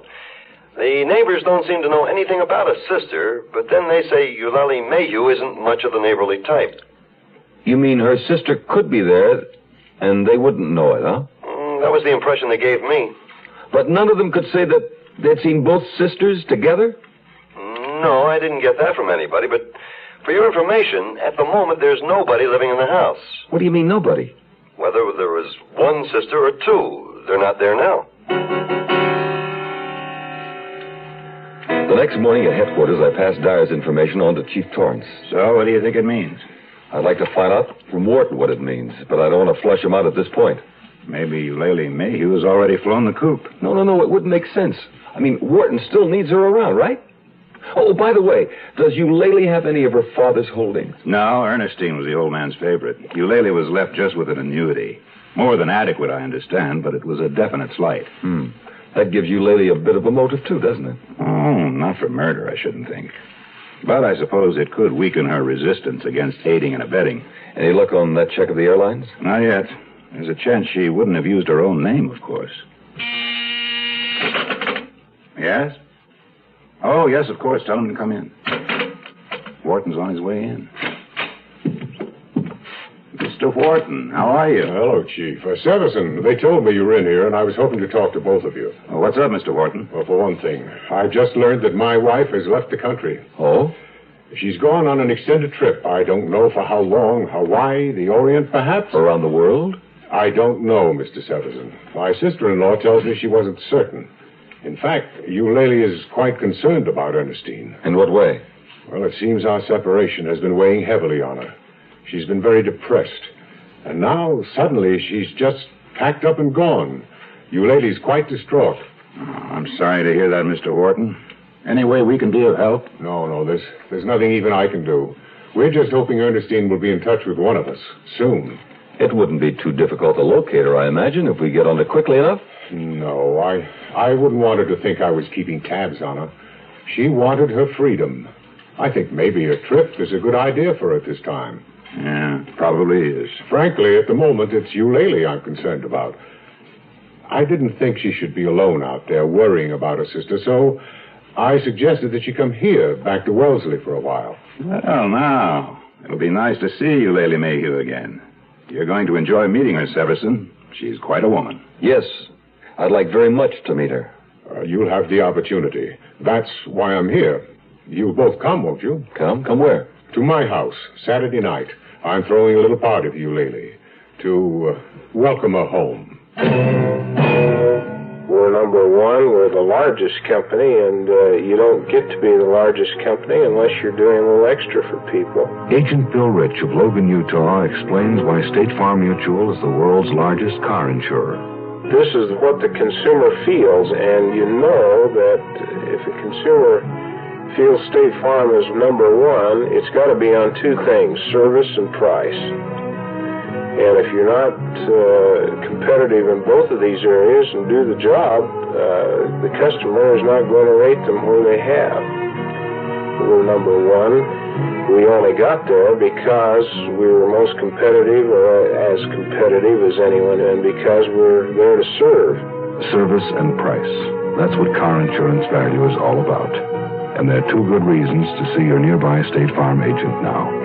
Like a good neighbor, State Farm is there. We'll return to our story in a moment. This is Gene King for your Better Business Bureau. Homeowners can save 15 to 30% on their winter heating bills by installing weather stripping around doors and caulking around all windows. A quarter-inch crack under a door leading to an attic or other unheated area may cost $4.50 per winter in lost heat.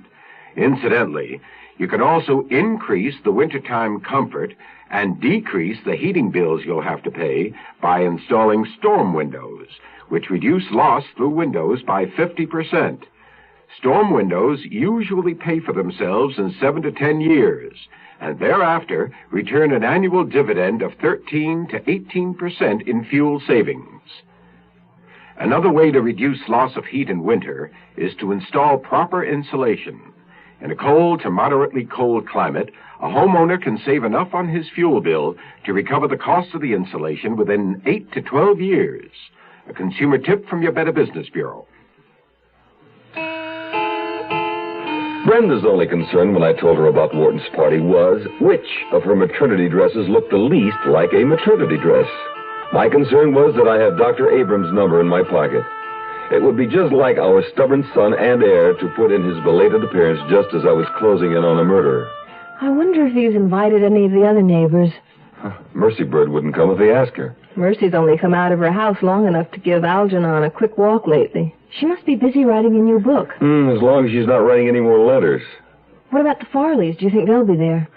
I doubt it. I gather the only neighborliness between the Whartons and the Farleys was Ernestine Wharton's friendship with young Greg. It's a shame she isn't around to help him now. Maybe not. Maybe his own parents will come through for him this time. Is Greg still in jail? No. His mother brought him home this afternoon. Oh, Newt, doesn't it scare you? Pretty soon we're going to be parents. I don't know. Junior is sure taking his time about getting here. I don't blame him, considering all that's been going on. Well, tell him to hold off at least a few more hours. I don't think Rudolph Wharton's cocktail party is going to be any place to have a baby. Saturday couldn't come fast enough for me. Call it my suspicious cop nature, but I was certain the party would be a showdown. I spent any free time I had at home nursing along the ivy I'd planted around the railing of our porch. I was hoping to catch a glimpse, a sneak preview of Eulalie Mayhew, but I never saw a sign of her, or Wharton for that matter. Finally...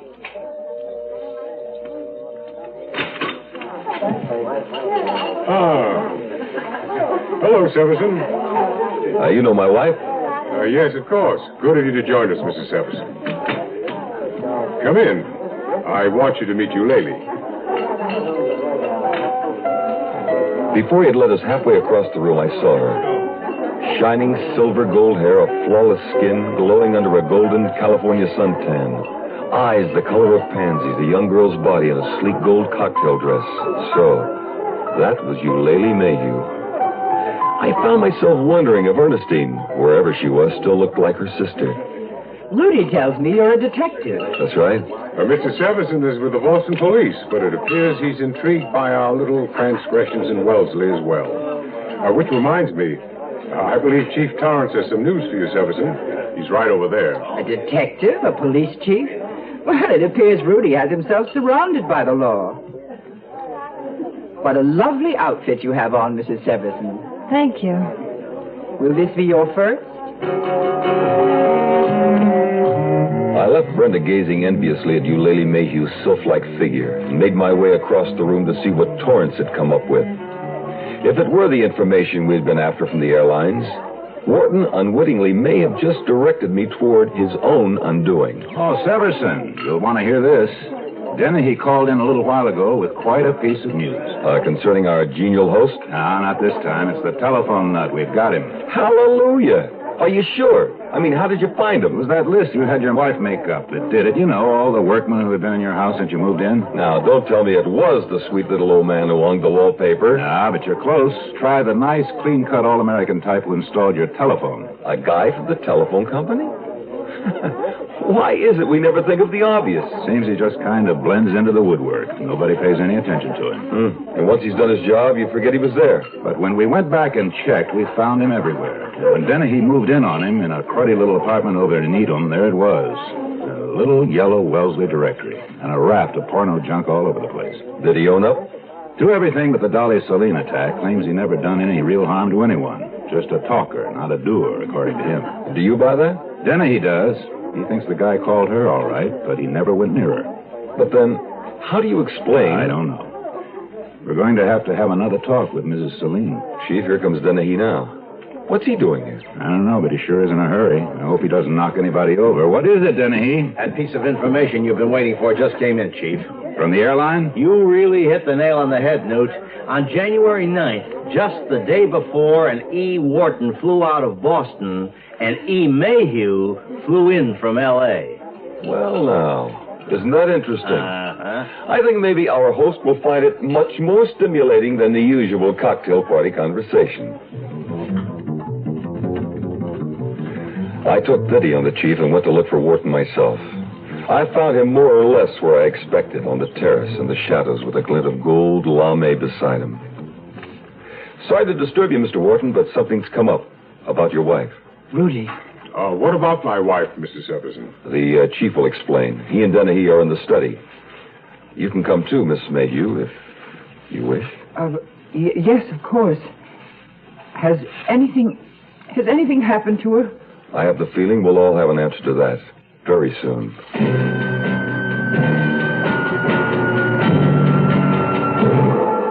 Wrigley Spearmint Gum, Gum, Gum. Wrigley Spearmint Gum. Carry the big fresh flavor wherever you go, whatever you do. It's the finest pack of flavor wherever you go, whatever you do.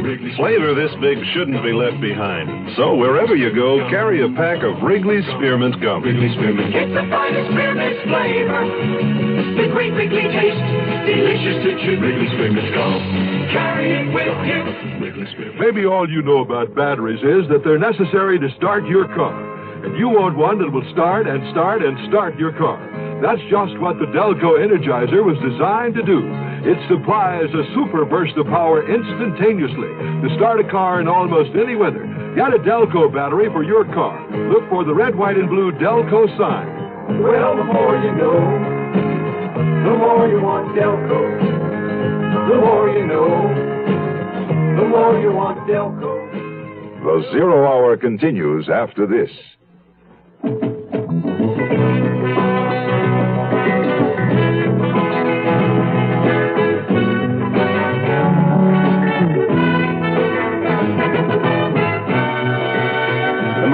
Looking for a few good men who want to learn good jobs. And today, a qualified man can choose the direction he wants to go in the Marine Corps.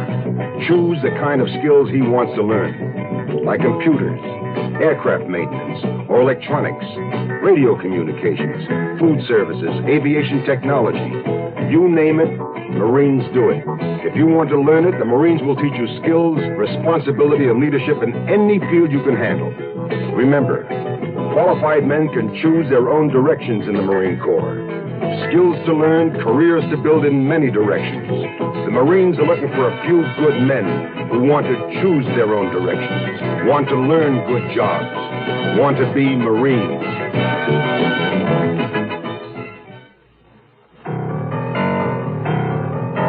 Despite Eulalie Mayhew's involuntary gasp and her alarmed look of a cornered doe, Wharton remained as unruffled as ever. I went on ahead alone to the study. A few moments later, they followed me in.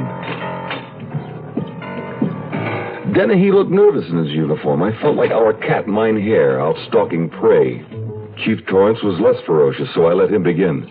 I'm sorry, Mr. Wharton, but several things have come up that we need to have explained. Well, that's all right, Chief. I can understand your position. Well, what sort of things? Well, for one, that letter we received from your wife confirming her whereabouts in California. Well, what about it? Well, we have it on good authority, very good authority, that it was not written by your wife at all. Really? That instead it was written by you, Eulalie. By me? But Never mind, Eulalie. You don't have to deny it. I'll explain. Please do, Mr. Wharton. As a matter of fact, Eulalie did write the letter at my request. Why was that? Because Ernestine refused to. As far as I was concerned, she didn't care if I rotted in hell. You never indicated before that there was that much animosity between you and your wife, Wharton. Because I wanted to spare Eulalie. You see, the truth is, my wife was insanely jealous of her sister. Oh, that's something I never knew. Ernestine didn't seem the type. Oh, well, it was only where I was concerned. She constantly made the accusation that it was Eulalie I really loved. Eulalie I should have married. I see. Mr. Wharton, there's something else. We know that on January 10th, someone under your wife's name boarded a plane out of Boston for Los Angeles. That was my wife, Sevison. Who else would it be? Eulalie? But Eulalie was in California, at her house in Riverside. No, she wasn't. We have the evidence that Eulalie came here to Wellesley on January 9th. Rudy? If she did, Detective Sevison, I know nothing about it. Rudy? Were you here, Eulalie? You should have taken me into your confidence. I might have been able to help you out of this. Rudy, what are you saying? I knew, of course, how much resentment toward my wife Eulalie has always felt since their father died, leaving a will that favored Ernestine. But I never thought Eulalie could be capable of taking any kind of cold revenge on her sister. That's not what happened. Wharton, what are you trying to pull? You know very well Eulalie was here at the time of your wife's disappearance. It was at your request that she came. But that's impossible. I had nothing to do with it. I wasn't even here in Wellesley myself at that time. You weren't?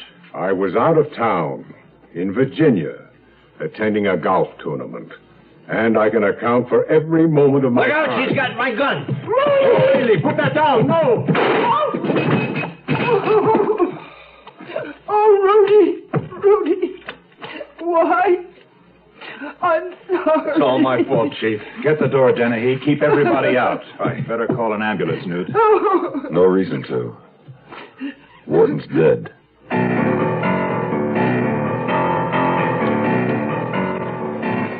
It was all in the Wellesley newspaper. It was on the front page for weeks. The gradual piecing together of the facts. Ernestine Wharton had told her husband she was divorcing him, reclaiming the titles to all of her properties and leaving him penniless. In a rage, Wharton had killed her.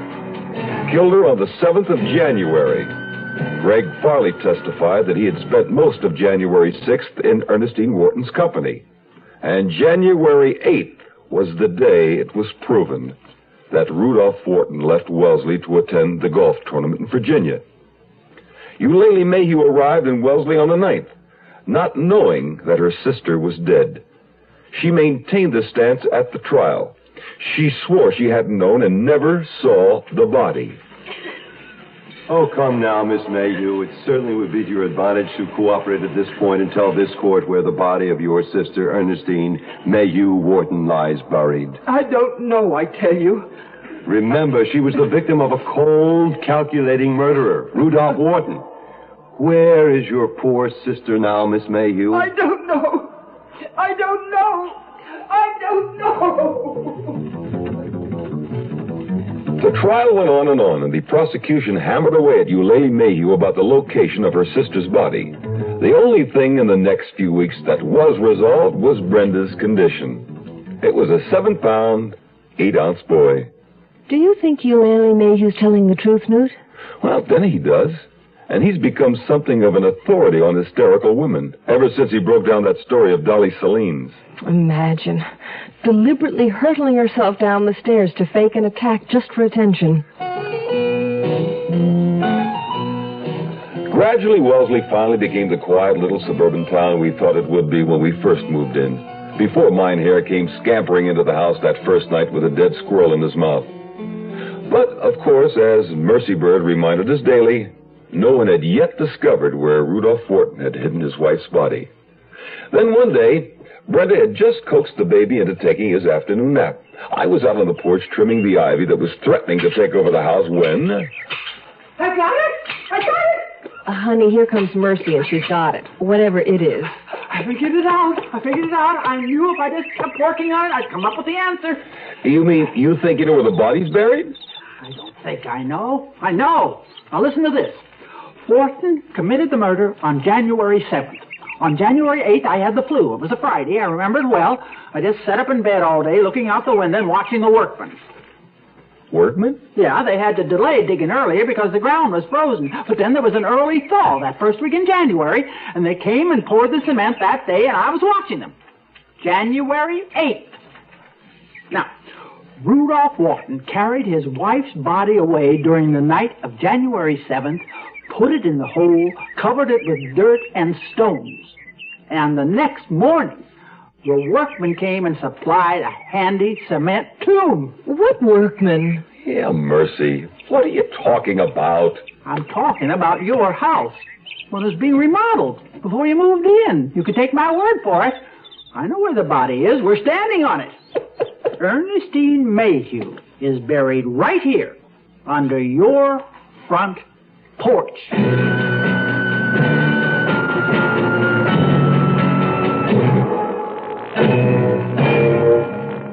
You are listening to Mutual's presentation of The Zero Hour.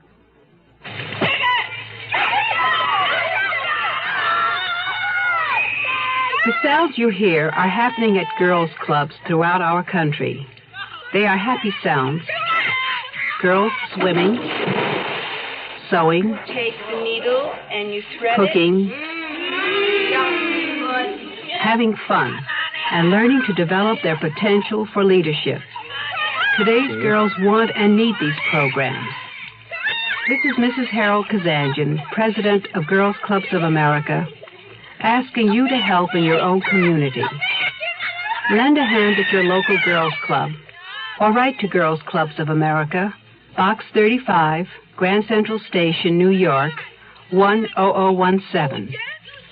Find out how you or your organization can start a girls' club. People working with girls' clubs can make a difference.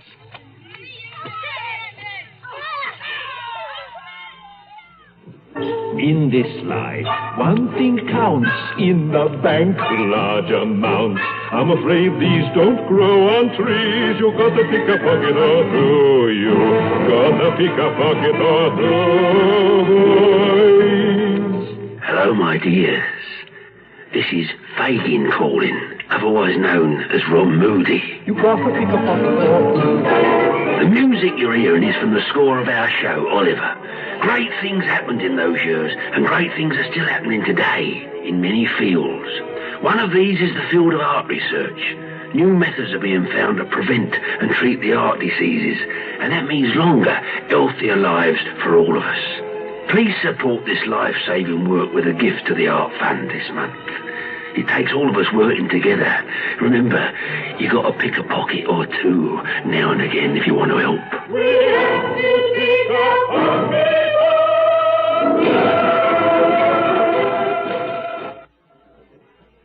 That concludes this week's production of The Zero Hour. Tobias Wells, A Die in the Country. Next week, we'll begin another exciting dramatization of a tale of mystery and suspense. We'll tell our story in 5 days, at the same time, Monday through Friday. So on Monday, rest your eyes and listen here to The Zero Hour. Today's episode brought to you in part by State Farm Insurance, Wrigley Gum, and Delco Batteries. This is The Zero Hour on Mutual Radio.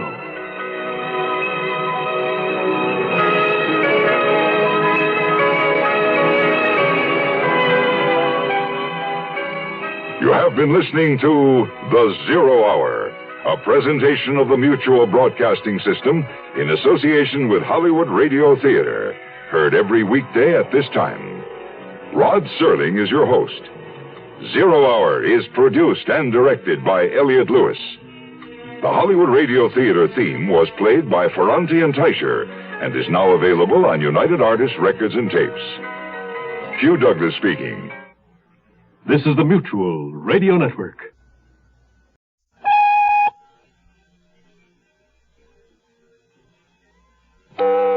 I'm Rod Serling. You're listening to The Zero Hour. Rest your eyes.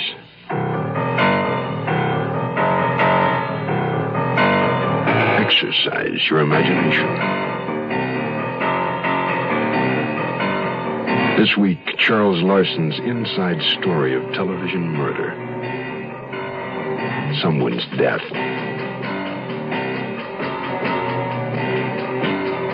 Starring George Kennedy, Joyce Bulifant,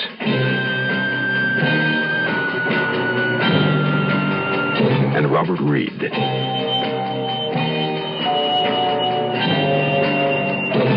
In Elliott Lewis's production of The Zero Hour.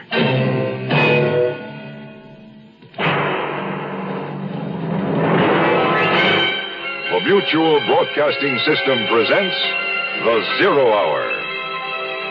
Sponsored in part by Quaker State Motor Oil and the Ford Motor Company.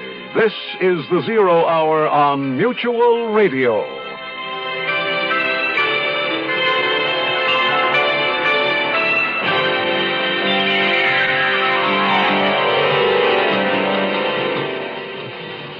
This week, our story revolves around the make-believe world of television. We'll meet Nils Frederick Blixen, a middle-aged man married to his craft, producing television shows. He's preparing a new detective series called Stag at Bay, in which his star will have exactly 1/2 hour each week to solve a fictional crime. Nils Frederick Blixen, a veteran of the industry, is breaking in a new casting director, Joanna Redfern. Young, bright, aggressive.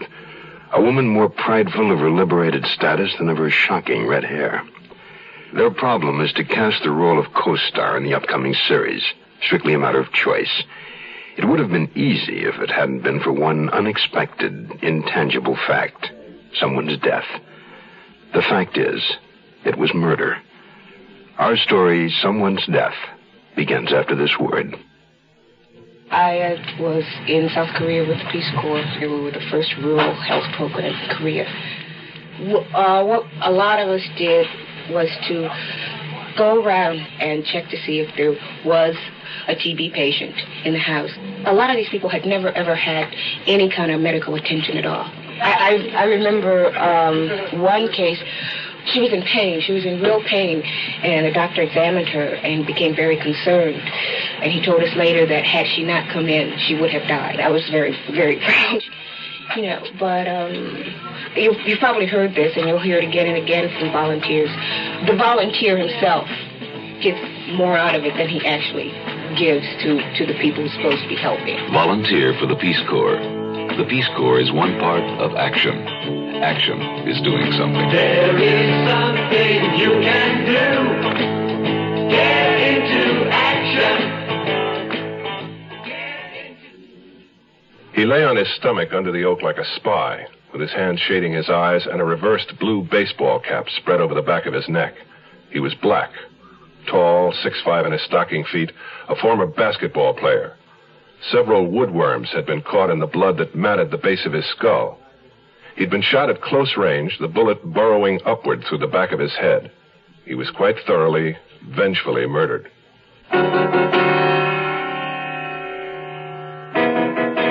At the precise early morning hour that a young boy and girl in the hills along Mulholland Drive above Hollywood stumbled onto the body, I was in a projection room at the studio. I was still at the studio in my office, chairing an unofficial production meeting as the sun dipped into the smog and below the Los Angeles horizon. It was the 22nd of May.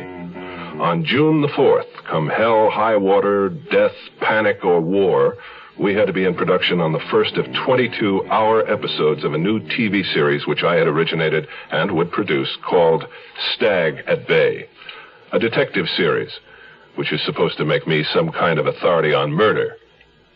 The meeting was a replay of 1,000, just like it. You know, we've got to find a gimmick to hang the PR campaign on. Right now, that's less important than finding the right girl. Across the desk from me was Leonard Ellis, a born conciliator. In his youth, he'd wanted to be a baseball umpire, but failed due to his slight deafness, though he often said it was merely compensation for 20/20 vision. He claimed to hear better after a nip, so at 61, he had become an alert quasi-alcoholic. Nevertheless, Leonard Ellis was the best unit publicist any series could have. Joanna Redfern, the casting director, sat near him, upright in a straight chair. Tall, 23, a recent graduate of Bennington, she wore her red hair short because everybody else wore it long. She was uptight, tapping the arms of her chair, uncrossing her trousered legs. When she finally got to her feet, it was in sections, like a deck chair unfolding. Well, someday some terribly courageous TV producer is going to thumb his nose at the computer, cast the best actor or actress in his series instead of the safest, and make $100 million. And how in the name of reason are those pious, rude New York network research freaks going to squeeze out of that one? Well, I'm sure every producer wants to cast the best actor or actress in every role. Isn't that so, Niels Frederick? I'm producing this series, and I'll make the decisions. I couldn't care less about what they want upstairs. And so you'll get it straight, Miss Redfern. I'm not going to fill an important running lead with a bad Mexican-American actress just because Justicia or Nosotros or the rest of the pressure groups think I ought to. The part calls for a Mexican-American girl. It would be absurd not to get... Fine. You bring me one who can cut the mustard, and I'll sign her. I have brought you several, but all you're after is a pretty face. They weren't right, any of them. You know what I think I better do is tell the front office that this isn't working out, that it isn't fair to the studio to saddle you with a casting director you don't know and you don't have confidence in. Sit down. No, I'd rather not. Who's for coffee? Are you Niels Frederick? All the same, Mr. Blixen, I wish you luck. I hope Stag at Bay knocks everybody right on their backside. His backside. Of course. Is this your first series, Miss Redfern? Yes. It's my fifth. Joanna, isn't it? It's Joanna, but everybody calls me Red. Yours is black, I believe, Niels Frederick. Red, are you, cream? No sugar, dash of cream. While Ellis translated the coffee order to my secretary, Mary, the poor woman should have been gone hours ago, Red sat on her tailbone with the players' directory and searched for the actress who wouldn't compromise us too much with the powers upstairs. I could hear Ellis on the extension talking to his granddaughter. Hello, honey? Yeah. This is Grandpa. I'm going to be late again for dinner. Did you call me? Donnie Osmond? I thought you were in love with David Cassidy. Issue of which magazine? Oh. Anything with Donnie's picture on the cover. Yeah, I'll find one. I won't be too late. Bye-bye, sweet. Donnie's woman? Donnie needs her. She assured me last spring that Bobby Sherman needed her. Well, that's when she was a kid of 13. But now she knows what love is. Red, where did you meet Ellis's granddaughter? Oh, I've known Heidi for years. We're neighbors. You're kidding. No one in Hollywood has neighbors. Oh, Red and I live in the same... what do you call it, Red? Fourplex? Over under Longpre. It's a nice area. I love it. Yeah, they still dig their heels in about blacks, though. In this enlightened day and age? Yeah, you bet. In this day and age... I'm sorry, Red. Why? Did I walk into something? Well, what happened at the neighborly fourplex? Nothing happened. Yeah, right. Nothing. That tempest in a teapot. Come on, tell me. Might springboard a script. No script. Just I had a black friend somebody objected. Anonymous letters, you know. So what did you do about it, Red? Kissed him goodnight on the lawn after that. Didn't want anybody to miss anything. That's a good girl. Oh, here she is. Now, just look at this picture if you want to see one sweet actress. Now, I know she won't do. You're after a beauty. This girl looks like 10 cents worth of cat meat. Yeah. She's got an interesting face. You mean ugly. True. You know Clifford Odette's Country Girl? Of course I know it. Do you think I'm illiterate? Well, how do you think the woman ought to be played? Mother Earth? Okay.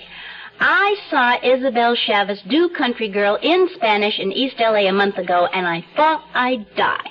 This was a woman you could believe anything about.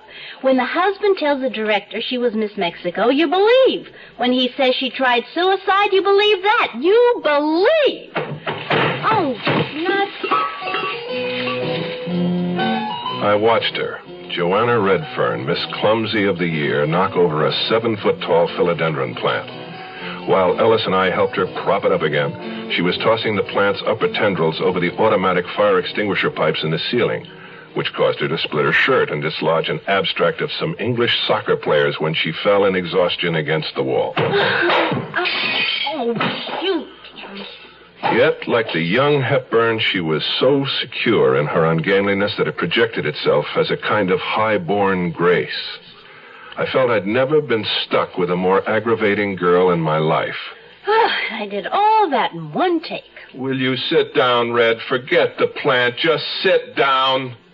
I'm sorry. I shouldn't have shouted. You certainly shouldn't have. Ellis, see if Mary fell in the coffee pot out there and drowned, will you? Yeah. Mary. Oh, dear. Oh, sorry. I didn't know you were right at the door about to knock. Here, let me help you. Joanna. Oh, me, yeah? Oh, I get so used to being called Red. Yeah. What is it, Mary? Well, I hate to interrupt, but I've got a message for Joanna. Who is it? Tell him to hold the line. We'll be through here in a minute. Well, actually, they're right outside. Look, Mary, if it's some agent... They're not agents, exactly. Well, who are they exactly? Bill collectors, men from Mars, what? No, they're policemen. Policemen? This is a private eye show. Tell them we're not casting men in blue. Right, Niels Frederick? You don't understand. They're... Well, come on, Mary. They're what? Detectives. Detectives? And they want to talk to me? Yes. What about? They said it's something about a murder. There's a little town in western Pennsylvania called Oil City where they make peace of mind. They put it up in quart-sized green and white cans and ship millions of them all over the land to people who don't want to worry about their cars. This peace of mind for car owners is called Quaker State Motor Oil. The folks who make it are experts, men who really know motor oil, because that's been Quaker State's specialty for over 50 years. Quaker State starts with the finest natural petroleum the earth provides, 100% pure Pennsylvania-grade crude oil. Then they put it through step after step of refining and fortify it to fight heat and rust and dirt and wear and give your engine the protection it needs. Quaker State Motor Oil. Who says you can't buy peace of mind? Quaker State your car. You keep it running, yeah. You keep it running. We'll return to our story in a moment.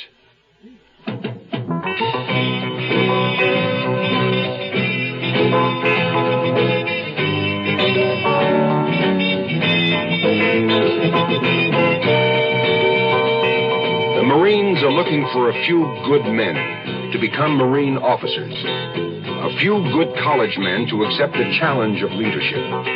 Men who will command Marine ground troops. Men who will fly Marine aircraft. And a few good men to serve as lawyers in the Marine Corps. The program is Platoon Leaders Class. PLC. No campus training. Ground and air options. Available financial assistance. Even free civilian flying lessons for qualified men. Talk to the Marine officer who visits your campus. Ask about PLC Ground, PLC Air, or PLC Law. The Marines are looking for a few good men who want to lead other men as officers in the United States Marine Corps. The two plainclothesmen were standing by Mary's files. A stocky, sunburned man in suede pants and a modified safari jacket. And a lean, dark man wearing a gray business suit. The second detective extended his wallet. I studied the ID, which bore a serious pose of him in a square collar, tie, and somewhat shorter haircut. The card said Ames, Sergeant, Negro, male, 5'11", weight 160, black hair, brown eyes, no visible scars. There was a third man in the outer office, a cab driver, who sat flipping his hat between his hands and whistling at the floor, his elbows on his knees. Mary explained his presence. He's been waiting for over half an hour. Miss Redfern, Joanna, ordered him. Both men in red went through the open door into my office. As I turned to follow them, a messenger boy dropped off the rewrite of our opening show. The cabbie, I noticed, was leaning around me trying to read the cover. You a TV producer? That's what they call me. Mary, will you Xerox this, 15 copies? Right now? No, in the morning. She's not in trouble, is she, Joanna? Ellis, drive Mary out to the lot. Don't worry, Red. All they can do is rubber hose you. Stupid thing for Ellis to have said to her. I liked Red. I could see Ames was quizzing her tough. Whether they resented it or not, I was going to go in. The cabbie was stretching his neck to try and see into the room. I closed the door. The last time you saw him was... Is this private? It's up to the young lady. They know about Daniel and me. Daniel? The black friend I mentioned, Dan Gladstone, apparently he's been in some kind of accident. Oh? 2 weeks. You haven't seen Mr. Gladstone since roughly the 8th of May, then? No, I haven't, or longer. Why not? I don't know what you mean. You were fairly close friends, weren't you, Miss Redfern? We were friends. I don't know how close. Were you engaged? No. Didn't Gladstone give you a ring sometime in February? It was a joke. It came out of a penny candy jar. Excuse me. But what kind of accident was this? He was shot in the back of the head. Shot? Daniel, And no accident. Who told you about the ring? What was the tenor of your last meeting, Miss Redfern? The what? What did you talk about? I don't remember. Did you fight? I just really can't remember. Did you say, if you show your black face around here again, I'll cut your damn woolly head off, or words to that effect? Now, wait a minute. Have you warned her, given her her rights, or did you just forget? No, we didn't forget. She has a right to know who you've been talking to, who's been telling you these... Do you own a .22 caliber pistol, Miss Redfern? Okay, that does it. Give me an outside line. A pistol? No, of course not. Red, cool it. I'm contacting a lawyer. You don't mind, do you, gentlemen? No, I think it's a very sound idea. I don't need a lawyer. You might ask him to meet us at North Hollywood Division. That's 11480 Tierra. You have her there in a half hour, Mr. Blitzen.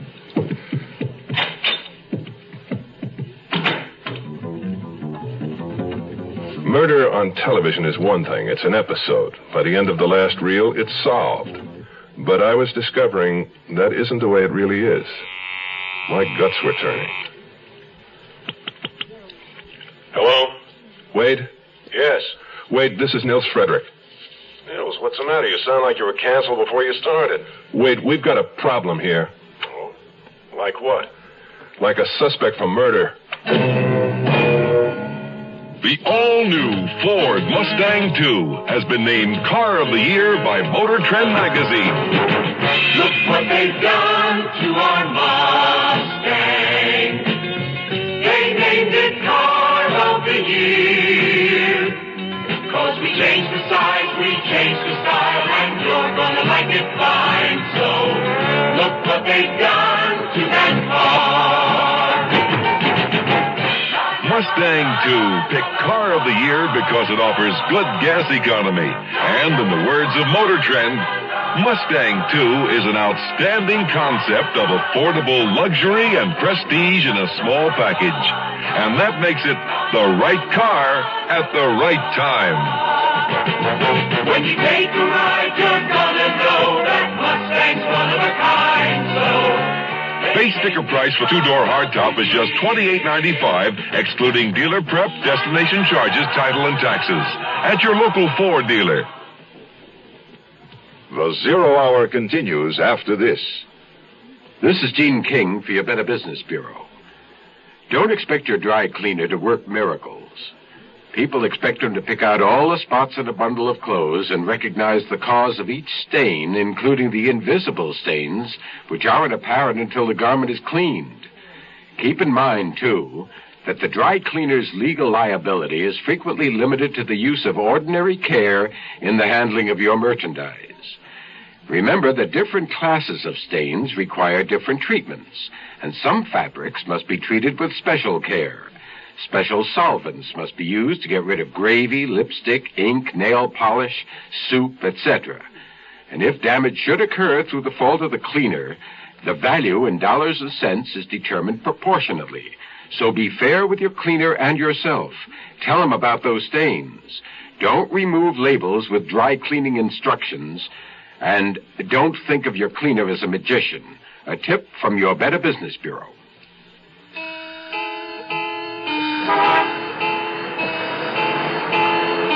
The city by night had a warm, wind-swept face. Los Angeles was a Mediterranean town, I'd always felt, despite its size and location. All day long, it lay like a girl on its back by the sea, half asleep under its dark glasses burning in the sun, amused by the boys who whistled and hung around. Only at dusk it began to stir. It would blink and sit up and rest its chin on its knees, gazing at the bronze-colored ocean, and perhaps accept a margarita or two. The cab driver didn't need a margarita. He was very talkative. Boy, looks like all the idiots are out tonight. Hey, look at that coot. Hey, there's a real dilly. You know, I tell you, I love this town. Too breezy back there for you? No, it's fine. Are you all right, Red? You haven't asked me whether I did it or not. Do you realize that? I haven't. All right, did you shoot the man? No. That's a load off my mind. Hey, did you see that jerk? A left turn and no signal. My wife wonders why I got a nervous stomach. Hey, you two want to buy a free press? No, thanks. Would you mind... What is your name? Jack. I thought I told you. The young lady and I have some things to talk about. No, sure. Private is private. You think I'm not the murderous type, then? If there is a type. There's a type that goes all to pieces in a jealousy situation. The first person I was jealous of was my sister. I was 4 when she was born. I couldn't understand why my father had done that to me. Don't you blame your mother, too? She didn't count. She died when I was 8. She and my father were separated by then. He was living in Pennsylvania. She was in Hartford. With you and your sister? No, I'd already killed my sister. You what? I broke my sister's neck when she was 7 months old. When you set out to make a point, you don't fool around. It's the fact. My mother left the carriage on the front porch. I pushed it down the steps.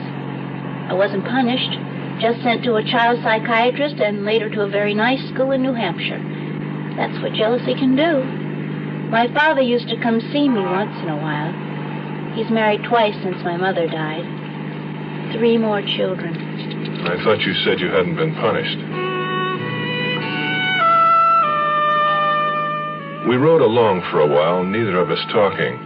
Even the cab driver seemed more content since traffic had eased up some. I studied Red during the silence. She struck me as being very vulnerable. Do you have any children? No. I know you're married. I looked up your studio biography. Well, then it's out of date. We were divorced in 65. Oh, let's see. I was born in 50, so I was 15 then. I'm sorry it didn't work out. We made a mistake and we rectified it. Very civilized. My dear girl, a divorce is about as civilized as a gang rape. We've been married 18 years. I think there must be something wrong with marriage. Not with the game, just with the players. Well, this must be the place. Keep it running, Jack. We'll be going back into Hollywood. Hey, I'll tell you what I'll do. Why don't I grab something to eat and then I'll come back for you, huh? You don't want to buy the cab. Hey, wait a minute. What is this, a check? I'm sorry, we don't take personal checks. A voucher. I ride cabs a lot. Oh, thanks. Yeah, thanks, Mr. Blixen. Try us in about an hour. Sure. Niels Frederick, I'm over here. Wade Schreiber, your client, Joanna Redfern. How do you do? Joanna? Is it, Miss? Yes. Let's talk out here for a minute. I think before we go inside, we'd better clarify a couple of points. I didn't kill Dan. Yes, I understand that. I don't believe they're ready to accuse you of it. They're just trying to get to the truth. Believe it or not. They said he was shot with a .22? Yes, he was, and that's point number one. Joanna, do you own a .22? No. Ever own one? No. Well, were you ever in contact with one? No. Okay, I'll buy that. Second, where were you last evening between, say, 10 and midnight? 10, Grauman's Chinese. You went to a movie? Yes. Wade, you act like a cop. Oh, come on, Nils, wait a minute. Who did you go to the movie with? Alone. You often go to the movies alone? Not often. I was just walking on Hollywood Boulevard. My car's in the shop.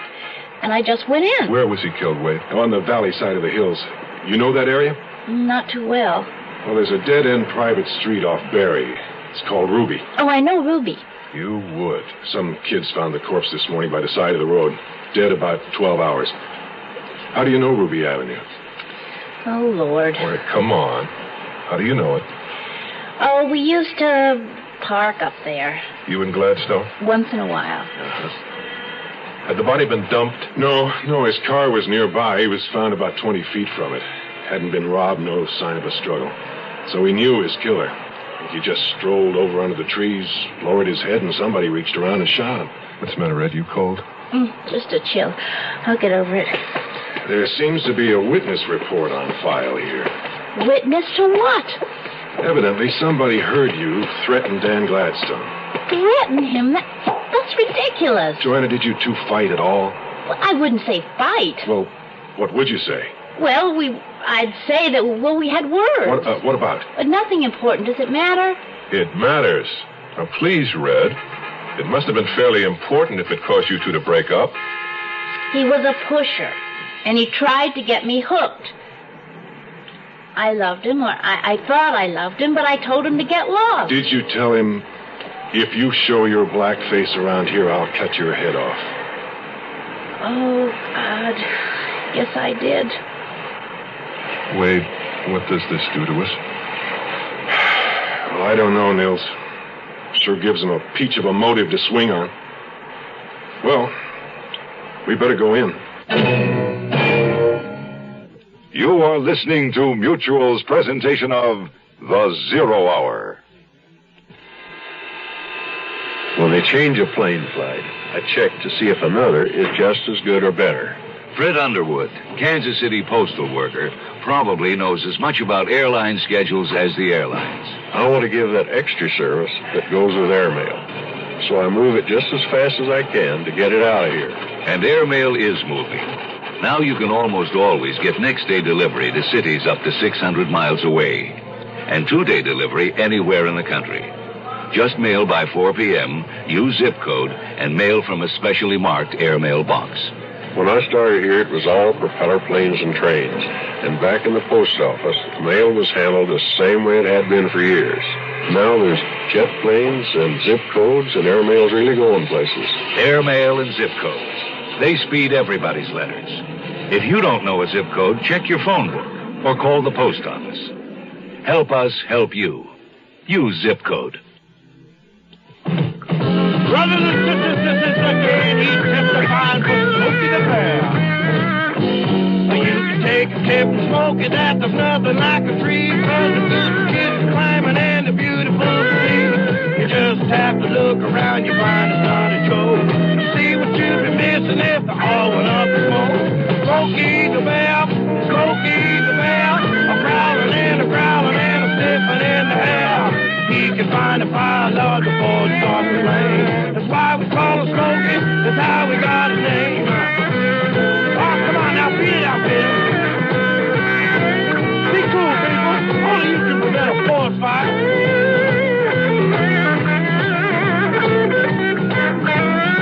I said Smokey the Bear, Smokey the Bear, a growling and a sniffing in the air. He can find a fire log before it starts to rain. That's why we call him Smokey. That's how we got his name. Tomorrow at this time, rest your eyes and listen here to this week's continuing study in suspense, someone's death. I'm Rod Serling, and this is The Zero Hour, This episode brought to you in part by Quaker State and Ford. This is the Zero Hour on Mutual Radio.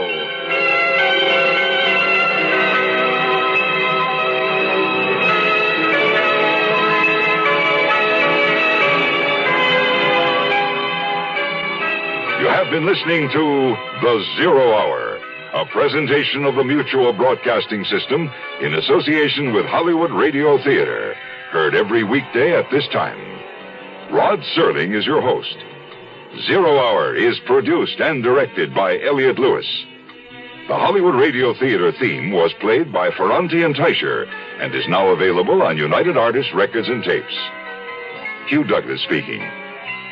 Tune in tomorrow, and once again, rest your eyes and listen here to The Zero Hour. This is the Mutual Broadcasting System.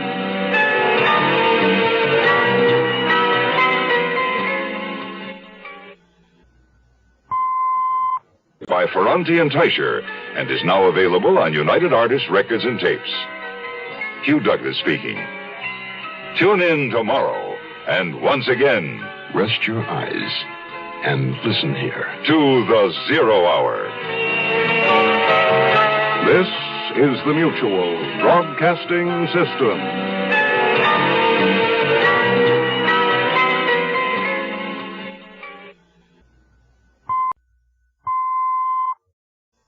I'm Rod Serling. You're listening to The Zero Hour. Rest your eyes.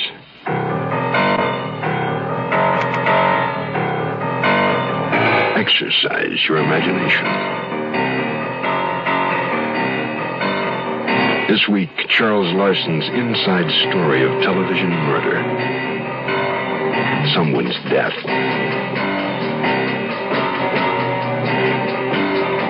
Starring George Kennedy, Joyce Bulifant, and Robert Reed.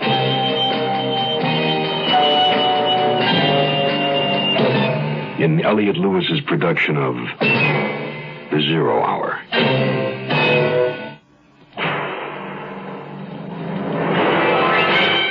The Mutual Broadcasting System presents The Zero Hour. Sponsored in part by Metropolitan Life Insurance Company, Hallmark greeting cards, and the makers of V8 juice. This is The Zero Hour on Mutual Radio.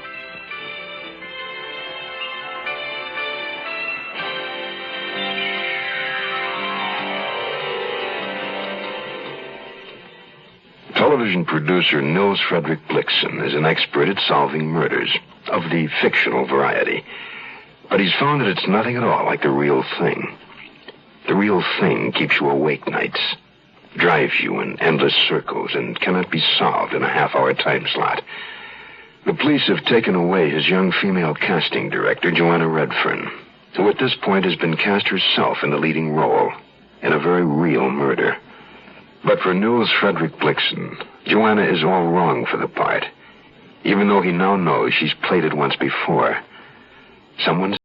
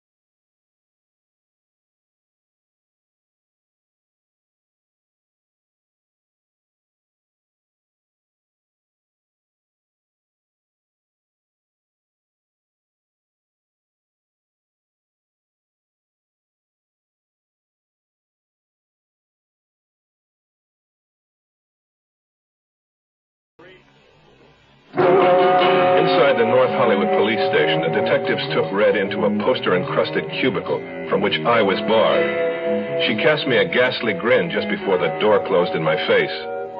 and I felt my heart give an unaccustomed lurch.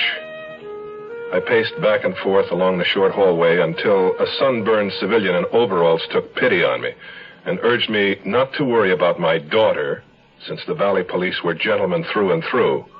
I thanked him and went outside, cut to the quick. She could be my daughter, damn it. I became obsessed with the idea that something had gone wrong and that they were booking her. I told myself I'd count to 10. Schreiber came out on the count of 7, joking and chatting with Sergeant Ames. Red was pale but composed. Ames went back inside, and Schreiber gave me the rundown. No, it was a breeze. They didn't know about Gladstone being a pusher, so I didn't mention it. No, they didn't suspect her any more than they suspect the governor. Well, come on, Red, I'll take you home. Wait a second, Wade. Don't you still live way out in West Valley? Tarzana, yeah, what's the difference? I can take Red into Hollywood and then swing over Coldwater. I wouldn't hear of it. I have ordered a cab. Oh. Okay, Niels Frederick, I get the message. Well, I'll call you tomorrow, Red. We'll have dinner one night. You doing anything Saturday? No. Good, it's a date. And, good night, buddy. Good night, buddy. Give my love to all your kids. Sweet man. My company's lawyer. We've been friends for years. Well, let's walk to the corner. Maybe there's a cab stand there or a bus. How old is he? 30, 31. You mentioned something about kids? He's got 4. Holy Moses. Hey, cab. Oh, Jack. Oh, Jack. Nice wife, I suppose. She's not married. She died. Hey, I'm sorry I'm late. I was hungrier than I thought. Hey, you're a producer. Any chance of getting studio work? Transportation? You'd have to check with the union. Forget it. Maybe I'll go back to school. Landscape architecture. I used to work for a Japanese nursery up in Montrose. Boy, that really turns me on, Japanese gardens. You know what I mean? You know what a haiku is? Japanese poem. 3 lines, 17 syllables. Quote, white cherry blossoms, colder than snow when I call, and you are not there. Oh, son of a gun. That's your own composition? Birthday present from an ex-friend of mine. Very dark friend. I'll make a right turn onto Longpre, Jack. Hey, Miss Redfern, the secretary told me you didn't have a car. You get off work around the same time every night. I'm usually someplace near the studio. I could pick you up on a regular basis, you know? Well, I have a car. It's just in the garage now, but thanks. How about picking me up? I don't have a car. I'll write you a free haiku every 5th trip. The heck with the haikus. I do it for the money alone. What time? 6. Oh, right here.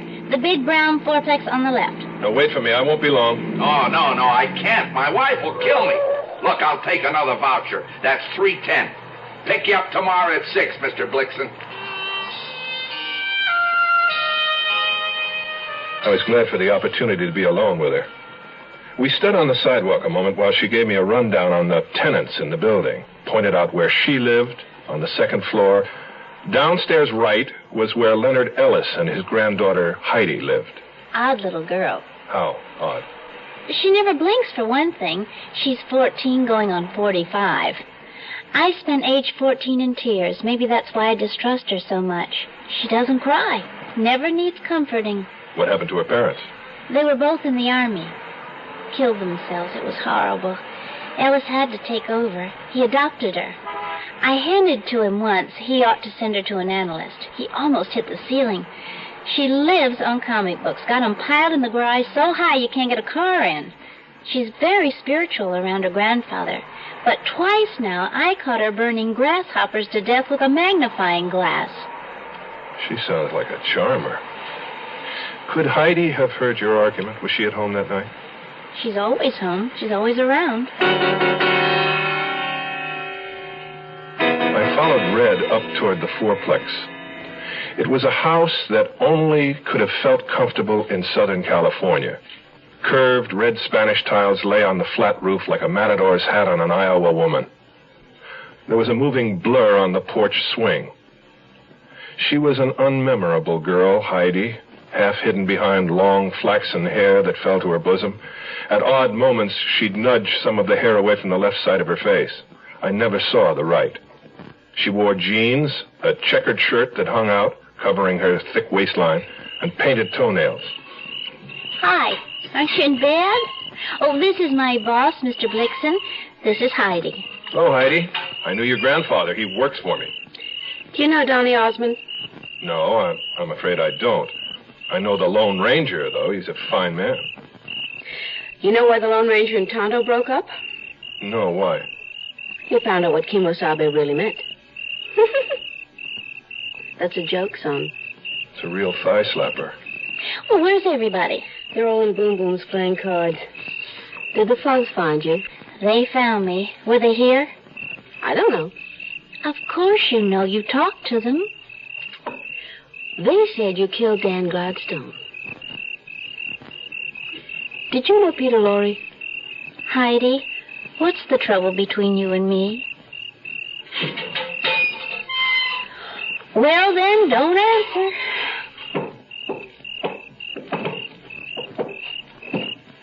Did you ever see anybody so clumsy in your life? But beautiful. Red? She curdles my milk. Thinks she's the Queen of Sheba. I hate her. I really hate her. You know who she looks a lot like? Your mother. My mother? Oh, you never saw my mother. Well, there's a picture of her on your grandpa's desk in her whack uniform. What was her name? Florence. Maybe you hate Red because she reminds you of Florence. You're nuts. If she reminded me of my mother, I'd love her because I love my mother. Even after she left you. Did you tell the police about Red's and Dan's argument? Did you tell them about the ring he gave her from the candy jar? What's the difference? Well, I suppose it was the last time you saw Dan, the day of the argument. He came around one more time, about a week ago. Last Tuesday. To see Red? She was at work. Who'd he come to see then? I don't know. Nobody was home. You were home? Well, I wasn't to begin with. I got sick at school, and the nurse excused me. Came home. I really felt terrible. And Dan was here? Yeah, around the back. Well, what did you talk about? Now, it might be important, Heidi. Did you know Boris Karloff? Lon Chaney? You sure you didn't know Peter Lorre? Heidi, think about what I said about the resemblance.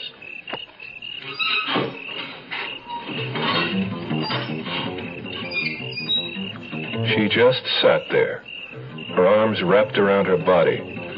Never had I seen such malevolence on the face of anyone so young. I thought about what she'd said about hating Red. I believed she really meant it. Sun's shining, things are growing, things are going well with you and me. Future planned together, whisper life together, and things look bright as they can be. We're helping 40 million people, for 40 million people who know the future is now. And that's the power of life. We have to plan the future, because the future is now. Metropolitan Life knows how important the future is to you and your family. We've been preparing hard for the future so that your Metropolitan representative is qualified to help you prepare for it better. Because the better prepared you are, the better your future will be. And that's the power of life. We have to plan the future, because the future is now. We'll return to our story in a moment. At 19, Jill Kinmont was one of America's top women skiers, till an accident on an icy slope left her paralyzed. Now, 17 years later, she's a teacher, a good teacher. I guess you can say I've overcome my handicap, but I couldn't have done it alone. I had family, friends, people who accepted me, believed in me, and helped me believe in myself. Yet there are millions of handicapped people in this country who aren't getting the acceptance they deserve, because some people think that a handicapped person can't hold down a job, can't pay the rent, can't learn, can't be a human being. Well, unless you recognize that we are human beings with feelings, with skills, with a sense of responsibility, then you're adding a handicap we can't overcome. This public service message brought to you on behalf of the Department of Health, Education, and Welfare and the Advertising Council. As Heidi said, everyone was in Boom Boom's apartment. Of course, it was a little tough getting in because the Hayworths, Boom Boom and her husband, Fred, leery of burglars, had put a new safety catch on the flimsy door earlier in the evening. And for a while, none of the people inside could work it. And while we waited for them to figure it out, Red gave me a rundown on whom I would meet. Boom Boom owns the building. She lives in this flat with her fifth husband, Fred, and her ex-lover, Preston Andrade. It sounds like a comfortable arrangement. They're all in their 60s now. It's more like two brothers and a sister. Then there's Phil, Boom Boom's nephew. He dropped out of high school. His father kicked him out. She took him in. A school kid. Prime customer for a pusher. Incidentally, where did you meet Dan Gladstone? Arcadia Playhouse. I saw him in a play. He was good. You'll be crazy about Boom Boom. She used to dance naked on a drum in Paris. That's how she got her name and lost her hearing. Oh, sorry, folks. Come on in. Everybody, meet my boss. Fred Hayworth, the master mechanic, was a tall, bald man in undershirt and gray pants who kept scratching nervously and had kindly, bloodshot eyes. When he offered me a cigar and I took it, he seemed startled. And all the time I was there, he didn't say a word. He left the conversation to his wife's ex-lover, Andrade, who knew me from Warner Brothers, he said, worked in wardrobe, which I should have spotted on sight from the way he dressed. Italian shoes, tight pants, a silk shirt, and a thick black toupee, gray at the temples. Phil, the nephew, was a quiet kid whose yellow hair burst from his head like the flame of a newly lighted match. Worked in a drugstore, he told me. When I asked Phil if he liked his job better than music, Andrade answered for him. Andrade seemed to answer for everyone. How did you know about Phil's music? The guitar, right? Uh-huh. His fingertips, the calluses. Add the guitar case in the corner, and I come on like an instant Sherlock Holmes. Or Saul Stagg. Who's Saul Stagg? That's his new detective. Starts on network television in the fall. Oh, Murphy's playing that. The voice came from behind me. There were two of them. Red introduced them as René Ortiz and his friend Bobby. René was a frail, heavy-headed Frenchman who powder-coated his blue chin. His friend Bobby was a lot younger, higher-strung, covered with little gifts, rings on both hands, a silver bracelet, St. Christopher's medal on a thin golden chain around his neck. Bobby, you said you knew my star, Murph Smith. Where from? Oh, around here and there, parties. The Acadia Playhouse? Mm-hmm. Well, you're an actor, then? Well, theoretically.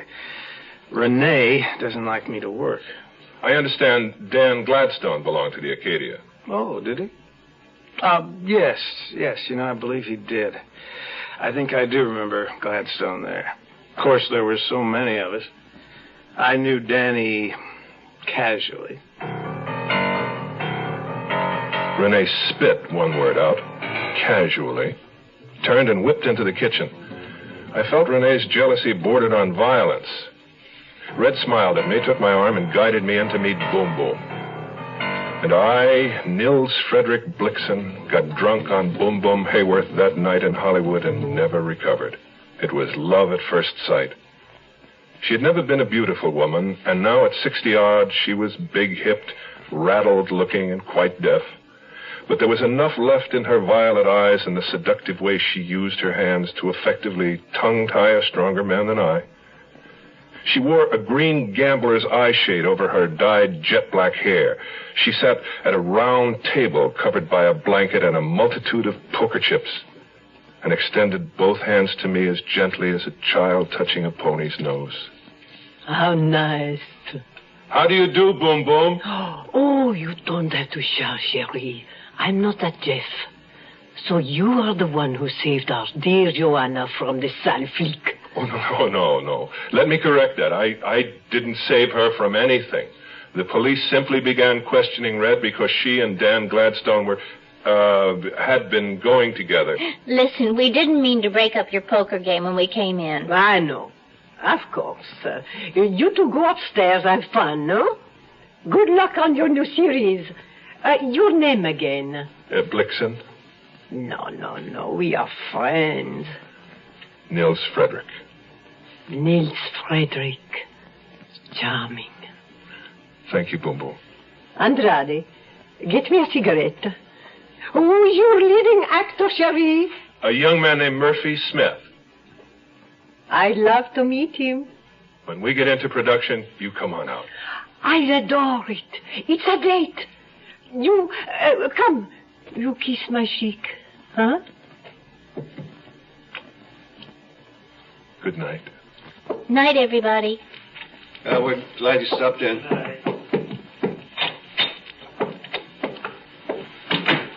Well, what'd you think? I think that Phil could have a motive if he's deeply involved with narcotics. No, I meant what did you think about Boom Boom? Oh, fantastic.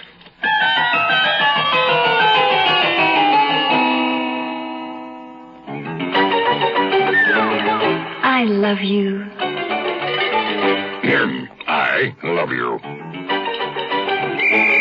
Love you. Love you. Love you. Love you. That's why Hallmark makes over 1,000 different kinds of Valentines to get everybody's message across on Valentine's Day. I love you. Let Hallmark say you care enough to send the very best on Valentine's Day, Thursday, February 14th. That's Thursday the 14th. Hey, what you got there? It looks like tomato juice. It's V8. What you got there? It's V8. Looks like tomato juice. It's V8. Try it. Wow. It sure doesn't taste like tomato juice. Mm-hmm. It tastes like V8. A great natural blend of 8 garden vegetables. V8 cocktail vegetable juice. V8. The Zero Hour continues after this. Hi, everybody. This is Tony Butala of the Letterman. Medical care for veterans. Who is eligible to receive it? If you're a veteran or related to a veteran, this information may help you look ahead to the day when you can use VA medical care. The VA hospital system is responsible for taking care of veterans who are injured or who became ill while in the service. Their needs always come first.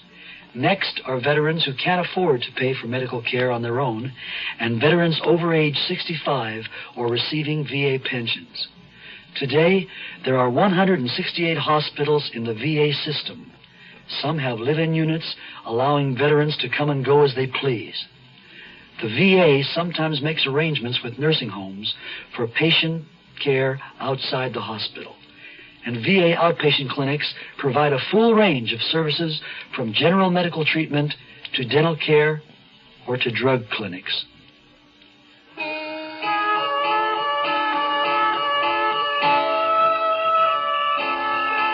There was no sign of the cab, and the porch swing was empty. Heidi was gone. I filled my lungs with jasmine scent and then climbed to the second landing to Red's apartment. She'd gone up a moment or two before me to fix us each a drink. When I came in, I could hear her in the kitchen, knocking things over. She came out with 2 scotches, neat. I called your cab again. The woman said that he was on the way. Cheers. Cheers. It must be awful not to have a car in this town. I don't know how you manage. Well, you were lucky not to have had one last night. Last night? Gladstone's murderer drove to and from the ambush. Your car was in the shop. Yes. Well, to be 100% candid. It wasn't in the shop. No, it was in the shop, all right. Oh, hell, they'll find out anyway. I borrowed Renee's. Naturally. It's almost as if a malignant fate were pursuing me, isn't it? Did you tell Wade Schreiber this? About malignant fate? About having Renee's car? No, I didn't. I will, though, I promise, soon as I see him. Tell me about the letter, the anonymous letter concerning you and Gladstone. What about it? It's just one of those hateful, illiterate ravings. It didn't make any sense. What did you do with it? I tore it up. Which one did it threaten, you or Gladstone? Both of us. If he ever came back again, or if you ever saw him again, is that the idea? More or less. And Gladstone did come back, and now he's dead. Well, you can't call that cause and effect, because he certainly never came back after I booted him out. Oh, but he did. When? Last Tuesday. How do you know? Heidi told me. Oh. Don't you believe her? Oh, well, let me put it this way. Heidi romanticizes. All right. Indulge me. Assume she was telling the truth for once. Who would he have come to see? Boom Boom? Maybe he was crazy about Boom Boom. What'd she think of him? He was a man. She approved. Did Boom Boom's husband, what was his name, Fred, did he approve? Fred believes in letting people do as they please. Fred isn't even jealous of Andrade. Why should he have fussed about Danny? Preston Andrade isn't black. Oh, nobody around here cares about that. Jealousy isn't always justified. Remember? If you're referring to my sister, that's rotten. I'm sorry. Did you notice anything peculiar about young Phil downstairs, like his barbiturate eyes? Let's say he makes a decision one day. He decides he loves his music more than his downers. He tells his suppliers to bug off. The supplier threatens to tell Phil's aunt. Phil tries to scare him away with a letter. It doesn't work. You want another? Well, if you insist on playing detective. I do. 2 points. First, Ellis was wrong. There were blacks living around here, to my knowledge, as far back as the 40s.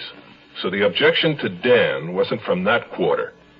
Point 2, the letter made a threat, and the threat was carried out. That scares me. Because we're dealing with a nut? We could be. Where are you going, Red? To get the letter. But I thought... I lied. In a moment she was back. She dropped the letter into my hand. It was wrinkled and dirty. Someone, Red presumably, had crumpled it at one time into a ball and then smoothed it out again. Words cut from cheap magazines had been pasted in soiled, uneven rows. I read it aloud. Dear Jade, tell your black paramour to clear out or we'll cut off... It's a gruesome threat. Interesting words, though. The ones you mm'd over? No. Paramour and Jade. Red, this letter threatens your life, and you didn't ever think of showing it to the police? Who all handled this letter? Well, everybody. Dan, me, Boom Boom, Fred, Andrade, Renee, everybody in this house. What are you thinking about, fingerprints? Oh, not much need to hurry on that now. I'd like to borrow it, may I? Sure. Good night. Good night, Niels Frederick. She moved forward, trod on my toe, and kissed me softly on the cheek. But as I went down the stairs, I couldn't drive from my mind the distressing realization that she had lied to the police about not having a car last night. She had lied to me about the threatening letter. And what else had she lied about? The image of her pushing her baby sister's carriage down the steps blotted everything else out. You are listening to Mutual's presentation of The Zero Hour. USO? Gee, I guess there must be one around here someplace. Yeah, let me think. Hold on. I'll go over here and ask, okay? For longer than we care to remember, people have been taking the USO for granted. Sure, it's a place for servicemen and women, a place they can feel at home. Read, rest up, write letters home. A nice, clean place where the hamburgers are great and so are the people serving them. Tickets to shows, ball games, sure. Everybody knows that about the USO. But what people don't know is that it takes money to keep the USO going for our 2 million men and women still in uniform. It takes a little money spread out among a lot of people. Because USO gets no government funds. It depends entirely on your gifts to the United Fund, Community Chest, or local USO campaign.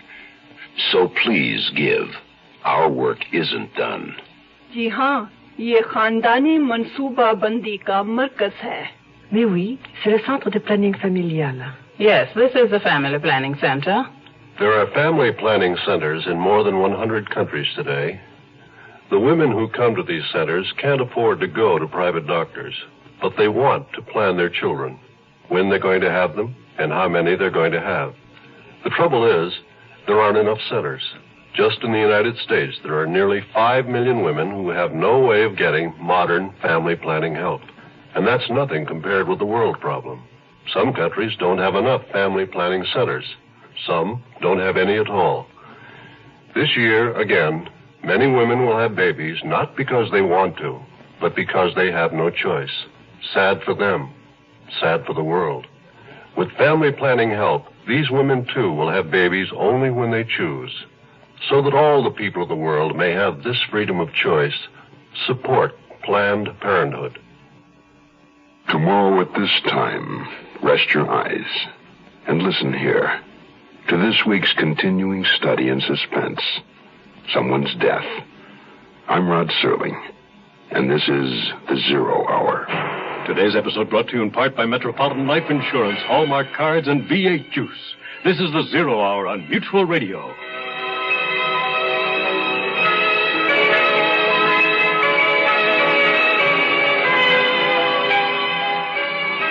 You have been listening to The Zero Hour, a presentation of the Mutual Broadcasting System in association with Hollywood Radio Theater. Heard every weekday at this time. Rod Serling is your host. Zero Hour is produced and directed by Elliott Lewis. The Hollywood Radio Theater theme was played by Ferranti and Teicher and is now available on United Artists Records and Tapes. Hugh Douglas speaking. This is the Mutual Broadcasting System. The Mutual Broadcasting System in association with Hollywood Radio Theater. Heard every weekday at this time. Rod Serling is your host. Zero Hour is produced and directed by Elliott Lewis. The Hollywood Radio Theater theme was played by Ferranti and Teicher and is now available on United Artists Records and Tapes. Hugh Douglas speaking. This is the Mutual Broadcasting System.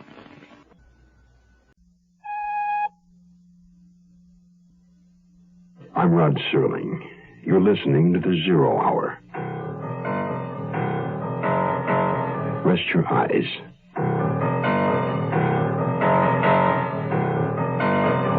Exercise your imagination.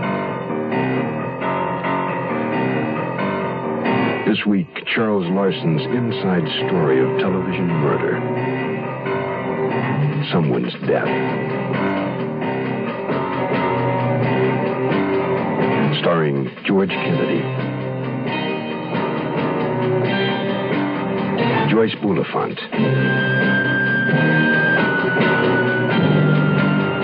and Robert Reed.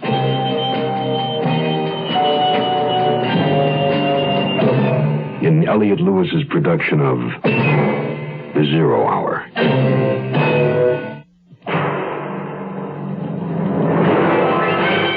The Mutual Broadcasting System presents The Zero Hour. Sponsored in part by Ford Motor Company and Metropolitan Life Insurance Company. This is the Zero Hour on Mutual Radio.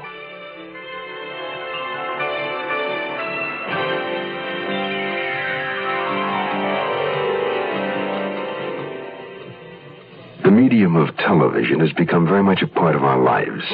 Good, bad, or indifferent, television exists.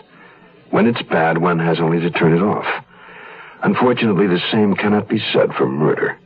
Once committed, the act lingers on, as do the consequences. Nils Frederick Blixen produces television programs. Joanna Redfern is his casting director. Dan Gladstone was her boyfriend, an ex-boyfriend who met extinction when shot through the head by an unknown assailant. The police are casting young Joanna as the murderer. Nils Frederick prefers to disagree, and he's screening a large cast of character types to fill the role. Nils Frederick Blixen. He thought he knew it all. Someone's death will continue after this message. Hello, I'm Johnny Cash, and I've been around this great country of ours enough to know how important it is to get as much education as you can while you're young. If you want to start college or vocational school, this may be your chance. The government wants to give you some money if you have financial need. Can you believe that? Well, it's true. Look into a new program called Basic Grants to see if you qualify. Hurry on over to the county agent, post office, or nearest school for more information and an application form. A basic grant won't give you all the money you need to make it through college or vocational training, but it'll help you get on the road. It could be the most important road you'll ever walk in your entire life. And if you don't feel like walking, just write your name and address on the back of a postcard and mail it to Basic Grants, Post Office Box 84, Washington, D.C., 20044. That's Basic Grants, Post Office Box 84, Washington, D.C., 20044. I overslept. Got in my office about 10:30. It was all in the paper. The murder, Joanna working on the series. At least they got my name wrong. They called me R.G. Blixman. The phone had been ringing all morning. My boss, Arthur Todd, among others.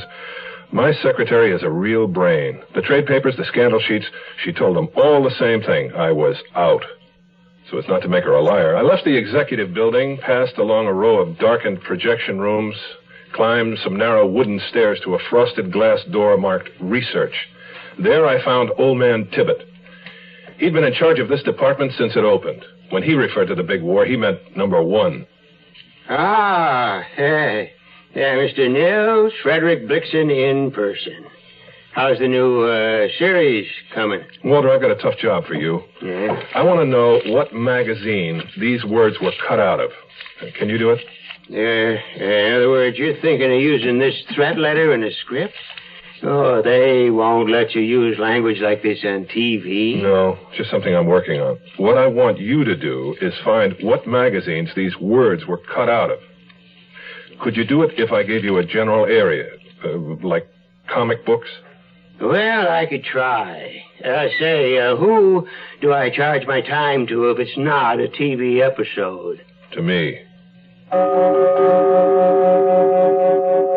On the way back to my office, I stopped in at the executive washroom, which bears a slight resemblance to the Taj Mahal, and ran into my star, Murph Smith, combing his hair in front of one of the mirrors, a broken-nosed, slope-shouldered man in his late 30s. This murder, Nils Frederick. I called Mr. Todd at 3 this morning and asked him to get rid of the Redfern girl. He promised he would. I always thought she was a little gummed up. Did you? Well, you know, hanging around with all those blacks. By the way, why do I have to be Jewish in this series? I didn't know things like that bothered you, Murph. You want things separate but equal, right? Right. Did Acadia Playhouse work that way, too, when you were there? I met a friend of yours last night, Bobby something. He lives with Rene Ortiz. Oh, Bobby. Yes, he went to Acadia. So did Dan Gladstone, and he was murdered. I've got it. We never mention I'm Jewish. I play it Jewish inside. And my secretary, Raquel, we play her blonde. A lot of Mexicans are, you know. You buy that? No. Is that clear enough? No. Oh, come on. I haven't demanded much. You haven't deserved much. You'll play it the way it's written. Is that clear? The way it's written. Come on. It's a gag. You're the producer. What the heck do I know? Okay? When I got to the studio in the morning, the Chavez test was underway. I didn't have to see it. The reports came to my office from those in the know. Cameramen, grips, all the guys on the set who'd seen him come and go. She was sensational, was all they said. Finally, I decided to go down and take a look for myself. When I reached the door of the stage, there was Preston Andrade. We were both stopped from entering by a blinking red light. Hey, pal, how are you? You started working here now? No. Remember you invited us? And what do you know? A friend of mine is in there testing for your series. You know Isabel Chavez? Do I know her? Boom Boom's inside. We all know each other. Then you and Isabel are friends? Oh, for years. Since my wife died in 1960. Isn't Boom Boom jealous? Jealous? she hates her, even though I'm old enough to be Isabel's grandfather. It's like with you and Red. It's just Boom Boom likes to come to her set. Want some coffee from the machine? I could use some. No, thanks. Incidentally, have the police been around questioning you and Boom Boom and the others? I'm not worried. I got an alibi. I was in Tijuana on business. I heard there was some good cashmere down there. I suppose everybody else was home. Well, Bobby and Renee were home. Boom Boom was at a preview. Phil, I'm not sure. About Boom Boom's husband? Fred? No, I think he had a lodge meeting. You know, that kid Phil works too hard. All day at the drugstore, then practices, eats, and falls into bed. Where does he sleep? In my room, back of the flat. Then you'd know if he ever tried to sneak out. I don't think he does, which is more than I can say for our little neighbor. Which little neighbor? Heidi. She sneaks out nights. Do you know that for sure? As sure as I've seen her crawl out her bathroom window. You've seen her? Many times. She has to pass my room. Where does she go? Who knows? But I know what she'd say if I asked her where she was going. What's that? Out. Hello, this is Hugh Downs. Recently, I participated in a Ford LTD fuel economy run from Phoenix to Los Angeles, where the average for 5 cars was 18.8 miles per gallon, with standard 351 E8 engines. The high was 20.3, and I averaged 19.7. My first reaction was surprise, because I think you'll agree the numbers sound a little high. So I'd like to stress that gas mileage depends on many factors. Things like total weight, maintenance, road and driving conditions. And you might not get the same results. But probably most important of all are your personal driving habits, how you behave when you drive. And one of the things we did in the test was to make a point of never exceeding 50 miles an hour. I think all of us who participated would agree that driving reasonably is a very modest price to pay for something else you can get from a Ford LTD. The good feeling of riding in a solid, well-made automobile. The quiet riding Ford. The closer you look, the better we look. We'll return to our story in a moment. In this life, one thing counts. In the bank, large amounts. I'm afraid these don't grow on trees. You got to pick a pocket or two. You got to pick a pocket or two. Hello, my dears. This is Fagin calling, otherwise known as Ron Moody. You got to pick a pocket or two. The music you're hearing is from the score of our show, Oliver. Great things happened in those years, and great things are still happening today in many fields. One of these is the field of art research. New methods are being found to prevent and treat the heart diseases, and that means longer, healthier lives for all of us. Please support this life-saving work with a gift to the Art Fund this month. It takes all of us working together.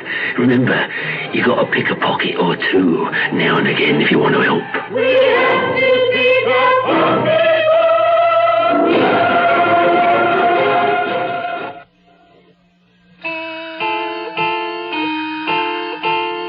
I spent just long enough on stage 16 to verify that Red's actress find, Isabel Chavez, was indeed the new Cata Jurado. On the way to the office, I ran the usual gamut of disaster.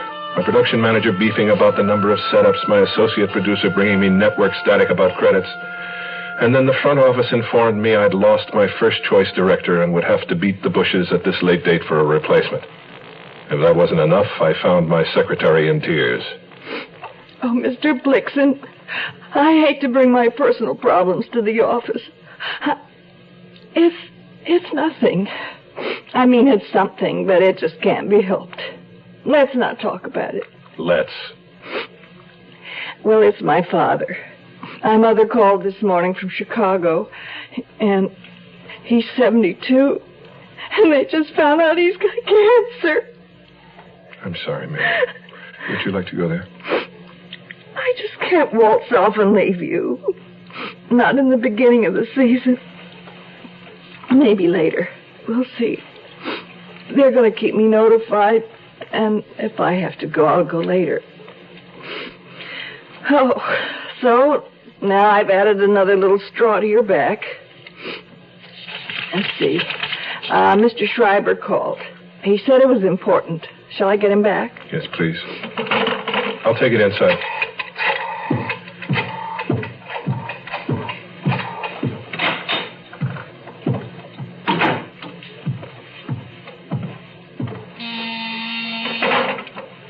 Yes, Wade. Mills? Look, I've had another conversation with my friend at the North Hollywood station.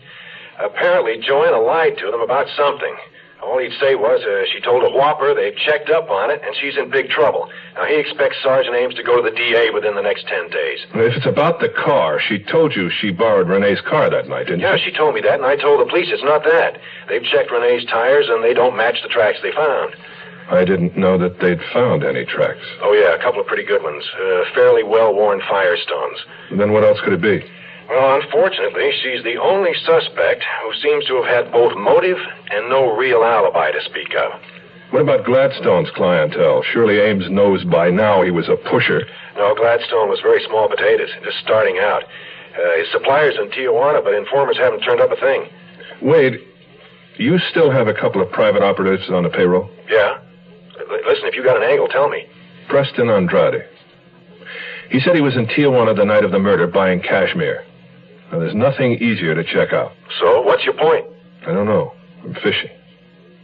But people have a tendency to project their own attitudes. Maybe Andrade's the jealous, possessive one. You saying that Boom Boom and Dan Gladstone were playing around? Why not? Well, Nils, she's old enough to What's age got to do with it? To hear you people talk, you'd think that everybody went off into a cocoon or something at the age of... Nils, look, I'm sorry, all right?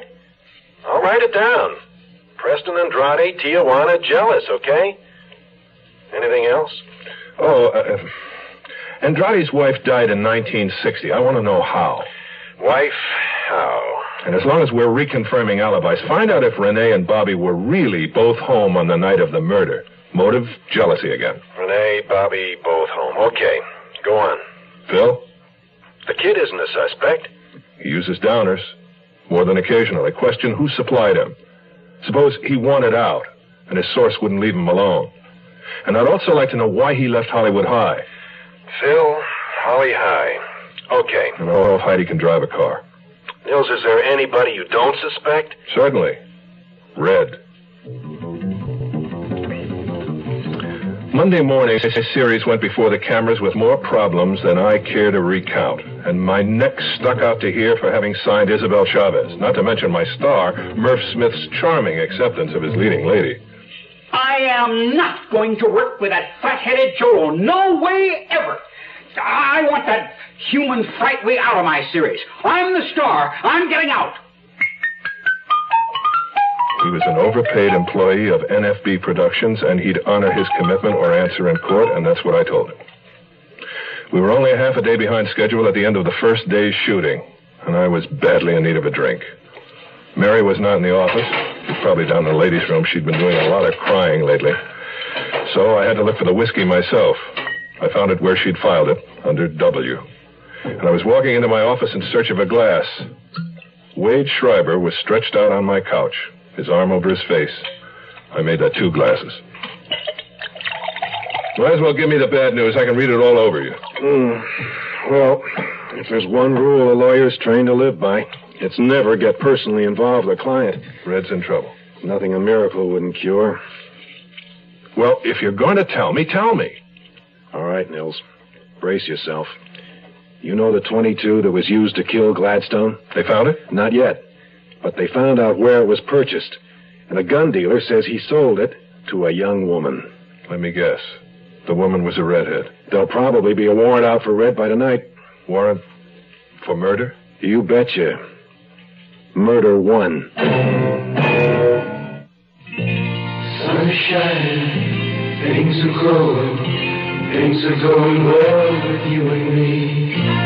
Future planned together, a wishful life together, and things look bright as they can be. With health and 40 million people, 40 million people, will know the future is life. And that's your power to life. We have to plan the future, because the future is life. Metropolitan Life knows how important the future is to you and your family. We've been preparing hard for the future so that your Metropolitan representative is qualified to help you prepare for it better. Because the better prepared you are, the better your future will be.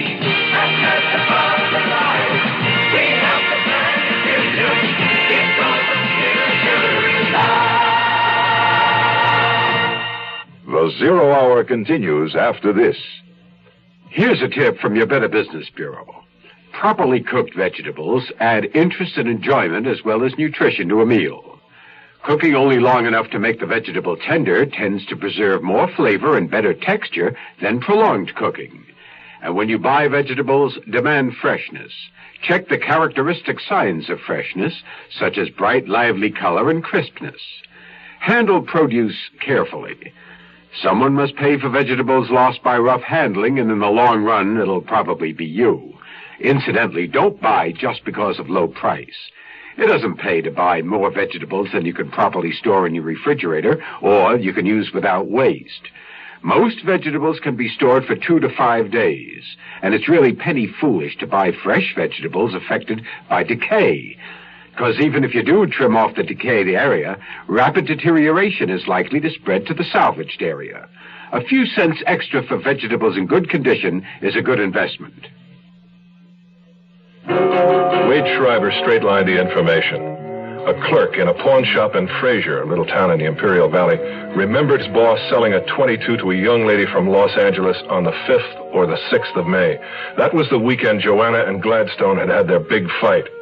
The 6th was also the Sunday Joanna had told the police, when she just got into her car and drove through the Imperial Valley. Yeah, if the guy can identify Joanna's picture, they'll have her. They won't have anything except a girl who bought a gun in a moment of fear and panic, probably to defend herself with. Yeah, that's what I like about you, Nils, an unbiased opinion. Have you told Joanna? I would if I could find her, but I can't.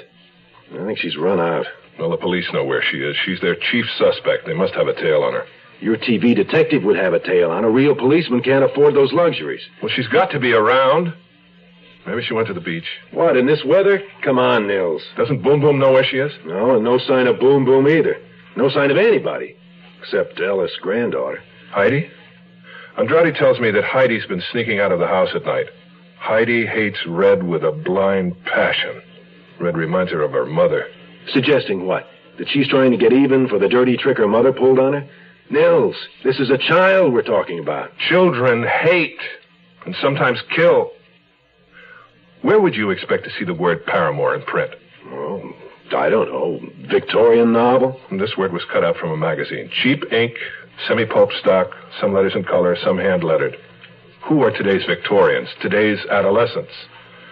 And what do adolescents read? Comic books. There were comic books piled to the ceiling in that garage, but anybody in the fourplex could have gotten to them. And you can't be absolutely positive the words were cut out of those comic books. Well, I'm working on it.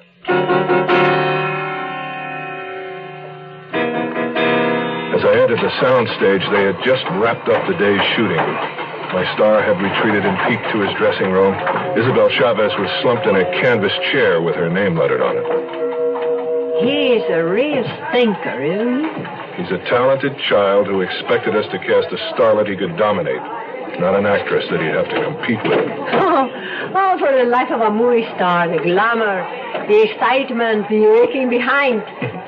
You're doing great. Oh, one thing, Isabel, before you go. Yes? I just heard about a deal on 4 new tires. I can't use them. Wondered if you or maybe Andrade... Not me. I'm in good shape, and Andrade just bought some. Oh, really? When? Well, 2 weeks, I think. I don't suppose you'd remember what they were. Sure, the same as he turned in Firestones. Hasta luego, patrón.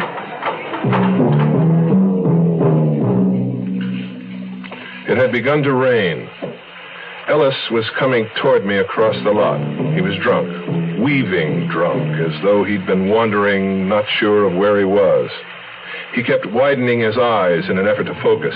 We stopped under an overhang. Hey, how are you? Mary said you wanted to see me. Red's in trouble, Leonard. She's going to be arrested. I need a drink. You're going to choke eventually on that poison. Oh, what's the difference? Who'd even notice I was gone? Heidi. Come on, Leonard. Let's get back to the office. Heidi doesn't give a tinker's damn about anybody but herself. Her mother's daughter. The bad seed. I know it. Question is, where did her mother get it? Not from my side of the family. Never was a murder on the other side till her. It doesn't matter what your priest thinks, my friend. Suicide is not murder. Who told you about my daughter? Matter of fact, Red did. She tell you she killed herself? She said that Florence and her husband were a double suicide. Yeah. Florence shot her husband in the head after dinner one night and then stuck the gun in her own mouth and pulled the trigger. Her birthday was June the 3rd. She would have been 38 years old yesterday. Oh. Now you know why the old sot started drinking last night and kept it up and up and up.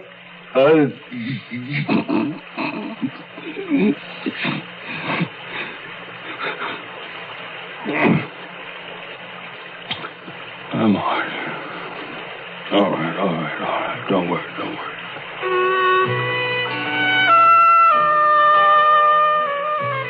The rain had increased. It fell straight down in steely sheets, roaring onto the pavement. I raced up the slippery steps, on into the building and into my office. Ellis right behind me. Oh, wait, he's just coming in. Mary seemed suddenly flustered. She was on the phone, jiggling it to get her party back. Jack was there, waiting to drive me home. Hi, Mr. Blixen. Hey, can you believe this rain? Jack, Mary, was that Red on the phone? No, it was Heidi for her grandfather, but she's hung up. Leonard, she wants to know if you're coming home. Mary, give me your file key. Come on. The bottle's empty. I threw it out. Mary, I want the key. The bar's closed, Leonard. I went into my office and dialed Red immediately. No answer. I put the phone back in its cradle, vaguely conscious of the conversation from my outer office. Mary was on the phone talking to Heidi, something about whether or not Ellis would be coming home for dinner. Heidi, your grandfather says you go ahead, fix yourself a TV dinner, and then he'll eat when he gets there. I saw him lunge for the phone, but the connection had already been broken. Why did you let me talk to her? Leonard, you're too drunk. Now sober up before you go out. Here, have some black coffee. Mary was right. He was drunk. I offered to take him in the cab, but he just walked on ahead of us when Jack and I came out of the office.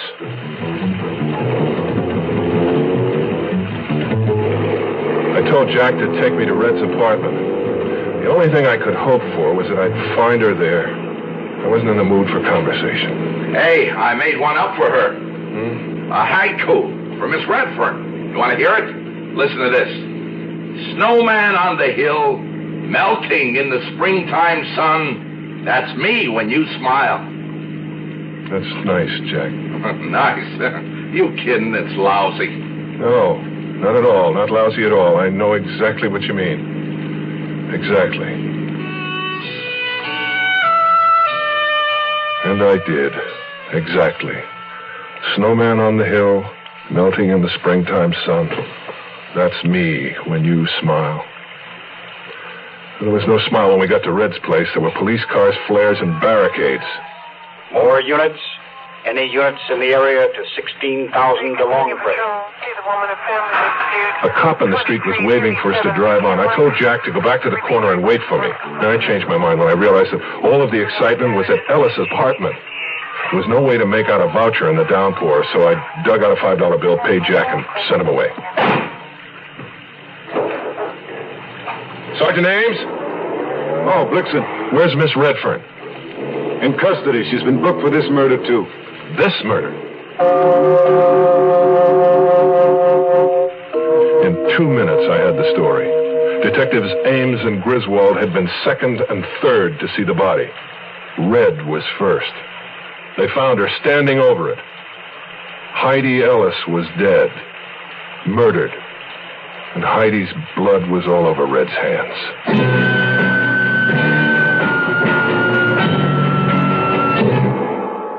You are listening to Mutual's presentation of The Zero Hour.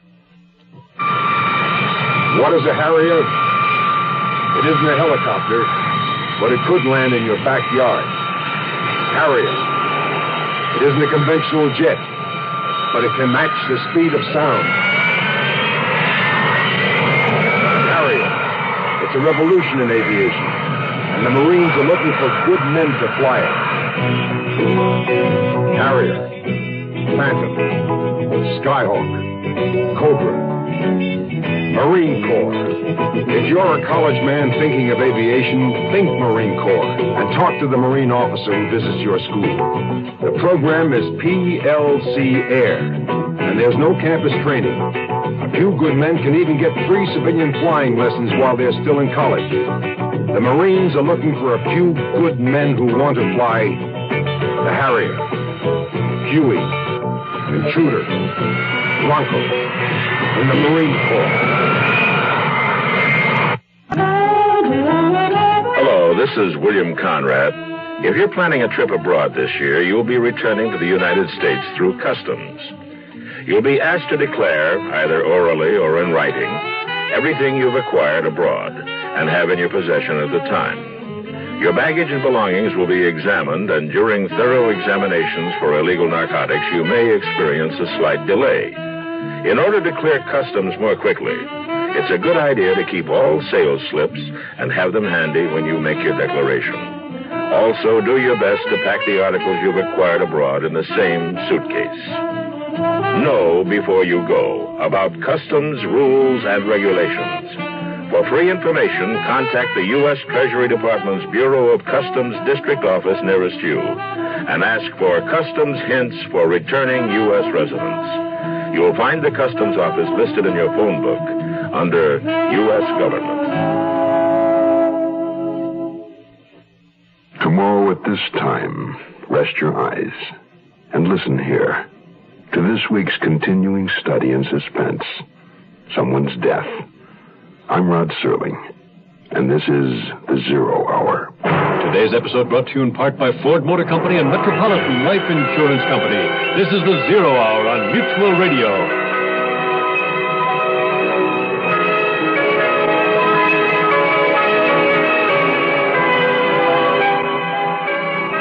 You have been listening to The Zero Hour, a presentation of the Mutual Broadcasting System in association with Hollywood Radio Theater, heard every weekday at this time. Rod Serling is your host. Zero Hour is produced and directed by Elliott Lewis. The Hollywood Radio Theater theme was played by Ferranti and Teicher and is now available on United Artists Records and Tapes. Hugh Douglas speaking. This is the Mutual Radio Network. Broadcasting System in association with Hollywood Radio Theater, heard every weekday at this time. Rod Serling is your host. Zero Hour is produced and directed by Elliott Lewis. The Hollywood Radio Theater theme was played by Ferranti and Teicher and is now available on United Artists Records and Tapes. Hugh Douglas speaking. This is the Mutual Radio Network.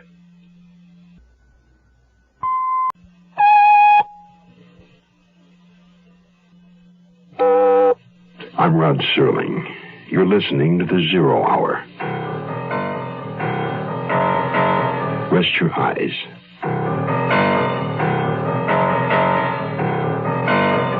Exercise your imagination.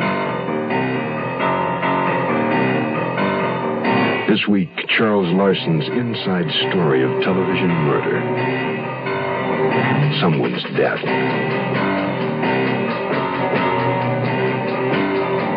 Starring George Kennedy,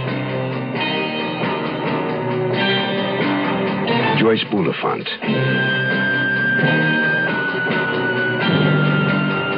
and Robert Reed.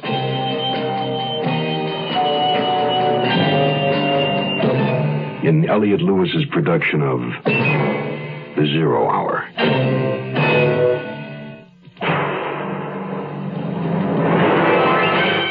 The Mutual Broadcasting System presents The Zero Hour.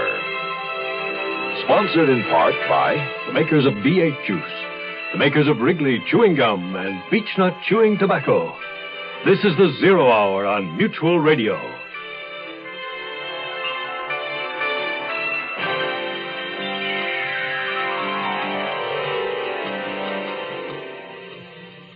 Just when we are safest, there's a sunset touch, a fancy from a flower bell, someone's death, a chorus ending from Euripides. Robert Browning on Men and Women. For television producer Nils Frederick Blixen, Someone's Death was prologue to a show unwritten. He cast himself in the hero's role.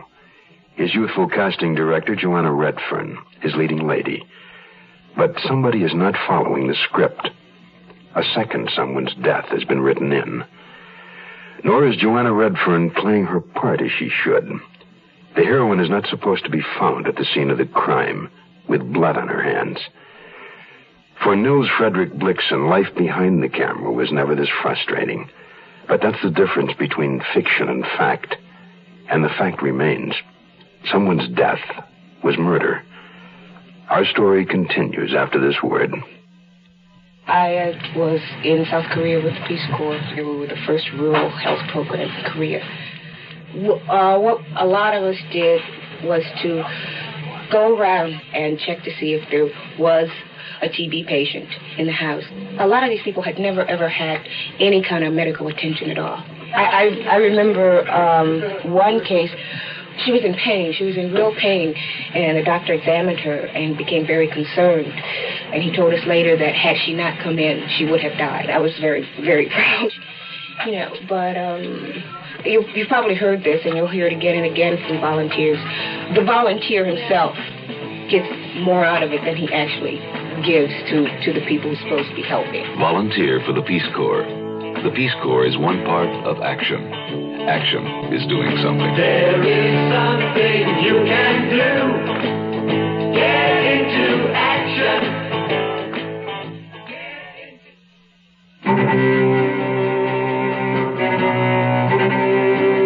One would have thought, seeing Heidi, that she'd fallen asleep over her book. She'd been struck twice in the face by a sharp instrument with a long blade, probably an axe. The murderer may have been splashed, probably had been. An examination would show traces of blood in the trap under the kitchen sink where he or she had washed. No one in the fourplex had heard a sound. The murder weapon was nowhere to be seen.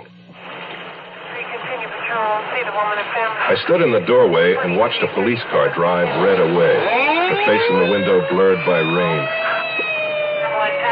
Sergeant Ames, I want Miss Redfern's attorney notified. He has been. Did you know the child that was killed? Child. Tragic child. My God. Her grandfather get home? No, he didn't. When did this happen? We found her about 10 minutes to 7. She hadn't been dead long. I know. How do you know? My secretary spoke to her. Why don't you come back inside, Mr. Blixen?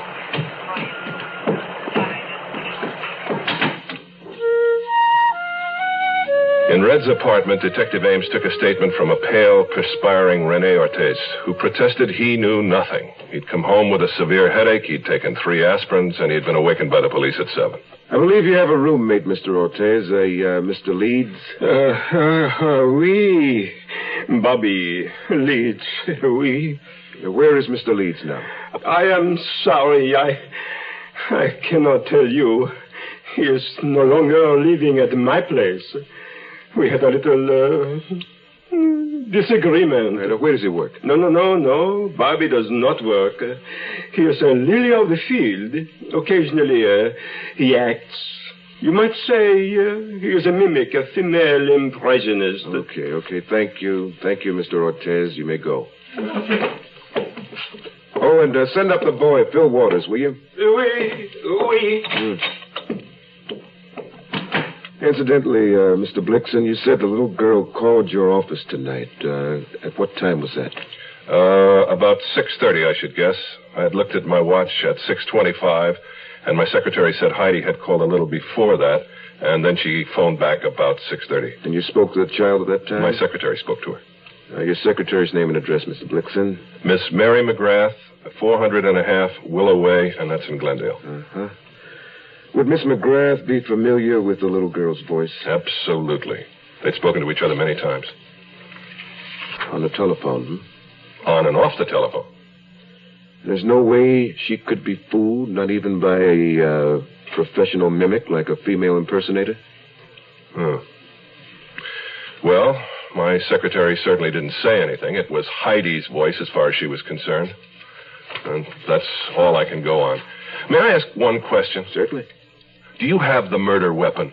Nope. Then why have you arrested Miss Redfern? Well, Miss Redfern stated she arrived home at approximately 6:45. She said she noticed the Ellis door open slightly, called to Heidi, got no answer, and walked in.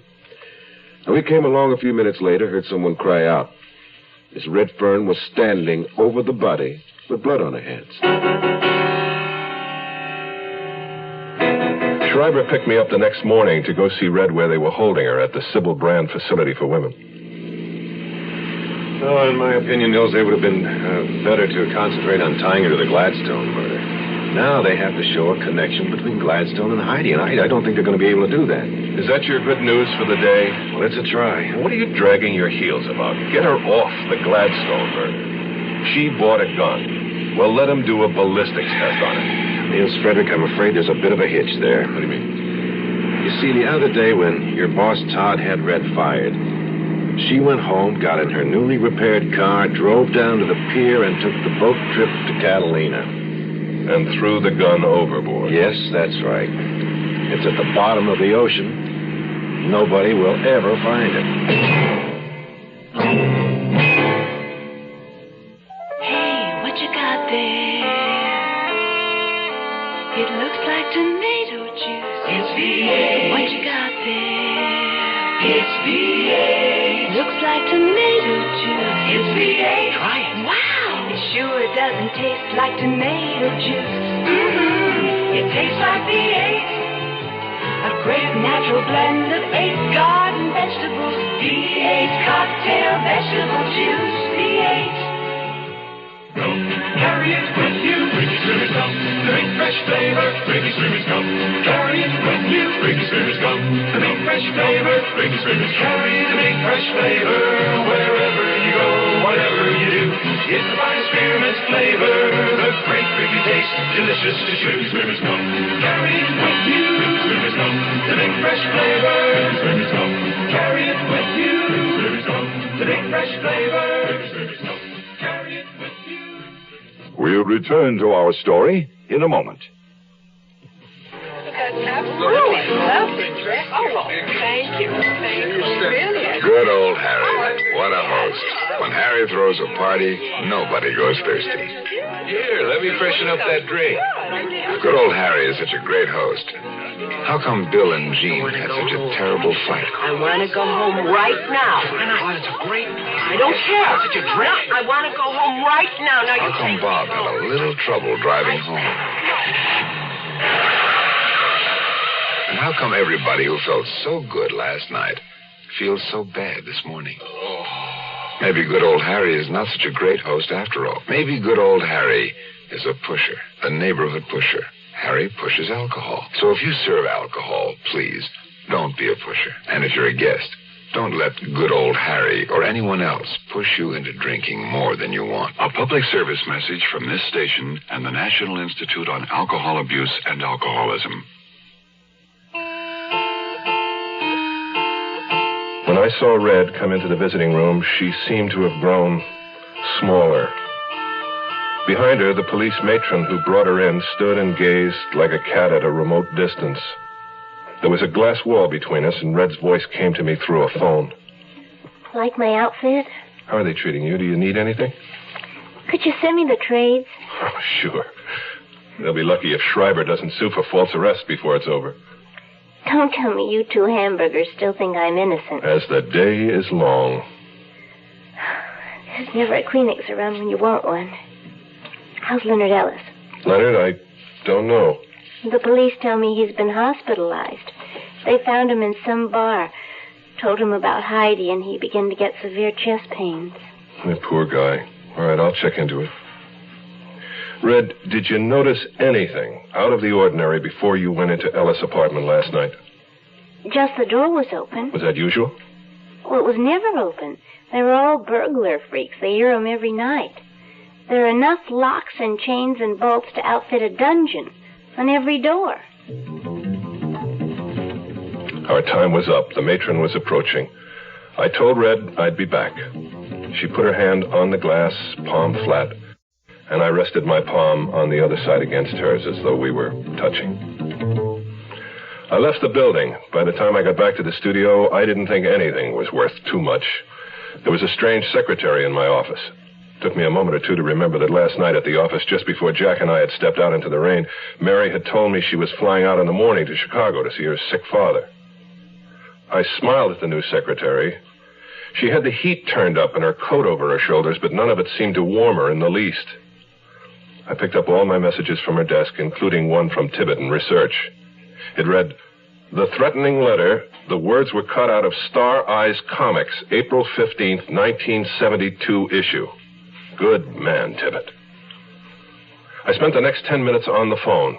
Good Samaritan Hospital to check on Leonard Ellis. Learned nothing, except that he was in intensive care. Hung up and got a call from Ames. Blixen? Yes. I wanted to talk to your secretary, Mary McGrath, but I got somebody else. Thought I had the wrong office. Where is Miss McGrath? In Chicago. Her father's sick, didn't I tell you? No, you gave me her address in Glendale, but there's no one there. Oh, I'm sorry. I was pretty shook up last night. I've got the number right here. Just a minute. 427-3099. I don't remember the area code. I'll get it, thanks. I spent the day at my desk going over all of the scripts that were ready to shoot. It was 5 o'clock when I got another call from Sergeant Ames. We called the number you gave us in Chicago for your secretary, Miss McGrath. She wasn't there. Well, her father's very ill. She might have been at the hospital. Nope. Called a couple of her friends as well. No sign of her. So we went to the airline at L.A. here. She never got on the plane. Hey, Mr. Blixen? I'm here. I'm trying to find an explanation. She was very close to her father. She told me he was dying. Well, he passed away at noon, Chicago time. Well, I'd better notify missing persons. I hung up and sat thinking about Mary and the two deaths that had already occurred. Mary? How could she be involved? Was I losing my sanity? Was there a straight line through Dan Gladstone, Heidi, Mary? Where would it end? And with whom? My daddy was a mighty fine man. He taught me a thing or two. A woman can hurt, so you stay on your guard, and beechnut's the tobacco you chew. Them times we'd go fishing, my daddy and me. He'd tell me everything he ever knew. He'd go after big mouth in close to the bank, and beechnut's the tobacco you chew. Around here, beechnut's the word for chewing tobacco. And it's been that way, father and son, for a long, long time. What's the secret? It's the way beechnut just keeps getting better. Like beechnut's a lot moister these days, with more taste and less stems. Big improvements. You ought to try today's beechnut chewing tobacco. And now I'm a daddy with a son who's full grown, and I tell him a thing or two. Scared money don't win, evil women drink gin, and beechnut's the tobacco you chew. The Zero Hour continues after this. Here's a tip from your Better Business Bureau. With more and more people eating poultry these days, it might be a good idea to review some basic facts on how to buy and serve poultry. First of all, remember to look for the grade shield. The highest quality is U.S. Grade A. Grade A birds are fully fleshed, meaty, and attractive in appearance. But when you bring it home, remember that all poultry is perishable. Care and cleanliness should be used in the preparation, cooking, and serving of all poultry products. Keep frozen poultry hard frozen until time to thaw, and cook it promptly after thawing. Use fresh chilled poultry within 1 to 2 days. Completely cooked poultry at one time. Never partially cook, then store, and finish cooking at a later date. Leftover cooked poultry, broth, stuffing, and gravy should be separated, covered, and refrigerated. Then you'd better use it within 1 or 2 days. A consumer tip from your Better Business Bureau.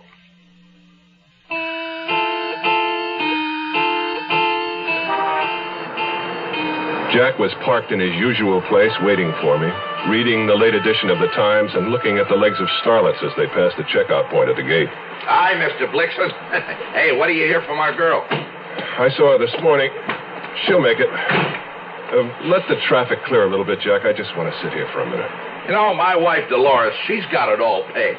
She says they're railroading Miss Redfern, and she says the kid's grandfather did it. What's she based that on? Well, for one thing, the paper said there were 3 or 4 locks on the front door, and all of them were open. And Dolores figures the kid was waiting for whoever lived there to come in. The paper said she was on the couch, so she didn't open the door herself. The locks were off, and the guy came right in. Unless he picked the locks first. Hey, you can't pick a lock without making some kind of noise. Oh, but it was raining. That might have covered it. Hey, what's the matter? Don't you want the old man to be guilty? Something like that. Besides, he left the studio at the same time we did last night, 6:30 or thereabouts. He couldn't have gotten to the apartment, killed the girl, and split before Red arrived. But when did she... About 6:45. Well, it'd be tight, but I think he could make it. In 15 minutes? I don't know. I have to run it myself. Do it. Do it now. I want to go over there anyhow. All right. You time it, but wait till I get out of the lot. Hey, I feel like Mario Andrade. Now, who's going to pay the fine if the cops stop me? They'd better not stop you. I hope you're right.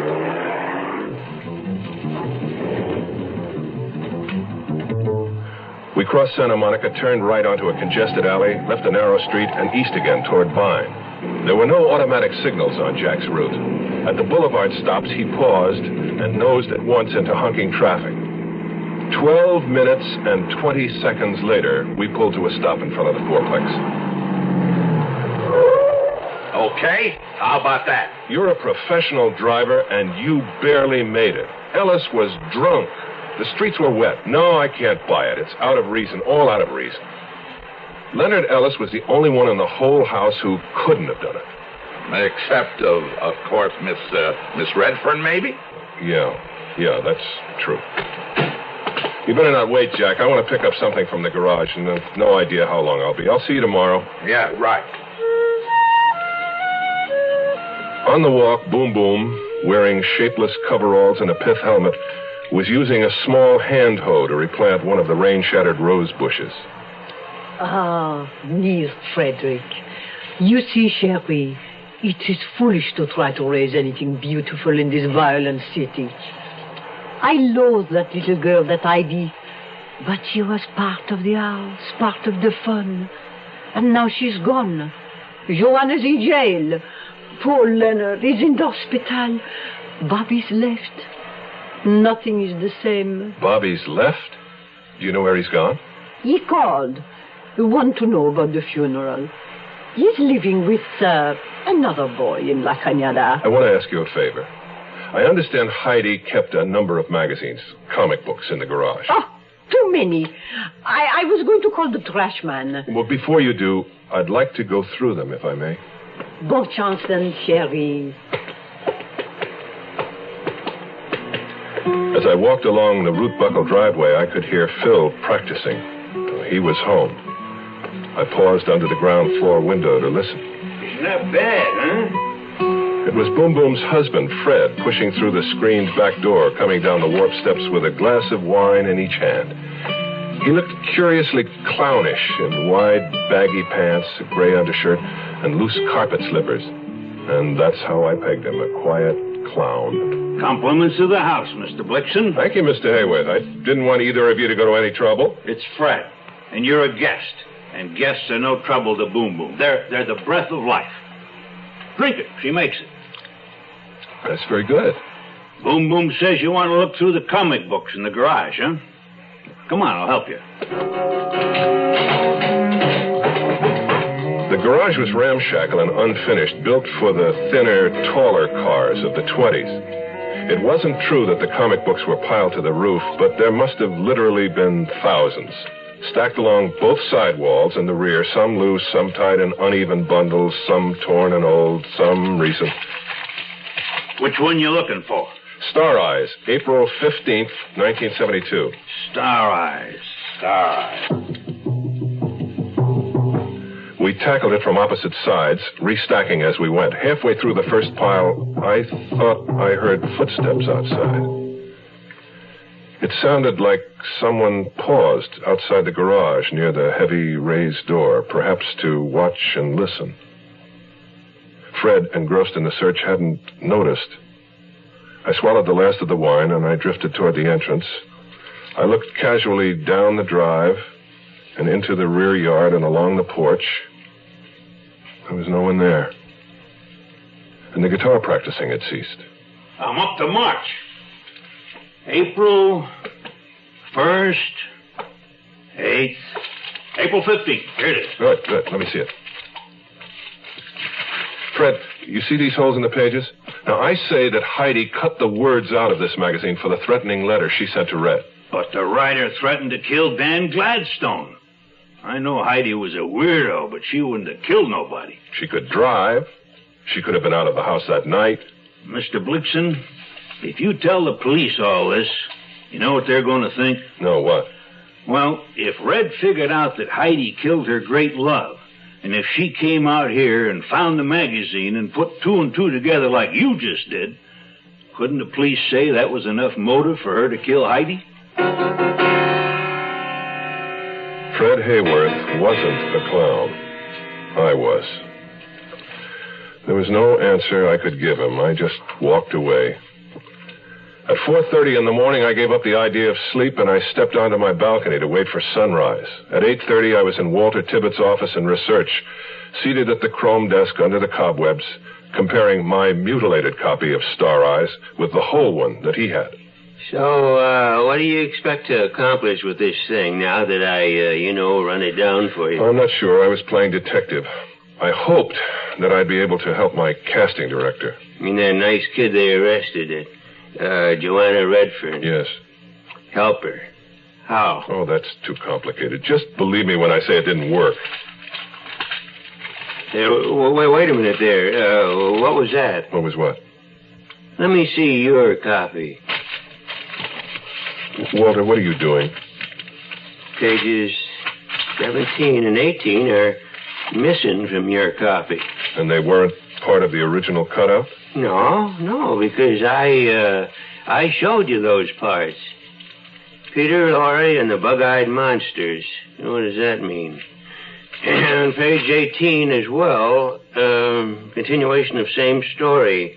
Oh, sure. They're a rock music group. And stills of the real Peter Lorre on the back. You remember M? Oh, yeah, beautiful. That was a gorgeous performance. Scared the hell out of me. It's been so long. Wasn't M a kidnapper? No, he's a child molester. Most despicable criminal in Berlin. Remember the police couldn't find him? Oh, finally the underworld took over. They captured him, executed him, I think. Yeah, they talk about the movie here, in your copy. Well, what's the connection? This wasn't part of the threatening letter that you showed me. No, unless there was another letter. Wait a minute. There's some other places cut out. Let me see it. I'll compare them. Write this down. Go to the $300 cash each and every month for life. I will pay or... That's O-A-R. O-A-R. O-A-R. Police. That's it. Well, no, wait, that's plain enough. Pay $300 cash each and every month for life, or I will go to the police. You want to know something? A person could get killed sending letters like that. A person did. I walked back to my office in a daze. My substitute secretary hadn't come in yet, but my phone was ringing.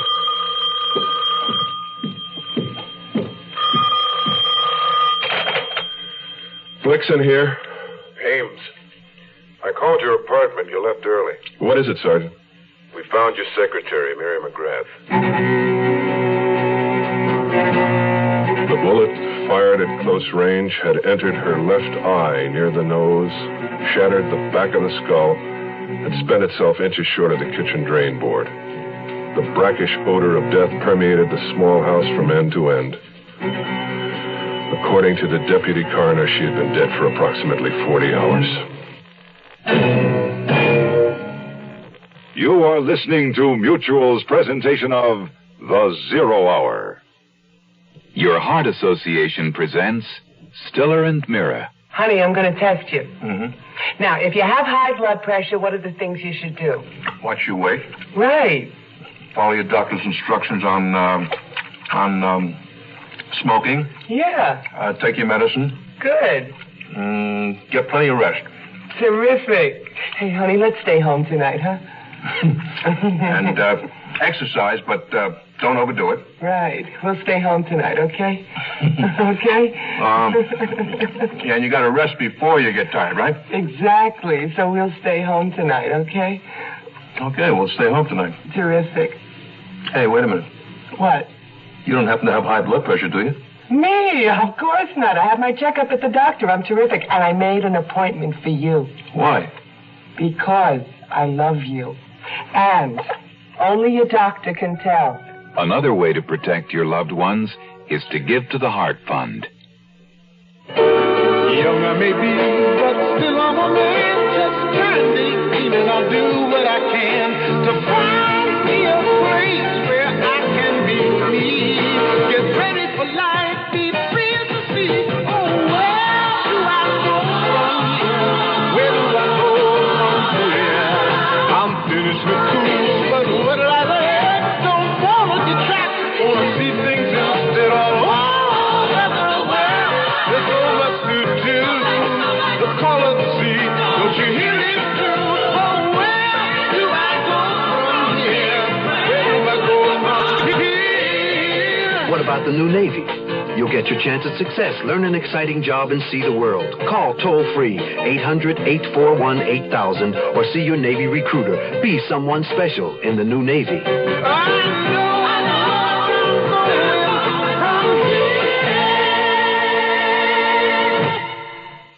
Tomorrow at this time, rest your eyes and listen here to this week's continuing study in suspense, someone's death.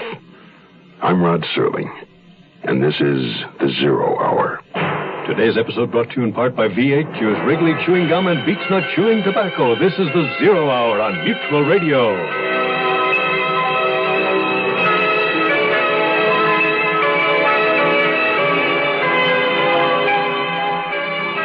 You have been listening to The Zero Hour, a presentation of the Mutual Broadcasting System in association with Hollywood Radio Theater. Heard every weekday at this time. Rod Serling is your host. Zero Hour is produced and directed by Elliott Lewis. The Hollywood Radio Theater theme was played by Ferranti and Teicher and is now available on United Artists Records and Tapes. Hugh Douglas speaking. Tune in tomorrow, and once again, rest your eyes and listen here to the Zero Hour. This is the Mutual Broadcasting System.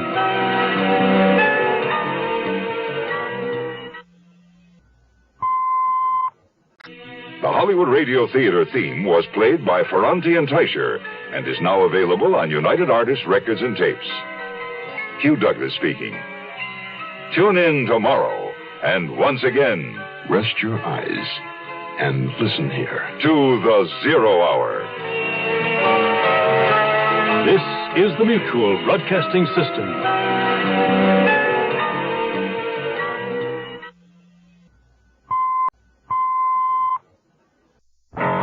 Rest your eyes.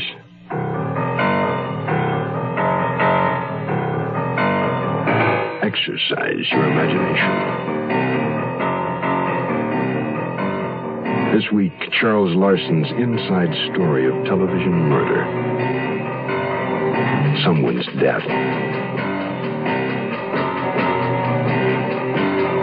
Starring George Kennedy, Joyce Bulifant, and Robert Reed.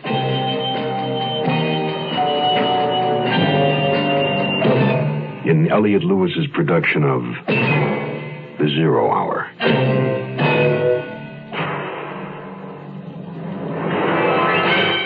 The Mutual Broadcasting System presents The Zero Hour. Sponsored in part by Ford Motor Company, Quaker State Motor Oil, and the makers of V8 Juice. This is the Zero Hour on Mutual Radio.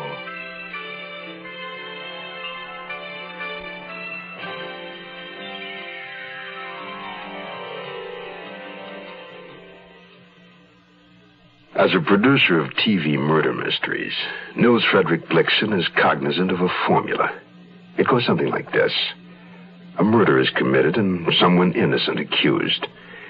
The viewer is introduced to several suspects and fed a steady diet of red herrings. One by one, the suspects are eliminated through lack of motive or a substantiated alibi. Finally, the real killer is exposed, and everyone lives happily ever after until next week. But Nils Frederick Blixen has found himself in the middle of a mystery he's been unable to predict, let alone solve. 3 murders, a host of suspects, a jumble of clues, but no killer. If it were only a bad script, only make-believe. But it's not. It's all too terrifying and real. But somehow, from his working experience, Nils Frederick Blixen knows somewhere in his mind that the simple truth is right in front of him. The only question is, can he recognize it before it's too late? The conclusion of someone's death follows after this word. Young I may be, but still I'm a man. Just turned 18 and I'll do what I can to find me a place where I can be me. Get ready for life, be free as the sea. Oh, where do I go from here? Oh, where do I go from here? I'm finished with school, but what lies ahead? Don't want to get trapped, want to feel free instead. All over the world, there's so much to do. The call of the sea, don't you hear it too?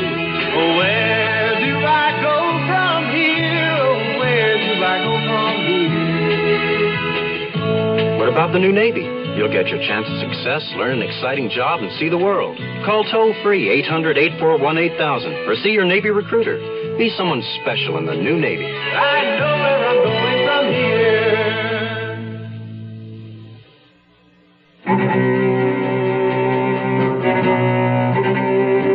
Mary McGrath murdered, victim number 3. In the bedroom of her small home, the police found a partially packed red and black suitcase, a round-trip airplane ticket to Chicago, and 10 $20 traveler's checks, but no murder weapon. By 1:30 in the afternoon, the authorities had finished their examination of the house and grounds, and the body had been removed to the morgue. Detectives continued to question residents along both sides of Willow Way, a steep, pretty street on the Glendale edge of Montrose, just off of Highway 2, the main route to La Cañada. When I met Ames at the morgue, he was fit to be tied. She was dead when my men checked the place yesterday, but none of them bothered to look in the kitchen window. I'm going to hold a few seminars on comprehensive investigation.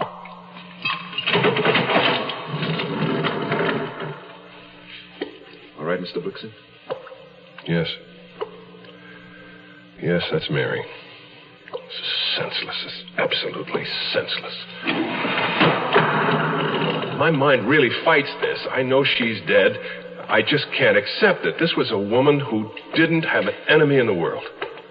I'd like to get some air.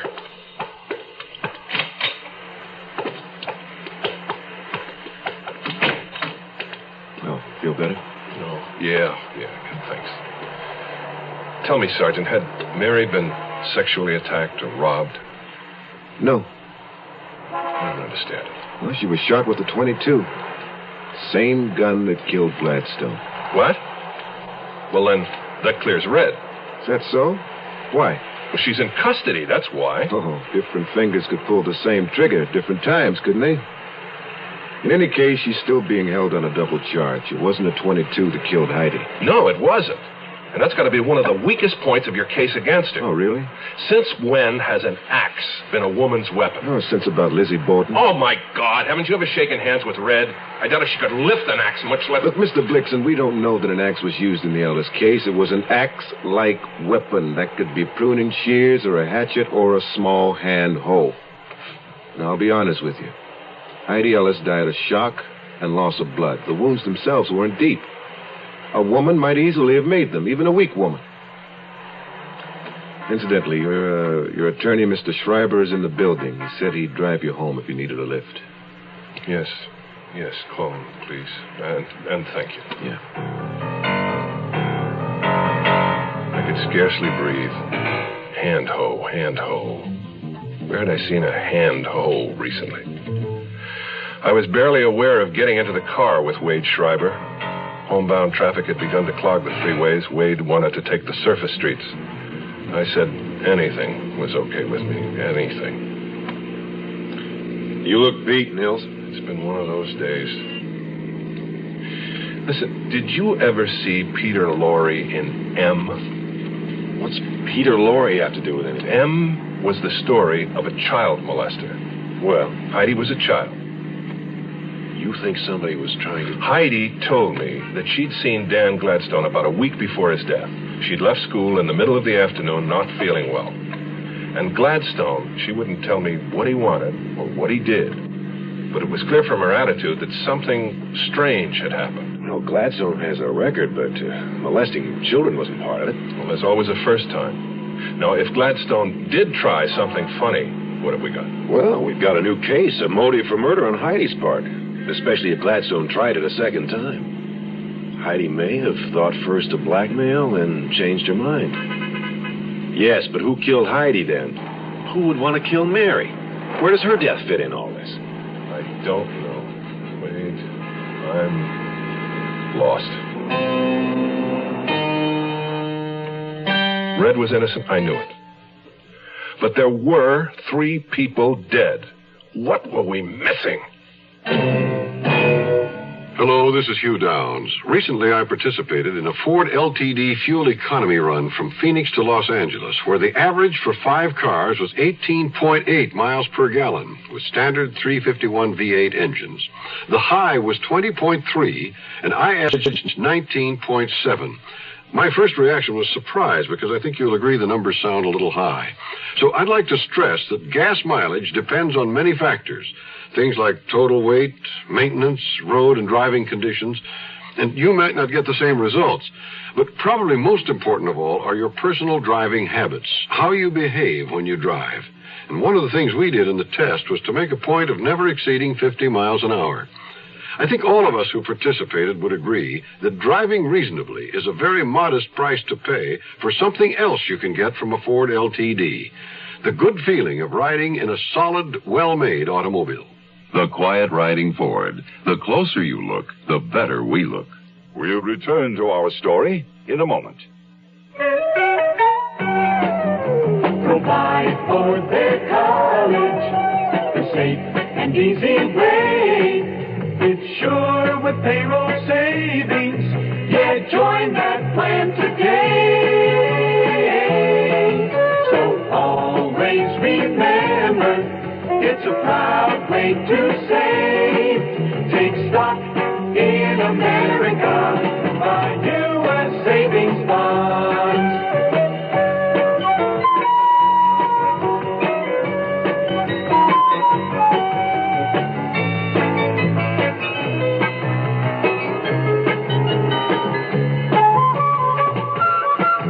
So always remember, it's a proud way to save. Take stock in America. Buy U.S. savings bonds.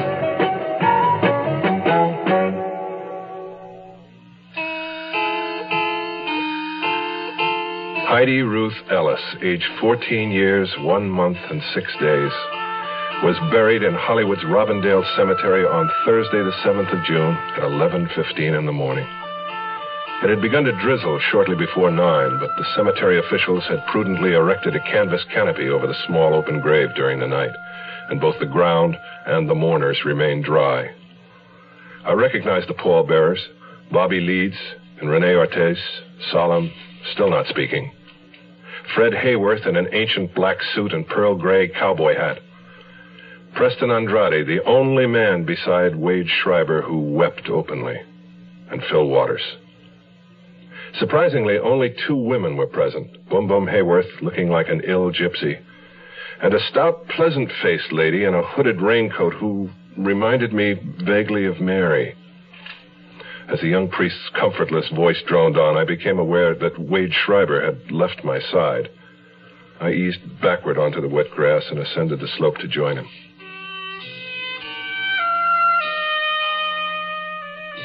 Oh, how sweet of you to come, Sherry. In fact, you're just the man we want to see. We need advice. Of course, Boom Boom. Anything I can do. You see, Phil lost his job at the drugstore. So I thought, Sherry, with all the musicians the studio needs, perhaps you could put in a good word, no? Oh. Why don't you have him come out to the studio? I'll send him to Derek Kirk, the head of music. Oh, fine. This afternoon, Phil can drive us. All right. This afternoon. Say 5 o'clock. We'll be there. Merci bien, Sherry. Wait. Who is that lady just getting into her car? The one who stood with you at the services? The lady... Oh, that is Miss Tufeld, Etta. Is she a neighbor? I don't believe I've... No. She's the nurse, the school nurse. Miss Etta Tufeld. Lovely. Au revoir, chérie. Au revoir. It was past 2 by the time I got to the studio. To fulfill the obligation to Phil and Boom Boom, I made a call to the music department, and I set up the appointment. Then I just went out, and I walked a lot. Mr. Blixen? Niels? Oh, hello, Tibbet. Thanks again for your good work on those comic books. Yeah, well, I sure hope it helps you. Well, say, you produce mysteries. Surely you have an idea who done it. I don't mean to be frivolous. As a matter of fact, Tibbet, I have the oddest feeling I've known the answer all along, that someone told it to me, but I couldn't translate it. As though you sort of peeked at the back of the book, and then there was the solution. Only you had to read the whole thing to be sure. Yeah, exactly. Yeah. Someone said something, or did something, and it was all wrong. But I can't remember the circumstances. Well, perhaps you're trying too hard. Probably. What were we just talking about? The funeral. Uh-huh. What does the word funeral suggest to you? Hillsides. And hillsides? It was as though a camera shutter had clicked in my mind. There was the hill and the headstones, and Schreiber under his wide black umbrella. And down the hill, dry beneath a canvas canopy, were Boom Boom and Miss Tufeld and the priest. Let's see. Phil and Andrade, Hayworth and Renee, and there was Bobby. And as suddenly as that, I had it. As clearly as a subliminal flash held too long, certain and complete and shadowless. I knew the killer. Sickened, I closed my eyes and thought, no, my God, no.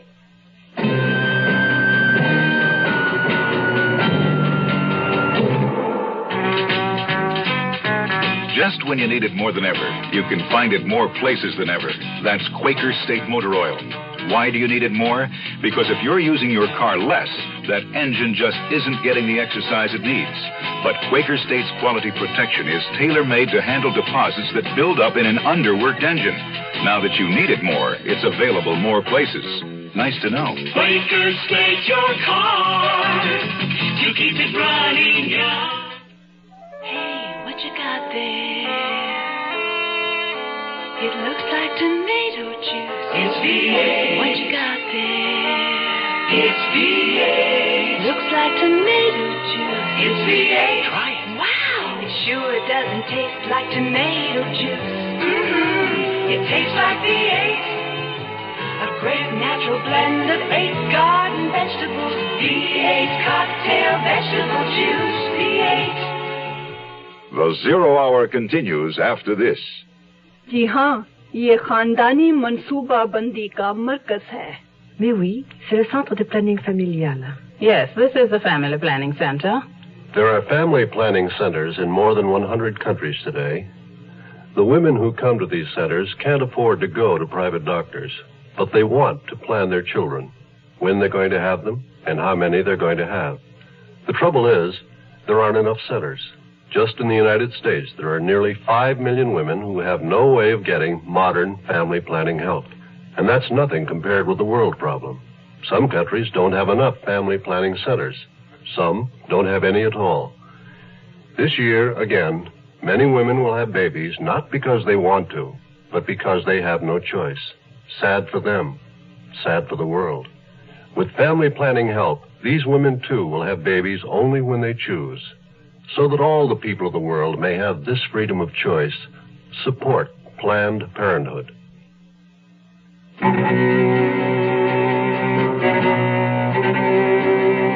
didn't know whether I said goodbye to Tibbet or not. I raced back to my office, told the substitute secretary to get a hold of Wade Schreiber and tell him to get right over. It was about Miss Redfern. And I wanted the phone number of a Miss Etta Tufeld, school nurse at Hollywood High. Then I got hold of a studio transportation man I'd known for years, and I had him drive me out Highway 2 through Glendale to La Cañada. After that, on the way back, I stopped at a phone booth on the road, called Sergeant Ames, and told him what was up. At 5:40, when I got back to my office, there was a message on the desk that Schreiber had received the call, and Miss Tufeld's phone number was there.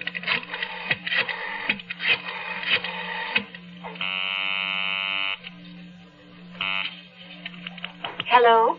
Miss Tufeld, this is Nils Frederick Blixen. You probably don't know my name. Oh, indeed I do, Mr. Blixen. You were at the cemetery today.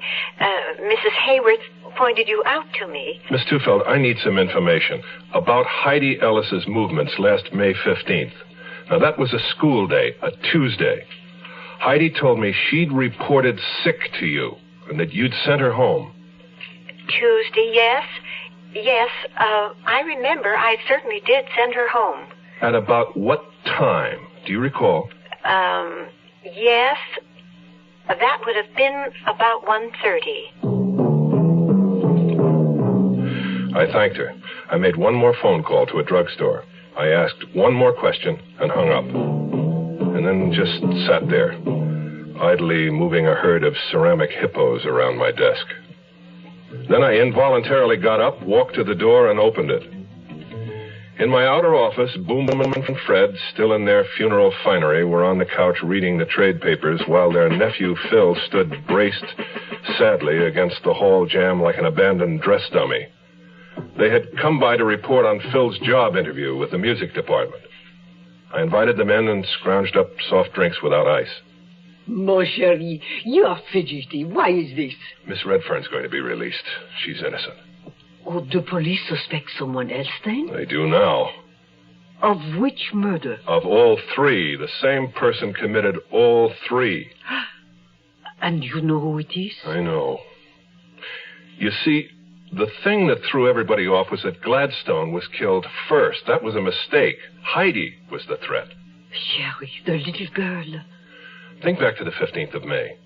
Heidi got sick, came home from school. Nobody was home, right? Then Heidi said Dan Gladstone came by. But she didn't tell anyone about a third person who was at the house that afternoon, a child molester. No. Gladstone was in the back somewhere, probably near the garage. He may have heard Heidi call out. In any event, he came around front and possibly saw what was going on. It's a sure thing the molester saw him and ran. Heidi knew the man? She knew him. And she knew how to make him bleed. She'd seen the effect of one anonymous letter on Red and Gladstone, so she decided to send another.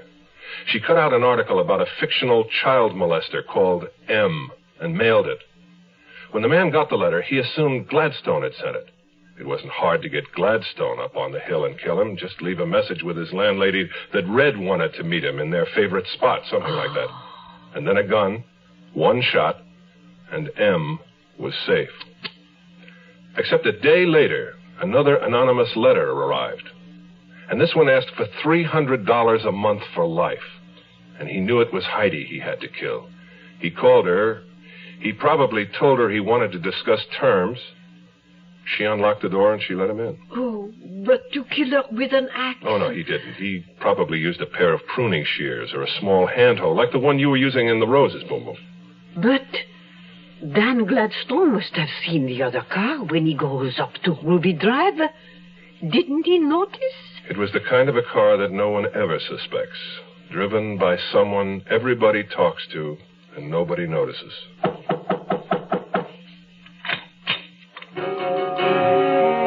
The scene in my outer office, except for Wade Schreiber thumbing through a magazine, might have been a replay of an earlier scene. There were Detectives Ames and Griswold talking by the files, and there was the Sunset cab driver on the couch, flipping his cap absently between his knees. Hi, Mr. Blixen. Take your time. I'm a little early. Wade, if the police withdraw their charges against Red tonight, can she be released immediately? It's in the works, Mr. Blixen. You found the proof then, Sergeant? One of my men just phoned. Found the bloody pants, the shirt, and the gun. The gun? You found the gun that killed Gladstone? Yep. And Mary McGrath. Oh? Where? In your garage. And Firestone tires on your cab. Hey, what is this, a joke? All Sunset cabs use Firestones. You're under arrest, Mr. Bartholomew. You have the right to remain silent and the right to consult an attorney. If you... Hey, wait a minute. What is this, some kind of gag? Tell him it's a gag, Mr. Blixen. It's no gag, Jack. I drove out to Glendale this afternoon, up Highway 2 to Montrose, and I found the Japanese nursery you used to work in. The owner told me you went to jail for a year for child molesting. That's why you lost your job there. On Tuesday, May 15th, you answered a call for a cab at Hollywood High, placed by the school nurse. It's on the record. You drove Heidi Ellis home, you walked her to the house, and you attacked her. The next time you saw Heidi, you killed her, last Monday at around 6 o'clock. They'll probably find the shears or whatever you used stuck away in your gardening equipment. 6 o'clock? Mr. Blixen, you're my witness. I was here at 6 to pick you up. No. You got to the studio at 6:15, Jack. Baloney. I got here at 6. 6:15. At 6 o'clock, it hadn't started raining yet. I know it. And that's why I'm sure I'm in the clear. Remember when the cat ran under your car? That's what really started unwinding this thing for me. I went to a funeral this morning, and a canopy over the grave had kept the ground dry. Your cab should have kept your parking place dry, but it was wet. You got there after the rain had started, after 6:15. You killed Dan Gladstone when you thought he was blackmailing you about the attack on Heidi. Then you had to kill Heidi when you discovered it was she, not Dan, who had sent the letter. And to cover it all up, you had to kill Mary McGrath.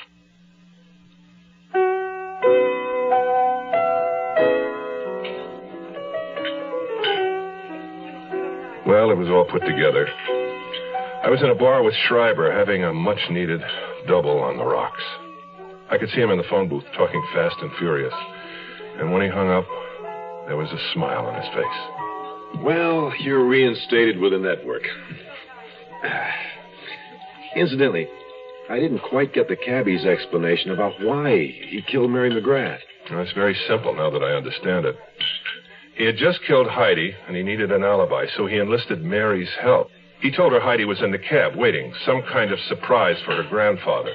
And it would help if Mary would tell Ellis she just phoned when he came into the office. He knew he'd have to kill Mary later. The problem was, when Ellis told Mary to call Heidi back, Mary played that pretty well, keeping him from talking. She made one mistake. I should have caught it then. She tapped the receiver bar several times, supposedly to attract Heidi's attention. And that's a mistake? You do that, and if you've placed the call, at least here in Southern California, you cut the connection as surely as if you'd severed the line. That was his alibi. I should have recognized it a long time back.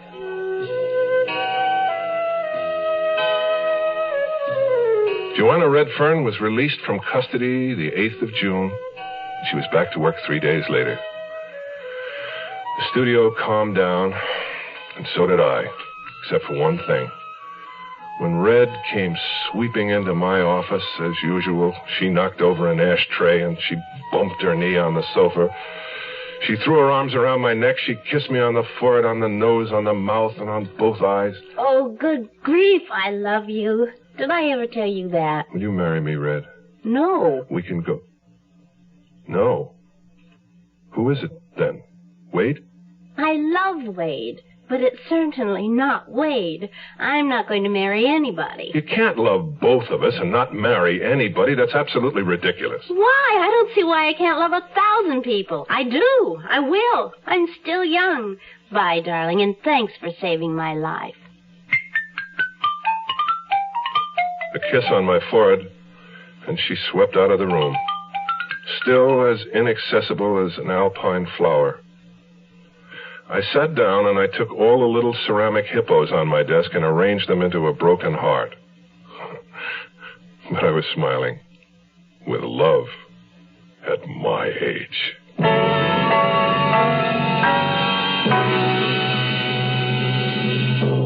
You are listening to Mutual's presentation of The Zero Hour.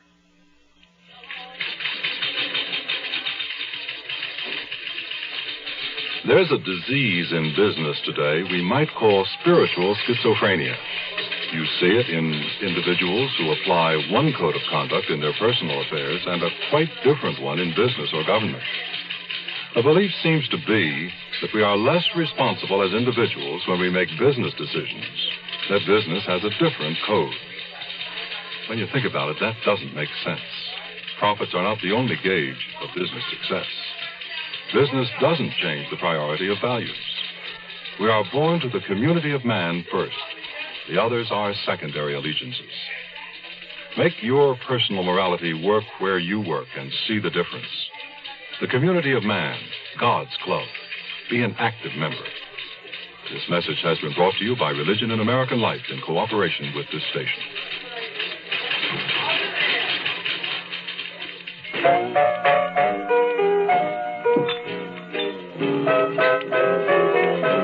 Sometimes a 24-hour pass can pass very slowly. Very, very slowly indeed. With no place to go, nothing much to do. The answer for millions of servicemen and women around the world has been the USO. For over 30 years, a place to come in, read, write letters home, listen to music, dance, have a hamburger and a shake. Most of all, a place to feel welcome. But there might not always be a USO, even though there are still 2 million servicemen and women who need it more than ever. There might not be a USO because there's not enough money to go around. USO gets no government funds. It depends entirely on your gifts to the United Fund, Community Chest, or local USO campaign. So please give. Our work isn't done. That concludes this week's production of The Zero Hour. Charles Larson's Someone's Death. Next week, we'll begin another exciting dramatization of a tale of mystery and suspense. We'll tell our story in 5 days, at the same time Monday through Friday. So on Monday, rest your eyes and listen here to The Zero Hour. Today's episode brought to you in part by Ford Motor Company, Quaker State Motor Oil, and V8 Juice. This is The Zero Hour on Mutual Radio.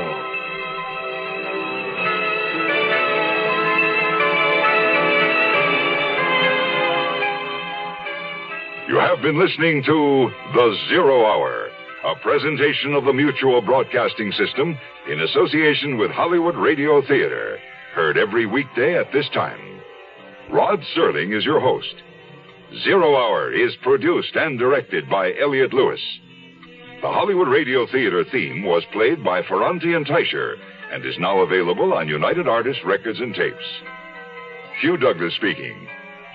Tune in Monday, and once again, rest your eyes and listen here to The Zero Hour.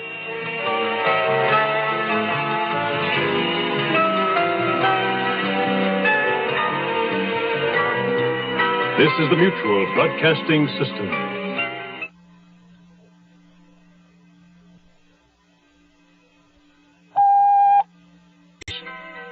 Hugh Douglas speaking. Tune in Monday, and once again, rest your eyes and listen here to The Zero Hour.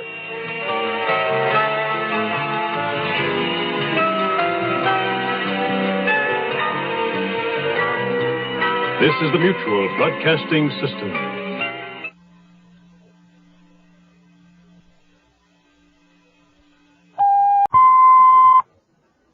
I'm Rod Serling. You're listening to The Zero Hour. Rest your eyes.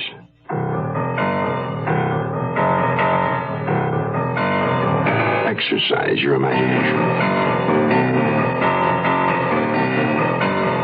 This week, Patricia Power's eerie saga of a neighborhood besieged.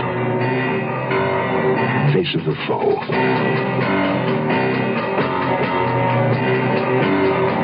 Starring Jessica Walter,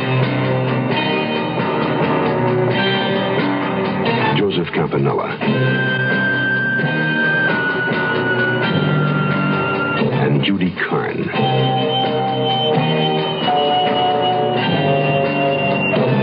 In Elliott Lewis's production of The Zero Hour.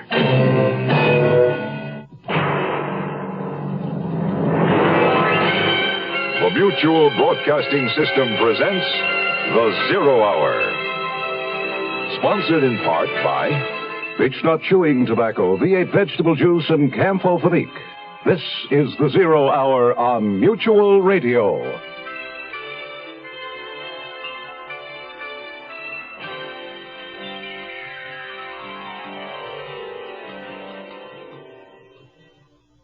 This week, A Winter's Tale, set in a pleasant residential neighborhood in the Canadian city of Montreal, where two attractive young women share a cozy, stylish apartment, their workaday problems and pleasures, and their dreams and uncertainties of the future. For Nicole Nugent, there's the question of whether or not she should marry the budding young novelist, Christopher Galloway. For Laura Prescott, still smarting from a broken love affair, there is her current plan to start a beer garden restaurant, to put her penchant for German cooking profitably to work. But for Nicole Nugent and Laura Prescott, there will soon be a far more immediate and vital concern. There's a psychopath loose in the neighborhood. He's murdering people. And his victims all are women. Our story, Face of the Foe, begins after this word. Josephine, open up! It's me, Napoleon Bonaparte, Emperor of all France, much of the civilized world, and Louisiana if the deal falls through. Quick, Pierre, hide in the closet. Napoleon must not find you here. Coming now, Pete. Ah, Josephine, I had to see you. Napoleon, my dearest heart, what are you doing here? I thought you were at Waterloo. I was, but it ended early. What is that? I smell cigarette smoke.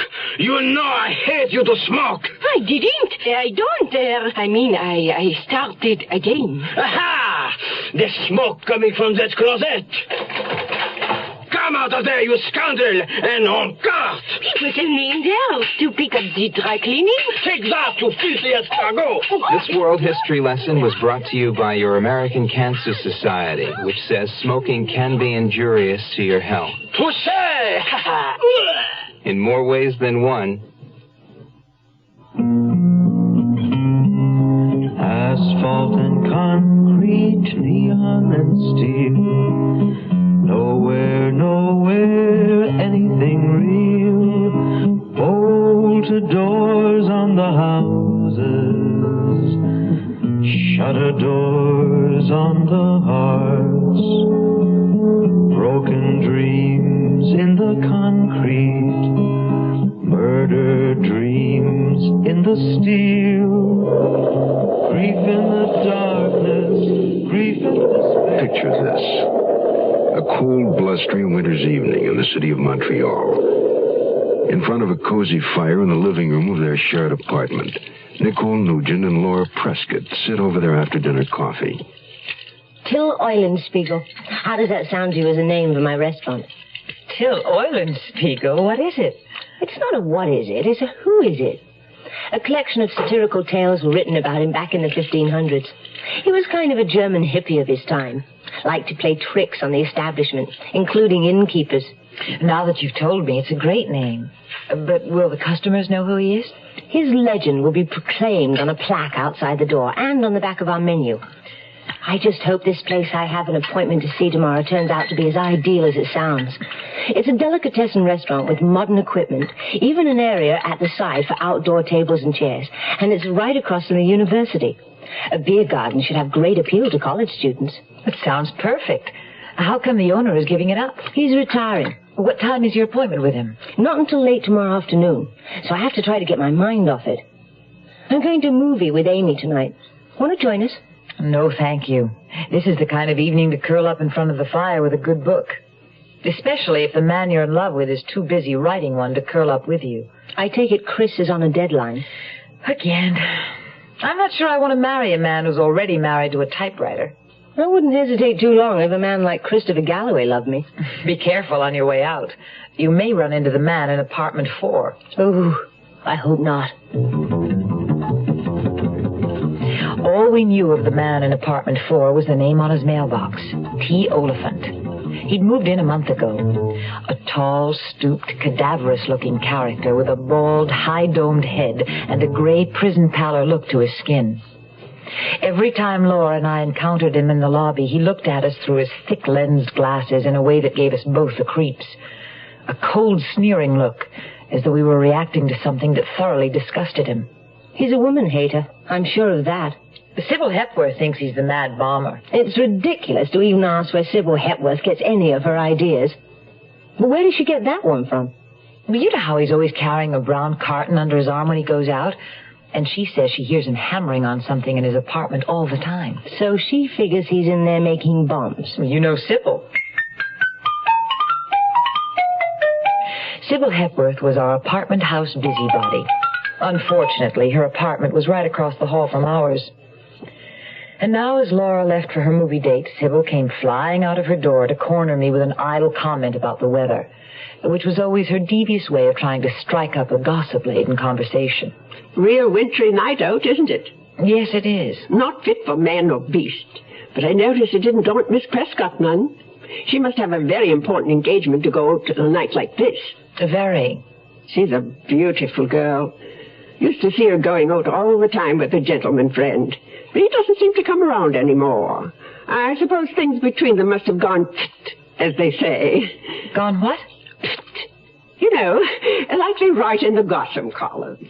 Oh, do you read the gossip columns, Miss Hepworth? I shouldn't think you'd have the time. Good night. I'd long ago reached the conclusion that Sybil Hepworth moved her bed out into the lobby at bedtime. But she was right about one thing. It was a real wintry night outside. I stirred up the flames in the fireplace, kicked off my shoes, and settled down on the sofa with my book. It was a murder mystery, a good one. I was so absorbed in the story I was reading that the sudden frantic pounding on the door gave me a start that nearly sent me out of my skin. Who could it be, and what was wrong? No one had rung the buzzer. Whoever it was, how had they gotten in? I was almost afraid to open the door, but the urgent hammering went on like a cry for help. I turned the catch and cautiously opened the door. The colorless, terrified face of a woman peered in at me. Please let me in. Someone's after me. My daddy was a mighty fine man. He taught me a thing or two. A woman can hurt, so you stay on your guard, and beechnuts the tobacco you chew. Them times we'd go fishing, my daddy and me. He'd tell me everything he ever knew. You go after big mouth in close to the bank, and beechnuts the tobacco you chew. Around here, beechnut's the word for chewing tobacco, and it's been that way, father and son, for a long, long time. What's the secret? It's the way beechnut just keeps getting better. Like beechnut's a lot moister these days, with more taste and less stems. Big improvements. You ought to try today's beechnut chewing tobacco. And now I'm a daddy with a son who's full grown, and I tell him a thing or two. Scared money don't win, evil women drink gin, and beechnut's the tobacco you chew. We'll return to our story in a moment. Here's a tip from your Better Business Bureau. A household move is always a difficult undertaking, but it can be particularly unpleasant during the summer. Pickups and deliveries are more likely to be delayed then, because the demand on moving companies is at a peak. One way to minimize such problems and save a substantial amount of money, too, is to move yourself. However, there are a few things to think about before you go out and rent a truck or trailer. Are you and your helpers physically up to carrying your heaviest furniture in and out of houses? If you need a large trailer, is your car up to towing it? Rental trailers are cheaper than trucks, but less advisable for long hauls with heavy loads. You should also take into consideration the additional wear and tear on your car and allow for greatly reduced gas mileage. Unless a driver is accustomed to pulling a camp trailer, hauling a load of furniture may present problems, especially in parking. Sure, you want to save money, but be sure you know what it means to do it yourself. A consumer tip from your Better Business Bureau.